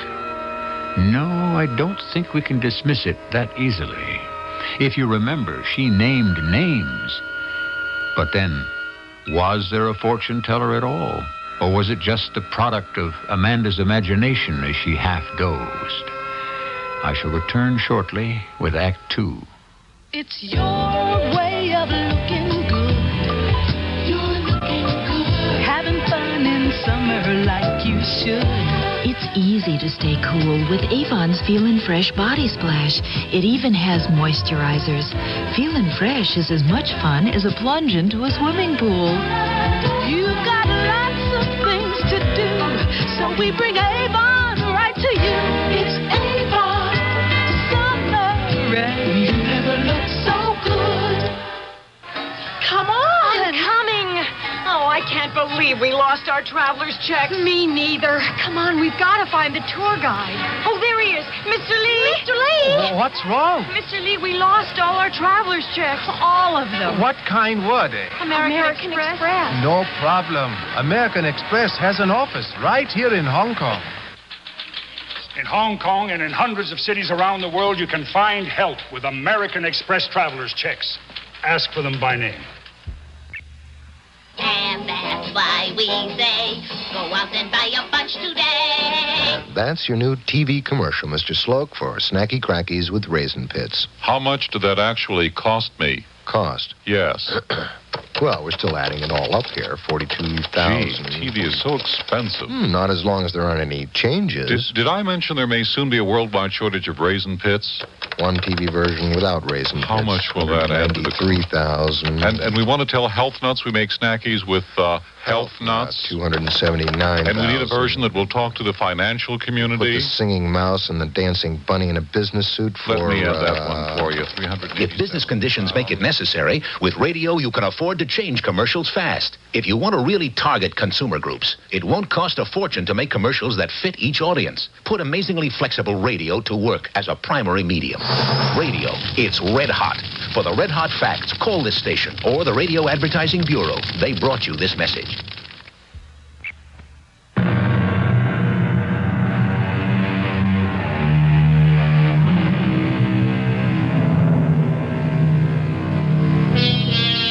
It's hard to imagine the magic of a cross-country train journey at the end of the last century. With all its inconveniences, it created a special world. The muted pungency of the coal smoke, the lulling rhythm of the wheels clicking on the track joints, the countryside flowing by endlessly, soothing the senses and pleasantly numbing the passenger in a delightful dream. By the time Amanda arrived in Seattle, after the close quarters of the last 7 days with her new husband, she had lost all doubts and fears. That's Glen Lewin. The house my father built. But it's enormous. The Welsh tend to have dreams of grandeur, Amanda. Oh, it's fantastic. With all the curlicues and ornate moldings, it looks like gingerbread. San Francisco Victorian. The last word in its day. What's that big square turret with the high roof and all the dormer windows? Oh, that was my father's retreat, his sanctum sanctorum. Nobody uses it anymore. It has a terrace around it. But the view of Puget Sound must be magnificent from that... what is it they call it? A widow's walk. We call it a captain's walk here. But the name is academic, since, as I say, no one uses it anymore. Well, that's enough about the house. Let's concentrate on all the people who live in it that you're about to meet. Your mother. I hope she likes me. How could she fail? And my sister Jenny. I hope she will love me as much as I want to love her. You'll be wonderful for Jenny. You're just her age. And don't let her handicap affect you. Jenny manages her own world quite well. Now remember, if you face her as you speak, she can read your lips. I will remember that without fail. And who else will be there? Oh, Higby, the butler. The autocrat of the house, the backbone of the family. It's very important to have him approve of you. Are you implying that I won't measure up? As if I'd ever. Let's see, who else? Oh, Mrs. Malone, the housekeeper. Oh, you'll love her. She's self-effacing. You won't know she's around half the time, but she runs the house like a top. And a whole bevy of maids whose names you'll know sooner than I will. And let's see, the outside staff. Old Tom, the gardener, Ned, who takes care of the horses, and the stable boys. So many people, I feel like a queen. You are. Oh, look. All your loyal subjects are lined up on the porch waiting for you. Let me be the first to welcome you, Your Majesty. Mrs. Trevelyan has prepared... Oh, I beg your pardon. Well, for what, Higby? I was referring to the madam. That is, I mean, Mrs. Trevelyan Sr., not your lovely bride. Why, thank you, Higby. I shall treasure that compliment. No more than the truth, Mrs. Trevelyan. Well, to settle the business of names and protocol, Higby, you may inform the staff that my wife is now the madam. My mother is Mrs. Trevelyan Sr., and what is it that she's done? She has prepared a residence for you and your wife, sir, in the West Wing. Well, what was the matter with the old quarters? Well, I would imagine Mrs. Trevelyan Sr. felt that under the circumstances, you and Mrs. Trevelyan would feel more comfortable in fresh surroundings. Well, it doesn't matter as long as Amanda and I are together. All right, Higby, you can have our bags taken up to the new suite. I will arrange for that immediately, sir. Where are Mother and Jenny? Well, your mother has had a slight cold, and it was thought better not to have her outside in the chill to greet you. They're waiting in the library, sir. Come on, Amanda. Let's beard the old dragon in her den. Oh, don't call her that. From all you've told me about her, it isn't true. I know. She may breathe a little fire, but she doesn't bite. Oh, I hope they like me and accept me. Just be your own adorable self and all's well. Hello, Mother. Andrew, it's so good to have you home. It's good to be back. Hi, Jenny. How are you? Oh, my, what a bear hug. Yes, I know what you're saying. You missed me. I can read lips, too. Now, Mother, this is Amanda. How do you do, Mrs. Trevelyan? Why, child, you're beautiful. Quite amazingly lovely. Even more so than Margarita. Mother, for heaven's sake. And Amanda, this is my little sister, Jenny. Jenny, I've heard so much about you. I just have to give you a hug. Oh, I'm sorry, Andrew. I didn't mean to raise old ghosts. And don't. Let them lie.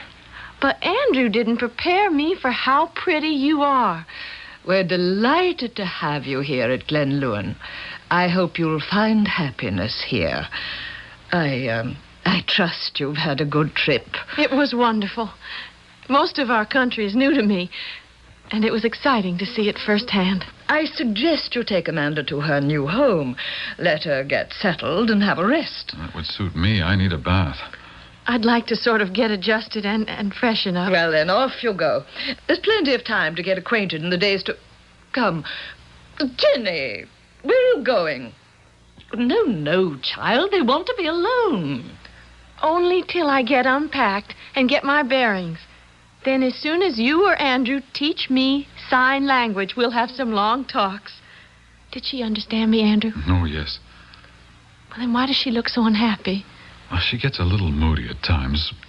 Let her alone. She'll come around. Come on, darling. Let's go upstairs.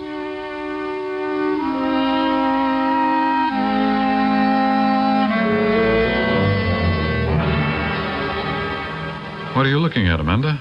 Just the view. It's stunning. Overwhelming. How high are we? Oh, 500 or 600 feet above the sound. Right on the crest of the hill. It makes me dizzy to look down. I'm so used to it, I didn't notice. Maybe it's better we're here on the terrace side.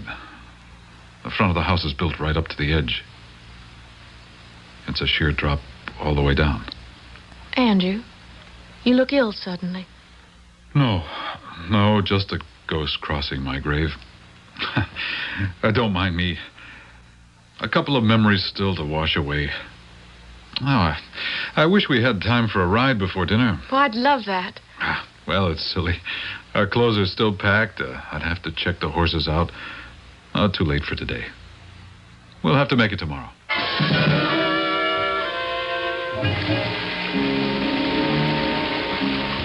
Such a dreadful day for your first one here, Amanda. Oh, I don't mind rain. It's exciting. I'm just sorry we couldn't have the ride we planned. Oh, the rain's much too heavy for that. Are you a horsewoman? Oh, yes. Ever since I was a child. Do you jump? Ever ridden to hounds? Since I was 12 years old. Well, you make a fine companion for Andrew. Something he missed in his first marriage. Margarita didn't like horses. For that matter, Margarita didn't like it here at all, really. It is a lonely place. I wonder how you'll find it. I suspect I'll like it very much. I want to be part of the family. I want to try to prove to you and Jenny that I belong. But you don't have to prove anything to me, my dear. But Jenny is another story. Most of the time, she's lost in her own private world.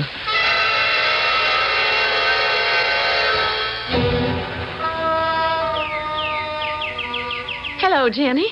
Isn't it a lovely morning? The last 3 days, I thought the rain was never going to stop.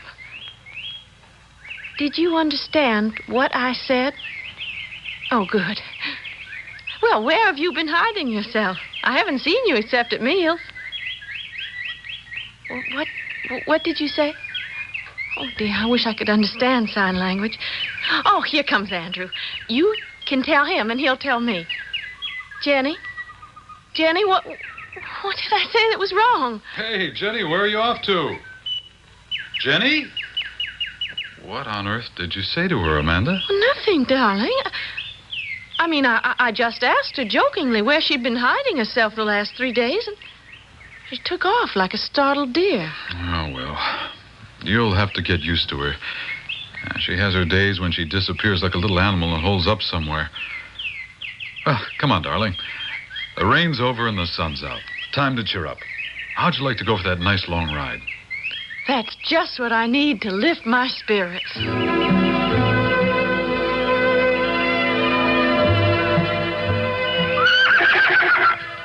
Ooh, easy, Bo, easy. He'll simmer down, Amanda, once we get going. Oh, he's all right, aren't you, boy? He's just short on exercise. Give you a leg up? Oh, I'll manage. Would you like to come along, Mother? You're dressed for it. No.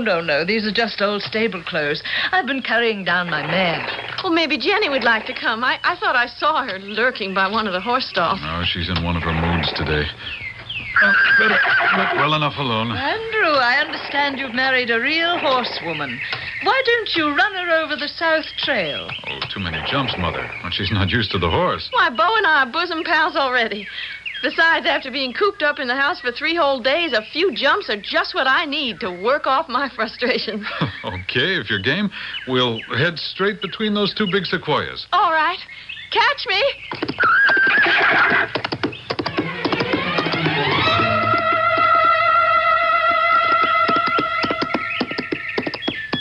We're going to have to take the hedge, Bo.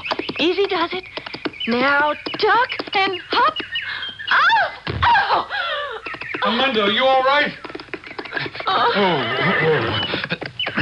Amanda. Oh, I'm all right. Oh, I just sprained my ankle, I think. What happened? The stirrup leather broke just at the top of the jump. I was thrown and landed on my ankle. Oh, I hope I didn't break it. You could have broken your neck taking a chance like that. Here, now, put your arm around my neck and we'll get you back to the house and call a doctor.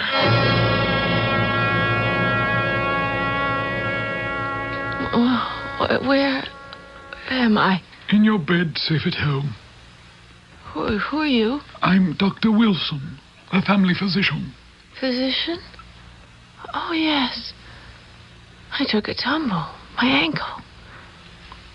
It doesn't hurt. No, at least not for the moment. I've given you something to sedate you, but it's a bad sprain, going to keep you off your feet for quite a few days. But it's not broken. Oh, no. You're very fortunate after such a bad fall. Well, I think you should rest now. You've had a very bad shock. I can't do anything else. I'm so sleepy. I can't keep my eyes open.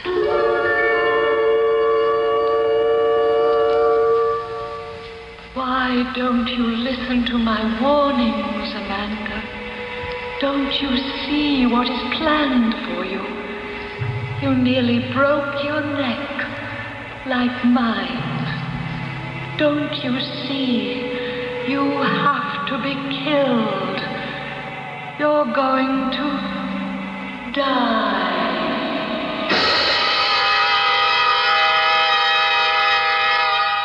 Curiouser and curiouser, As Alice in Wonderland liked to remark, is someone trying to kill Amanda? If so, who? Andrew, Jenny the deaf mute, or Mrs. Trevelyan? And why? Who is the mysterious warning voice? Or is it perhaps only a fevered product of a girl emotionally disturbed? I would hope that all of these questions can be answered when we return with Act 3. For professional quality plumbing supplies at do-it-yourself prices, visit your nearby True Value hardware store. Hi, Pat Summerall to tell you that there you'll find values on a wide selection of quality items, including washerless kitchen and bathroom faucets, plumbing repair kits, plastic pipe, caulks and seals, shower heads, and much more, designed for easy, do-it-yourself installation. Plus, True Value hardware stores can offer the practical knowledge and advice to help you select the right materials and tools for the job, from a minor home repair to a major remodeling job. So see all the value-priced, professional quality supplies in the plumbing section of participating True Value hardware stores and home centers. And remember, you can save gas, too. You won't have to drive far for your hardware and houseware needs. So if you're looking for values, for service, and for selection, you'll find them nearby at any one of the more than 5,000 True Value hardware stores and home centers, and they're located nationwide. This is Gene King for your Better Business Bureau. If your food bills have become astronomical, it's time for you to learn the secrets of the smart shopper. Plan your shopping trips in advance. Also, try not to go when you're hungry. By making a shopping list and sticking to it, you'll be less tempted to buy on impulse the things you really don't need. Consider seasonal bargains, advertised specials, and the dietary needs of your family when you make out your list. But remember, folks, buying sale items in bulk is just fine, but only if you're able to store them properly. Now, another thing you should also do is read food labels so you know exactly what you're paying for before you buy it. For example, you may decide to pass up that can of beef stew that's such a steal when you read that it contains more water than beef and potatoes. Be a smart shopper. Plan and save. A tip from your Better Business Bureau.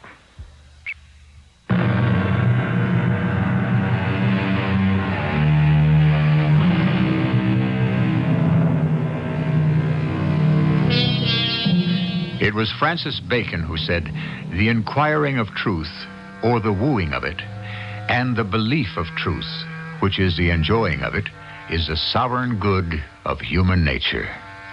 Now you, along with Amanda, are going to follow his statement and hope that in the revelation of it, it will have been worth the inquiry. Amanda has slept 3/4 of the clock around and finally awakes to find her husband pacing their bedroom anxiously. Andrew? Oh, you're awake at last. Thank heaven. Why?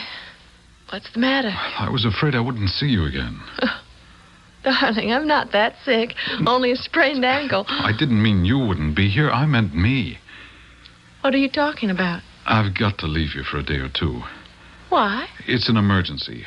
We have a big fire in one of our most valuable forests about 25 miles southeast of here. After all that rain? Well, I wish they'd had it instead of us. Every tree is tinder dry. I have to be there to help fight it. But how long will you be there? Until it burns itself out or we get more rain. Pray for both. You'll be all right while I'm gone? Well, of course, Dr. Wilson will be on hand to check your ankle. Higby and Mrs. Malone will run the house. And, of course, Mother and Jenny will be here to look after you while you're bedridden. Of course. You understand, I have to go. Yes, darling. You'll feel quite safe while I'm gone? Why shouldn't I? Just tell me one thing before you go. What, Amanda? How did Margarita die? Why, I've told you. It was after a long illness. That's what caused her death. Of course. Well, now I have to go. Goodbye, darling.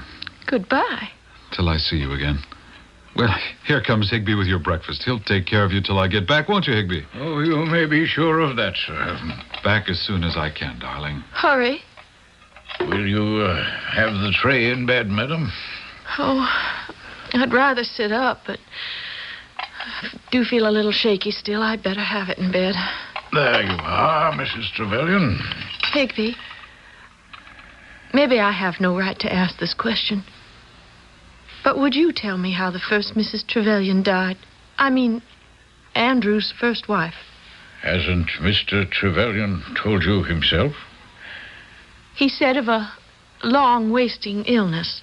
Was that all? Yes. I would rather you ask Dr. Wilson about that, madam. It's not really my business. Well, the ankle's doing very nicely. Better than I expected. You haven't tried putting any weight on it? Not yet, Dr. Wilson. Well, it might be a good notion just to test it. Shall we try? Of course, if you think so. I'll help you to stand up. There. Now, what's the verdict? I'm not sure. Oh! Pretty tender, eh? Oh, yes. And still, in a pinch, you might be able to move on it. I suppose I could. Yes, that's good. Why would I want to? I'm not prepared to answer that question quite yet. Will you answer another one for me? Well, if I can. How did Andrew's first wife die? Why do you ask me that? Because no one else seems to want to answer it. Will you? Yes. Well, the primary cause of death was multiple internal and external injuries due to a fall from a great height. She didn't have a long illness. Oh, yes, a protracted and very painful one. So painful that the court ruled she had committed suicide while of unsound mind by jumping off the captain's walk upon the turret there and plunging all the way to the rocky shore of Puget Sound. How awful. So that's why the door to the staircase up there is locked and bolted. Ah, is it? No, I didn't know, but I'm glad to hear it. Why? I wouldn't want to see another accident like that take over this family. Dr. Wilson, are you trying to tell me something? I don't know. I've served this family faithfully all my life as a doctor, and I now find myself troubled by what I'm afraid may be a very guilty conscience. Why? Higby gave me some very shocking information about your fall from the horse. What? The stirrup leather didn't break. It was unbuckled. Huh. You think someone deliberately tried to kill me? No, I didn't say that. But it's what you meant. And I'm beginning to see what you're trying to tell me. That Andrew's first wife was being systematically poisoned, and when that didn't succeed, she was pushed to her death. I'm not sure what I think. I have no proof. Wasn't an autopsy performed? The family was against it, and I didn't want to cause them any more concern at the time. I didn't insist. This time I intend to be more careful.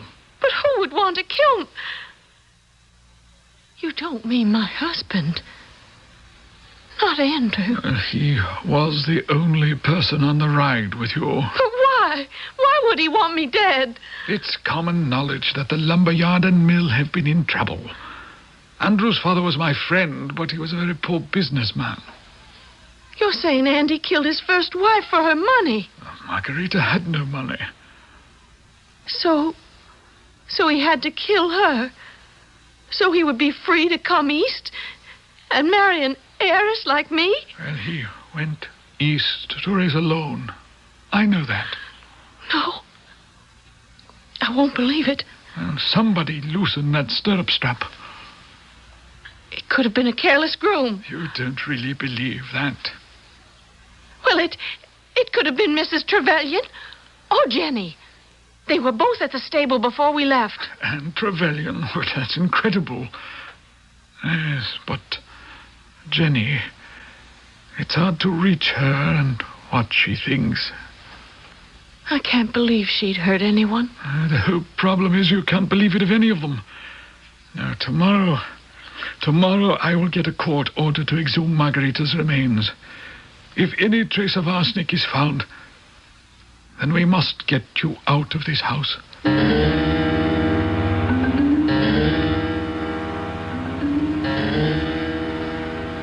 Wake up, Amanda.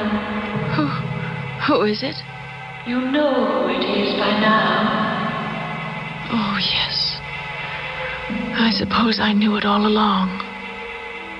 You're Margarita. Yes.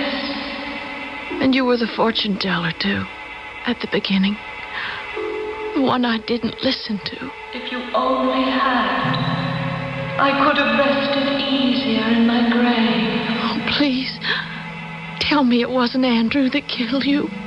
It was suicide, wasn't it? In my faith, there would be no forgiveness for that. Then who killed you? Tell me the truth.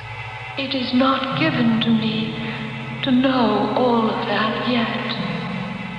Then why are you here again tonight? Because I was sent to reveal the truth at last. Listen. What? Get out of bed. Get your robe. Come with me, quietly, to the door. Open it slowly, just a little. Shh. What do you see?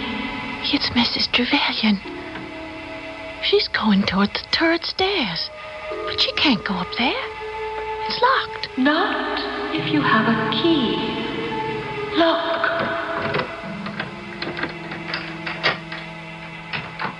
Why is she going up? Give her time. Then we will follow and find out.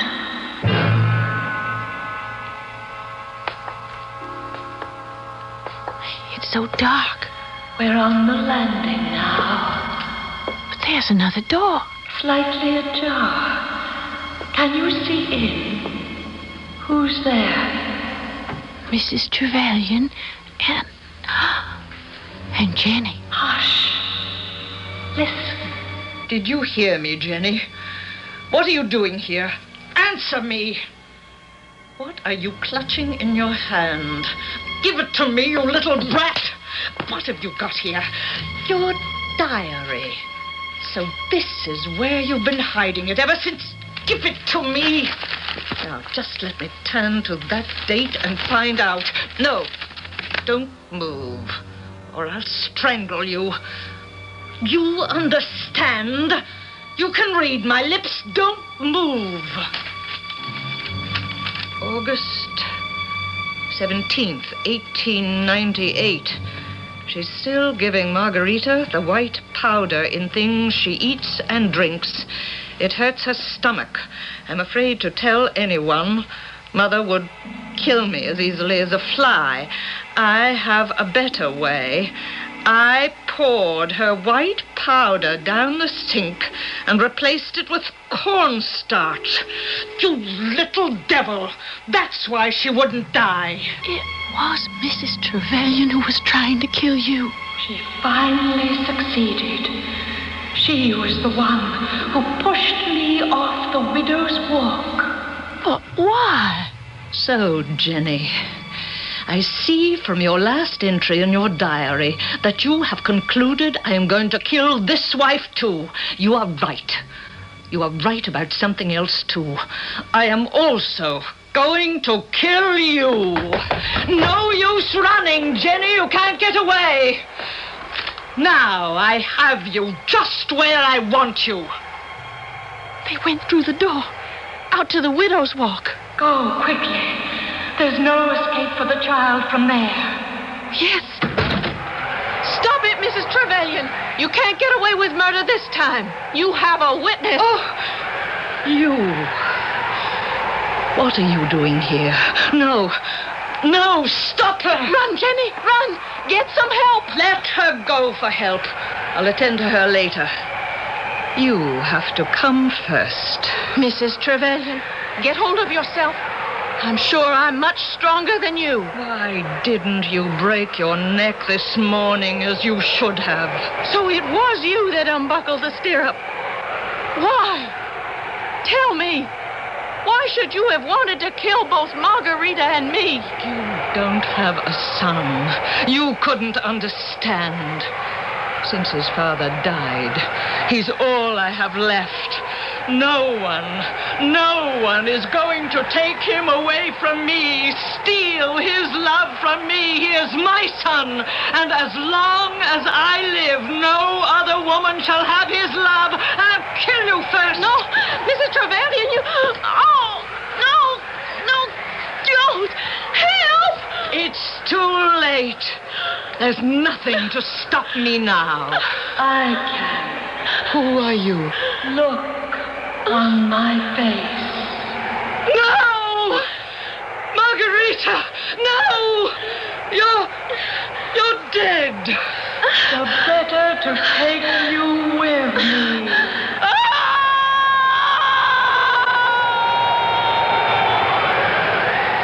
Oh, good Lord, no.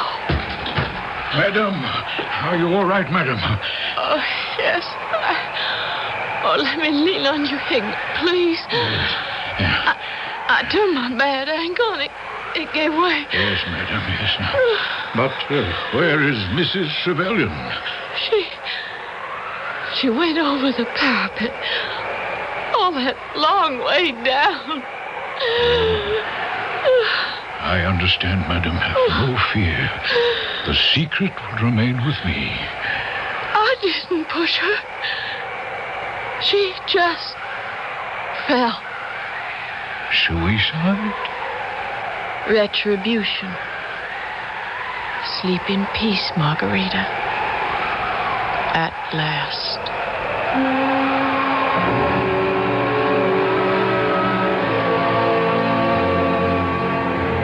As I promised, I have brought you a ghost story. A sad and haunted ghost. Amanda is a lucky one. Andrew is all he seemed to be and need never know the true story of his mother's death.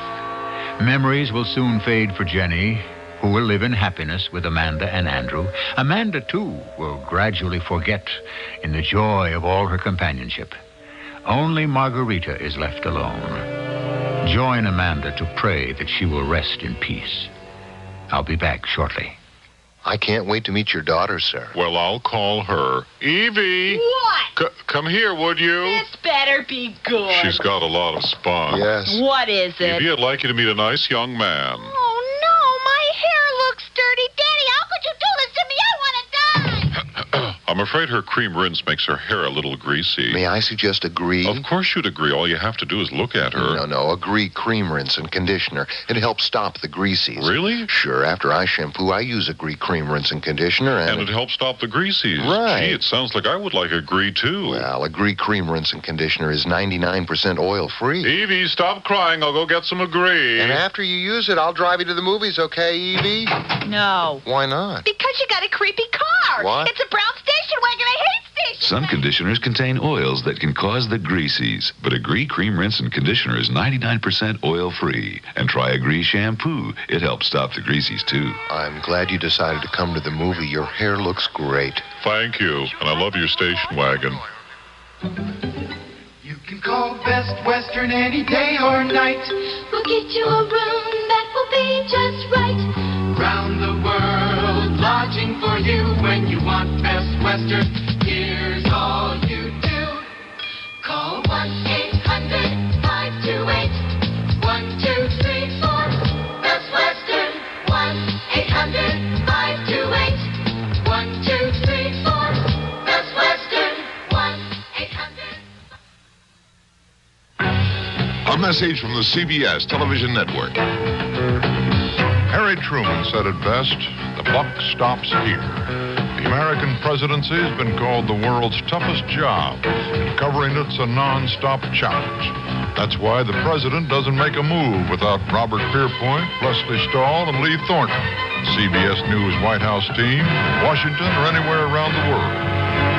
Cronkite and Company, only on the CBS Evening News.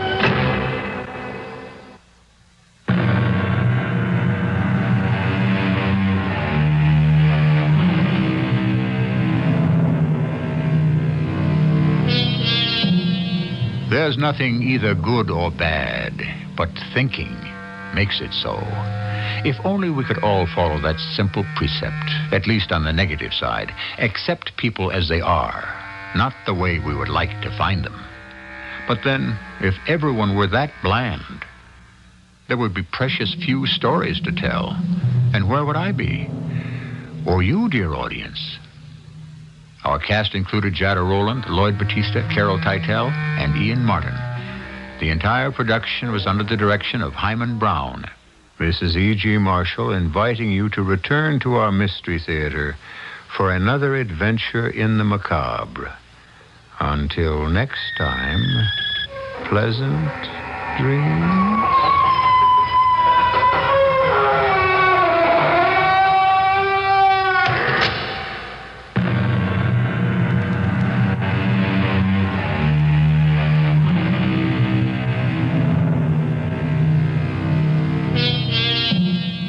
87 WHCU, 97 WHCU FM, Ithaca, New York.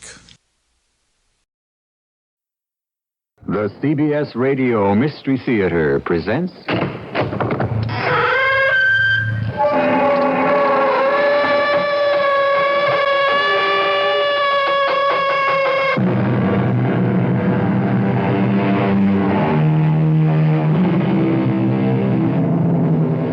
Come in. Welcome. I'm E.G. Marshall. Today, a tale of hatred and jealousy, and the meager nourishment one can derive from such a diet.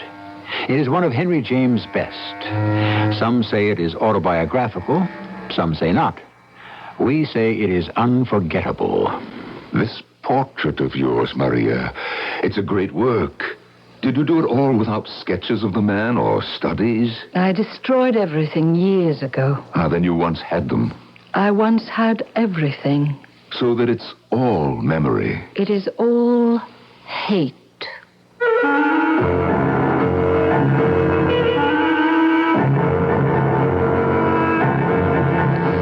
Our mystery drama, Portrait of Memory, was adapted from a story of Henry James by James Agate, Jr., especially for the Mystery Theater, and stars Norman Rose and Marion Seldes. I'll be back shortly with Act One.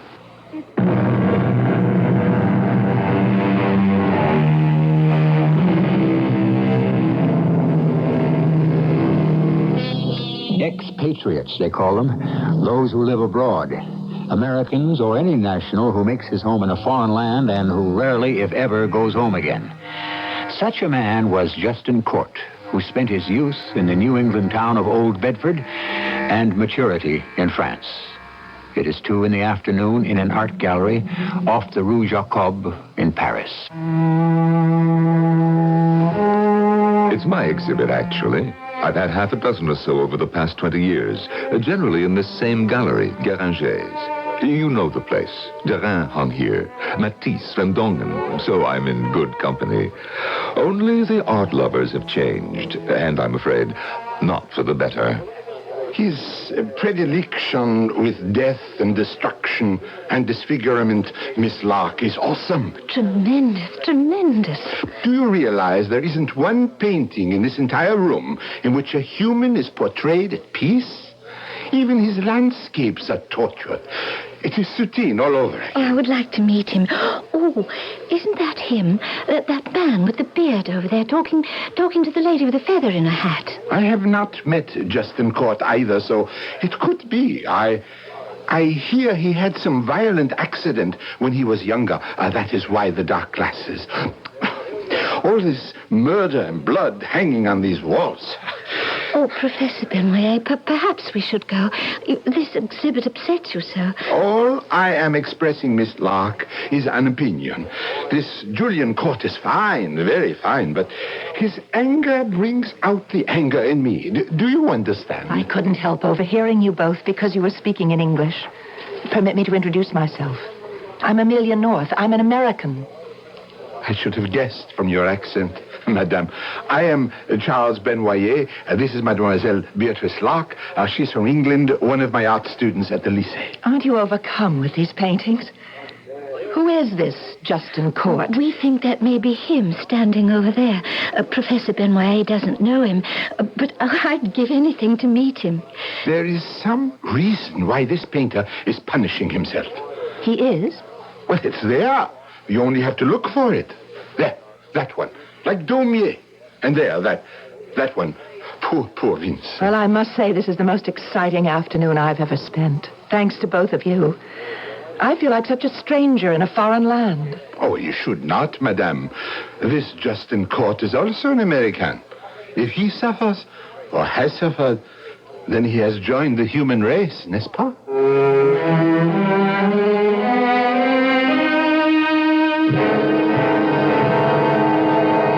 Garçon, enfin, s'il vous plaît.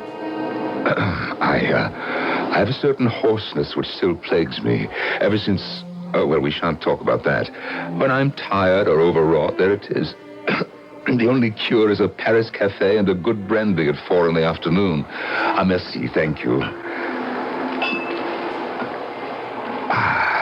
Mr. Court, I beg your pardon, but aren't you Justin Court, the painter? I am, yes. My name is Amelia North. Mrs. Amelia North. May I sit at your table for a moment? Well, by all means. I wanted you to know that one of the very first things I did when I came to Paris was to go to that gallery on the rue, what's it called? Jacob. Yes, that's it. And see your exhibition of paintings. I was overwhelmed, Mr. Court.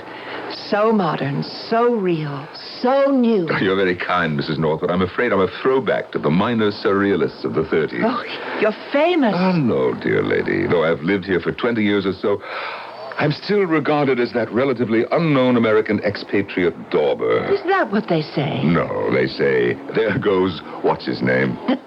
There is such a thing as too much modesty, Mr. Court. In fact... Are you staying in Paris long, Mrs. North? A few weeks. Then the south of France, and then I'm coming back in the fall. I have a lovely place in St. Cloud. But really, I've nothing to keep me here or take me there. Ah, yes, a free American spirit. Well, actually, I'm not telling you the whole truth. I do have something to keep me in Paris. Hopefully, it is you. Me? In fact, do you ever do commissions, Mr. Court? Well, I have. Well, did I tell you that when I was in Guéranger's just an hour ago that I came away overcome? Well, it's kind of you to say so. On the whole, Americans seem to appreciate what I'm trying to do much more than Europeans. The commission I have in mind is not an ordinary one. Well, I accept the compliment. Have you ever done a portrait without the person sitting for you? No, I never have. I rarely do portraits. Oh, yes, but there are people and things in your pictures. They're so sad, really. They're quite awakening. The person you wish portrayed is not in Paris. I don't know where he is. Even if he's alive. Will you have photographs of him? No, nothing. My dear lady, how do you expect any artist to paint a likeness for you with no reference? Who said anything about a likeness? Un très bel homme. A beautiful man. 35. Drawn purely from your imagination, Mr. Court. My imagination would satisfy you? Oh, yes. Mrs. North, you don't know my work well enough. I'm sorry, but I am not the painter for your commission. I would pay well. Well, I'm in the fortunate position that money cannot pay me for making a fool of myself. I can but do in my own way the face I see, not the face I imagine. Well, I shan't disturb you much longer. I have here the name of another painter, a woman who lives here in Paris. Do you happen to know her?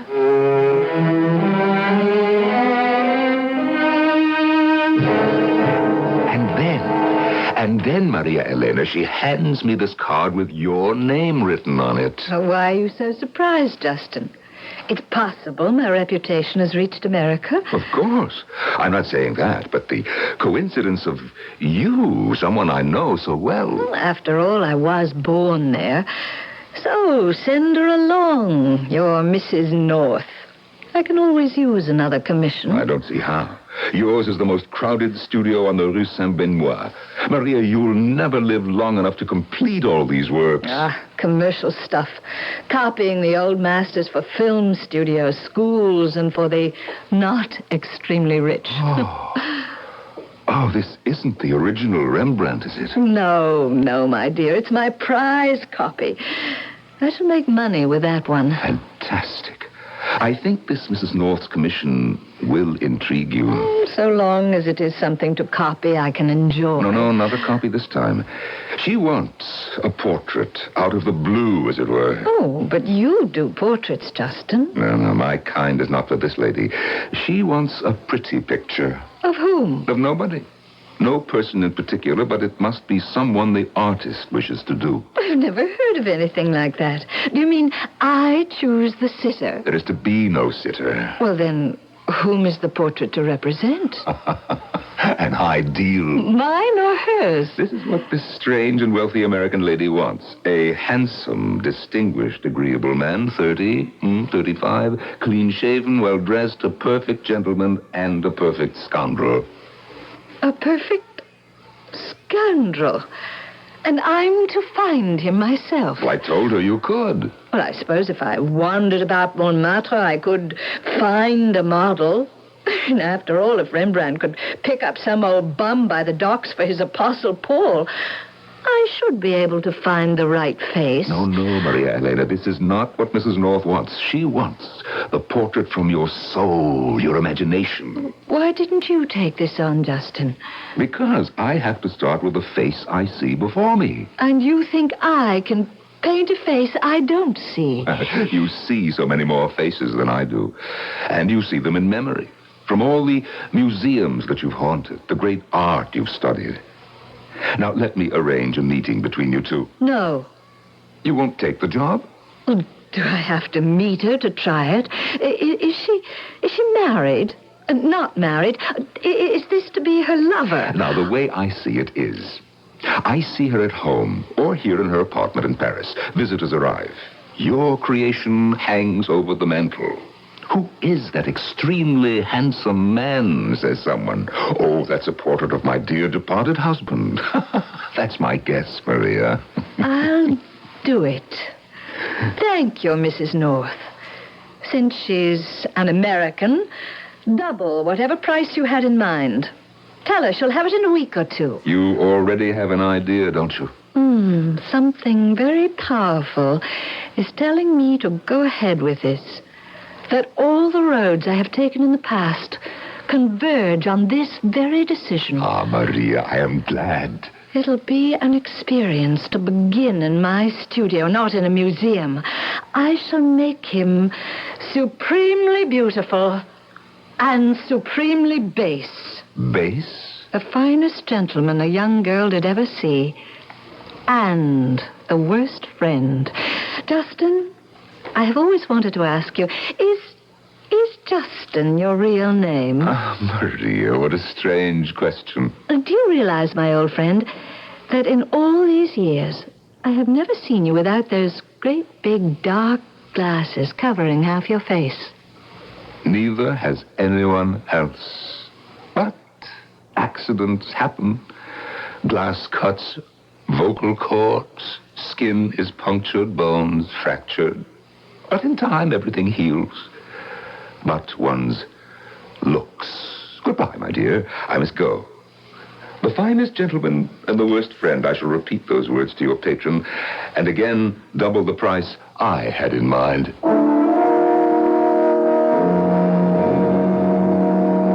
Two painters in an atelier in Paris. One who paints only emotions, and tortured emotions at that. The other, a success at duplicating past masters so well that few can tell the difference. This strange commission of an idealized man is now hers. What will she do with it? I shall return shortly with Act 2.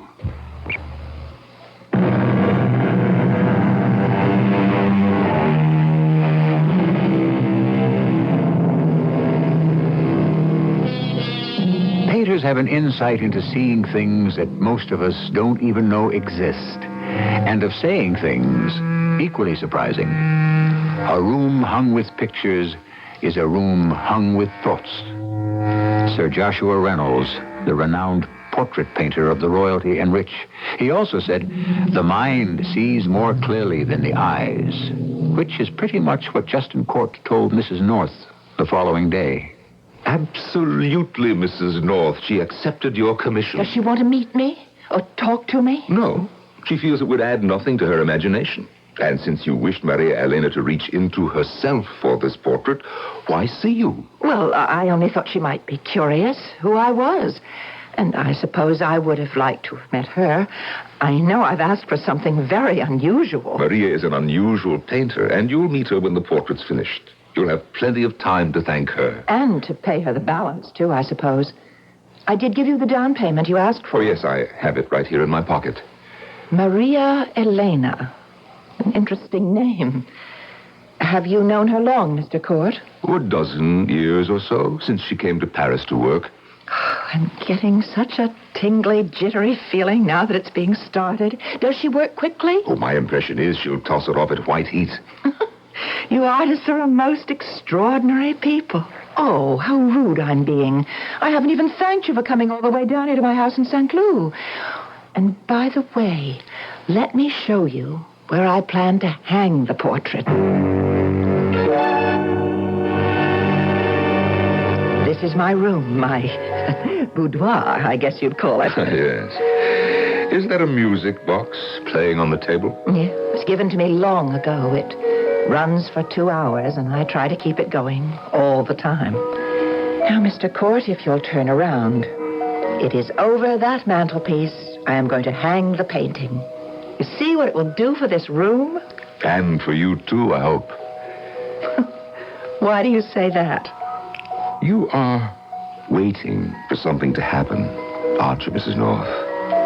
Perhaps for someone to come into your life. It is more than waiting for the portrait to be done. What a good eye you have. How clearly you can see me, even through those black lenses, as if... No, that's not possible. As if you could see right into my soul.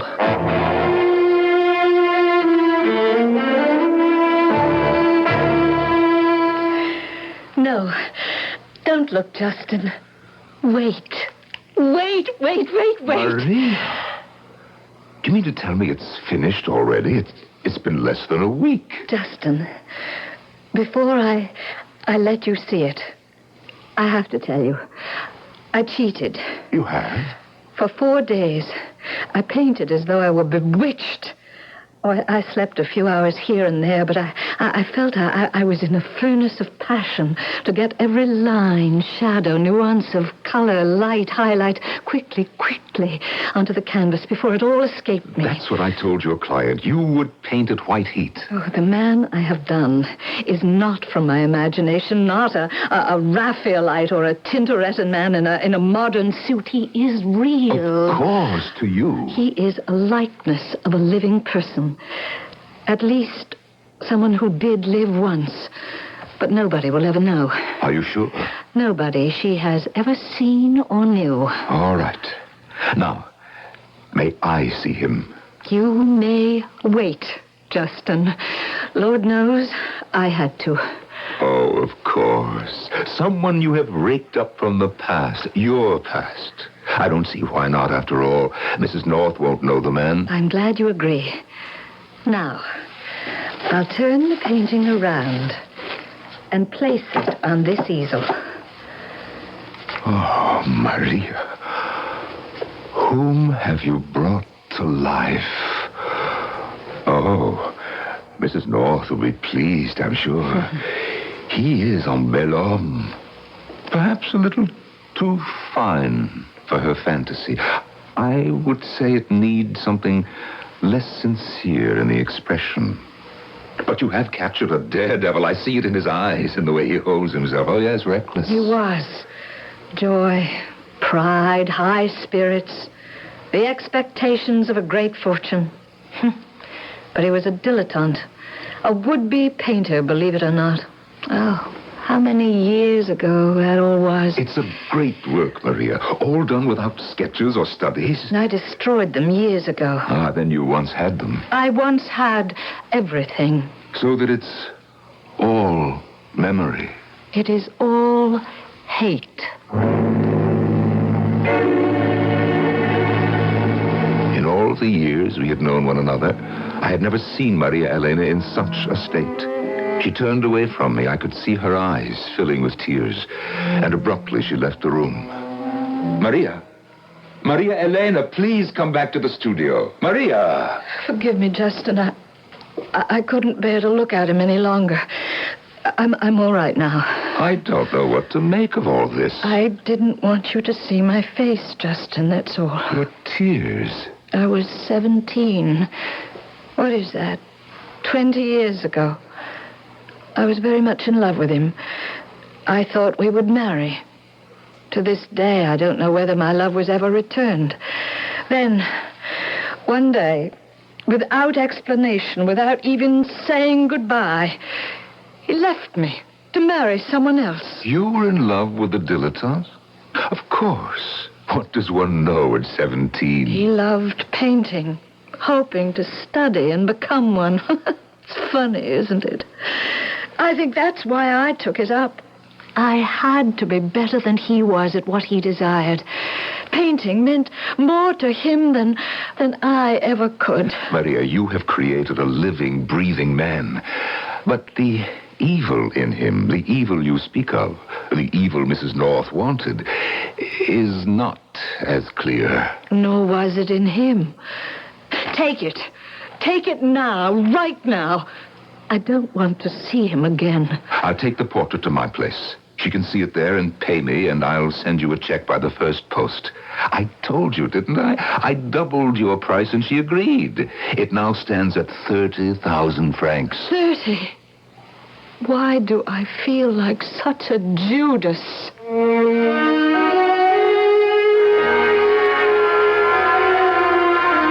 I'm almost afraid to look at the painting, Mr. Court. I don't see why. It's fantastically done. It will give you nothing but pleasure. You believe that? May I look now? For the money you are spending, your request isn't out of line. It's on the easel by the window, the one with the cloth over it. No, well, no, I can't. Not yet. What if I were mistaken? About what? Well, oh, never mind. Mrs. North, I have a great deal to do today. I cannot wait for the mood to hit you, for you to see what you've bought. All right. Yes, I will. Now. My Lord in heaven. It's him. This man, you know him? It's magnificent. Just like him. Well, who is he? Who was he? You think I'd tell you his name? This is all beyond me. Would you like me to have it sent to St. Cloud? Every lash on his eyes, so real. Mrs. North, did you hear me? Can we say the commission is concluded? Mr. Court, do you mean to say you don't know this man? How should I know him? Well, you know her. The painter, this Maria Elena. She knows him. The likeness, it's beyond me how true it is. This is someone you actually knew, do I understand? He has been brought back to me after all this time. He's looking straight at me. But a resemblance to a known individual, that was not what you wanted. Oh, you've no idea how many portraits I've commissioned. Like a detective searching for a clue. And now, here I am. What'd you say? So, you were hoping for a resemblance to someone. No one else would ever see it. No one but you and her. What does she know about me? Nothing. I hardly know you myself. This man, staring back at us so knowingly, was he to have married you? Yes. If he had lived. But you've got to keep that a secret. But why from Maria, who has reproduced it? If she'd suspect, I know she'd never let me have it. Now, what did we agree the price would be? 30,000. I'll send you a check for 40 immediately when I get home. But promise me you won't tell her it's because I must have it. Just say I was so pleased with the spirit of the thing that I had to give her more. You're willing to pay 40,000 francs for a painting she originally agreed to do for 15. And I'm to make such a transparent excuse? Now stay with 30. It's enough. No, I'm afraid to. Now, don't let her know, Mr. Court. I beg you. She'd be jealous, and it would start all over again. But you knew her. You gave me her name on a slip of paper when we first met. She doesn't know me. I must have this painting. I must. I can't tell you more. I don't wish to know more. I don't wish to know what comedy or tragedy you two have shared. Obviously, this man played a prominent role. And as a painter, what do you think of it? What can I think of a portrait that is a tour de force, not done with love? Oh, more than that. Even I can see it was painted with rage.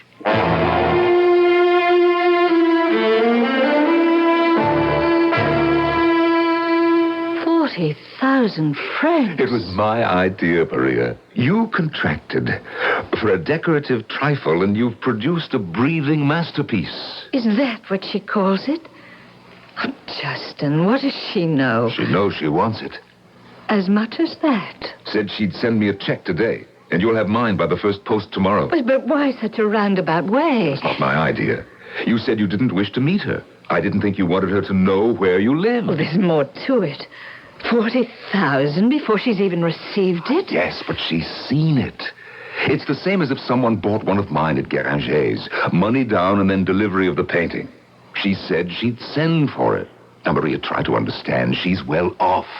She can afford things that you or I would think twice about. This time she's bought herself a husband, and you've given her a very special one. I have given her a husband. Shall we say a painted memory? Your memory?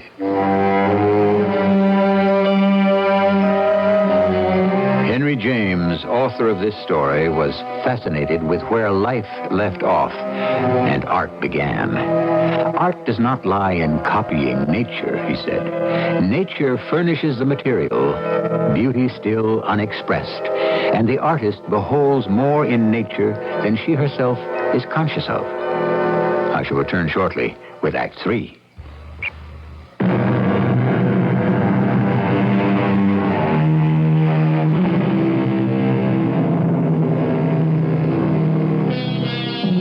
A wealthy American residing in France commissions a portrait of an unknown man for which she has agreed to pay a great deal of money. But as fate would have it, the painting is not of an unknown man, but of someone from the past of both patron and painter.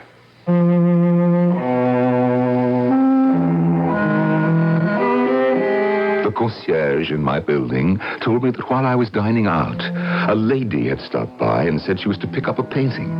I was surprised that Mrs. North had taken it upon herself to do this, and said so. But the concierge said it was no strange American lady, but my friend Maria Elena. The next morning, I was at her studio quite early. Whoever you are, come in. It's me, Justin. Good morning, Maria. Maria, what on earth are you doing? Exactly what you see. I'm preparing to paint right over the portrait. Are you mad? I have a check in my pocket for you. You listen to me. You cannot throw away 40,000 francs. No, I can't take the money. Why not? I can't tell you why exactly. Something has happened to me. Maria, you cannot back out. Think of Mrs. North. She's practically fallen in love with that portrait. Fallen in love, you say? Certainly. Now look at him dispassionately. Try. What woman wouldn't? I won't back out, Justin. If you'll answer one question. Does she know this man? All last night, I did nothing but ask that question. She must know him. It would account for so much. Do you understand, Justin? The way I feel, these strange sensations, the enormous amount of money she's agreed to pay for it. Justin, they were your words I kept hearing over and over all night. This woman is going to hang the portrait in her boudoir and pass him off as a husband which he never was. Was he yours, Maria? No. Could he have been another woman? I don't know. Not unless it happened afterwards. Oh, no. What am I saying? He died unmarried. He'd known many women. He hurt many. Too many. And there was one, I remember. She tried to make him marry her and was almost... He was very near it. And Mrs. North, did you know her? She could have been the one, but I don't know and never did. When she first saw the painting, did she act as though she recognized him? Well, she did yesterday, but she didn't name him. But what did she do? Did she cry out? What did she say? I can't remember everything she said, Maria. If I didn't know you better, my old friend, I'd say you were hiding something, but I won't. It's very nice, what you're doing for me. The 40,000 francs, it's sweet. Yes, it really is. But I know. You know what? What he must have been to her. I have decided now. I am going to see your Mrs. North and tell her that, unfortunately for her, I have decided to keep the portrait. To paint over it? It's a sacrilege, Maria Helena. One does not mutilate art. Justin, return her all the money. Do as I say. And give no reasons. She'll know the reason. The door was open. Oh, may I come in? Mrs. North. And you are Maria Helena. How do you do? I am Amelia North. I wanted to meet you and thank you. But this morning, when I sent for the painting, it was not at Mr. Court's studio. Now I see why. Well, Justin did not bring it here. I took it last night. But I have bought it. Mr. Court has the money. I'm sorry. I cannot accept it. I have bought that portrait, and I want it. Mrs. North has a valid point there, Maria. Mr. Court, is this lady a well-known painter in Europe? Well, I'd say extremely well-known. Extremely well-paid? Well, in the arts, reputation and remuneration do not always go hand in hand. Madame Maria. Mademoiselle. Suppose I were to double your fee for this painting, instead of 40,000, making it 80. Maria, that is a great deal of money. Perhaps not to someone who is rich. What is your reply? Sold? In my head, I was seeing him and you in your house or in your apartment. You were looking at him and he at you. So we would be. Are you jealous? Of a painting. Maria, 80,000. Why do you grudge this lady the portrait? Maria, you said you painted it in hate and bitterness. Sell it, let it go. No, I can't. I'm sorry. You came here for nothing, Mrs. North. Let me turn it face to the wall. The subject is closed. My dearest Maria, what kind of revenge is this? My last offer, 90,000 francs. All the years. Why should you, Amelia, of anyone in the world... Why should you have it? Mrs. North, I apologize. Believe me, I had no idea when you first gave me Maria Helena's name that it would turn out like this. You knew my name. You've known it. All along, you've known it was me, Amelia. 100,000 francs. Did you hear me? You can paint him again. 100,000. You can have it. Do you wish it now? I have nothing to wrap it in. No. Let it sit on the easel for a little while. Justin, will you arrange about the money? Yes. Maria Helena, this was wise of you. For your own sake, your own heart. Don't you wish to stand closer, Amelia? It's yours. Go ahead and look at it right in the eye. Maria, let us have some tea. Now, if you don't have any cake, I'll run out and get some. I have everything. Will you join us before you go, Amelia? I would love to.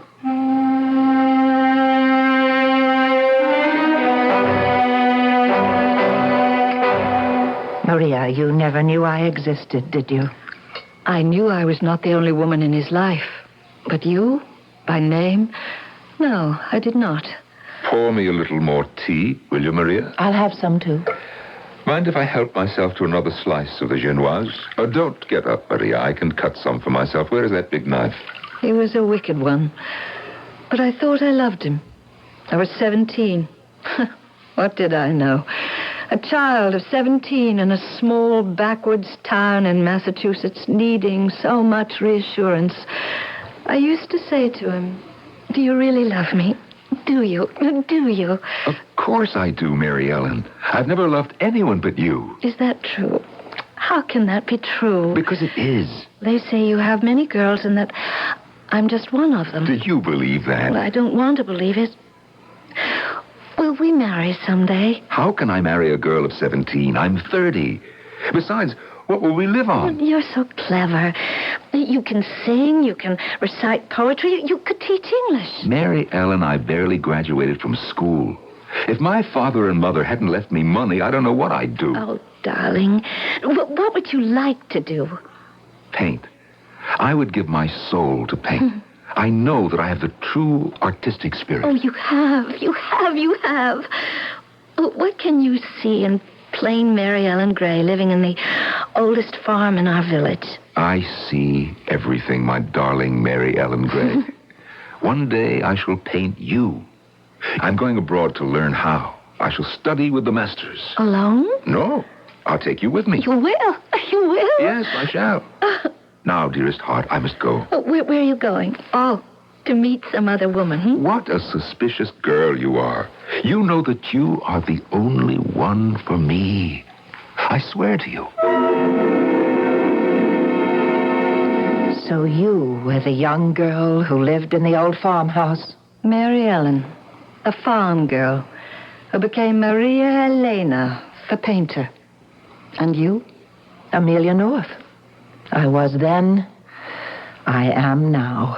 I looked out the window, and I saw him walk slowly up the road and disappear behind a clump of maple trees. I was standing there. It's where we met every single day. I knew there were others. So did I. Amelia, why did you want me to paint him? I didn't know you were the painter. I had no idea it was you or who you were. 3 months ago, I ran across a story of an exhibit in Paris by an artist named Maria Elena. And there was a picture of one of your paintings. That clump of maples and your farmhouse. And I said to myself, that woman lived in our town. So I took down your name and I thought, I'll go to Europe and perhaps she can help me find him. I haven't seen him for 20 years. He may be dead for all I know. I never heard from him again. And so I came to Paris. All the time, something driving me to have him brought back to life. As I was painting him, the same desire. How could I tell you I was from the same town? I was afraid if you knew you wouldn't paint him. That's why I was so vague. But I was sure that you had to know him. 4 days. That's what it took me, Amelia. I told Justin. I thought I still loved him. But every stroke, I was painting him with hate. Mary Ellen, we've brought him back to life. Now, we must end it. Mrs. North, Amelia, what are you doing with that knife? I paid for you. I destroy you. You took everything. You gave nothing. You destroyed young girls. You lied. You gave them hope, and then you took everything away. No! Look at that pretty face, I tell you, on the floor. I would trample on your face, but I can't. I can't forget I loved you once. Oh, you see, dear friends, he and I were to be married. Yes, married. My mother and father, all of us, we waited at the South Church in Old Bedford like some old-fashioned drama, but it's true. Every word. How was a girl to know? The banns had been read. My youngest little cousin was the flower girl, and her little brother was the ring bearer. They didn't understand why the wedding wasn't starting, poor little ones. People from far away, friends, relatives. And finally, nobody said anything. Everybody just drifted off, some together, some by themselves. Amelia, I'm so sorry. I had to exorcise him. You see, my heart was still married to him, broken and dying. And I've lived with this All these years. Amelia, your tragedy was far greater than mine. It was a Sunday, like today. The first day of June. For 20 Junes, I've cried all day. And all I have to remember him by is a music box my grandfather gave me that day when I came home from church. Without a husband. Sunday, June the 1st. He was with me. I keep it wound and it plays for hours on end. We were to be married at 2:00. He left my house. The farmhouse at 1:30. Where are you going with all those fancy clothes? I said to him. Oh, this is a fancy day, he said. I watched from my window. He was starting to walk up the road to the South Church, and then...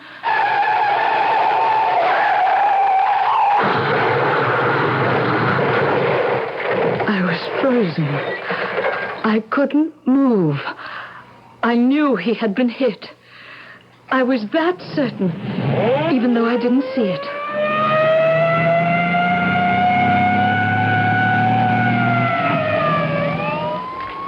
I couldn't find him. He hadn't been taken to any hospital nearby, or the one in the next town, or the next. I went everywhere. I finally found him in a big city hospital. Yes, there had been an accident. A man in a rented gray-striped morning suit, nothing to identify him. He was in a coma. They wouldn't allow me to see him. Even then, I wasn't sure it was him. Day after day, I made up excuses to my parents. I'd go to the big city hospital. One day I went. They said he had lost his memory. Another time, they were fixing up his face with surgery. I cried all the way home. I would never see him as he was again. 2 weeks later, he was gone. They would tell me nothing.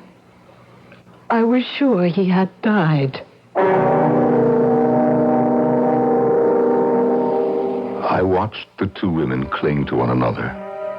Time, the passage of time might dim and erase their memory of this man. When I reached home, I took off my dark glasses and searched my scarred and rebuilt face. Was I that man? Today, how ugly is my face. But if Justin Court was the man who lived in America 20 years ago, I was much uglier then. I stare into the mirror, but no memories come to me. Nothing. My mind is a total blank.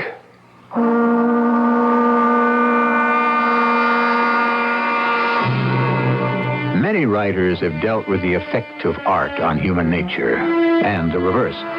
Who can forget the picture of Dorian Gray, or the prophetic pictures by Hawthorne?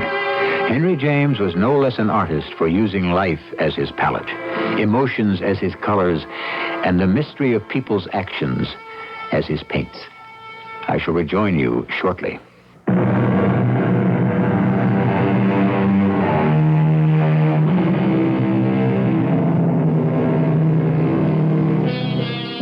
There is a sense of mystery surrounding our lives, from accident to accident, birth to death.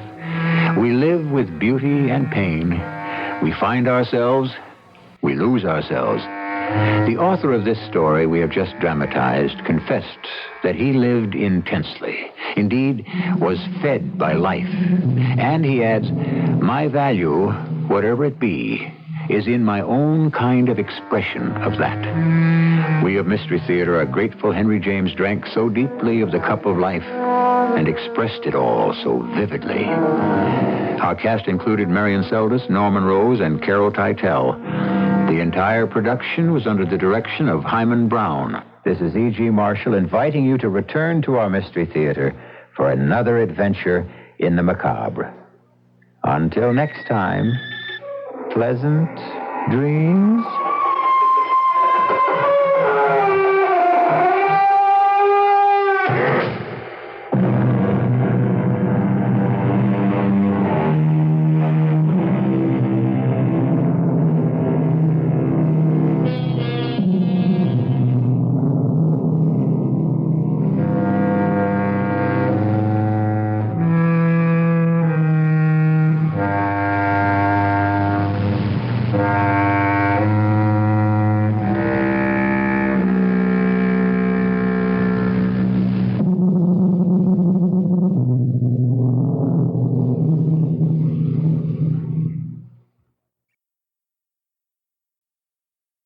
CBS Radio Mystery Theater presents...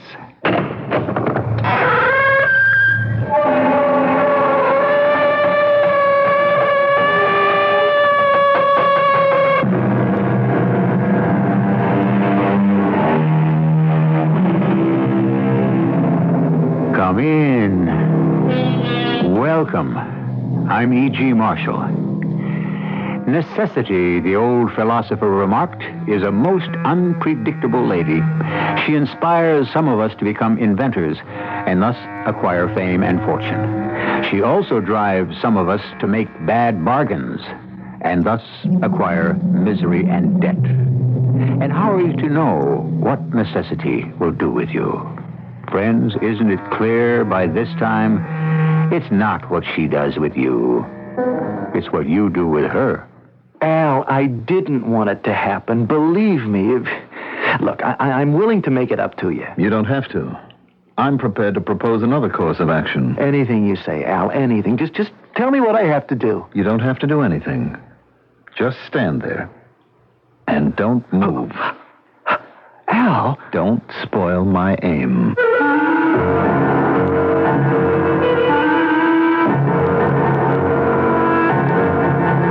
Our mystery drama, How Can I Ever Thank You, was written especially for the Mystery Theater by Sam Dan and stars Mandel Kramer. I'll be back shortly with Act One. Where do you turn when you want room, good gas mileage, and great value? To the sign of the cat. The 1980 Mercury Zephyr, the family-sized car with higher gas mileage ratings than 6 different Datsuns and Toyotas, based on a comparison of standard 4- and 6-cylinder engines. An EPA estimated MPG of 23, 38 on the highway.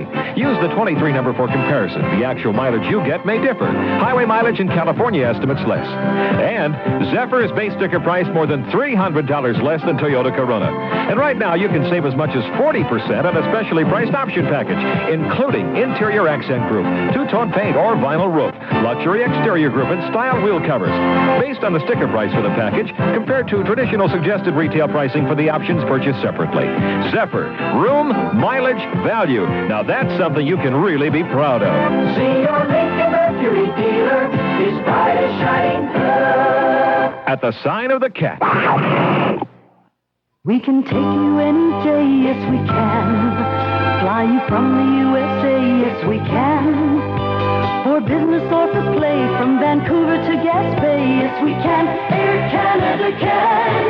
And since Canada is our home, we can show you a Canada you've never known. Yes we can. Air Canada, yes we can. From Chicago, Air Canada can give you what no other airline can. 2 daily nonstops to Calgary, 2 daily one-stops to Vancouver, and the only daily nonstop to Winnipeg. But then Canada is our home, so of course we can fly you to more of it from Chicago than any other airline. For reservations, call Air Canada or your travel agent. Canada is our home, and we'll show you a Canada you've never known. Yes, we can. Air Canada, yes.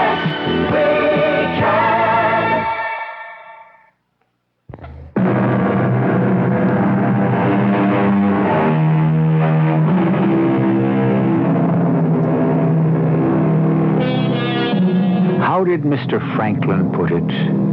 If you would not be forgotten as soon as you are dead, either write the things worth the reading or do the things worth the writing. That's what it amounts to, doesn't it? Fame, I mean.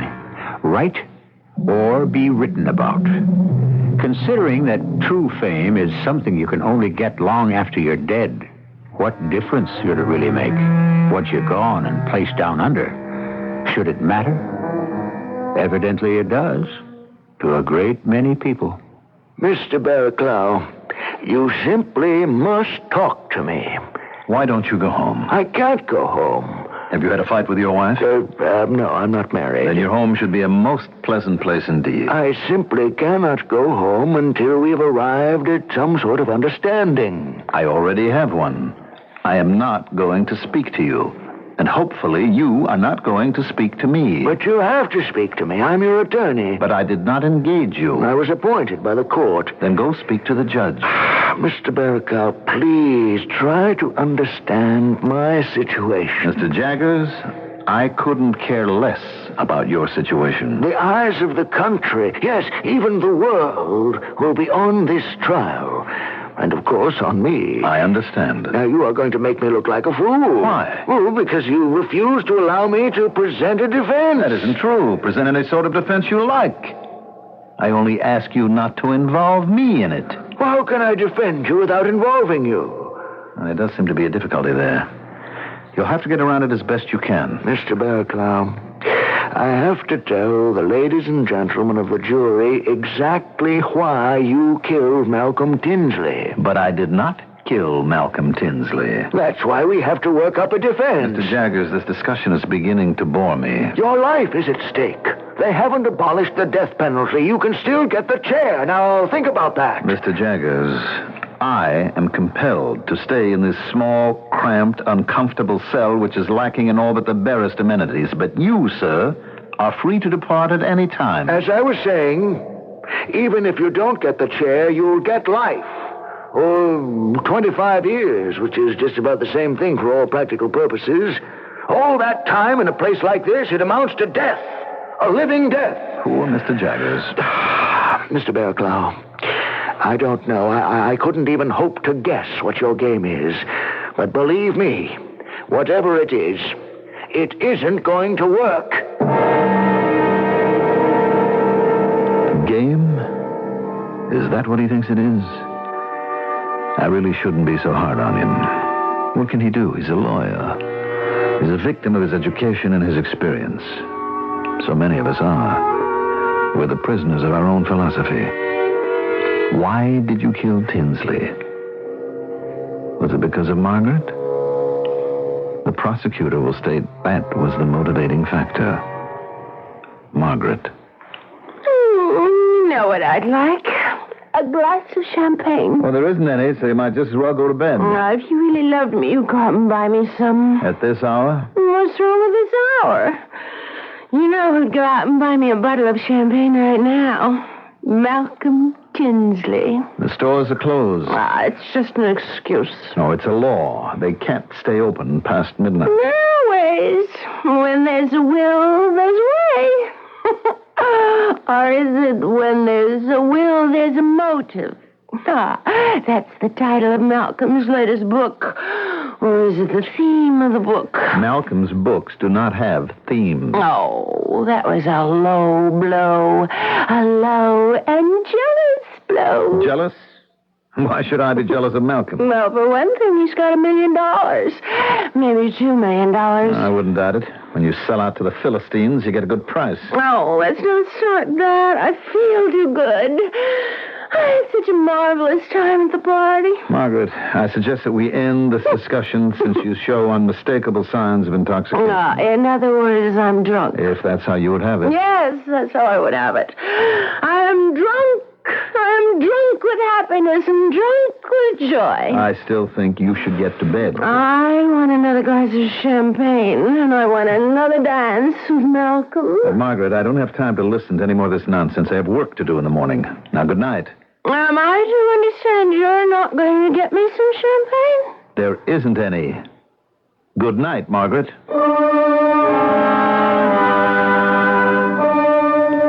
This was a Margaret I had never seen before in all of our 12 years of married life. This was not the serene, sensible, and studious Margaret with whom I'd been so comfortable. Of course, it could have been the wine that was talking. The following morning... Some toast. Thank you. I'm afraid I had rather too much to drink last night. Yes, I'm afraid you did. Did I do or say anything foolish? These things are best forgotten, Margaret. Oh, dear. Then I did. I know I made a spectacle of myself. Yes, you did. Oh, this is awful. What did I do? You don't remember? No, dear, I do not. Well, I'm sure it's because you do not wish to remember. You made a fool of yourself with Malcolm Tinsley. Oh. Exactly how? Be best for all concerned to consider the matter closed. I should have realized that I simply could not say a thing like that to a woman, any more than you can wave a red flag at a bull. If the analogy is somewhat disjointed, please forgive me. After all, I am about to describe a scene in which my wife shall have an assignation with my best friend, although I was unaware of it at the time. Margaret, what a happy surprise. Are you sure you're not busy, Malcolm? No. Come in. Thank you. Well, sit down. Oh. No. Here. We'll both sit down on the couch. Oh, Malcolm, are you sure I'm not disturbing you? Oh, of course you're disturbing me. Oh, well, then I shall leave. Ooh, that would disturb me even more. Oh, what are you saying? I'm saying I love you. Oh, you mustn't say that. Well, after last night, what do you expect me to say? Last night? Yes. Malcolm, that's what I wanted to talk to you about. Margaret, you mean you want to take back any of it? Well, I don't know. But perhaps I'm not quite sure just exactly what it is. You haven't forgotten. Oh, it's not that I've forgotten. I suppose it's more a case of not really knowing. Well, how can you say that? One moment we were strangers. Strangers? What? Do you know how long we've known each other? Oh, but how and as what? You were Algernon's wife. I was his close friend. That was our relationship. Till last night. Last night? And then last night we were dancing together. We looked into each other's eyes as if we'd met for the first time. It was a rare moment, Margaret. A moment in a million. And we weren't the only ones who knew it. No? It was a shock that startled everyone in the room. Oh, darling. How I love you. Malcolm. And when you told me how much you loved Malcolm, me... I thought it was a dream. Of course it was a dream come true. We were together? Darling, we'll always be together. Oh, Malcolm, I don't understand. What do you want with me? Do you have to ask? I'm older than you. Who cares? I'm not even beautiful. Who says so? My mirror says so, for one thing. And I saw the women who were there last night. Actresses, models, beautiful, glamorous women. All of them after you. You had your pick. Yes, I had my pick and I chose you. But I'm married to Algernon. That's no problem. It isn't. It would be a problem had you said I'm in love with Algernon, but you said I'm married to Algernon. Oh, Malcolm, I don't know what to do. Darling, you don't have to do anything. I don't. Why don't we, just let nature take its course? Oh, but it isn't right. What isn't right? Oh, it isn't right not to tell Algernon. I'm sure Algernon already knows. In a way, I suppose I did. And I suppose it followed a sort of terrible historical logic. You see, I had discovered Malcolm Tinsley. Yes, he was my protege, my disciple. I'd already published my 10th novel. I was famous. So I befriended a poor, struggling, starving writer. Please, tell me the truth, Mr. Barraclough. What do you really think of it? I think it shows promise. Oh, is that all? My dear young fellow, isn't that enough? I think you can become a major novelist one day, provided... Provided what? Provided that you don't go astray. Now, for the practicalities. Why hasn't this manuscript been published? Oh, everybody turned it down. Everybody? Yes, I've taken it to every publisher. I see. Well, you went about it the wrong way. I did? Certainly. You submitted a brand new work by an unknown author. What you were asking a publisher to do is to go out on a limb and make a judgment. I suppose so. I shall take this novel to my own publisher. But he's already seen it. No, he hasn't. It was turned over most likely to some practically nameless reader whose job it is to send back all unsolicited manuscripts. But I shall bring this to Jefferson Winslow himself. Oh, Mr. Barraclough. I shall say, Jeff, here is your opportunity to discover a great unknown novelist. Gosh, I can hardly believe this is happening to me. Well, believe it. Believe it. Why not? It was just that, well, there's so little kindness and genuine encouragement in this world. No, there's quite a bit. You just have to meet up with it, I suppose. You would do this for me? What is it, after all? Just a word to a man that I've known for a long time? He respects my judgment, and I know this is a fine book. Sir, I'll never forget what you've done for me. I promise you. Beware of making promises you may be unable to keep. You don't know what it is to be poor and unknown. I don't? How can I ever thank you? How?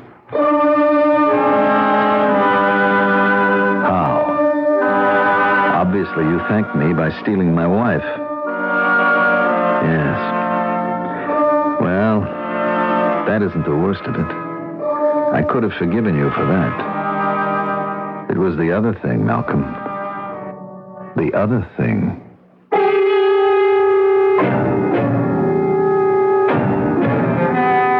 One might imagine that stealing a man's wife would be the ultimate. But it seems there's another thing even worse.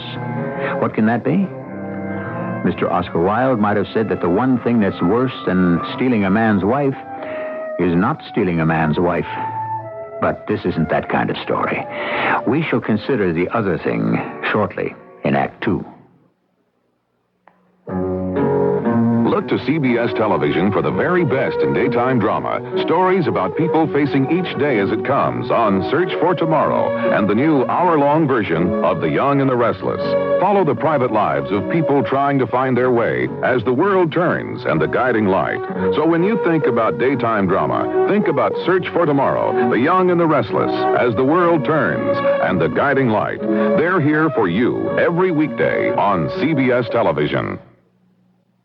Hi, I'm Jean Stapleton. If you need information on child care, health care, non-sexist education, abused women, displaced homemakers, legal rights, credit, or any other topic concerning women, write or call the Women's Action Alliance. That's the Women's Action Alliance, 370 Lexington Avenue, New York, 10017. Call 212-532-8330.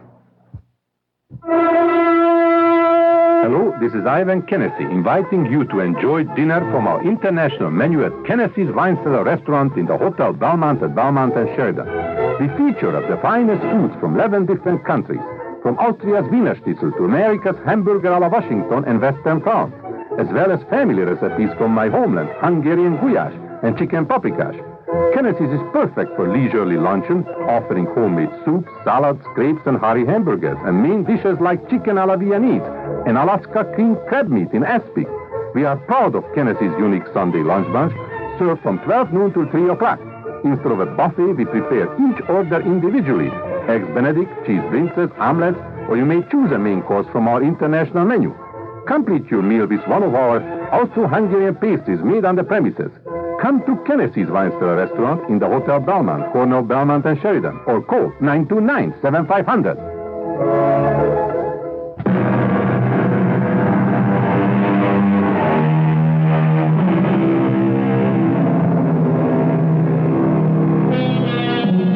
The 10th commandment, thou shalt not covet thy neighbor's wife.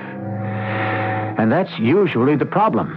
After all, even if the grass looks greener in your neighbor's yard, surely his wife looks prettier in your neighbor's house. Well, it's an ancient problem, and many people find themselves concerned with it to this very day. Mr. Barraclough. Oh, you're still here, Mr. Jaggers. Excuse me, I must have dozed off. Now, tomorrow is truly when your case will be won or lost. Really? Tomorrow is when jury selection begins. Mm-hmm. Well, select a jury. Don't let me detain you. This is your trial. Your life, don't you see? I have to know what type of juror to go for. Suit yourself. Did you kill him because he seduced your wife? It may have been the other way around. Because if you did, I know the type of man to look for. I want the tight jaw, the thin lip, the steely eye. I know such a juror's puritanical verdict in advance. Then why bother with the formality of a trial? If, on the other hand, you killed him because of professional jealousy, I want another sort. I want the dreamy-eyed, the aesthetic, the failed artist. I wonder if you understand. Oh, I understand, Mr. Jaggers. But you don't. Everything falls apart because I did not kill Malcolm Tinsley. Well, you were seen to enter his apartment. The two of you were there for some time. You left. He was dead. Now, please. Very well. Have it your way. No, let's have it your way. Now, you say you didn't kill him. Yes. And if you didn't, who did? Mr. Jaggers, you would never believe it. Why not? I'll believe it if it's the truth. The truth. Are you afraid of the truth? Why can't you tell me the truth? Why can't you tell me the truth? Such a simple-sounding question. I should have known the truth. Way back, early on. I brought Malcolm Tinsley's manuscript to Jeff Winslow. Why did I fail to read the signs? Definitely, yes. And he's only 26, you say? Well, that's fantastic. He shows every sign of becoming the foremost American man of letters. The foremost, Jeff? Well, of his generation. Well, he's a member of my generation, Jeff. The younger half of it, but my generation for all that. Yeah, he's got a long way to go before he could be considered in your class. See, he doesn't have your depth, but he is certainly a marketable and profitable writer. Yes, that was a sign I should have read, a cue I should have picked up, a clue I should have recognized. But I didn't. And when his first book started coming out in such a cascade, yes, cascade, how else could I describe such a roaring, raging stream? There was another sign, closer to home. Some wine? No, I don't think so. But this is your favorite. No, I'm starting my new novel. I want my head clear. Oh. I didn't know you were ready to begin so soon. I'm going to do some preliminary character sketches tonight. What's it to be about? What's any novel about? Love, death, money, hope, despair? Sounds very serious. It is. I was reading where Malcolm's latest has made $1 million paperback sale. Has it? And at least another $500,000 for the movie rights. Is he actually getting all that money? Well, these figures are usually somewhat inflated. And then there are taxes, you know. Oh, but there'll be still quite a bit left. I would assume so. Couldn't you write a book like that? Like what? Like Forbidden Desire. No. But those are the books people read. Forbidden Desire by Malcolm Tinsley sold $1.5 million in hardcover. I see you read the book reviews. What did your last book sell? 13,000. You didn't even make your advance. Look, Margaret, a man must write what he believes in. Yes, I understand. Only I wish you had more recognition. I am recognized. Where it counts. My books will be read 100 years from now. Well, Malcolm's? But there were some signs that were not nearly so obscure. And one of them stared me in the face with such clarity that, as I review everything, it seems to me that it's working out almost as if it were a novel, with all the appropriate reverses of fate. I went to see Jeff Winslow about my latest book, and I'll bet that you can just about predict the outcome of the scene. You must forgive me, Algernon. I've been so busy these days. You were never too busy to talk to one of your authors. That was one of your most important priorities. Yes, I know. And now my basic priority is to soothe the collective fevered brow of the parent company. What parent company? We have been taken over. We are now part of a conglomerate. And what does this mean? Well, it means that we must be primarily concerned with the bottom line. In other words, profits. Oh? Yeah. We are now owned by what is basically an oil company.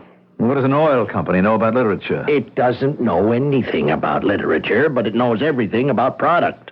Product? Yes. What we turn out here is product, which is marketed and sold.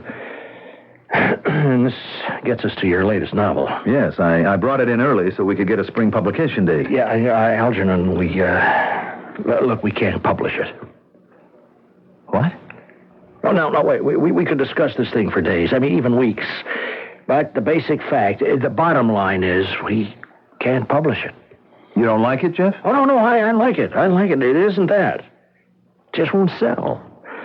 The truth is, Algernon, none of your books really sell. Well, they've made money. Yes, a modest profit, yes. But today that isn't enough. You need a blockbuster. What happened to the Jefferson Winslow who used to publish a book because he believed in it? Yeah, he went broke. Well, why don't you write something like Malcolm Tinsley, and I can arrange for a very nice advance. Goodbye, Jeff. No, just don't walk out like that. I'd better, while we're still friends. Of course, all that was bad enough. But in a sense, it was to be expected. So many times, the disciple outstrips the master. The changing of rules is not only a feature of literature, but also a fact of history.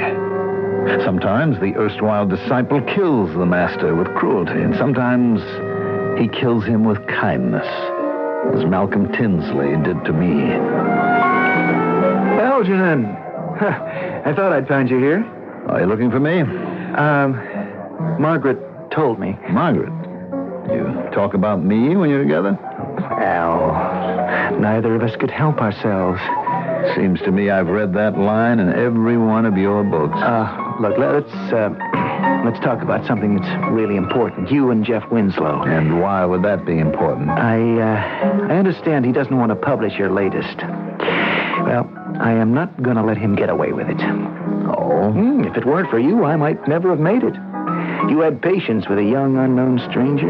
You read my manuscript. You brought it to your publisher, remember? Oh, yeah. He published it because you told him to. You were strong enough to tell him to. And at the time, I asked, how could I ever thank you? Well, now I know how. I'll do the same for you. The same? Yes. This time, I'll bring a manuscript to that very same publisher, and I'll say, publish it, Jeff. You know, the veiled threat, the implication will be that if he doesn't, I'll go elsewhere with my next book. That's what you're willing to do for me? That's what I'm willing to do for you. You can go to the devil. Al, I only want to help you. Who needs your help? You forget yourself. I'm a novelist, a man of letters. What are you, a hack? Writer of grubby potboilers for sex-starved neurotics. No. Hold on a minute, Algernon. Remove the four-letter words from your novels, you'll be left with entire blank pages. Hey, I've been putting up with your patronizing attitude long enough. My work has literary merit. Oh, really? Yes. It has vitality. It has life. What do we find in your work when we can understand it, that is? It's obscure. It's sterile. 100 years from now, who will be read? Who will be remembered? You or me? You like to flatter yourself. I'll stack my work against yours any day. You call it trivia. You spew forth work. Serious work. You think because it's popular it has no merit? Hey, pal, I came here to do you a good deed. You told me to go to the devil. Yeah. Now you can go to the devil. Good night.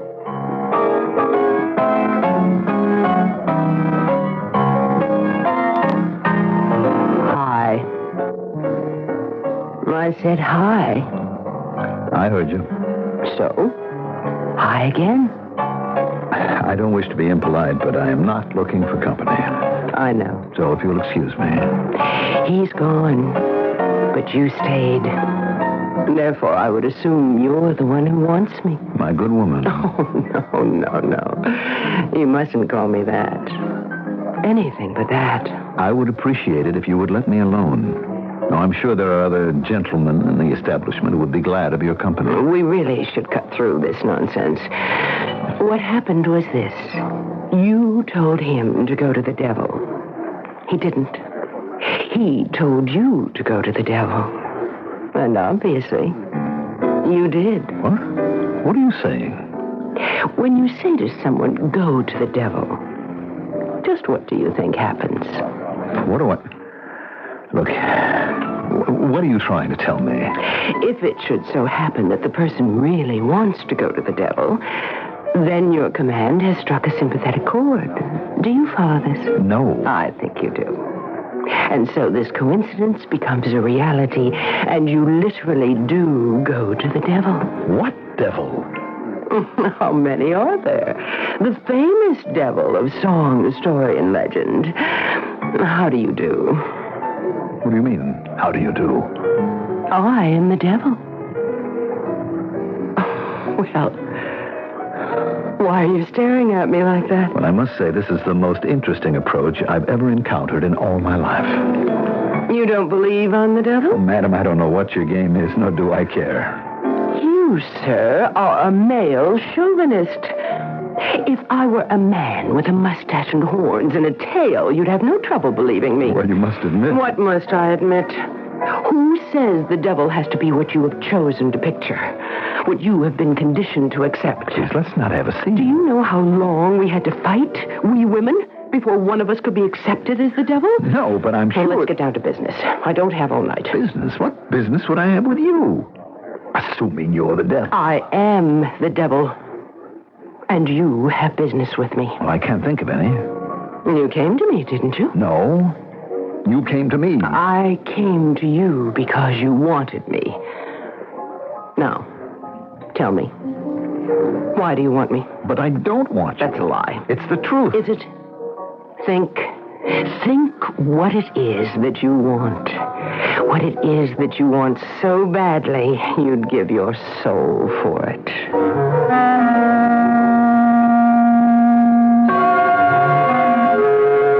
What does he want? You've known Mr. Algernon Barraclough for a while now. What does he want above all? Revenge? Possibly. But in what form? We know Mr. Barraclough is an extremely complicated human being, so therefore we cannot have a simple answer to the questions, which shall, of course, be answered in Act 3. I'm Susan Anton. It's a good feeling to sleep the night away on a perfect sleeper by Pillow Soft is the ultimate in sleep. Unique extra thick cushioning for heavenly comfort on top. Ultra firm support inside. Perfect sleeper Pillow Soft. Firmness that feels good. Be a perfect sleeper. Buy a perfect sleeper. Perfect sleeper by Glass Plus is all you need on Windows, plus a whole lot more. Glass Plus stovetops, Glass Plus plastic, Glass Plus appliances. Glass Plus. Glass Plus is all you need on Windows, plus a whole lot more. Glass Plus vinyl, Glass Plus chrome, Glass Plus bathroom fixtures. Glass Plus, it does windows plus a whole lot more. Glass plus a whole lot more. Glass Plus. Delta is ready when you are. When you are. Delta is ready to fly. To fly. You name the time, we've got the plane. If you're pining for Carolina, Delta's ready with the most flight times to Raleigh-Durham. 2 nonstops, 2 through jets, 2 connecting flights. Delta's #1 to Greensboro High Point, 2. 4 flight times with 2 nonstops. And Delta's your main plane to Nashville with 3 daily nonstops. Check out our Supreme Super Saver fares to all these places, too. Get the details from Delta or your travel agent. You name the time, we've got the plane. Delta is ready when you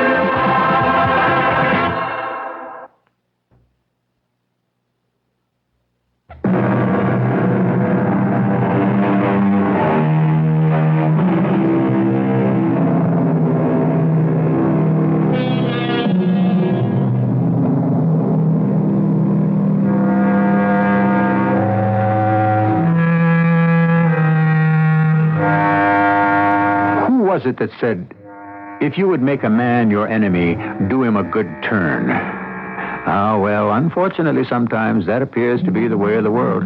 Here we have poor Algernon Barraclough, who thinks all his troubles started when he befriended a poor, starving writer. And when I say here we have him, by here, I mean a prison cell. Mr. Barraclough, why won't you talk to me? Because, Mr. Jaggers, we have nothing to talk about. But I am your defense attorney, sir. You're about to go on trial for your life. My life? That isn't, strictly speaking, an accurate statement. It isn't? No, sir. It isn't my life any longer. Well, how can you say it isn't your life? Because my life doesn't belong to me now. I give up. The devil only knows what you're talking about. How right he is. Poor Mr. Jaggers. How can I ever hope to tell him? How can I even try to explain that there really is a devil? And that I not only had a conversation with her, but also made a bargain. What do you want, Mr. Barraclough? You know. Of course I know. I knew it all along. I knew it even before you did. Then why do you have to ask me? Because you must wrench that desire from out of the deep hidden recesses of your mind. You must acknowledge it. Do you understand? Yes. Now then, tell me. What do you want? I want to know if I shall succeed. Succeed in what? In my ultimate ambition. Which is? To live forever. To live forever as a man? Impossible. No, you know what I mean. I want my name to live forever. I want to find out if I have succeeded. If I have created a body of writing which will be immortal. And this is what you want to know? Yes. Is this more important to you than anything else? Yes. How long does a book have to live? 200 or 300 years, and the writer is pretty much assured of immortality. Could you answer that question for me? No problem. How would I know it's the truth? Well, you would see for yourself. Let's see, a couple of 100 years from now, they'd have libraries, wouldn't they? I should like to think so. Good. You'd go visit one. See if your books are there. Go into the future? Why not? Well, it's impossible. Oh, the devil, nothing is impossible. Would that be a way to prove it? You can send me into the future? Absolutely. Assuming it's true. In return for what? To prove I'm the devil. And after you've proved it? You'll want to make a deal with me. How do you know? I'll take that chance. Go ahead. Go into the future. Right now. Wait. Afraid to find out? No. I have to find out. Very well. I'll be going 200 years into the future, you say? Yes. It'll be a completely different world. It will. Different in dress, in manners, in just about everything.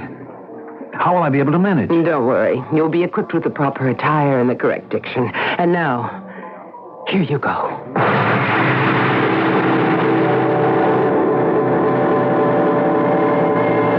And I went. I really don't know how to describe the trip, if indeed it was a trip. It's just that I was aware of changes within my consciousness. I felt that I was in another time, in another place. I was conscious of myself. I was dressed not in a suit and a tie, but in a sort of tunic. And I was in a sort of room, reclining on, I suppose it was a couch. In front of me was a screen. Near my hand was a console with switches and buttons, and I seemed to know exactly what to do, as if I belonged there. I pushed a button. A face appeared on the screen. Good morning. Welcome to Library Central. I am Information. Good morning. State your requirements, please. I am interested in a 20th century writer. Yes? His name is Algernon Barraclough. And concerning Algernon Barraclough? Well, he wrote 15 novels. Are they still being read today? Stand by. Yes. No novel by mentioned writer Algernon Barraclough exists in print, in film, in tape, or even in memory. Nobody reads Algernon Barraclough today? No one? No one. Does this complete your quest for information? That's impossible. Do you question the accuracy of information? He was a first-rate writer. He was a man of talent, of genius. How could he not be read today? Well, Information has no record of any works by Algernon Barraclough, if indeed he even existed. He existed? Citizen, perhaps he exists only in your imagination. How can you say that? I tell you there was a great writer named Algernon Barraclough. And Information must tell you that there is no record at all of any of his work. But there has to be something about Algernon Barraclough, some mention somewhere. That is not the question that was asked. The question was about the work of Algernon Barraclough. The answer, negative. Now you pose a new question. mention of the name Algernon Barraclough. Stand by.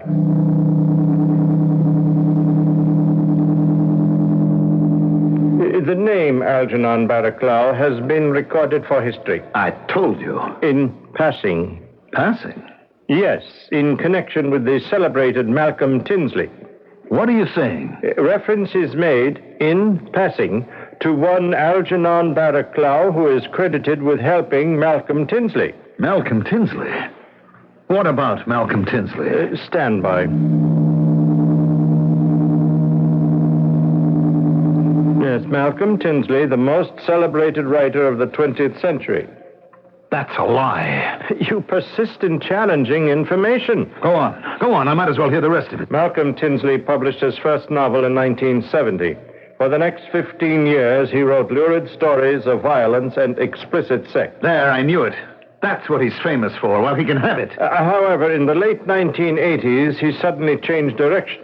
He began to create serious works of substantial literary merit. That can't be true. He became the literary giant of his time, towering above all his contemporaries. Stop.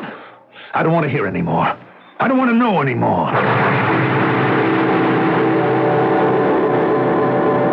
I don't want to hear any more. I don't want to hear any more. Yes, I suppose you have heard enough. Well, now you know. Yes. Now I know. But it isn't right. Right, wrong. These things depend on your point of view. It isn't fair. Fair? What's fair? I worked so hard. Don't look at me. I never told you to work hard. I sacrificed so much. The bigger fool you... I thought at least I'd have immortality. And if you did get it, what could you do with it? What do any of the moldering in their graves do with it? I can't let him get away with it. Ah, now you're talking. What can I do about it? May I offer my services? What can you do about it?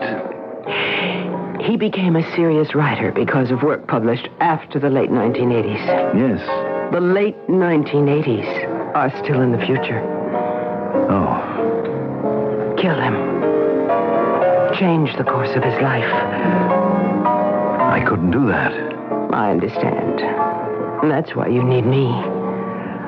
I'll see to it that it gets done. But what?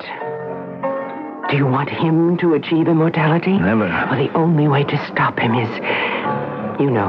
Yes. But you can't do it yourself. No. Well, then? He doesn't deserve it. No, he has to be stopped. I want him stopped. How badly? I'd give anything in the world. Including your soul? Yes, I'd sell my soul. Do you know what that means?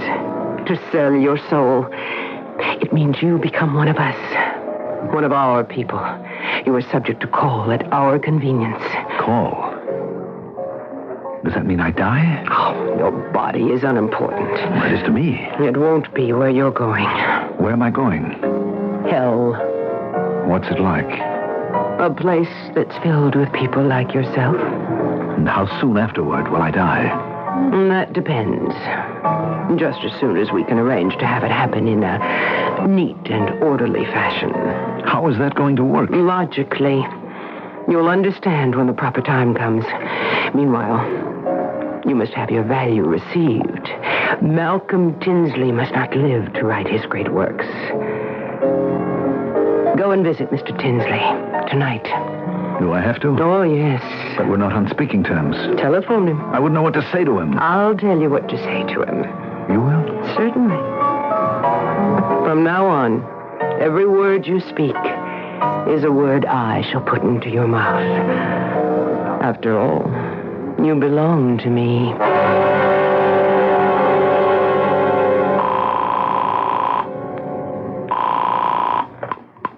Hello? Malcolm? Algernon! Malcolm, I know that harsh and bitter words have passed between us. Each of us had injured the other. I didn't mean Well, it doesn't matter. The important thing is we're friends. Friendship, Malcolm. Love dies, fame and wealth may disappear, but friendship endures. Algernon, I've always felt our friendship was the most vital thing in my life. You suppose I might stop by for a drink? Well, of course, Algernon, of course. I'll be right there. Why did you make me say all that nonsense? It did the job, didn't it? I've never spoken such pap in all my life. Well, maybe that's why we need you down in our place. You might help improve our literary style. What do I do now? Go visit your friend.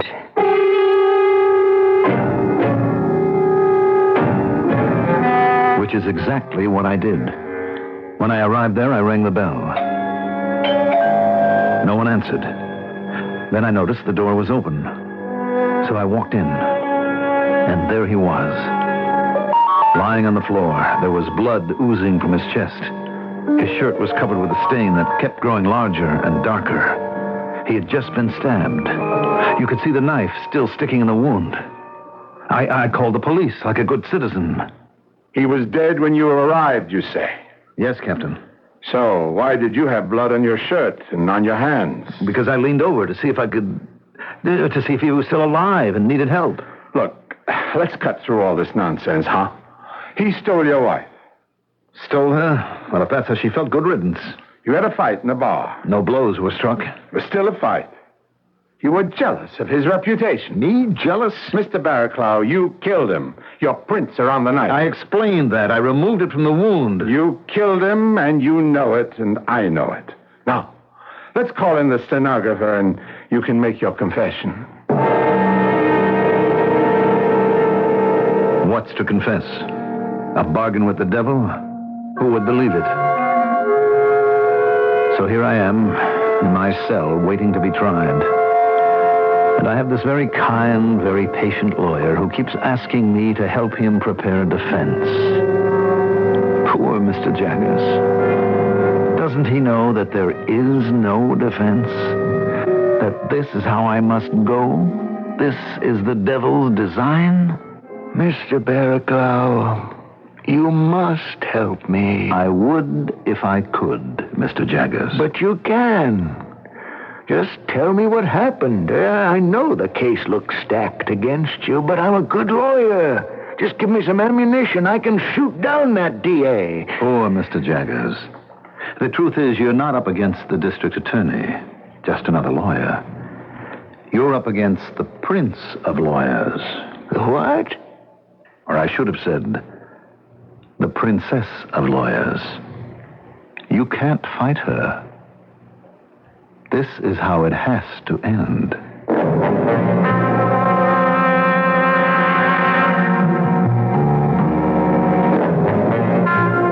All we know is what Mr. Algernon Barraclough has seen fit to tell us.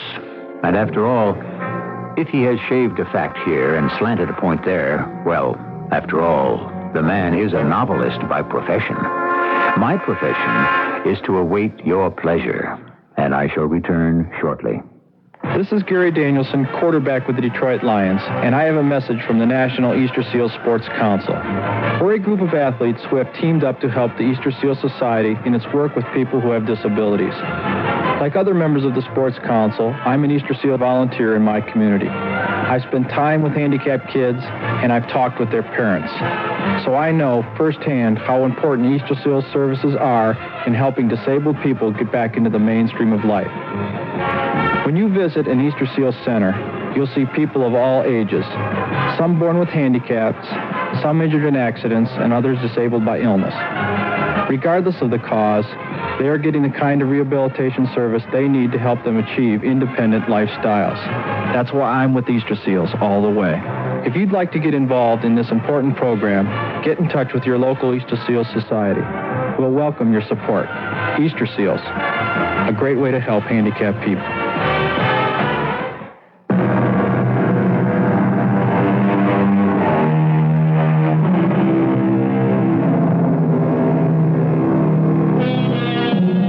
It's a story almost as old as the world itself, this business of selling one's soul to the devil. And yet, it is endlessly fascinating. Perhaps it's because it happens so often. So many people make the bargain, and so many more would if they were offered the chance. Of course, there are always those who will stand firm in the face of temptation. Have you ever wondered to which type you belong?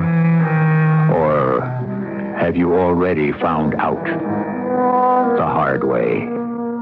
Our cast included Mandel Kramer, Russell Horton, Earl Hammond, and Joyce Gordon. The entire production was under the direction of Hyman Brown. And now, a preview of our next tale. Some while back, I had decided to refuse their blandishments, to cheat my jailers by dying in their death-proof cell. But the snakes had floated and coiled and mocked at my noble intentions, knowing that sooner or later I would clutch them fiercely in a loving embrace.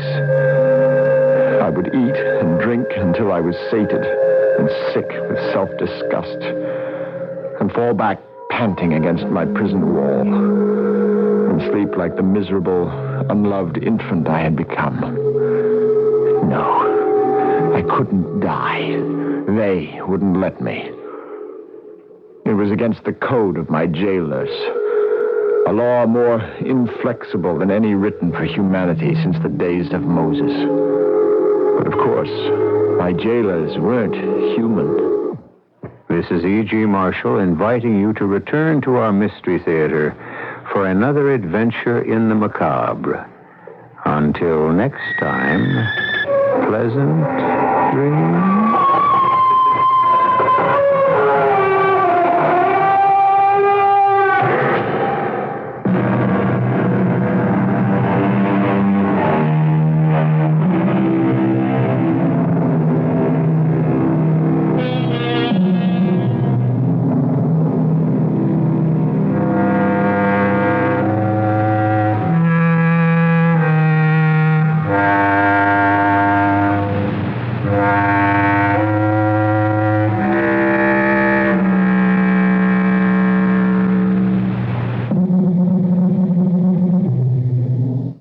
Chicago's busy Northwest.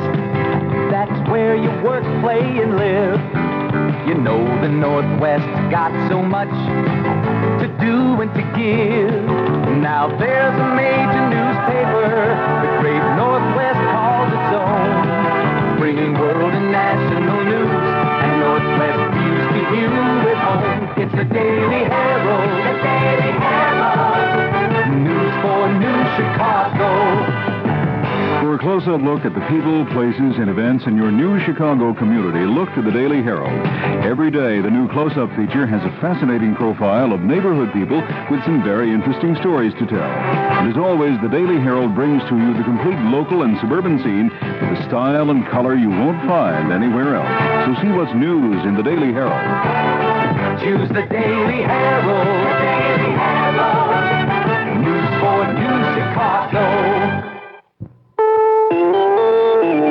CBS News. President Carter's leaving the Rose Garden, saying the crises that have kept him near the White House are now more manageable. I'm David Jackson reporting on the CBS Radio Network. Mr. Carter announced his strategy change Wednesday at a White House meeting with community leaders. I will, in the next few weeks, in a limited way, travel more than I have been doing in the past. Carter aides say that travel will likely include some town meeting affairs. The president's challenger for the presidential nomination, Edward Kennedy, says it's a political move, and he wants a debate. Republican presidential hopeful George Bush got the Carter news in Houston.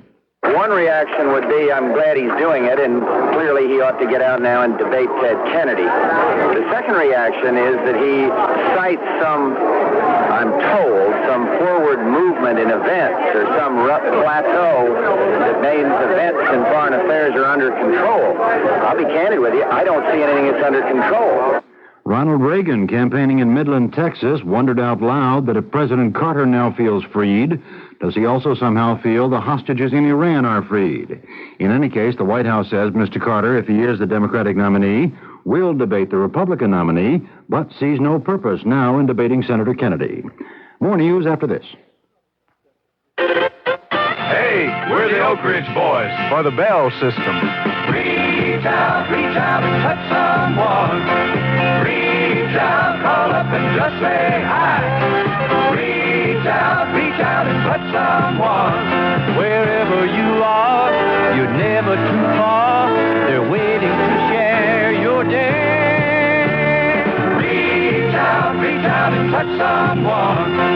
Reach out, call up and just say hi. People from coast to coast,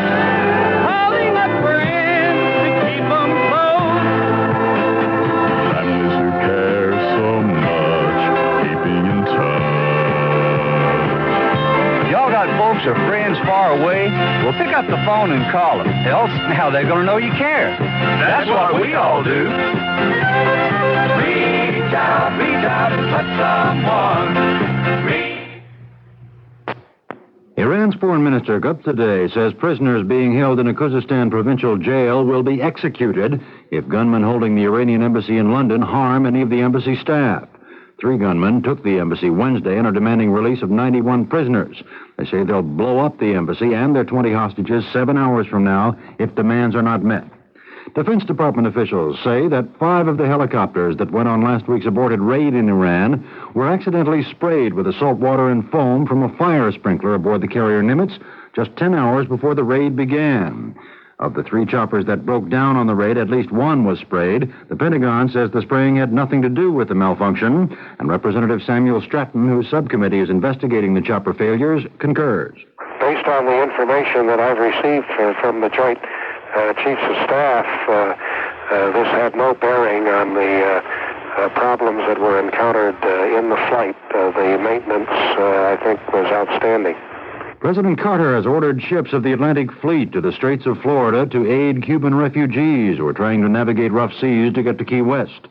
Federal authorities say the U.S. does not want some of the refugees who've already made it, and FBI Chief William Webster told a convention in Missouri what the U.S. is doing about it. Require the boat owner or boat operator to take back a certain number of people. And we have already identified a small group, perhaps a dozen or 2, of criminals, prostitutes, and others deemed undesirable by the Cuban government. This is KQV Pittsburgh at 7 minutes after 10. Theater presents...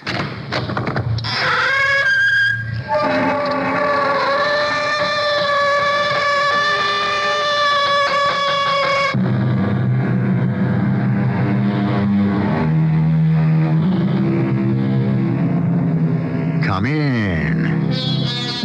Welcome. I'm E.G. Marshall. If you have read the works of the saints and the mystics, you know what faith they put in their visions. Things they see not with their bodily eyes, but within themselves. See clearly, see vividly, with absolute certainty. The capacity to discern these visions is called the inner eye, and that is the title of this story. We must find him, quickly. But he's gone. He's disappeared. Mother, he's in danger. We have to find him. We don't even know where to look. I know where. I know.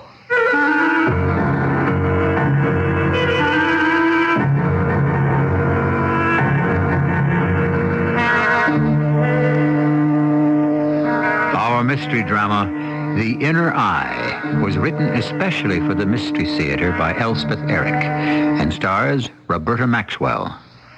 I'll be back shortly with Act 1. Behind every messy face and hands, there's a beautiful child. Enter Wetland's $100,000 Beautiful Child Sweepstakes. You can win a $25,000 cash scholarship award for your child. Hundreds of prizes in all. Your participating retailer has details and entry blank. No purchase necessary, void where prohibited. Sweepstakes ends September 30th, 1980. Wetlands, behind every messy face and hands, there's a beautiful child. I'm Susan Anton. It's a good feeling to sleep the night away on a perfect sleeper by Pillow Soft is the ultimate in sleep. Unique extra thick cushioning for heavenly comfort on top. Ultra firm support inside. Perfect sleeper Pillow Soft. Firmness that feels good. Be a perfect sleeper. Buy a perfect sleeper. Perfect sleeper by Serta. 40, love. Smashing. How's she playing? No, how she looks. In action-proof eye makeup from Maybelline. Like ultra-big, ultra-lash mascara. Smear-proof, smudge-proof, waterproof. So longest-looking lashes stay in the thick of the action. Game, set, and match. Action-proof. Keeps you looking good after the action, too. Ultra-big, ultra-lash mascara. Incredibly long-looking lashes without flaky fibers. From Maybelline. Smashing. Wednesday night, it's Game 2 of the NBA Championship Series as the Philadelphia 76ers try to even it up at one game apiece with the Los Angeles Lakers. And you'll hear the play-by-play broadcast right here on KQV beginning at 11:30. Jabbar, Norm Nixon, and Magic Johnson against Darryl Dawkins, Bobby Jones, and, of course, Dr. J. Game 2 of the NBA's Championship Series, Wednesday night at 11:30, right here on News Radio 14, KQV.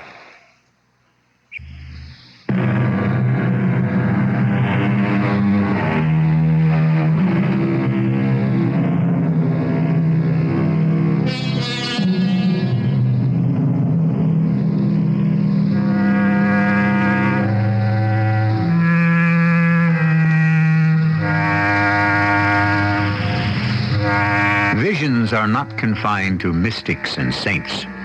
The painter who suddenly sees the ultimate structure of his work of art.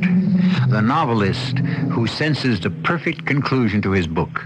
The scientist who is abruptly convinced of the correct equation he has been seeking.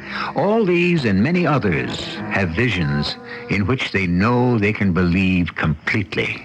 Betsy, don't you love me? You know I do, Carl. Well? But just to run off like that... Don't you see how fantastic it'll be? Paris, Rome, maybe. Or we could go to Spain, Madrid, or Seville, or Portugal. We could go to Portugal. But how are we supposed to live in those places? Oh, we'd live. We don't speak Spanish or Italian. We'd learn. We could pick it up. What would we live on? Oh, we'd find something. Who'd hire us? You're a real bring-down, you know that? I don't mean to be. It's just that... Why don't you think about how fantastic it'll be?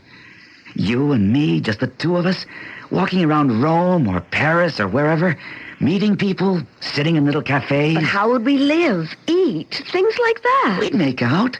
We'd make out fabulously. I don't see how.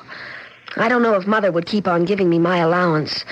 She doesn't like you very much, Carl. You know that. Yeah, she's got it in for me because I spent a month in a sanitarium. Holy cow, it was only a month. It's not just the sanitarium. It's all the times you've quit your jobs, walked out. Well, the jobs were no good. Now you want to quit this one. Mother's going to think... The deuce with your mother. Your mother's got nothing to do with it. This is just you and me. If she cuts off my allowance... I'll go to work. Doing what? Something. I'll do something. Don't you worry about that. Darling, somebody has to worry about it. You don't believe in me. That's the whole thing. You don't have faith in me. You don't love me. That's not fair, Carl. I should have known that a long time ago. I do love you. I've always loved you, If you loved me, if you really loved me, you'd do what I'm asking. You'd come with me. To Rome? To Paris? To Portugal? Where? Any place. To the ends of the earth. That's supposed to be what love is all about, isn't it? I don't know. I don't see why we have to go to the ends of the earth. Why can't we stay here, where we live, where you have a job, where we can make plans to get married? Are you back on that again? It's what we both want, isn't it? To get married, have a little house, children someday. Isn't that what we want? It's what I want. I thought it was what you wanted, too. I want you. I want you with me wherever I go. But you've got me. Why do we have to go someplace? Because I do. And if you won't go with me, well, that's the end. You mean the end of you and me? I mean, the end of everything. Carl! The end of the road. You don't know what you're saying. It's over. Finished. Done with. I hope you're satisfied. You've ruined everything. Carl! You've destroyed me.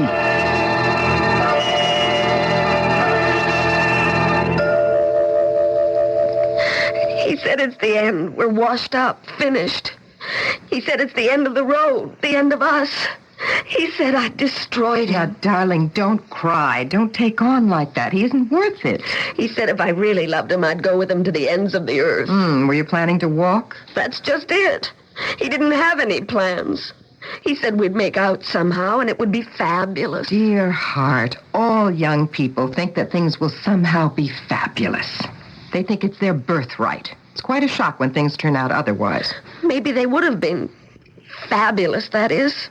Paris, Rome, all that. Yes, I think growing up is nothing but reaching the conclusion that nothing is going to be fabulous. All right, maybe, but not fabulous. I don't want to believe that. Nobody wants to believe it, which doesn't keep it from being true. Now, come on, Betsy. Dry your eyes, take a hot bath. Maybe we'll do something nice. Go shopping, see a movie. I can't. You can if you try. Now, take your clothes off and I'll start your bath. Go on now. You'll see. You're going to love it. Oh, Carl, what have I done to you? I'm going to put some bath oil in, the expensive kind. It's not my fault. It isn't. Smells just heavenly. I didn't do anything. All right, come on now. Get undressed. It's not my fault, Mother, is it? Your fault? What's not your fault? About Carl. Darling, you did the only sensible thing, refusing to dash off with him to heaven knows where. Now, come on. Get your clothes off. I told him you'd probably cut off my allowance. I most certainly would have. We wouldn't have anything to live on. Quite right. Now, come on. If you could have seen how he looked. I don't care how he looked. I care how you look, which is not so good. He looked awful. Well, so do you. Now, come on. Your bath's ready. I'll turn off the water. You never liked him. That's true.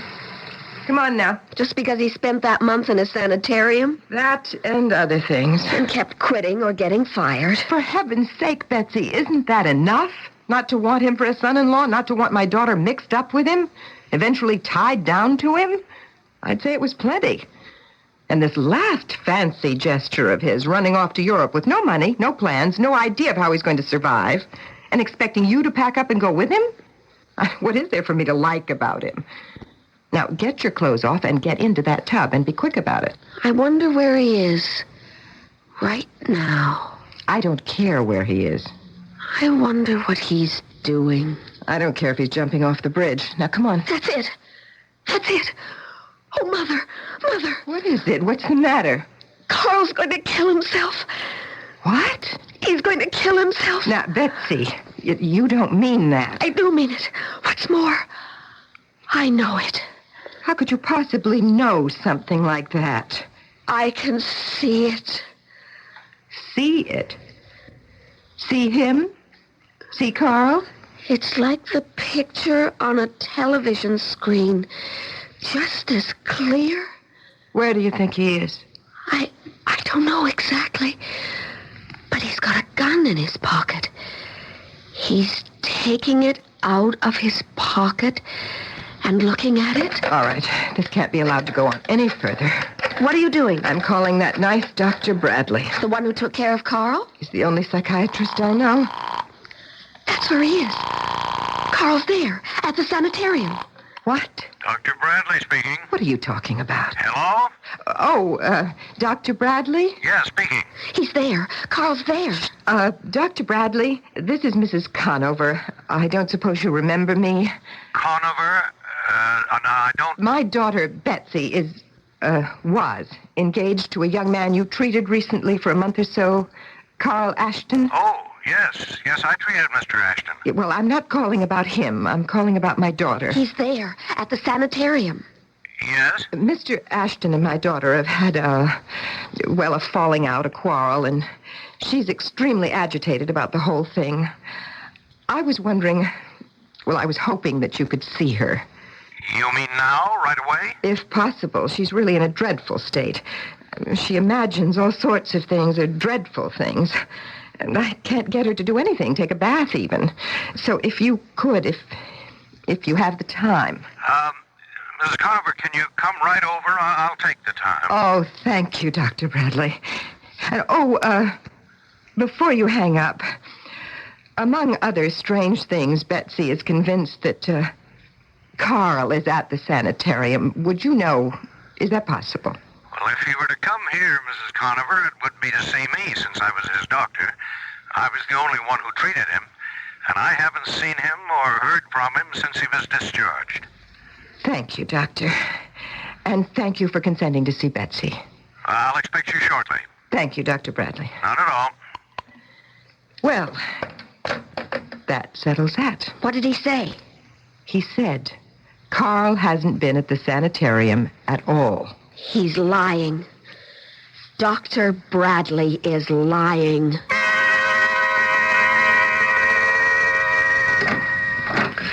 Mrs. Conover, come in, please. And your daughter. Thank you. Come on, Betsy. Please sit down, both of you. I don't want to sit down. All right.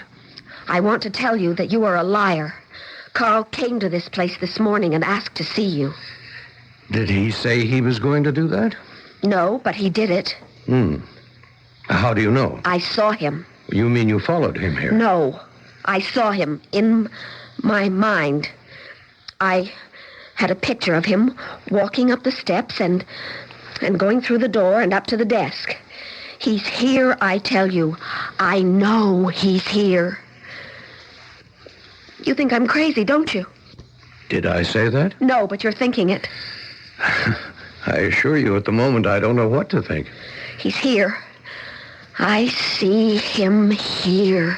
Miss Conover, when a girl and a boy have been very, very close, it's not unusual that one should think of the other very intensely, very emotionally. Perhaps you're reliving the times you came to see Carl while he was hospitalized here. You were a very faithful visitor, as I recall. I'm not recalling anything. I see him here. Excuse me a minute. Miss Brown, is it possible that Carl Ashton is anywhere in the building? There's someone here who... Oh? Oh. Yes, I realize that. Thank you. Miss Conover, I owe you an apology. Mr. Ashton was here. He asked to see me, but I was in a meeting. I didn't stop to pick up my messages. I'm sorry. He really was here? For a few minutes, yes. Tell me, why is it so important right now to locate him? Well, Betsy thinks... I don't think. I know. Carl is going to kill himself.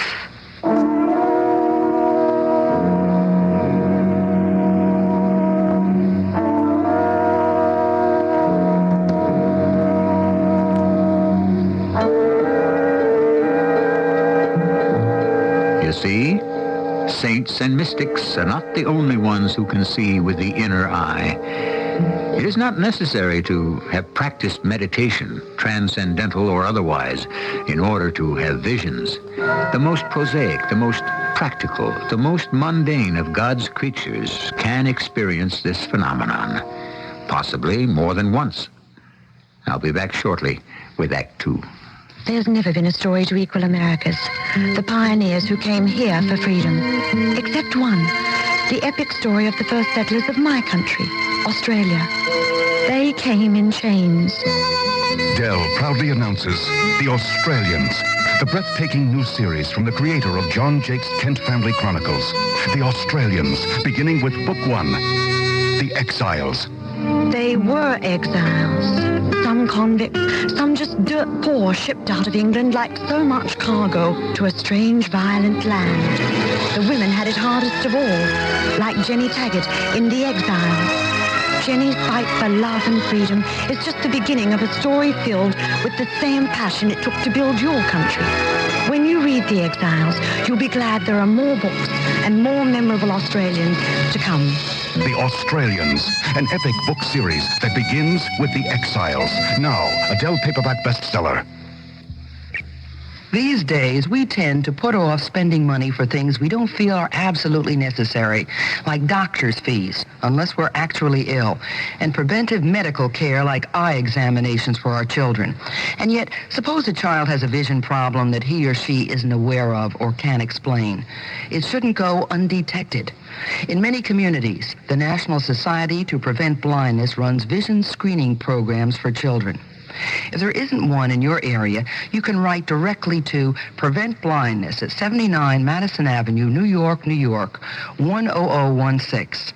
They'll send you a home eye test kit that you can use to determine whether your child should see an eye doctor. It comes with a wealth of information about the care and protection of your children's eyes. And good news for these inflationary times, it's all free. Write Prevent Blindness, 79 Madison Avenue, New York, New York, 10016.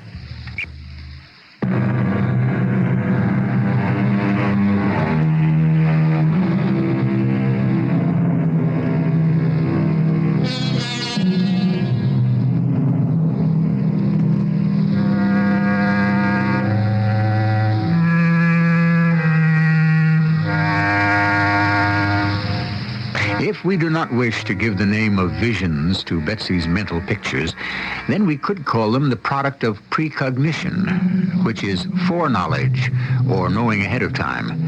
However, thus far in our story, Betsy's visions have been tardy, have appeared too late. This is called retrocognition, the occult knowledge of past events. Listen now to the second act of The Inner Eye. Now, Miss Conover, let's be sensible about this. Doctor, you can't reason with her. I've tried. It's true. I know it. Carl has a gun. It's in his overcoat pocket. What makes you so sure? Have you ever known him to carry a gun? No, but he has one now. And he's going to use it. He's going to use it on himself. I know it. I can see it. Miss Conover, Carl was my patient. I saw him daily for an entire month. In all that time, I never detected any suicidal tendencies. He was suffering from a mild case of agoraphobia, a fear of open spaces. As far as I could tell, this cleared up completely. Well, it must have. He was planning to leave the country, go to Paris or Rome. Was he? That's interesting. Well, they quarreled about it. He wanted Betsy to go with him. Without money, without prospects. He said they'd make out somehow, and it would be fabulous. I had a fantasy like that myself when I was 20. Well, thank the good Lord my daughter had better sense than to go along with it. Yes, a very steady young girl. Well, that's what I've always thought, but now I'm not so sure. After they quarreled, Betsy began having these hallucinations. They are not hallucinations. How dare you call them whatever you like. These convictions that Carl was going to do away with himself, that we must find him. And finally that he was here at the sanitarium. Now that's when I called you, not on Carl's account, on hers. She was becoming quite frantic. But now it would seem that her hallucinations, quote unquote, were not completely without foundation. You see? Carl was here at the sanitarium earlier. That could certainly be mere coincidence. Yes, it could be. Well, it is, isn't it? Mrs. Conover, there are many mental processes that we know little or nothing about. This could be one of them. Well, it all sounds very weird to me. How can you sit there and talk about me as though I wasn't here? As though I was out of my mind and didn't count? Oh, no one thinks you're out of your mind, Betsy. I am very much in my mind. Don't you understand that? I'm trying to. Are you? Are you really? I really am. Thank you, Dr. Bradley. Thank you very much. Betsy, I didn't mean to suggest for one moment... Wait. I see him. It's Carl. Oh, yes. It's Carl. He's in a big room. A great big room with a lot of furniture in it and people. Furniture and people. He's... Yes, Betsy? He's sitting at a desk. He's writing a note. He's in this big room, and there are people in it. What sort of people, can you tell? Unimportant people, strangers. They don't have any connection with Carl. Where is the room, the big room? Can you make that out? It's got long windows and long, dark, red draperies. Is it somebody's house? No, it's got an elevator. It's got 2 elevators. A hotel? A hotel lobby? That's it. Yes, it's a hotel lobby, and Carl is sitting at one of the desks. He's writing a letter on the hotel stationery. He's writing a letter to me. Could you possibly... Can you make out the name of the hotel? I don't know. I've never been in this hotel before. Well, the name must be on the stationery, mustn't it? Yes. S-U-F, and then another F. The Suffolk? The Hotel Suffolk? Yes, the Suffolk. Well, I've been there, and it does have long windows and dark red draperies. All the way to the floor. Carl is writing me a letter to tell me his life is over. He's going to end it. What are you doing, Dr. Bradley? Calling the Suffolk Hotel. If what you say is true... It is true. Then we'd better move quickly to stop him. Hotel Suffolk. Is this the desk? Yes, sir. Can I help you? Well, I hope you can. This is something of an emergency. Can you tell me if there's a young man sitting at one of your desks writing a letter? There are two young men in the lobby. Another's just come in. Did you want someone paid? No, what I want is to locate a young man seated at a desk writing a letter on hotel stationery. No, there's no one sitting at a desk. I see. Thank you. The desk clerk says there's no one in the lobby writing a letter or sitting at a desk. But he's there. He's there. I know he's there. Doctor, I think I ought to drive her to the hotel just to show her that Carl is not there.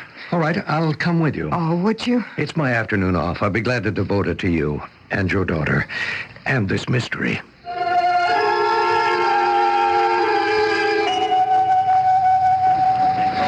Yes. Can I be of service? Yes, I called about 15 minutes ago asking about a young man seated at a writing table. Oh, yes. It was you I talked to. Yes, and I wish you'd left your name. I'd have called you back, because right after you hung up, a young man did come in, and he asked me for some hotel stationery. Carl. Which, of course, I gave him, and he went over to one of our desks here in the lobby and started to write. It was Carl. If I'd only known where to reach you... What did the young man look like?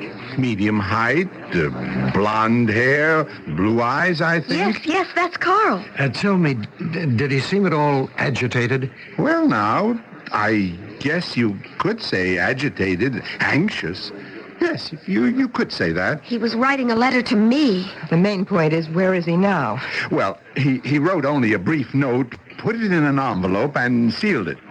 Purchased a stamp from the stamp machine and posted the letter over there in the mailbox by the elevators. And then he went out. If you'd only given me your name and number, I'd have only been too happy to... He was saying goodbye to me. Is there any chance of getting our hands on that letter? Oh, no. You couldn't open the mailbox. It's terribly important. That would be interfering with the United States mail. But you see, we think... anyway, my daughter thinks the young man may be on the verge of... doing away with himself, so you can see why... Well, we can't interfere with the United States mail, madam, but... Yes? What? The postman's due here in about half hour to pick up the mail. When he opens the box, he might... I don't know what the regulations are. We've never run up against anything like this before, but he might let you have the letter. I say he might, with the proper identification. Dr. Bradley, what do you think? Would he let us see the letter? I rather doubt it. Still, we could wait around and ask him. It's only half an hour. He's very prompt as a rule. A lot can happen in half an hour. You're beginning to think that all of Betsy's premonitions are real, aren't you? Frankly, Mrs. Conover, I don't know what to think. We don't even know for certain that it was Carl who was here who wrote the letter. I mean, there must be lots of blonde, blue-eyed young men coming in here. Miss Conover, what do you think? Why, where is she? She was just here. Where could she have gone to? Mother, Dr. Bradley, look what I found. It's Carl's fountain pen. Where in the world? It was lying on the desk over there. Well, that settles it. It was Carl who was here, and Carl who wrote the letter. This gentleman here suggests that we wait around for the postman. He's due here very soon, and there's a chance he may let us have the letter. If it's addressed to you, and I'm sure it is. I know it is. Should we wait, do you think? Betsy, it's up to you. No, the letter's just to say goodbye. It wouldn't tell us where he is. Well, then what? But I know where he is. You do? You're sure? I'm positive. I can see him. He's at the police station.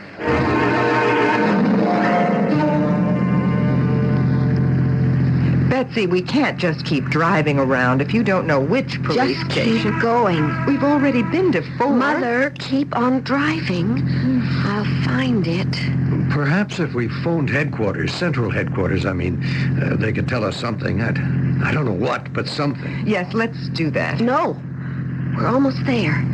Just keep going. It all seems so futile. Turn left at the next red light. I hope you don't expect me to run through the light. I don't care if you do. Well, I care. Police are going to think we're crazy enough without that. Not if Carl's there, Mrs. Conover. Well, no. Not if he is actually there. Mother, don't stop. Just be patient, Betsy. It will turn green in a minute. You don't care about Carl. You never liked him. You don't care if he lives or dies. Now, that's not true that I don't care if he lives or dies. The light's changing. Go on, Mother. Turn left. Left. You don't want me to crash into one of those cars, do you? Oh, this is the street. This is the right street. I know it is. Just keep going. The police station will be on the right-hand side. It's not far from here. Betsy, will you try to control yourself? We're almost there. I can tell. You're making me nervous. It's very hard to drive. Would you like me to drive, Mrs. Conover? Oh, would you? Oh, no, there isn't time. I will just pull over. We can exchange seats. Mother, there isn't time, and we're almost there. Yep. Perhaps you better drive right on, Mrs. Conover. All right, if you say so. Slow down a little, Mother. It's going to be on the right. Pretty soon now. It's a low red brick building with a green light in front. Well, you keep your eye out for it. I'm having a hard enough time just driving. We'll watch for it. There it is. There it is. See it? I see it. Yes, you were right, Betsy. Well, let's all pray it's the right one. It is. It is. Pull up, Mother. We're here. All right, all right. Come on, hurry. We are coming, darling. We're right behind you. No. Wait. Stop. Betsy? What is it? What's the matter? Listen. You're white as a sheet. Be quiet. Listen. What in the world? Child, what is it? What is the matter? Didn't you hear it? Hear what? What did you hear, Betsy? A shot. A gunshot. We're too late.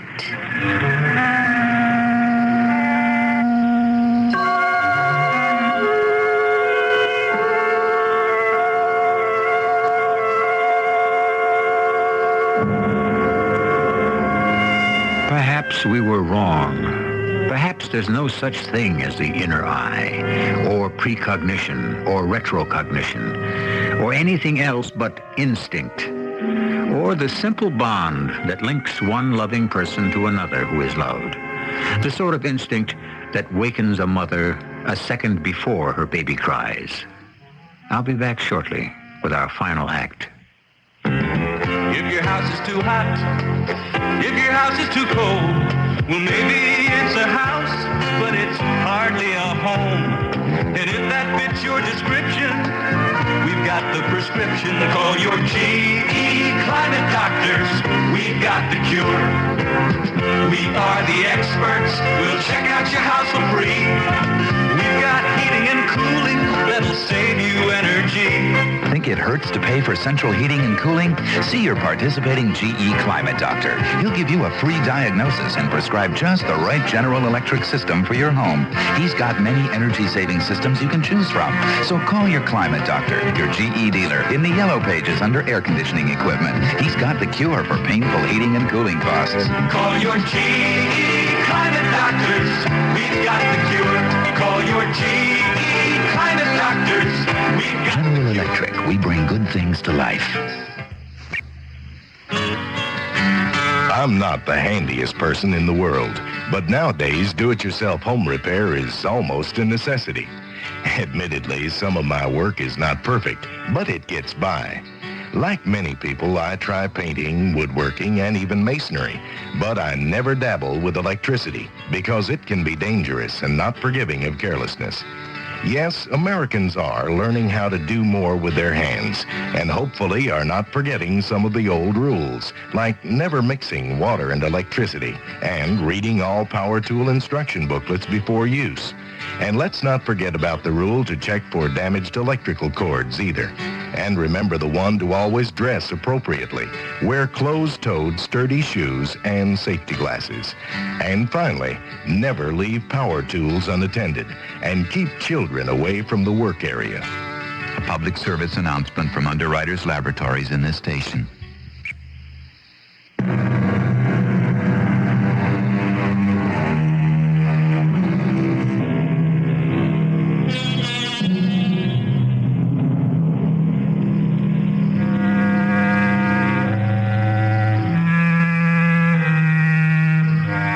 If we have discarded the conception of an inner eye, if we scoff at the notion of precognition and retrocognition too, and agree to settle for the word instinct, then what is instinct? The dictionary says it is the natural and unreasoning prompting to action. Well then, if it is natural and if it is unreasoning, then why not call it the inner eye? What are we going to tell the police, Sergeant? Obviously, Carl's not here. He was here. I saw him here. I must say, Betsy, every time you've seen him someplace when we get there, he's gone. I can't help that. No, of course you can't. I don't suppose you've got a vision of where he is now. No. But I heard the gun go off. I heard it just as clearly as though I was standing next to him. You folks wanted to see me? Oh, yes, Sergeant. We Mrs. Conover? You tell him. I'm embarrassed to. Yes. This young lady here had a quarrel with her sweetheart. Uh-huh. They parted, and the young man went off in a rather disturbed state of mind. Uh-huh. The young lady formed the conviction that he intended to take his own life. Because they had a fight? Well, I know it sounds exaggerated, but... It certainly does. She saw him, in her mind's eye, that is, with a gun in his pocket. He got a permit? No. That is, we don't know. Actually, we don't know for sure that he has a gun. He has a gun in the pocket of his overcoat. Well, anyway, the young lady said she saw him in her own mind at the sanitarium where I am the attending physician. The boy was a patient for a month a while back. He's some kind of a nut? Oh, no, not at all. He was discharged as cured. Well, the young lady's mother called me to see if the boy was there, and I said no, because I hadn't seen him. But when they arrived at the sanitarium, it developed that he had been there, briefly. So? Well, the point I'm trying to make, Sergeant, is that the young lady couldn't possibly have known that her sweetheart did come to the sanitarium. She just sort of sensed it. Uh-huh. And then in my office, she had another flash of insight, I guess you'd call it, that he was in a certain hotel writing her a letter. I called the hotel. The boy wasn't there. But we decided to go there anyway, and when we got there, the desk clerk said that right after my phone call, a young man had come in, asked for hotel stationery, gone to a desk, and written a short note. To me. We assume it was to her. And we're sure it was her sweetheart who wrote it because we found his fountain pen on the desk. Well, what about the letter? We thought of waiting around for the postman to arrive and open the box. He wouldn't have given it to you without a special order. Yes, well, we decided not to wait anyhow because the young lady suddenly got a flash of intuition that he was here. Uh-huh. So we drove over, and we started to come inside, but just a few minutes ago, outside on the sidewalk, the young lady heard, she thought she heard, no, she heard something. She heard a shot. A shot, huh? She thinks the boy has shot himself. Uh-huh. Well, what do you want from me? Well, I know the whole story sounds a little bizarre, Sergeant. I mean, all we have to go on are this young lady's impressions, feelings, convictions. But they've been so accurate in the long run, we thought we could come in and ask, has there been a young man here today? Yeah. There was a crazy kid come in here a couple hours ago. Talked to him myself. Well, I tried to. Couldn't make sense out of what he was trying to tell me. And after a while, he just ran out. We get a lot of those kind. You wouldn't have any idea where he might have gone? No, not the foggiest. That's too bad. Never mind. It's all right. Get an ambulance. Who, me?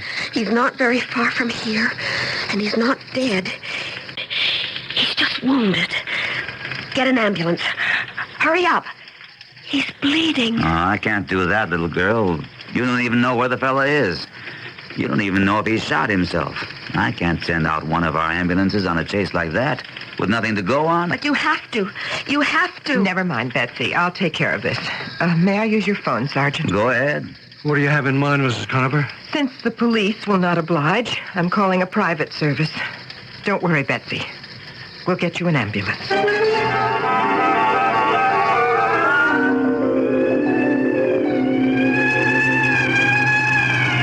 You gotta tell me where to go. Just go straight ahead till I tell you to stop. It sure is crazy. He's lying in an alley. You know, the kind of an alley they have to get to a service entrance. That kind. How much further? Not far. Just keep going. He shot himself in the shoulder. You wouldn't know which one, I suppose. Of course. His right one. Driver, turn down this next street to the right. I hope you know what you're doing, is all I can say. He must have put the gun to his head and then lost his nerve or something. Or changed his mind. Driver, stop right up ahead. That big building. Gotcha. By the alley. Come on. We're coming. I certainly hope... He's bleeding. Hey, you want me? Of course. Oh, look, there he is. There he is, all right. How did you know? I just knew. Shot my shoulder. Bullet went clean through his right shoulder.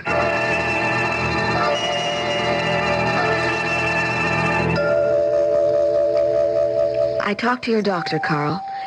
He says you're coming along just fine. There's no infection, and the wound's healing beautifully, he says. Aren't you pleased? Yeah. You don't sound very pleased. It was such a damn fool thing to do. Yes, it was. I couldn't even do it right. I'm very glad you couldn't. Are you, Betsy? Are you really glad? Of course I am. Can you imagine how I'd feel if you'd really killed yourself? You'd be better off.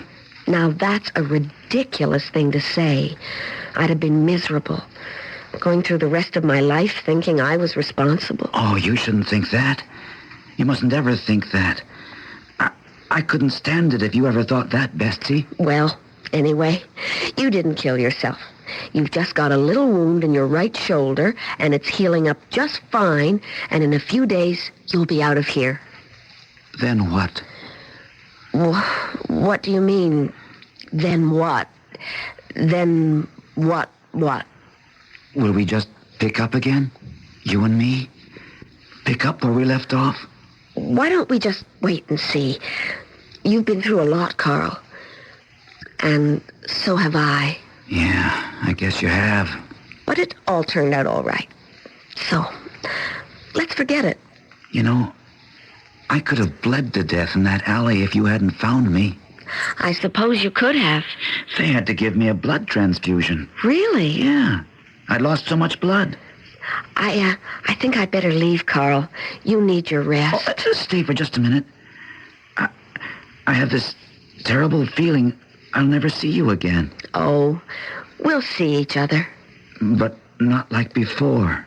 Well, no. Not just like before. You don't love me anymore. Is that it? You don't, do you? Oh, Carl, let's not talk about that now. You must have loved me some. To have gone to all that trouble to find me. It couldn't have been easy. No, it wasn't easy. How did you do it? How did you know to go to that alley on that street? I don't see how you did it. And with an ambulance and all. I mean, it's weird. It's uncanny how you knew where to go. I guess it is. So tell me, how did you do it? I don't want to talk about it right now. Someday I'll tell you. If I can remember how it was.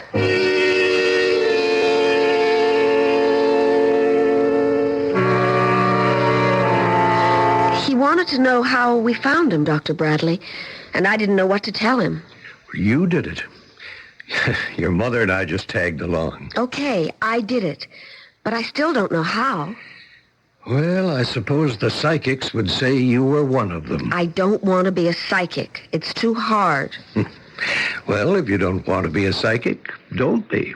Do I have a choice? Many people have psychic experiences once, maybe twice, then never again. I think I'll be one of those. But I'm glad I had this one. If Carl had bled to death in that alley... You'd have blamed yourself.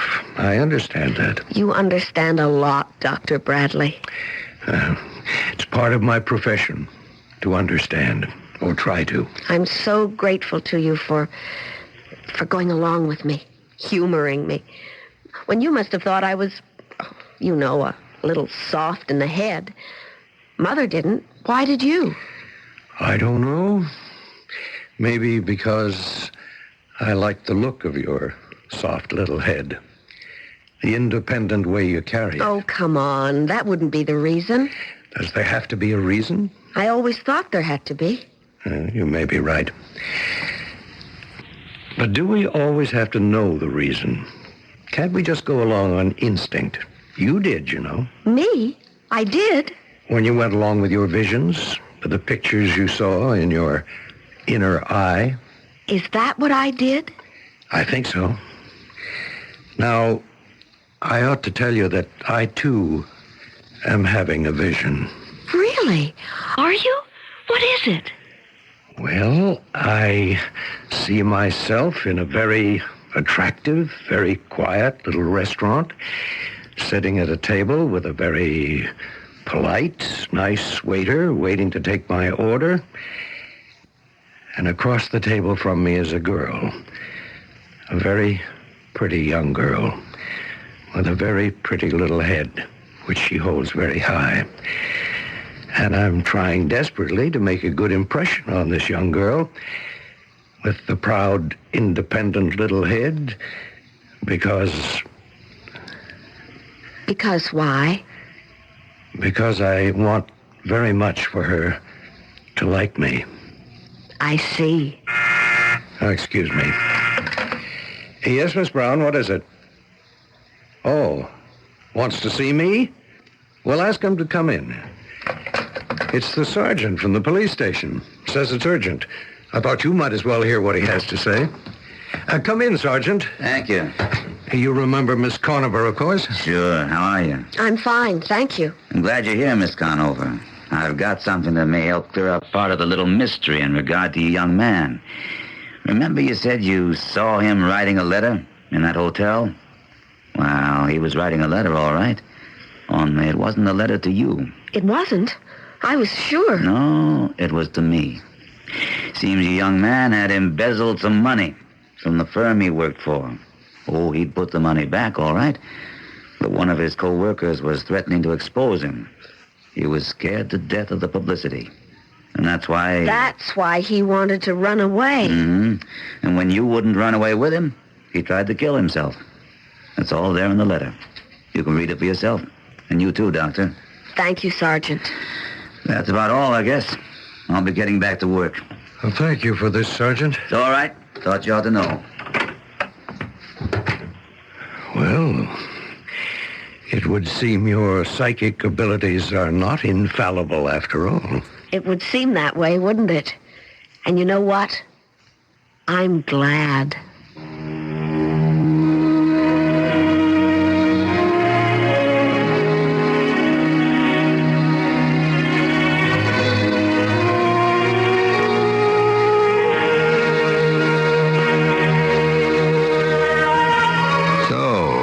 What do you think now of the inner eye? Is there such a thing? Can it summon up visions of events taking place in the world of reality? Does it serve a valid social function? Is it a dependable guide to suitable action? Well, yes and no. I'll be back shortly. And this mattress is called the what? The King Coil Posture Bond. You can't buy any better in our store. Well, it's very comfortable. Oh, yes, and you'll get firmness and durability year after year. Oh, gee, I wish my husband were here to try it out with me. That's the best way. Oh, see, that man over there, he's about the same size and weight as my back. Excuse me, sir? Yes? Could you lie down on this King Coil Posture Bond mattress for a moment? Well, I'm just waiting for my wife Oh, it'll here. just take a sec. She's buying a throw pillow for our breezeway. There you go. Now, let me get on the other side. Ooh, this posture bond is very comfortable. It's the unique construction of the King Coil Posture Bond. See, could you throw your arm over me? That's what Walter does. Like this? Exactly. Now, could you put your foot in the small of my back? Okay. And the pillow over your head. All right. No matter how you scrunch up, this King Coil Posture Bond is still firm and comfortable. Yeah, golly. You know what Shirley and I do? We sometimes... Hi, Shirley. I was just lying in bed here telling this lady how we... See, this is a King Coil. She needed my foot to... help. Try a King Coil Posture Bond. Its unique bonded construction assures comfort and durability year after year. Do you have cash you'd like to invest sensibly? Then you should know about Dreyfus Liquid Assets 2. It's the money market fund that combines your money with that of other investors to earn the kind of high interest rates large investors enjoy. Start with as little as $2,500. Make added investments as low as $100. With Dreyfus Liquid Assets 2, your money, or as much of it as you need, is yours whenever you need it. Phone for it. Write a check for cash or to pay your larger bills. You keep right on earning till the check clears. No charge or penalty for withdrawal. No sales fee. Not even a charge for the checks. Today, you owe it to yourself to earn as much as you can on your money. So call now, 800-228-5000 for a prospectus explaining management fee, charges, expenses, and the new Federal Reserve requirements. Find out how Dreyfus Liquid Assets 2 helps you get the lion's share from today's money market. Read the prospectus carefully before you invest. Day or night, call 800-228-5000. Toll free, 800-228-5000.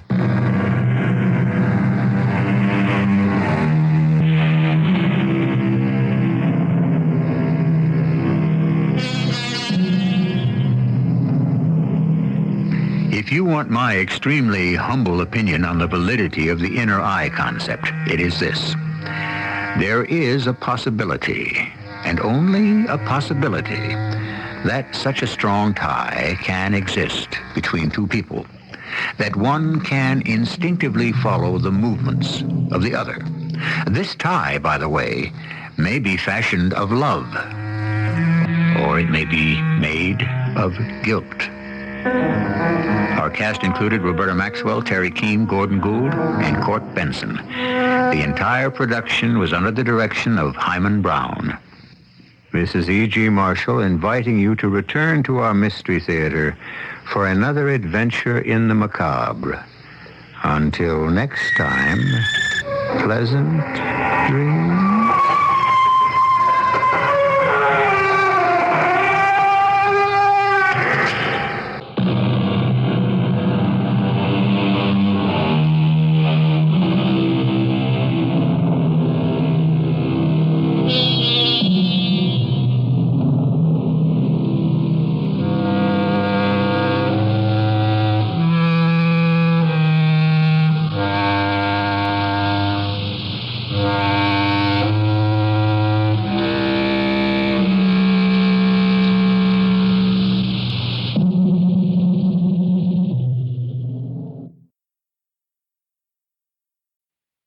The CBS Radio Mystery Theater presents...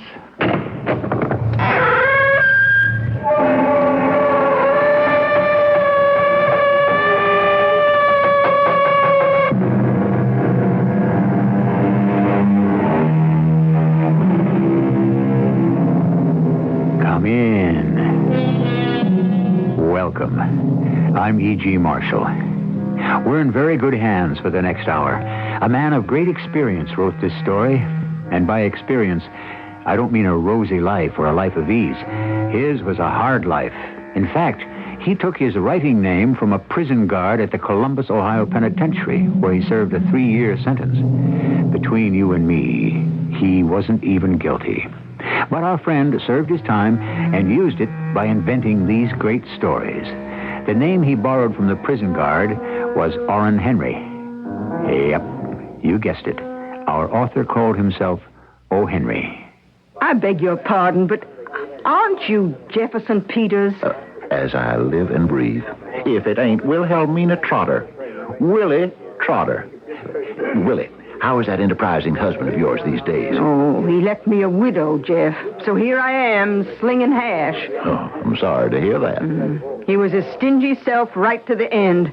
Didn't leave me a dime. Oh, well, this is your lucky day then, Willie. I might just have a proposition for you to put you on Easy Street.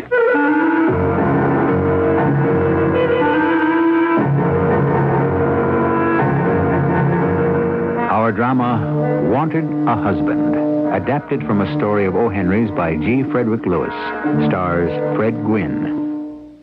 I'll be back shortly with Act One.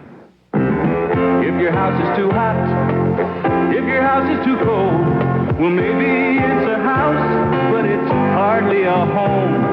And if that fits your description, we've got the prescription. Call your GE Climate Doctors. We've got the cure. We are the experts. We'll check out your house for free. We've got heating and cooling that'll save you energy. Think it hurts to pay for central heating and cooling? See your participating GE Climate Doctor. He'll give you a free diagnosis and prescribe just the right General Electric system for your home. He's got many energy-saving systems you can choose from. So call your Climate Doctor, your GE dealer, in the yellow pages under air conditioning equipment. He's got the cure for painful heating and cooling costs. Call your GE Climate Doctors. We've got the cure. Call your GE Climate Doctors. We've got General Electric, we bring good things to life. Today, when the cost of everything is climbing, quality is more important than ever, especially at Benjamin Moore Paints. Benjamin Moore continues to manufacture paint using only the best ingredients, just as the company has for 97 years. We didn't skip on quality during the Depression of the 1890s or the Great Depression of the 30s. The fact is, if Mr. Moore were here today, he would be proud to see that his company is still willing to spend whatever is necessary to make the best paint possible. Maybe that's why Benjamin Moore Paints is sold by over 150 independent Chicago paint dealers who could carry anything they liked. Before you paint your home or business, talk to the professionals at the full-service Benjamin Moore Paint dealer near you. Find out why the best paint possible is still worth every penny. Benjamin Moore Paints are available at Village Decorating Center in Bensonville, Elston Hardware at Elston and Belmont, and EC Rig Paint at 58th and State.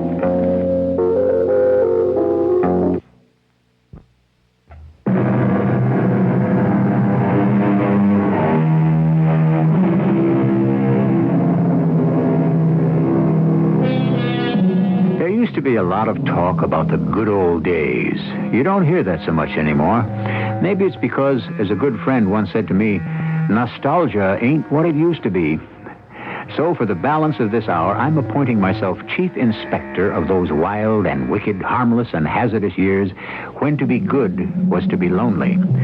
And those who were bad had a kind of pizzazz, which they don't seem to have anymore.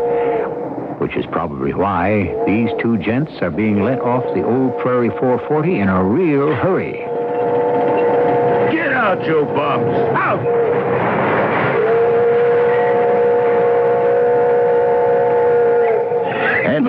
Andy, you okay? Yeah. Lucky I landed on the one haystack in this field. No bones broken, Jeff. You don't have any bones back there, Andy. That conductor ought to take something for his hasty temper. Yeah, I thought he was a mite inconsiderate myself. Now, we told him we just didn't have time to buy our tickets when the train left Chicago. What we didn't reckon on is they don't sell passenger tickets on these freights. So he didn't believe us. He didn't throw out our suitcases either. And I had 2 brand new suits in mine. Yeah, so did I. Well, he's welcome to them. At least we got out of Chicago before the law caught up with us. Yeah. I got a good mind to stretch out right here in this field and catch a little shut-eye. What time is it? There's your answer. I'd say about 5. 5 o'clock in the morning. Where? Cairo. That's what it says on the roof of that barn in big letters. Oh, Jeff. I see a young lady coming out of that farmhouse over there with a pail of slops for the pigs. How's about we mosey over in her direction and request some breakfast? Andrew Tucker, You speak like the vagabond and vagrant the conductor accused us of being before he gave us the boot. Jefferson Peters, shall we deliver your halo, or will you eat it right here? We don't accept charity. We have $6,000 of Old Man Harness's gold stock investment between us. That ought to enable us to buy our own breakfast, get ourselves some new duds, check into Caro's finest flea bag, and see what little money-making scheme we can come up with. You got any new ideas, Jeff? A never-ending fun, pal. In my day, I have engaged in as many stratagems for making money as there are recipes for cooking rice in South Carolina. Did I ever tell you of the good days when I sold liniment and cough cures in Fisher Hall, Arkansas, in a buckskin suit, moccasins, long hair, and a 30-carat diamond ring? Yeah, Jeff. That I got from an actor in Texarkana. I wonder what he ever did with the pocket knife I swapped him for it. Well, anyway, I was Dr. Wahoo, the celebrated Indian medicine Jeff, man. there's a farmer heading our way with a pitchfork. Well, why didn't you say so, pal? Let's get ourselves out of this hayfield quick before he leaves his autograph on the seat of our pants.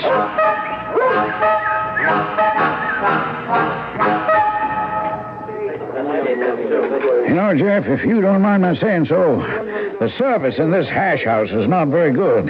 In fact, it is terrible. What do you suppose happened to my eggs, hash, and coffee? Well, I think everyone's hiding in the kitchen. They're all scared of that beard and mustache of yours, Andy. Oh, you don't think it's a good disguise? It doesn't look like you. Well, it's not supposed to. Well, it doesn't look like anyone. That's what a disguise aims to do. Incognito. Andy, it's more like Bobo, the dog-faced boy. It has no resemblance to any known member of the human race. Well, maybe I stuck it on too fast, but I had to just in case my reputation preceded me. You've been to Caro before, Andy? Yeah, before we teamed up? Have you or haven't you? I have to know in case we want to do business here. No, I haven't. Hey, somebody, how long does it take? Where's the food? Coming up. That's what you said a half an hour ago. What happened, ma'am? I want 3 once over lightly. Well, we had to wait till the hens got good and ready. I'll be back. Andy, do you know who I think that is? Yep, the slowest hashlinger in the West. No. I think she's Zeke Trotter's wife. Wilhelmina Trotter. Willie for short. But why would she be waiting tables in a joint like this? Who's Zeke Trotter? Shh. Here she comes. Here you are, boys. Enjoy yourselves. Food. Yeah. Now, who is she, Jeff? Shh. She's coming back. Well, here's your coffee. The manager asked me to ask you, have you got the money to pay for all this? Mr. Tucker, show the lady. I beg your pardon, but aren't you Jeff Peters? As I live and breathe, if it ain't Wilhelmina Trotter. Willie, how's that enterprising husband of yours these days? Oh, he left me a widow, Jeff, so here I am. Old Zeke left us all, for good. I am sorry to hear that. Well, he was his stingy old self right to the end. Didn't leave me one thin dime. Oh, I'm sorry to hear that, too, Willie. Was he took sudden, or am I being indelicate to ask? Zeke used to make up a liniment to sell off the wagon. And all it was alcohol and vegetable dye. And when Zeke got too lazy to work, he'd disappear behind the wagon and drink a bottle or two. Then that didn't sell too well, so he cooked up Doc Dreyfus's dyspepsia cure. One night it got slow. He took a slug of that. A week later, I buried him. That was a year ago. A sad story, Willie. I am sorry to hear you tell it. Well, to tell the truth, Jeff, I'm happier doing what I'm doing than being Zeke's wife. Men are rotten. At present company accepted. So all's well that ends well, as the good book says. Yeah, good book says nothing of the sort. Jeff Peters, I am sorry you haven't reformed. But I have. Now my mission in life is to teach sinners, those who are after something for nothing. because there is no such thing. Another cup of coffee, please. Jeff, your friend with the beaver to end all beavers wants another cup of coffee. If you'll excuse me, I'll get it for him. Thank you, ma'am. Oh, lovely person, isn't she? You know, might be a good person to enlist into our confidence. Yes, that's what I was afraid you were thinking. I am not enamored of working our side of the street with the ladies. You don't think she might be useful? Well, speaking from experience, I have not found the ladies particularly trustworthy. They lack experience. That's why. They don't need our line of work. You see, they have their own line of graft. It's called marriage. Florida is full of widows who latched onto meal tickets and bank accounts and drove their husbands to an early grave.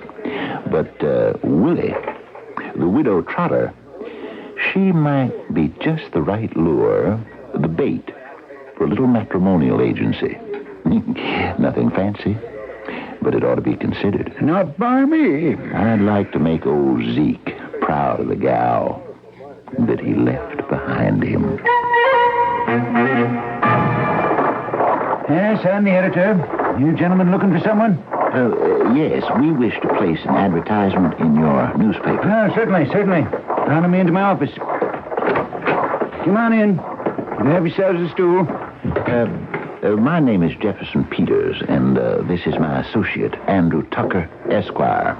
Peters and Tucker Limited. Make yourselves at home. Just kick that spittoon over to one side. We shan't be staying long, sir. Time is money. I understand this newspaper, the Cairo Courier, is one of several newspapers that you own? Oh, I don't. Wish I did. I'm the editor, advertising manager, sports columnist, births and deaths and socials, public notices, chief cook and bottle washer for the Courier. Peters and Tucker have a very special announcement we'd like to run for a few weeks, perhaps longer, in the Courier. Not the other 20 papers we have in our chain? Where are they? Illinois, Indiana, Missouri. May I have a look? Oh, by all means. Mr. Tucker, hand the good editor our proposed advertisement. Charming widow, beautiful, home-loving, 32 years, possessing $2,000 cash and owning valuable country property, would remarry. Would prefer a poor man with affectionate disposition to one with means, as she realizes that the solid virtues are oftenest to be found in the humble walks of life. You know, Mr. Tucker, you have captured the American way of life in this one sentence. I thought he did also. I'll continue. No objection to elderly man or one of homely appearance if faithful and true and competent to manage property and invest money with judgment. Signed Lonely, care of Peters and Tucker, agents. Mr. Peters, you wish a box number here at the paper? That would be preferable. We're staying at the Arch Hotel here in Cairo. I'll put it at the bottom after your names. Box so-and-so, whatever number's available. Well, let me see. I have them right here. 96, no. 97, 98, no, that's being used.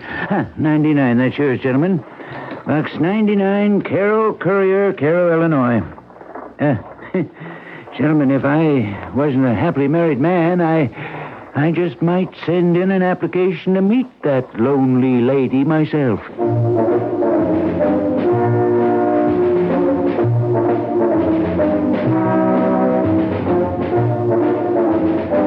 The Gentle Grafter, the book of O. Henry stories from which our dramatization is derived, contains much charm and craziness, and as the author says, more truth than poetry.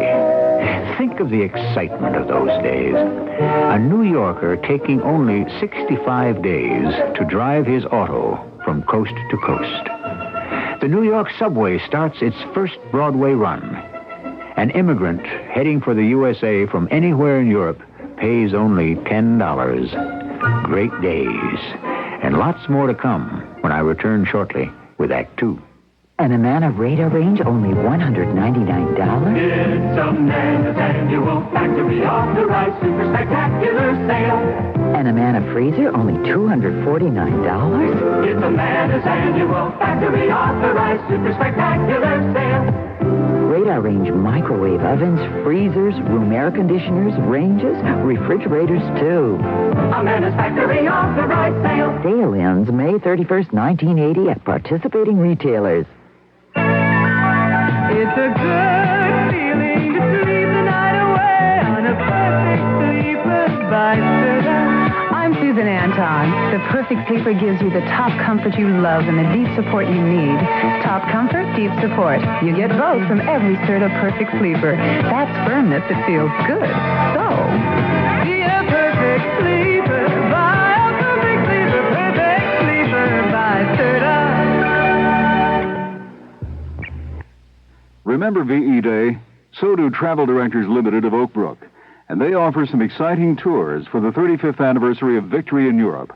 It's Operation Friendly Invasion, a great people-to-people program involving Great Britain, Holland, Belgium, France, and Luxembourg.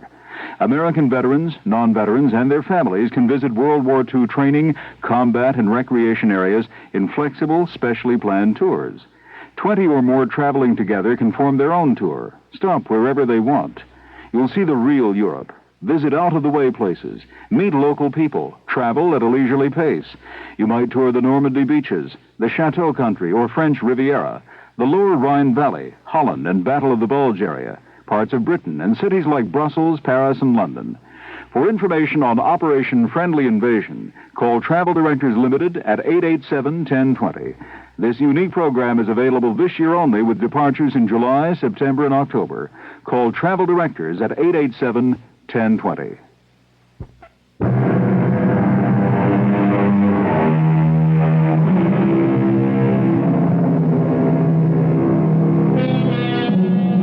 The larcenous firm of Peters and Tucker are developing an apparently foolproof scheme to shear the sheepish, or should I say, to fleece the male animal. Many have come to believe the female of the species are the more proficient at this sport, but O. Henry submits that when it comes to greed, wanting something for nothing, or looking out for number one, men are exactly in the same boat. It's too good to be true, Jeff. Oh, I had to restrain my laughter when that editor accepted the entire matrimonial without a murmur, word for word, and said he'd be honored to print it.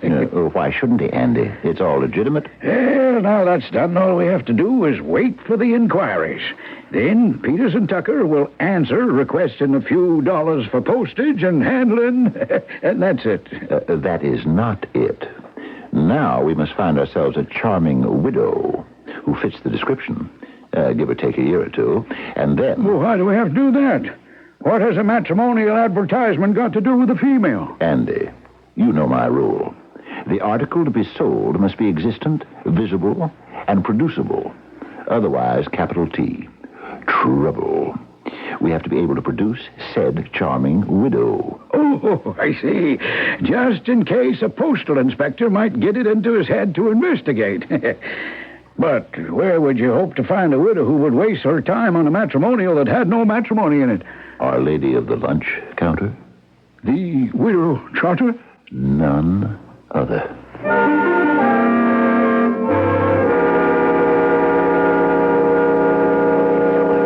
This is the advertisement you've placed in the Cairo Courier. To the letter, Willie. Is this an honest deal you're putting forth? Honest, did you say? My very words. I'm afraid my late husband made me extremely suspicious of schemes of any kind. Oh, Willie, my partner, Andy Tucker. You met him, I believe? Oh, the gentleman with the excessive amount of hair on his face? Yes. Making him almost unrecognizable? The very same. Andy and me have computed the calculation that 3,000 men in this broad country will endeavor to secure your fair hand and ostensible money and property through our advertisement. That many? And out of that number, any one of the 3,000 will expect to give you, in exchange, if they should win you, themselves. And what would he be like? A lazy, mercenary loafer. A failure in life, a swindler, and a contemptible fortune seeker. Well, that's why I've remained a widow. Once bitten by my late husband. Never again. Me and Andy, by the way, he sent his apologies. He was detained on business and could not attend our meeting. Me and Andy proposed to teach these preyers upon society a lesson. And that is the basis of our proposition to you. Mm-hmm. Jeff, I might have known you wouldn't have gone into anything that wasn't opprobrious. But what will my duties be? You will live at a quiet hotel, have your meals sent up, read all the magazines you care to. There is no work to it. Andy and I will attend to all the correspondence and business of it. We will pay you $25 a week and all hotel expenses. Well, Jeff, give me 5 minutes to get my things together and leave the front door key with a neighbor, and you can let my salary begin. Yes, Miss Peters, I sent word to your hotel to have you come right over here to the office of the Courier. Come along the passageway with me. You may well ask why I myself, the editor of the Carroll Courier, is taking time from his busy day on this matter. I was going to ask you that, as a matter of fact. Well, this is why. Take a gander. You don't mean all those sacks of mail are for us? In response to one single advertisement placed on one day in our chain of newspapers, Illinois, Indiana, Missouri. Well, we're very gratified. We shall place more announcements with you, sir. Not until I have satisfied myself as to the veracity of your endeavors, Mr. Peters. You would like to meet our client? Is that what you were saying, sir? Only in the capacity as the editor of the Courier. Is that to convince yourself there is such a widow? Perhaps a bit more than that. Well, you name it, and I'll see what can be done. The matter of the lady's holdings. You don't happen to mean her bank account, do you, sir? I suppose I do, yes. Only right and proper you should exercise this care. The lady's name is Mrs. Zeke Trotter, a widow who lives here in Cairo. I knew her late husband, an exceptionally honest gent who, unfortunately, died penniless, leaving Mrs. Trotter on her uppers, so to speak. Until our agency came to her attention, she was working at the Owl restaurant on Main Street. A fact easily verifiable. But if Mr. Trotter died penniless, your advertisement claims she has property and $2,000. Why should she wish to or need to work in the Owl restaurant? You see, that money she has refused to touch. Here, sir. Here's her bank book. You see, all in order. She had mislaid her old one. I had a new one made up for her. Now, if you can, do you think you could give me a hand with those mail sacks? I can do better than that, Miss Peters. I'll have one of our newspaper vans deliver them right to your hotel. You are very kind, sir. But, Jeff, do you think it's safe to give Mrs. Trotter a $2,000 bank book with all that money in her name? Andy Willie is square and reliable. Now, old partner, let's get to work opening our mail. My guess is that in this one mail bag alone, there are several hundred letters. At least. And let's hope they keep coming in, week out. Well, for how long? There's no time limit in my ability to appropriate other people's money. And then what? Every applicant gets a reply from Peters and Tucker, informing him the widow was deeply impressed with his straightforward letter, and will he please write again, giving more particulars, perhaps a photo if it's handy, and a fee for handling. $4. Yes, 4? Why 4? 5 is too much, and 3 is too little. Remember, Andy, every 100 letters you receive an answer is $400. Every 200 letters is $800. The first 1,000 between us is 4,000 spondulics. So stop complaining and sharpen your fingernails.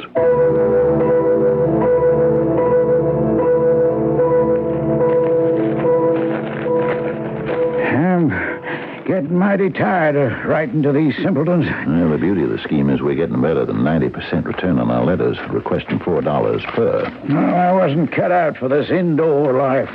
It's almost too much trouble for me to open the replies and take the money out. I'd rather do that than have to deal with those who show up in Cairo in person. Not one of them looks as if he'd ever worn a tie before. Yeah. The next gay Lothario who shows up to meet the widow of his dreams, Andy, you take care of him. It's getting so that every time I show my face at Willie's hotel and say, Mrs. Trotter, may I come in? I have a gentleman with me. The way she says, all right, show him in, ruins my day. So the next Romeo is your Romeo, Andy. Jeff, there's someone at the door. I've dealt with too many of those love-smitten old geezers. It's your turn. Well, help me on with the mustache and the chin whiskers, will you? I sure hope I haven't got this on crooked. No, it's fine. It's hairy but beautiful. I'm leaving via the bathroom window. Remember, no one sees Willie Trotter without an appointment, and they take from 1 to 3 days to arrange. Bye, old sport. Well, come on in. We don't stand on ceremony here. Peters and Tucker? Andrew Tucker here. Peters is out. What can I do for you? Mind if I have a look around? Well, depends on what you're looking for. This is a private office, you know. If you're hoping for a look-see at our client, she's not here. No, as a matter of fact, I did come to see you about the lady. Well, I hope you haven't come far. She only sees people by appointment. Well, I have, sort of, all the way from Washington. Oh, boy, are you... I am. Here's my card, my badge. I see you've got a lot of mail today. You're a postal inspector. Oh, yes. Didn't I tell you that? Well, why didn't you say so in the first place? Well, I didn't want to interrupt you in your work. Interrupt me? My friend, do I have the name right? P.J. Nethersole? Nethersole. By all means. Now, allow me to take you down to the Riverside Hotel and have you meet our client, Mrs. Trotter herself. I'd like to very much. I've never met a government employee before. Tell me something about yourself, Mr. Nethersole. Well, I was going to ask you the same question. Young man, I don't answer questions. I ask them. What are your prospects? Mrs. Trotter, this gentleman is a postal inspector. He'd like to have a look at your bank book. Oh, it's nothing to be ashamed of. Here you are. Well, I'd say everything's in order. Well, of course it is. And if you weren't a married man, I'd leave you to talk a while with the lady. We won't mention the $4 fee. Well, thank you very much. If I wasn't, I might. Good day, Mrs. Trotter. Well, I'll be going along with you also, Mr. Nethersole. Regret to have inconvenienced you, Mrs. Trotter, but Uncle Samuel must be served. Is everything to your satisfaction, madam? Mr. Tucker, may I say something to you in private? Will you excuse us, Mr. Nethersole? No, go right ahead. Mr. Tucker, I wish you would consider a haircut and a shave. You might be quite nice looking if one could see your face.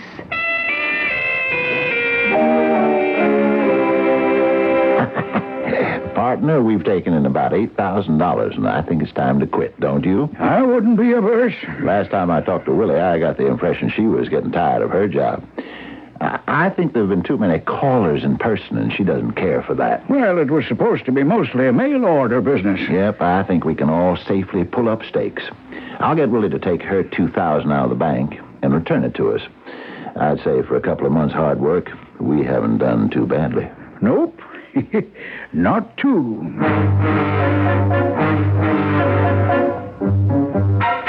Why, Jefferson, I didn't expect to see you today. You haven't got another one of them waiting outside, have you? I don't think I could stand it. I'm sorry. Oh, Willie. Wilhelmina, please. I'm the one who should be sorry. I know it's been a strain. Oh, everything's a strain. I don't know what to do. I just don't. I wouldn't do anything to hurt you and Mr. Tucker after all you've both done for me. Hurt us, Willie? Why, we were just saying it's time we got you out of this hotel room, put an end to our punishment of the male animal, and I expect you could probably find your old job back at the Owl Restaurant if you wanted it. You mean it's all over? Yes, Willie, that's exactly what I mean. Oh, no. It can't be over just yet. Willie, I thought you were getting tired of this parade of ridiculous suitors, and you'd be happy to call it a day. Oh, not now. Not now, please. Willie, you knew this wasn't going to go on forever. You made yourself good money, saved it all. What more could you ask? I feel so miserable. What can I do? But you've got yourself a nice nest egg, haven't you? All these months with no expenses. Now, all Mr. Tucker and I would like you to do today is to mosey down to the bank and tell them you're closing out your account, take the $2,000 we gave you to show people, give it back to us, we shake hands, and that's it. Oh, that's just it, Jeff. I can't give you back that $2,000.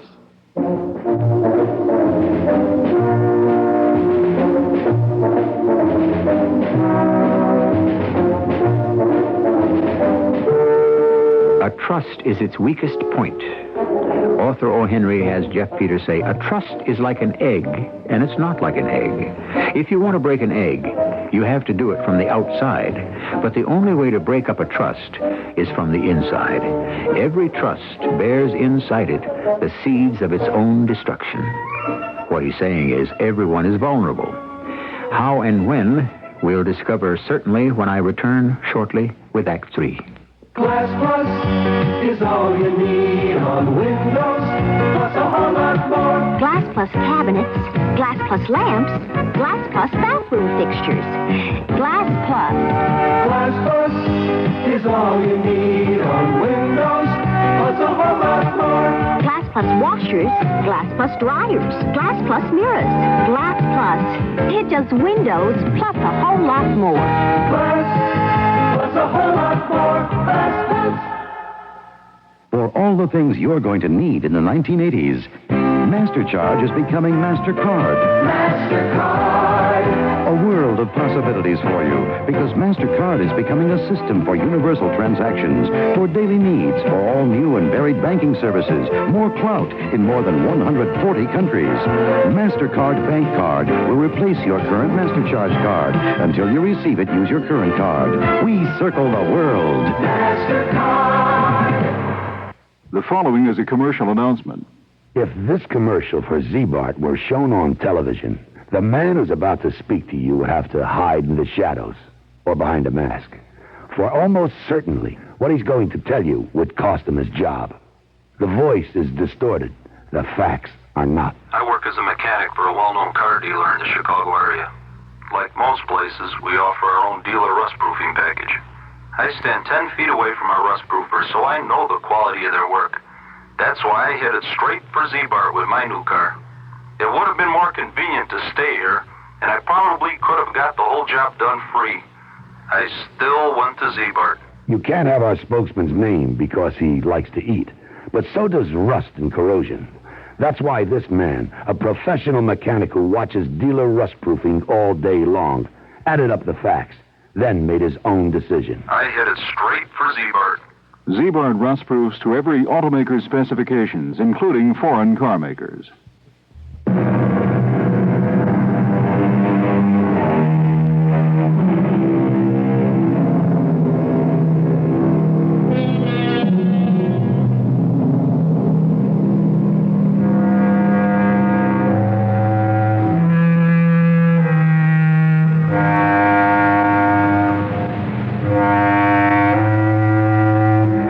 Interesting, the words you hear when O. Henry unfolds his stories. Words like peccadillo, spondulix, simoleon, grafter. Words not much in use anymore, but their meanings are as much alive as their equivalent in adventure, hard cash, and confidence tricks. We pick up Jeff Peters, those words flashing from his mind as he beats a hasty retreat from the Arch Hotel and Andy. That's what she said, Andy. Wilhelmina can't fork over the 2,000 simoleons we put into the bank in her name. She can't? I suspect won't. I can't say I didn't warn you. I would have put my last dollar on the line. I trusted her so. You came close. Andy, why don't you talk to her? You've hardly seen the girl, and she might open up to you what's happened to the 2,000. Oh, I doubt it. The time when I brought up P.J. Nethersole, the postal inspector, she as much told me if I plucked my plumage, I might pass for a human face. So go as you really are, clean-shaven. Now, Jeff, you've known her from long ago. She knows you, not me. We can't afford to take that kind of a loss. Now, you go on back there and find out the truth.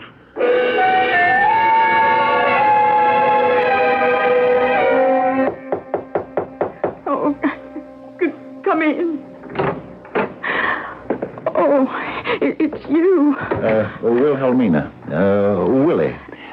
Have you been crying all this time? Yes, I have. I feel so badly about everything. Oh, well, now, tell Papa.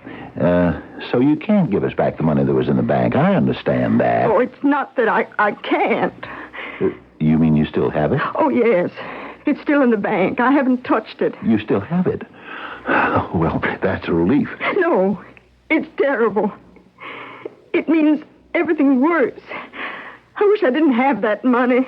I wish I'd never seen it. You just come on down the bank with me. You take it out and give it to me, and I'll make sure you never see it again. Jeff, I'll tell you. You were always a friend of Zeke's. Jeff, I'm in love. I love a certain man so hard I can't bear not to get him. He's the very ideal I've always had in mind. Then take him if the feeling's mutual. Does he return the sentiment according to the specifications and the painfulness you have described? He does. Do I know him? I don't think so. He's one of the gentlemen who came to see me. Oh, so it was in connection with the advertisement. That's the problem. He won't marry me unless I give him the $2,000. Act of faith, he calls it. Act of faith. What's his name, Wilhelmina? William Wilkinson. Mrs. Trotter, please, try to restrain yourself. If it was left to me, I'd say take this $2,000 and the man of your choice and be happy. Oh, I knew you would. Well, we could afford to do that because we have cleaned up. Well, I can't say how much, but a considerable amount from these suckers. Suckers who want to marry you. But, you see, I have a partner, Andy Tucker, and he has to be consulted. Well, do you think there's any hope? Hope for me, I mean. Andy's a good man and very keen on business. He is my equal partner financially. I will talk to Andy and see what can be done. Well,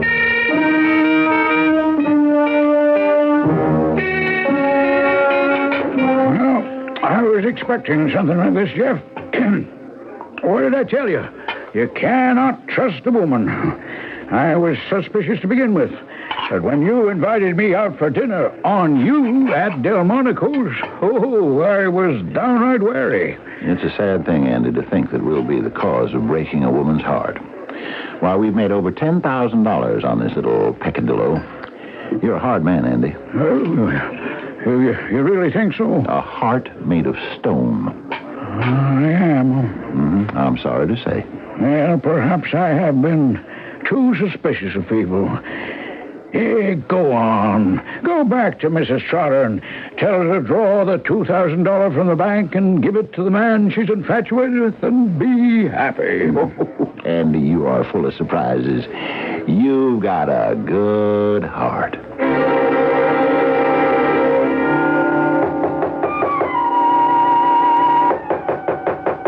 Wilhelmina, it's me, Jeff. Sorry I couldn't get here this morning. Let me in, Willie. I got wonderful news. Oh, it's open. Willie, is anyone here? Is this your room, mister? Hello, officer. No, it isn't. I'm paying a call on a friend of mine. Oh, is that what brings you to somebody else's room? Is something the matter, officer? That's exactly what I was going to ask you. We got a call at the station about 6 o'clock this morning saying there was a lot of strange noises and yelling and crying like a woman being hurt. So we came up to investigate.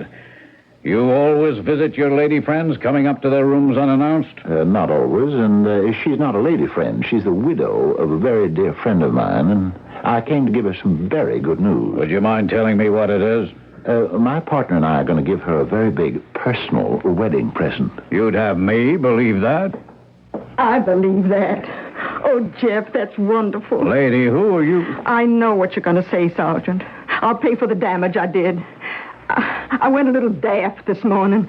Then I ran out and went to the Owl to see if I could get my old job back. And then I just came back here to get my clothes. Oh, are you Mrs. Trotter? Yes, I am. Are there any charges?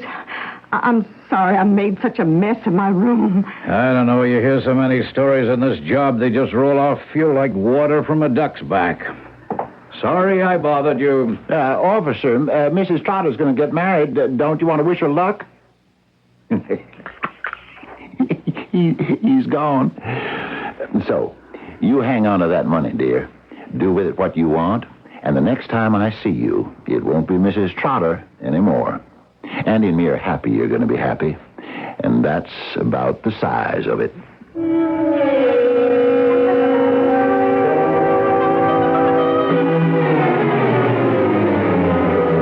Everything packed, Andy? Yeah, sure, taking more out of town than we brought in. Say, wouldn't you like to go down and congratulate Mrs. Trotter once before we leave? We got till the noon train. No, I don't think so. I'm still nervous we won't get out of town before someone gets wise. Now, let me see if I can lift these suitcases off the bed. Oh, boy, she is filled. Well, I always like nice clothes, and I don't mind carrying both cases so long as you're responsible for the money. Yeah, that's what this little money belt is for. Well, here, then put this with the rest. What are you giving me? A roll of a couple of hundreds, 20 or so. What is it? It's Mrs. Trotter's 2,000. How do you come to have it? Oh, she gave it to me. I've been calling on her 3 evenings a week for almost a month. No more than a month. You? Yes, me. Without the beaver, the phony whiskers. Oh, then you're William Wilkinson. I was. Andrew Tucker, aren't you ashamed? Toying with the affections of a lovely widow like that. Well, now, I'm just not as trusting as you, Jeff.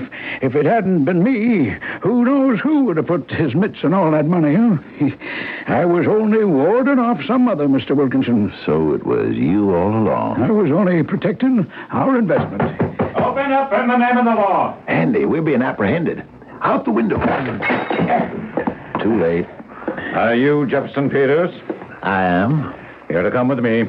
What for? Who's this gentleman? Why, and who might you be, sir? P.J. Nethersole, U.S. Postal Inspector. Where's that fellow with a heavy beard, your partner, Tucker? Mr. Postal Inspector, my name is William Wilkinson, and here's my card. I wish to make a complaint. I paid $4 to meet a widow, and this gentleman tells me she's unable to see me today.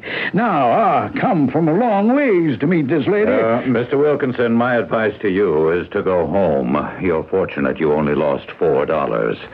Mr. Peters, come with me.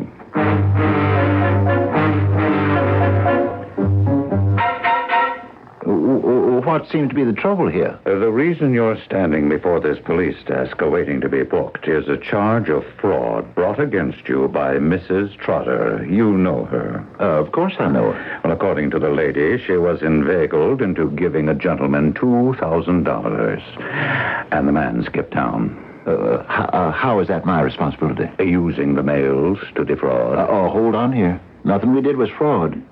Because a gentleman answering our advertisement played fast and loose with the widow Trotter.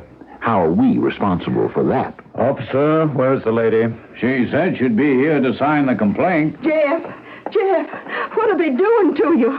Wilhelmina, what's all this I hear about you blaming me because this, what was his name? He skipped out on you? Oh, Jeff, what will you think of me? I just flew off the handle again. Are you ready, ma'am, to swear out the complaint? Officer, it's all right. It turned out all right. It isn't his fault at all. I was mistaken. You see, Jeff, I thought Mr. Wilkinson had disappeared, taken the money, the $2,000 and gone. I was desperate. And then I thought it was all a scheme, you two together. But you don't now. Well, William came by the Owl and said, pack a bag, we're going to get hitched. Well, I must go. I must pack. We're taking the evening train. Goodbye, everyone. I'm sorry if I caused trouble. A jealous woman, the things they'll do. Comes to you public-spirited folk and makes accusations. My. What time is it, Sergeant? It's just noon.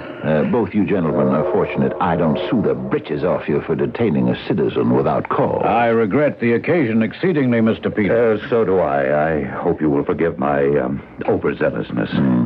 Tell me, are both you married? Oh, yes. So am I. That's punishment enough.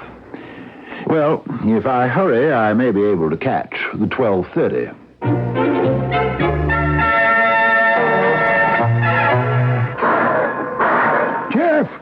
Jeff, in this coach.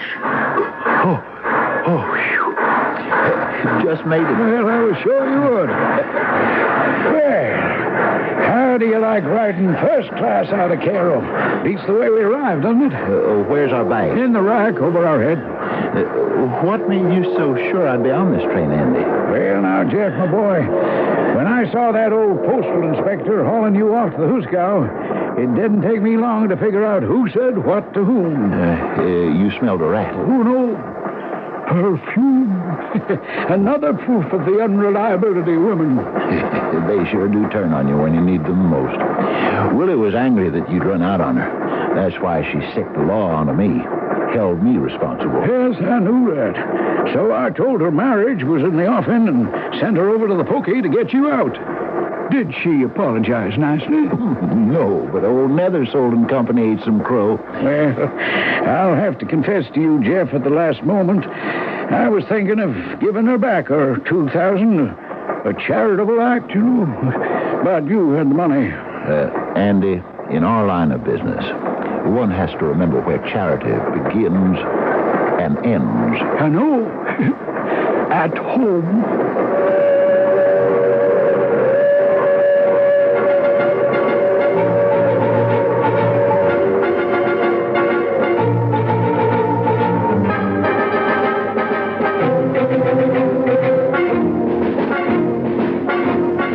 So Jeff Peters and Andy Tucker are back on the road to larceny. As Jeff has often said, Satan is a hard boss to work for. When other people are having their vacations is when he keeps you the busiest. He always finds somebody for idle hands to do. I shall be back in a few moments. When Mr. and Mrs. George Steger's old central air conditioner broke down under the heat of the Texas summer, they replaced it with the Lennox 2-speed air conditioner. The quiet and comfort are heavenly. And it saves money. Our Lennox 2-speed air conditioner costs less to operate because it uses less electricity. It can save 24% over a single-speed unit. With savings like that, how can we afford not to have Lennox? Take it from Dave Lennox. To modernize your home, call your independent Lennox dealer. He's in the Yellow Pages. Welcome to the Kava Club. Happy coffee lovers dedicated to the enjoyment of the one and only Kava instant coffee. It's the only coffee that's 90% acid neutralized. Tastes less bitter, so it feels lots better. You always enjoy smooth and friendly coffee, cup after delicious cup. So if you're sometimes bothered by ordinary coffee, join the Kava Club. Switch to 90% acid neutralized Kava instant coffee. Tastes less bitter, feels lots better.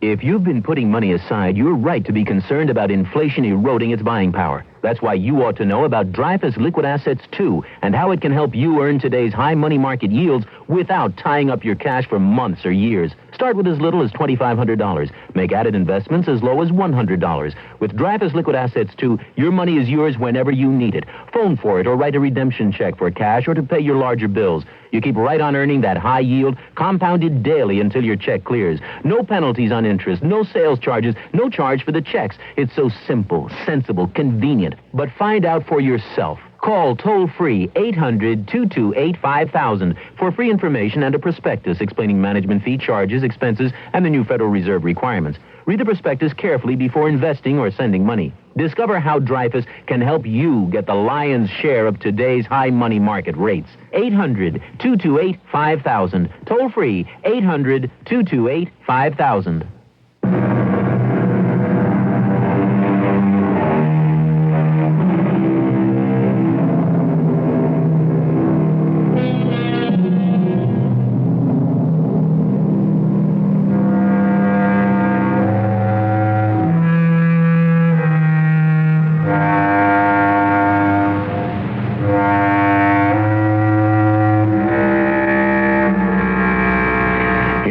The Gentle Grafter, author O. Henry creates two very real characters, Jeff and Andy, who can almost make you believe in the legitimate ethics of pure swindling. I suspect they're drawn from life, from the days when the author was in prison. The irony of life is in the words when he writes, "There are two times in a man's life when he gets into bad company, when he's dead broke and when he's rich." Our cast included Fred Gwynn, Ian Martin, Bryna Rayburn, and Ray Owens. The entire production was under the direction of Hyman Brown. This is E.G. Marshall inviting you to return to our Mystery Theater for another adventure in the macabre. Until next time, pleasant dreams. As the Red Baron of Lufthansa, I'd like you to listen to time. As an international business traveler on a tight schedule, if you're on time, you hardly hear time at all. But if you are late, time is pounding in your ear. How does time sound on Lufthansa? Flying Lufthansa, you hardly hear time at all.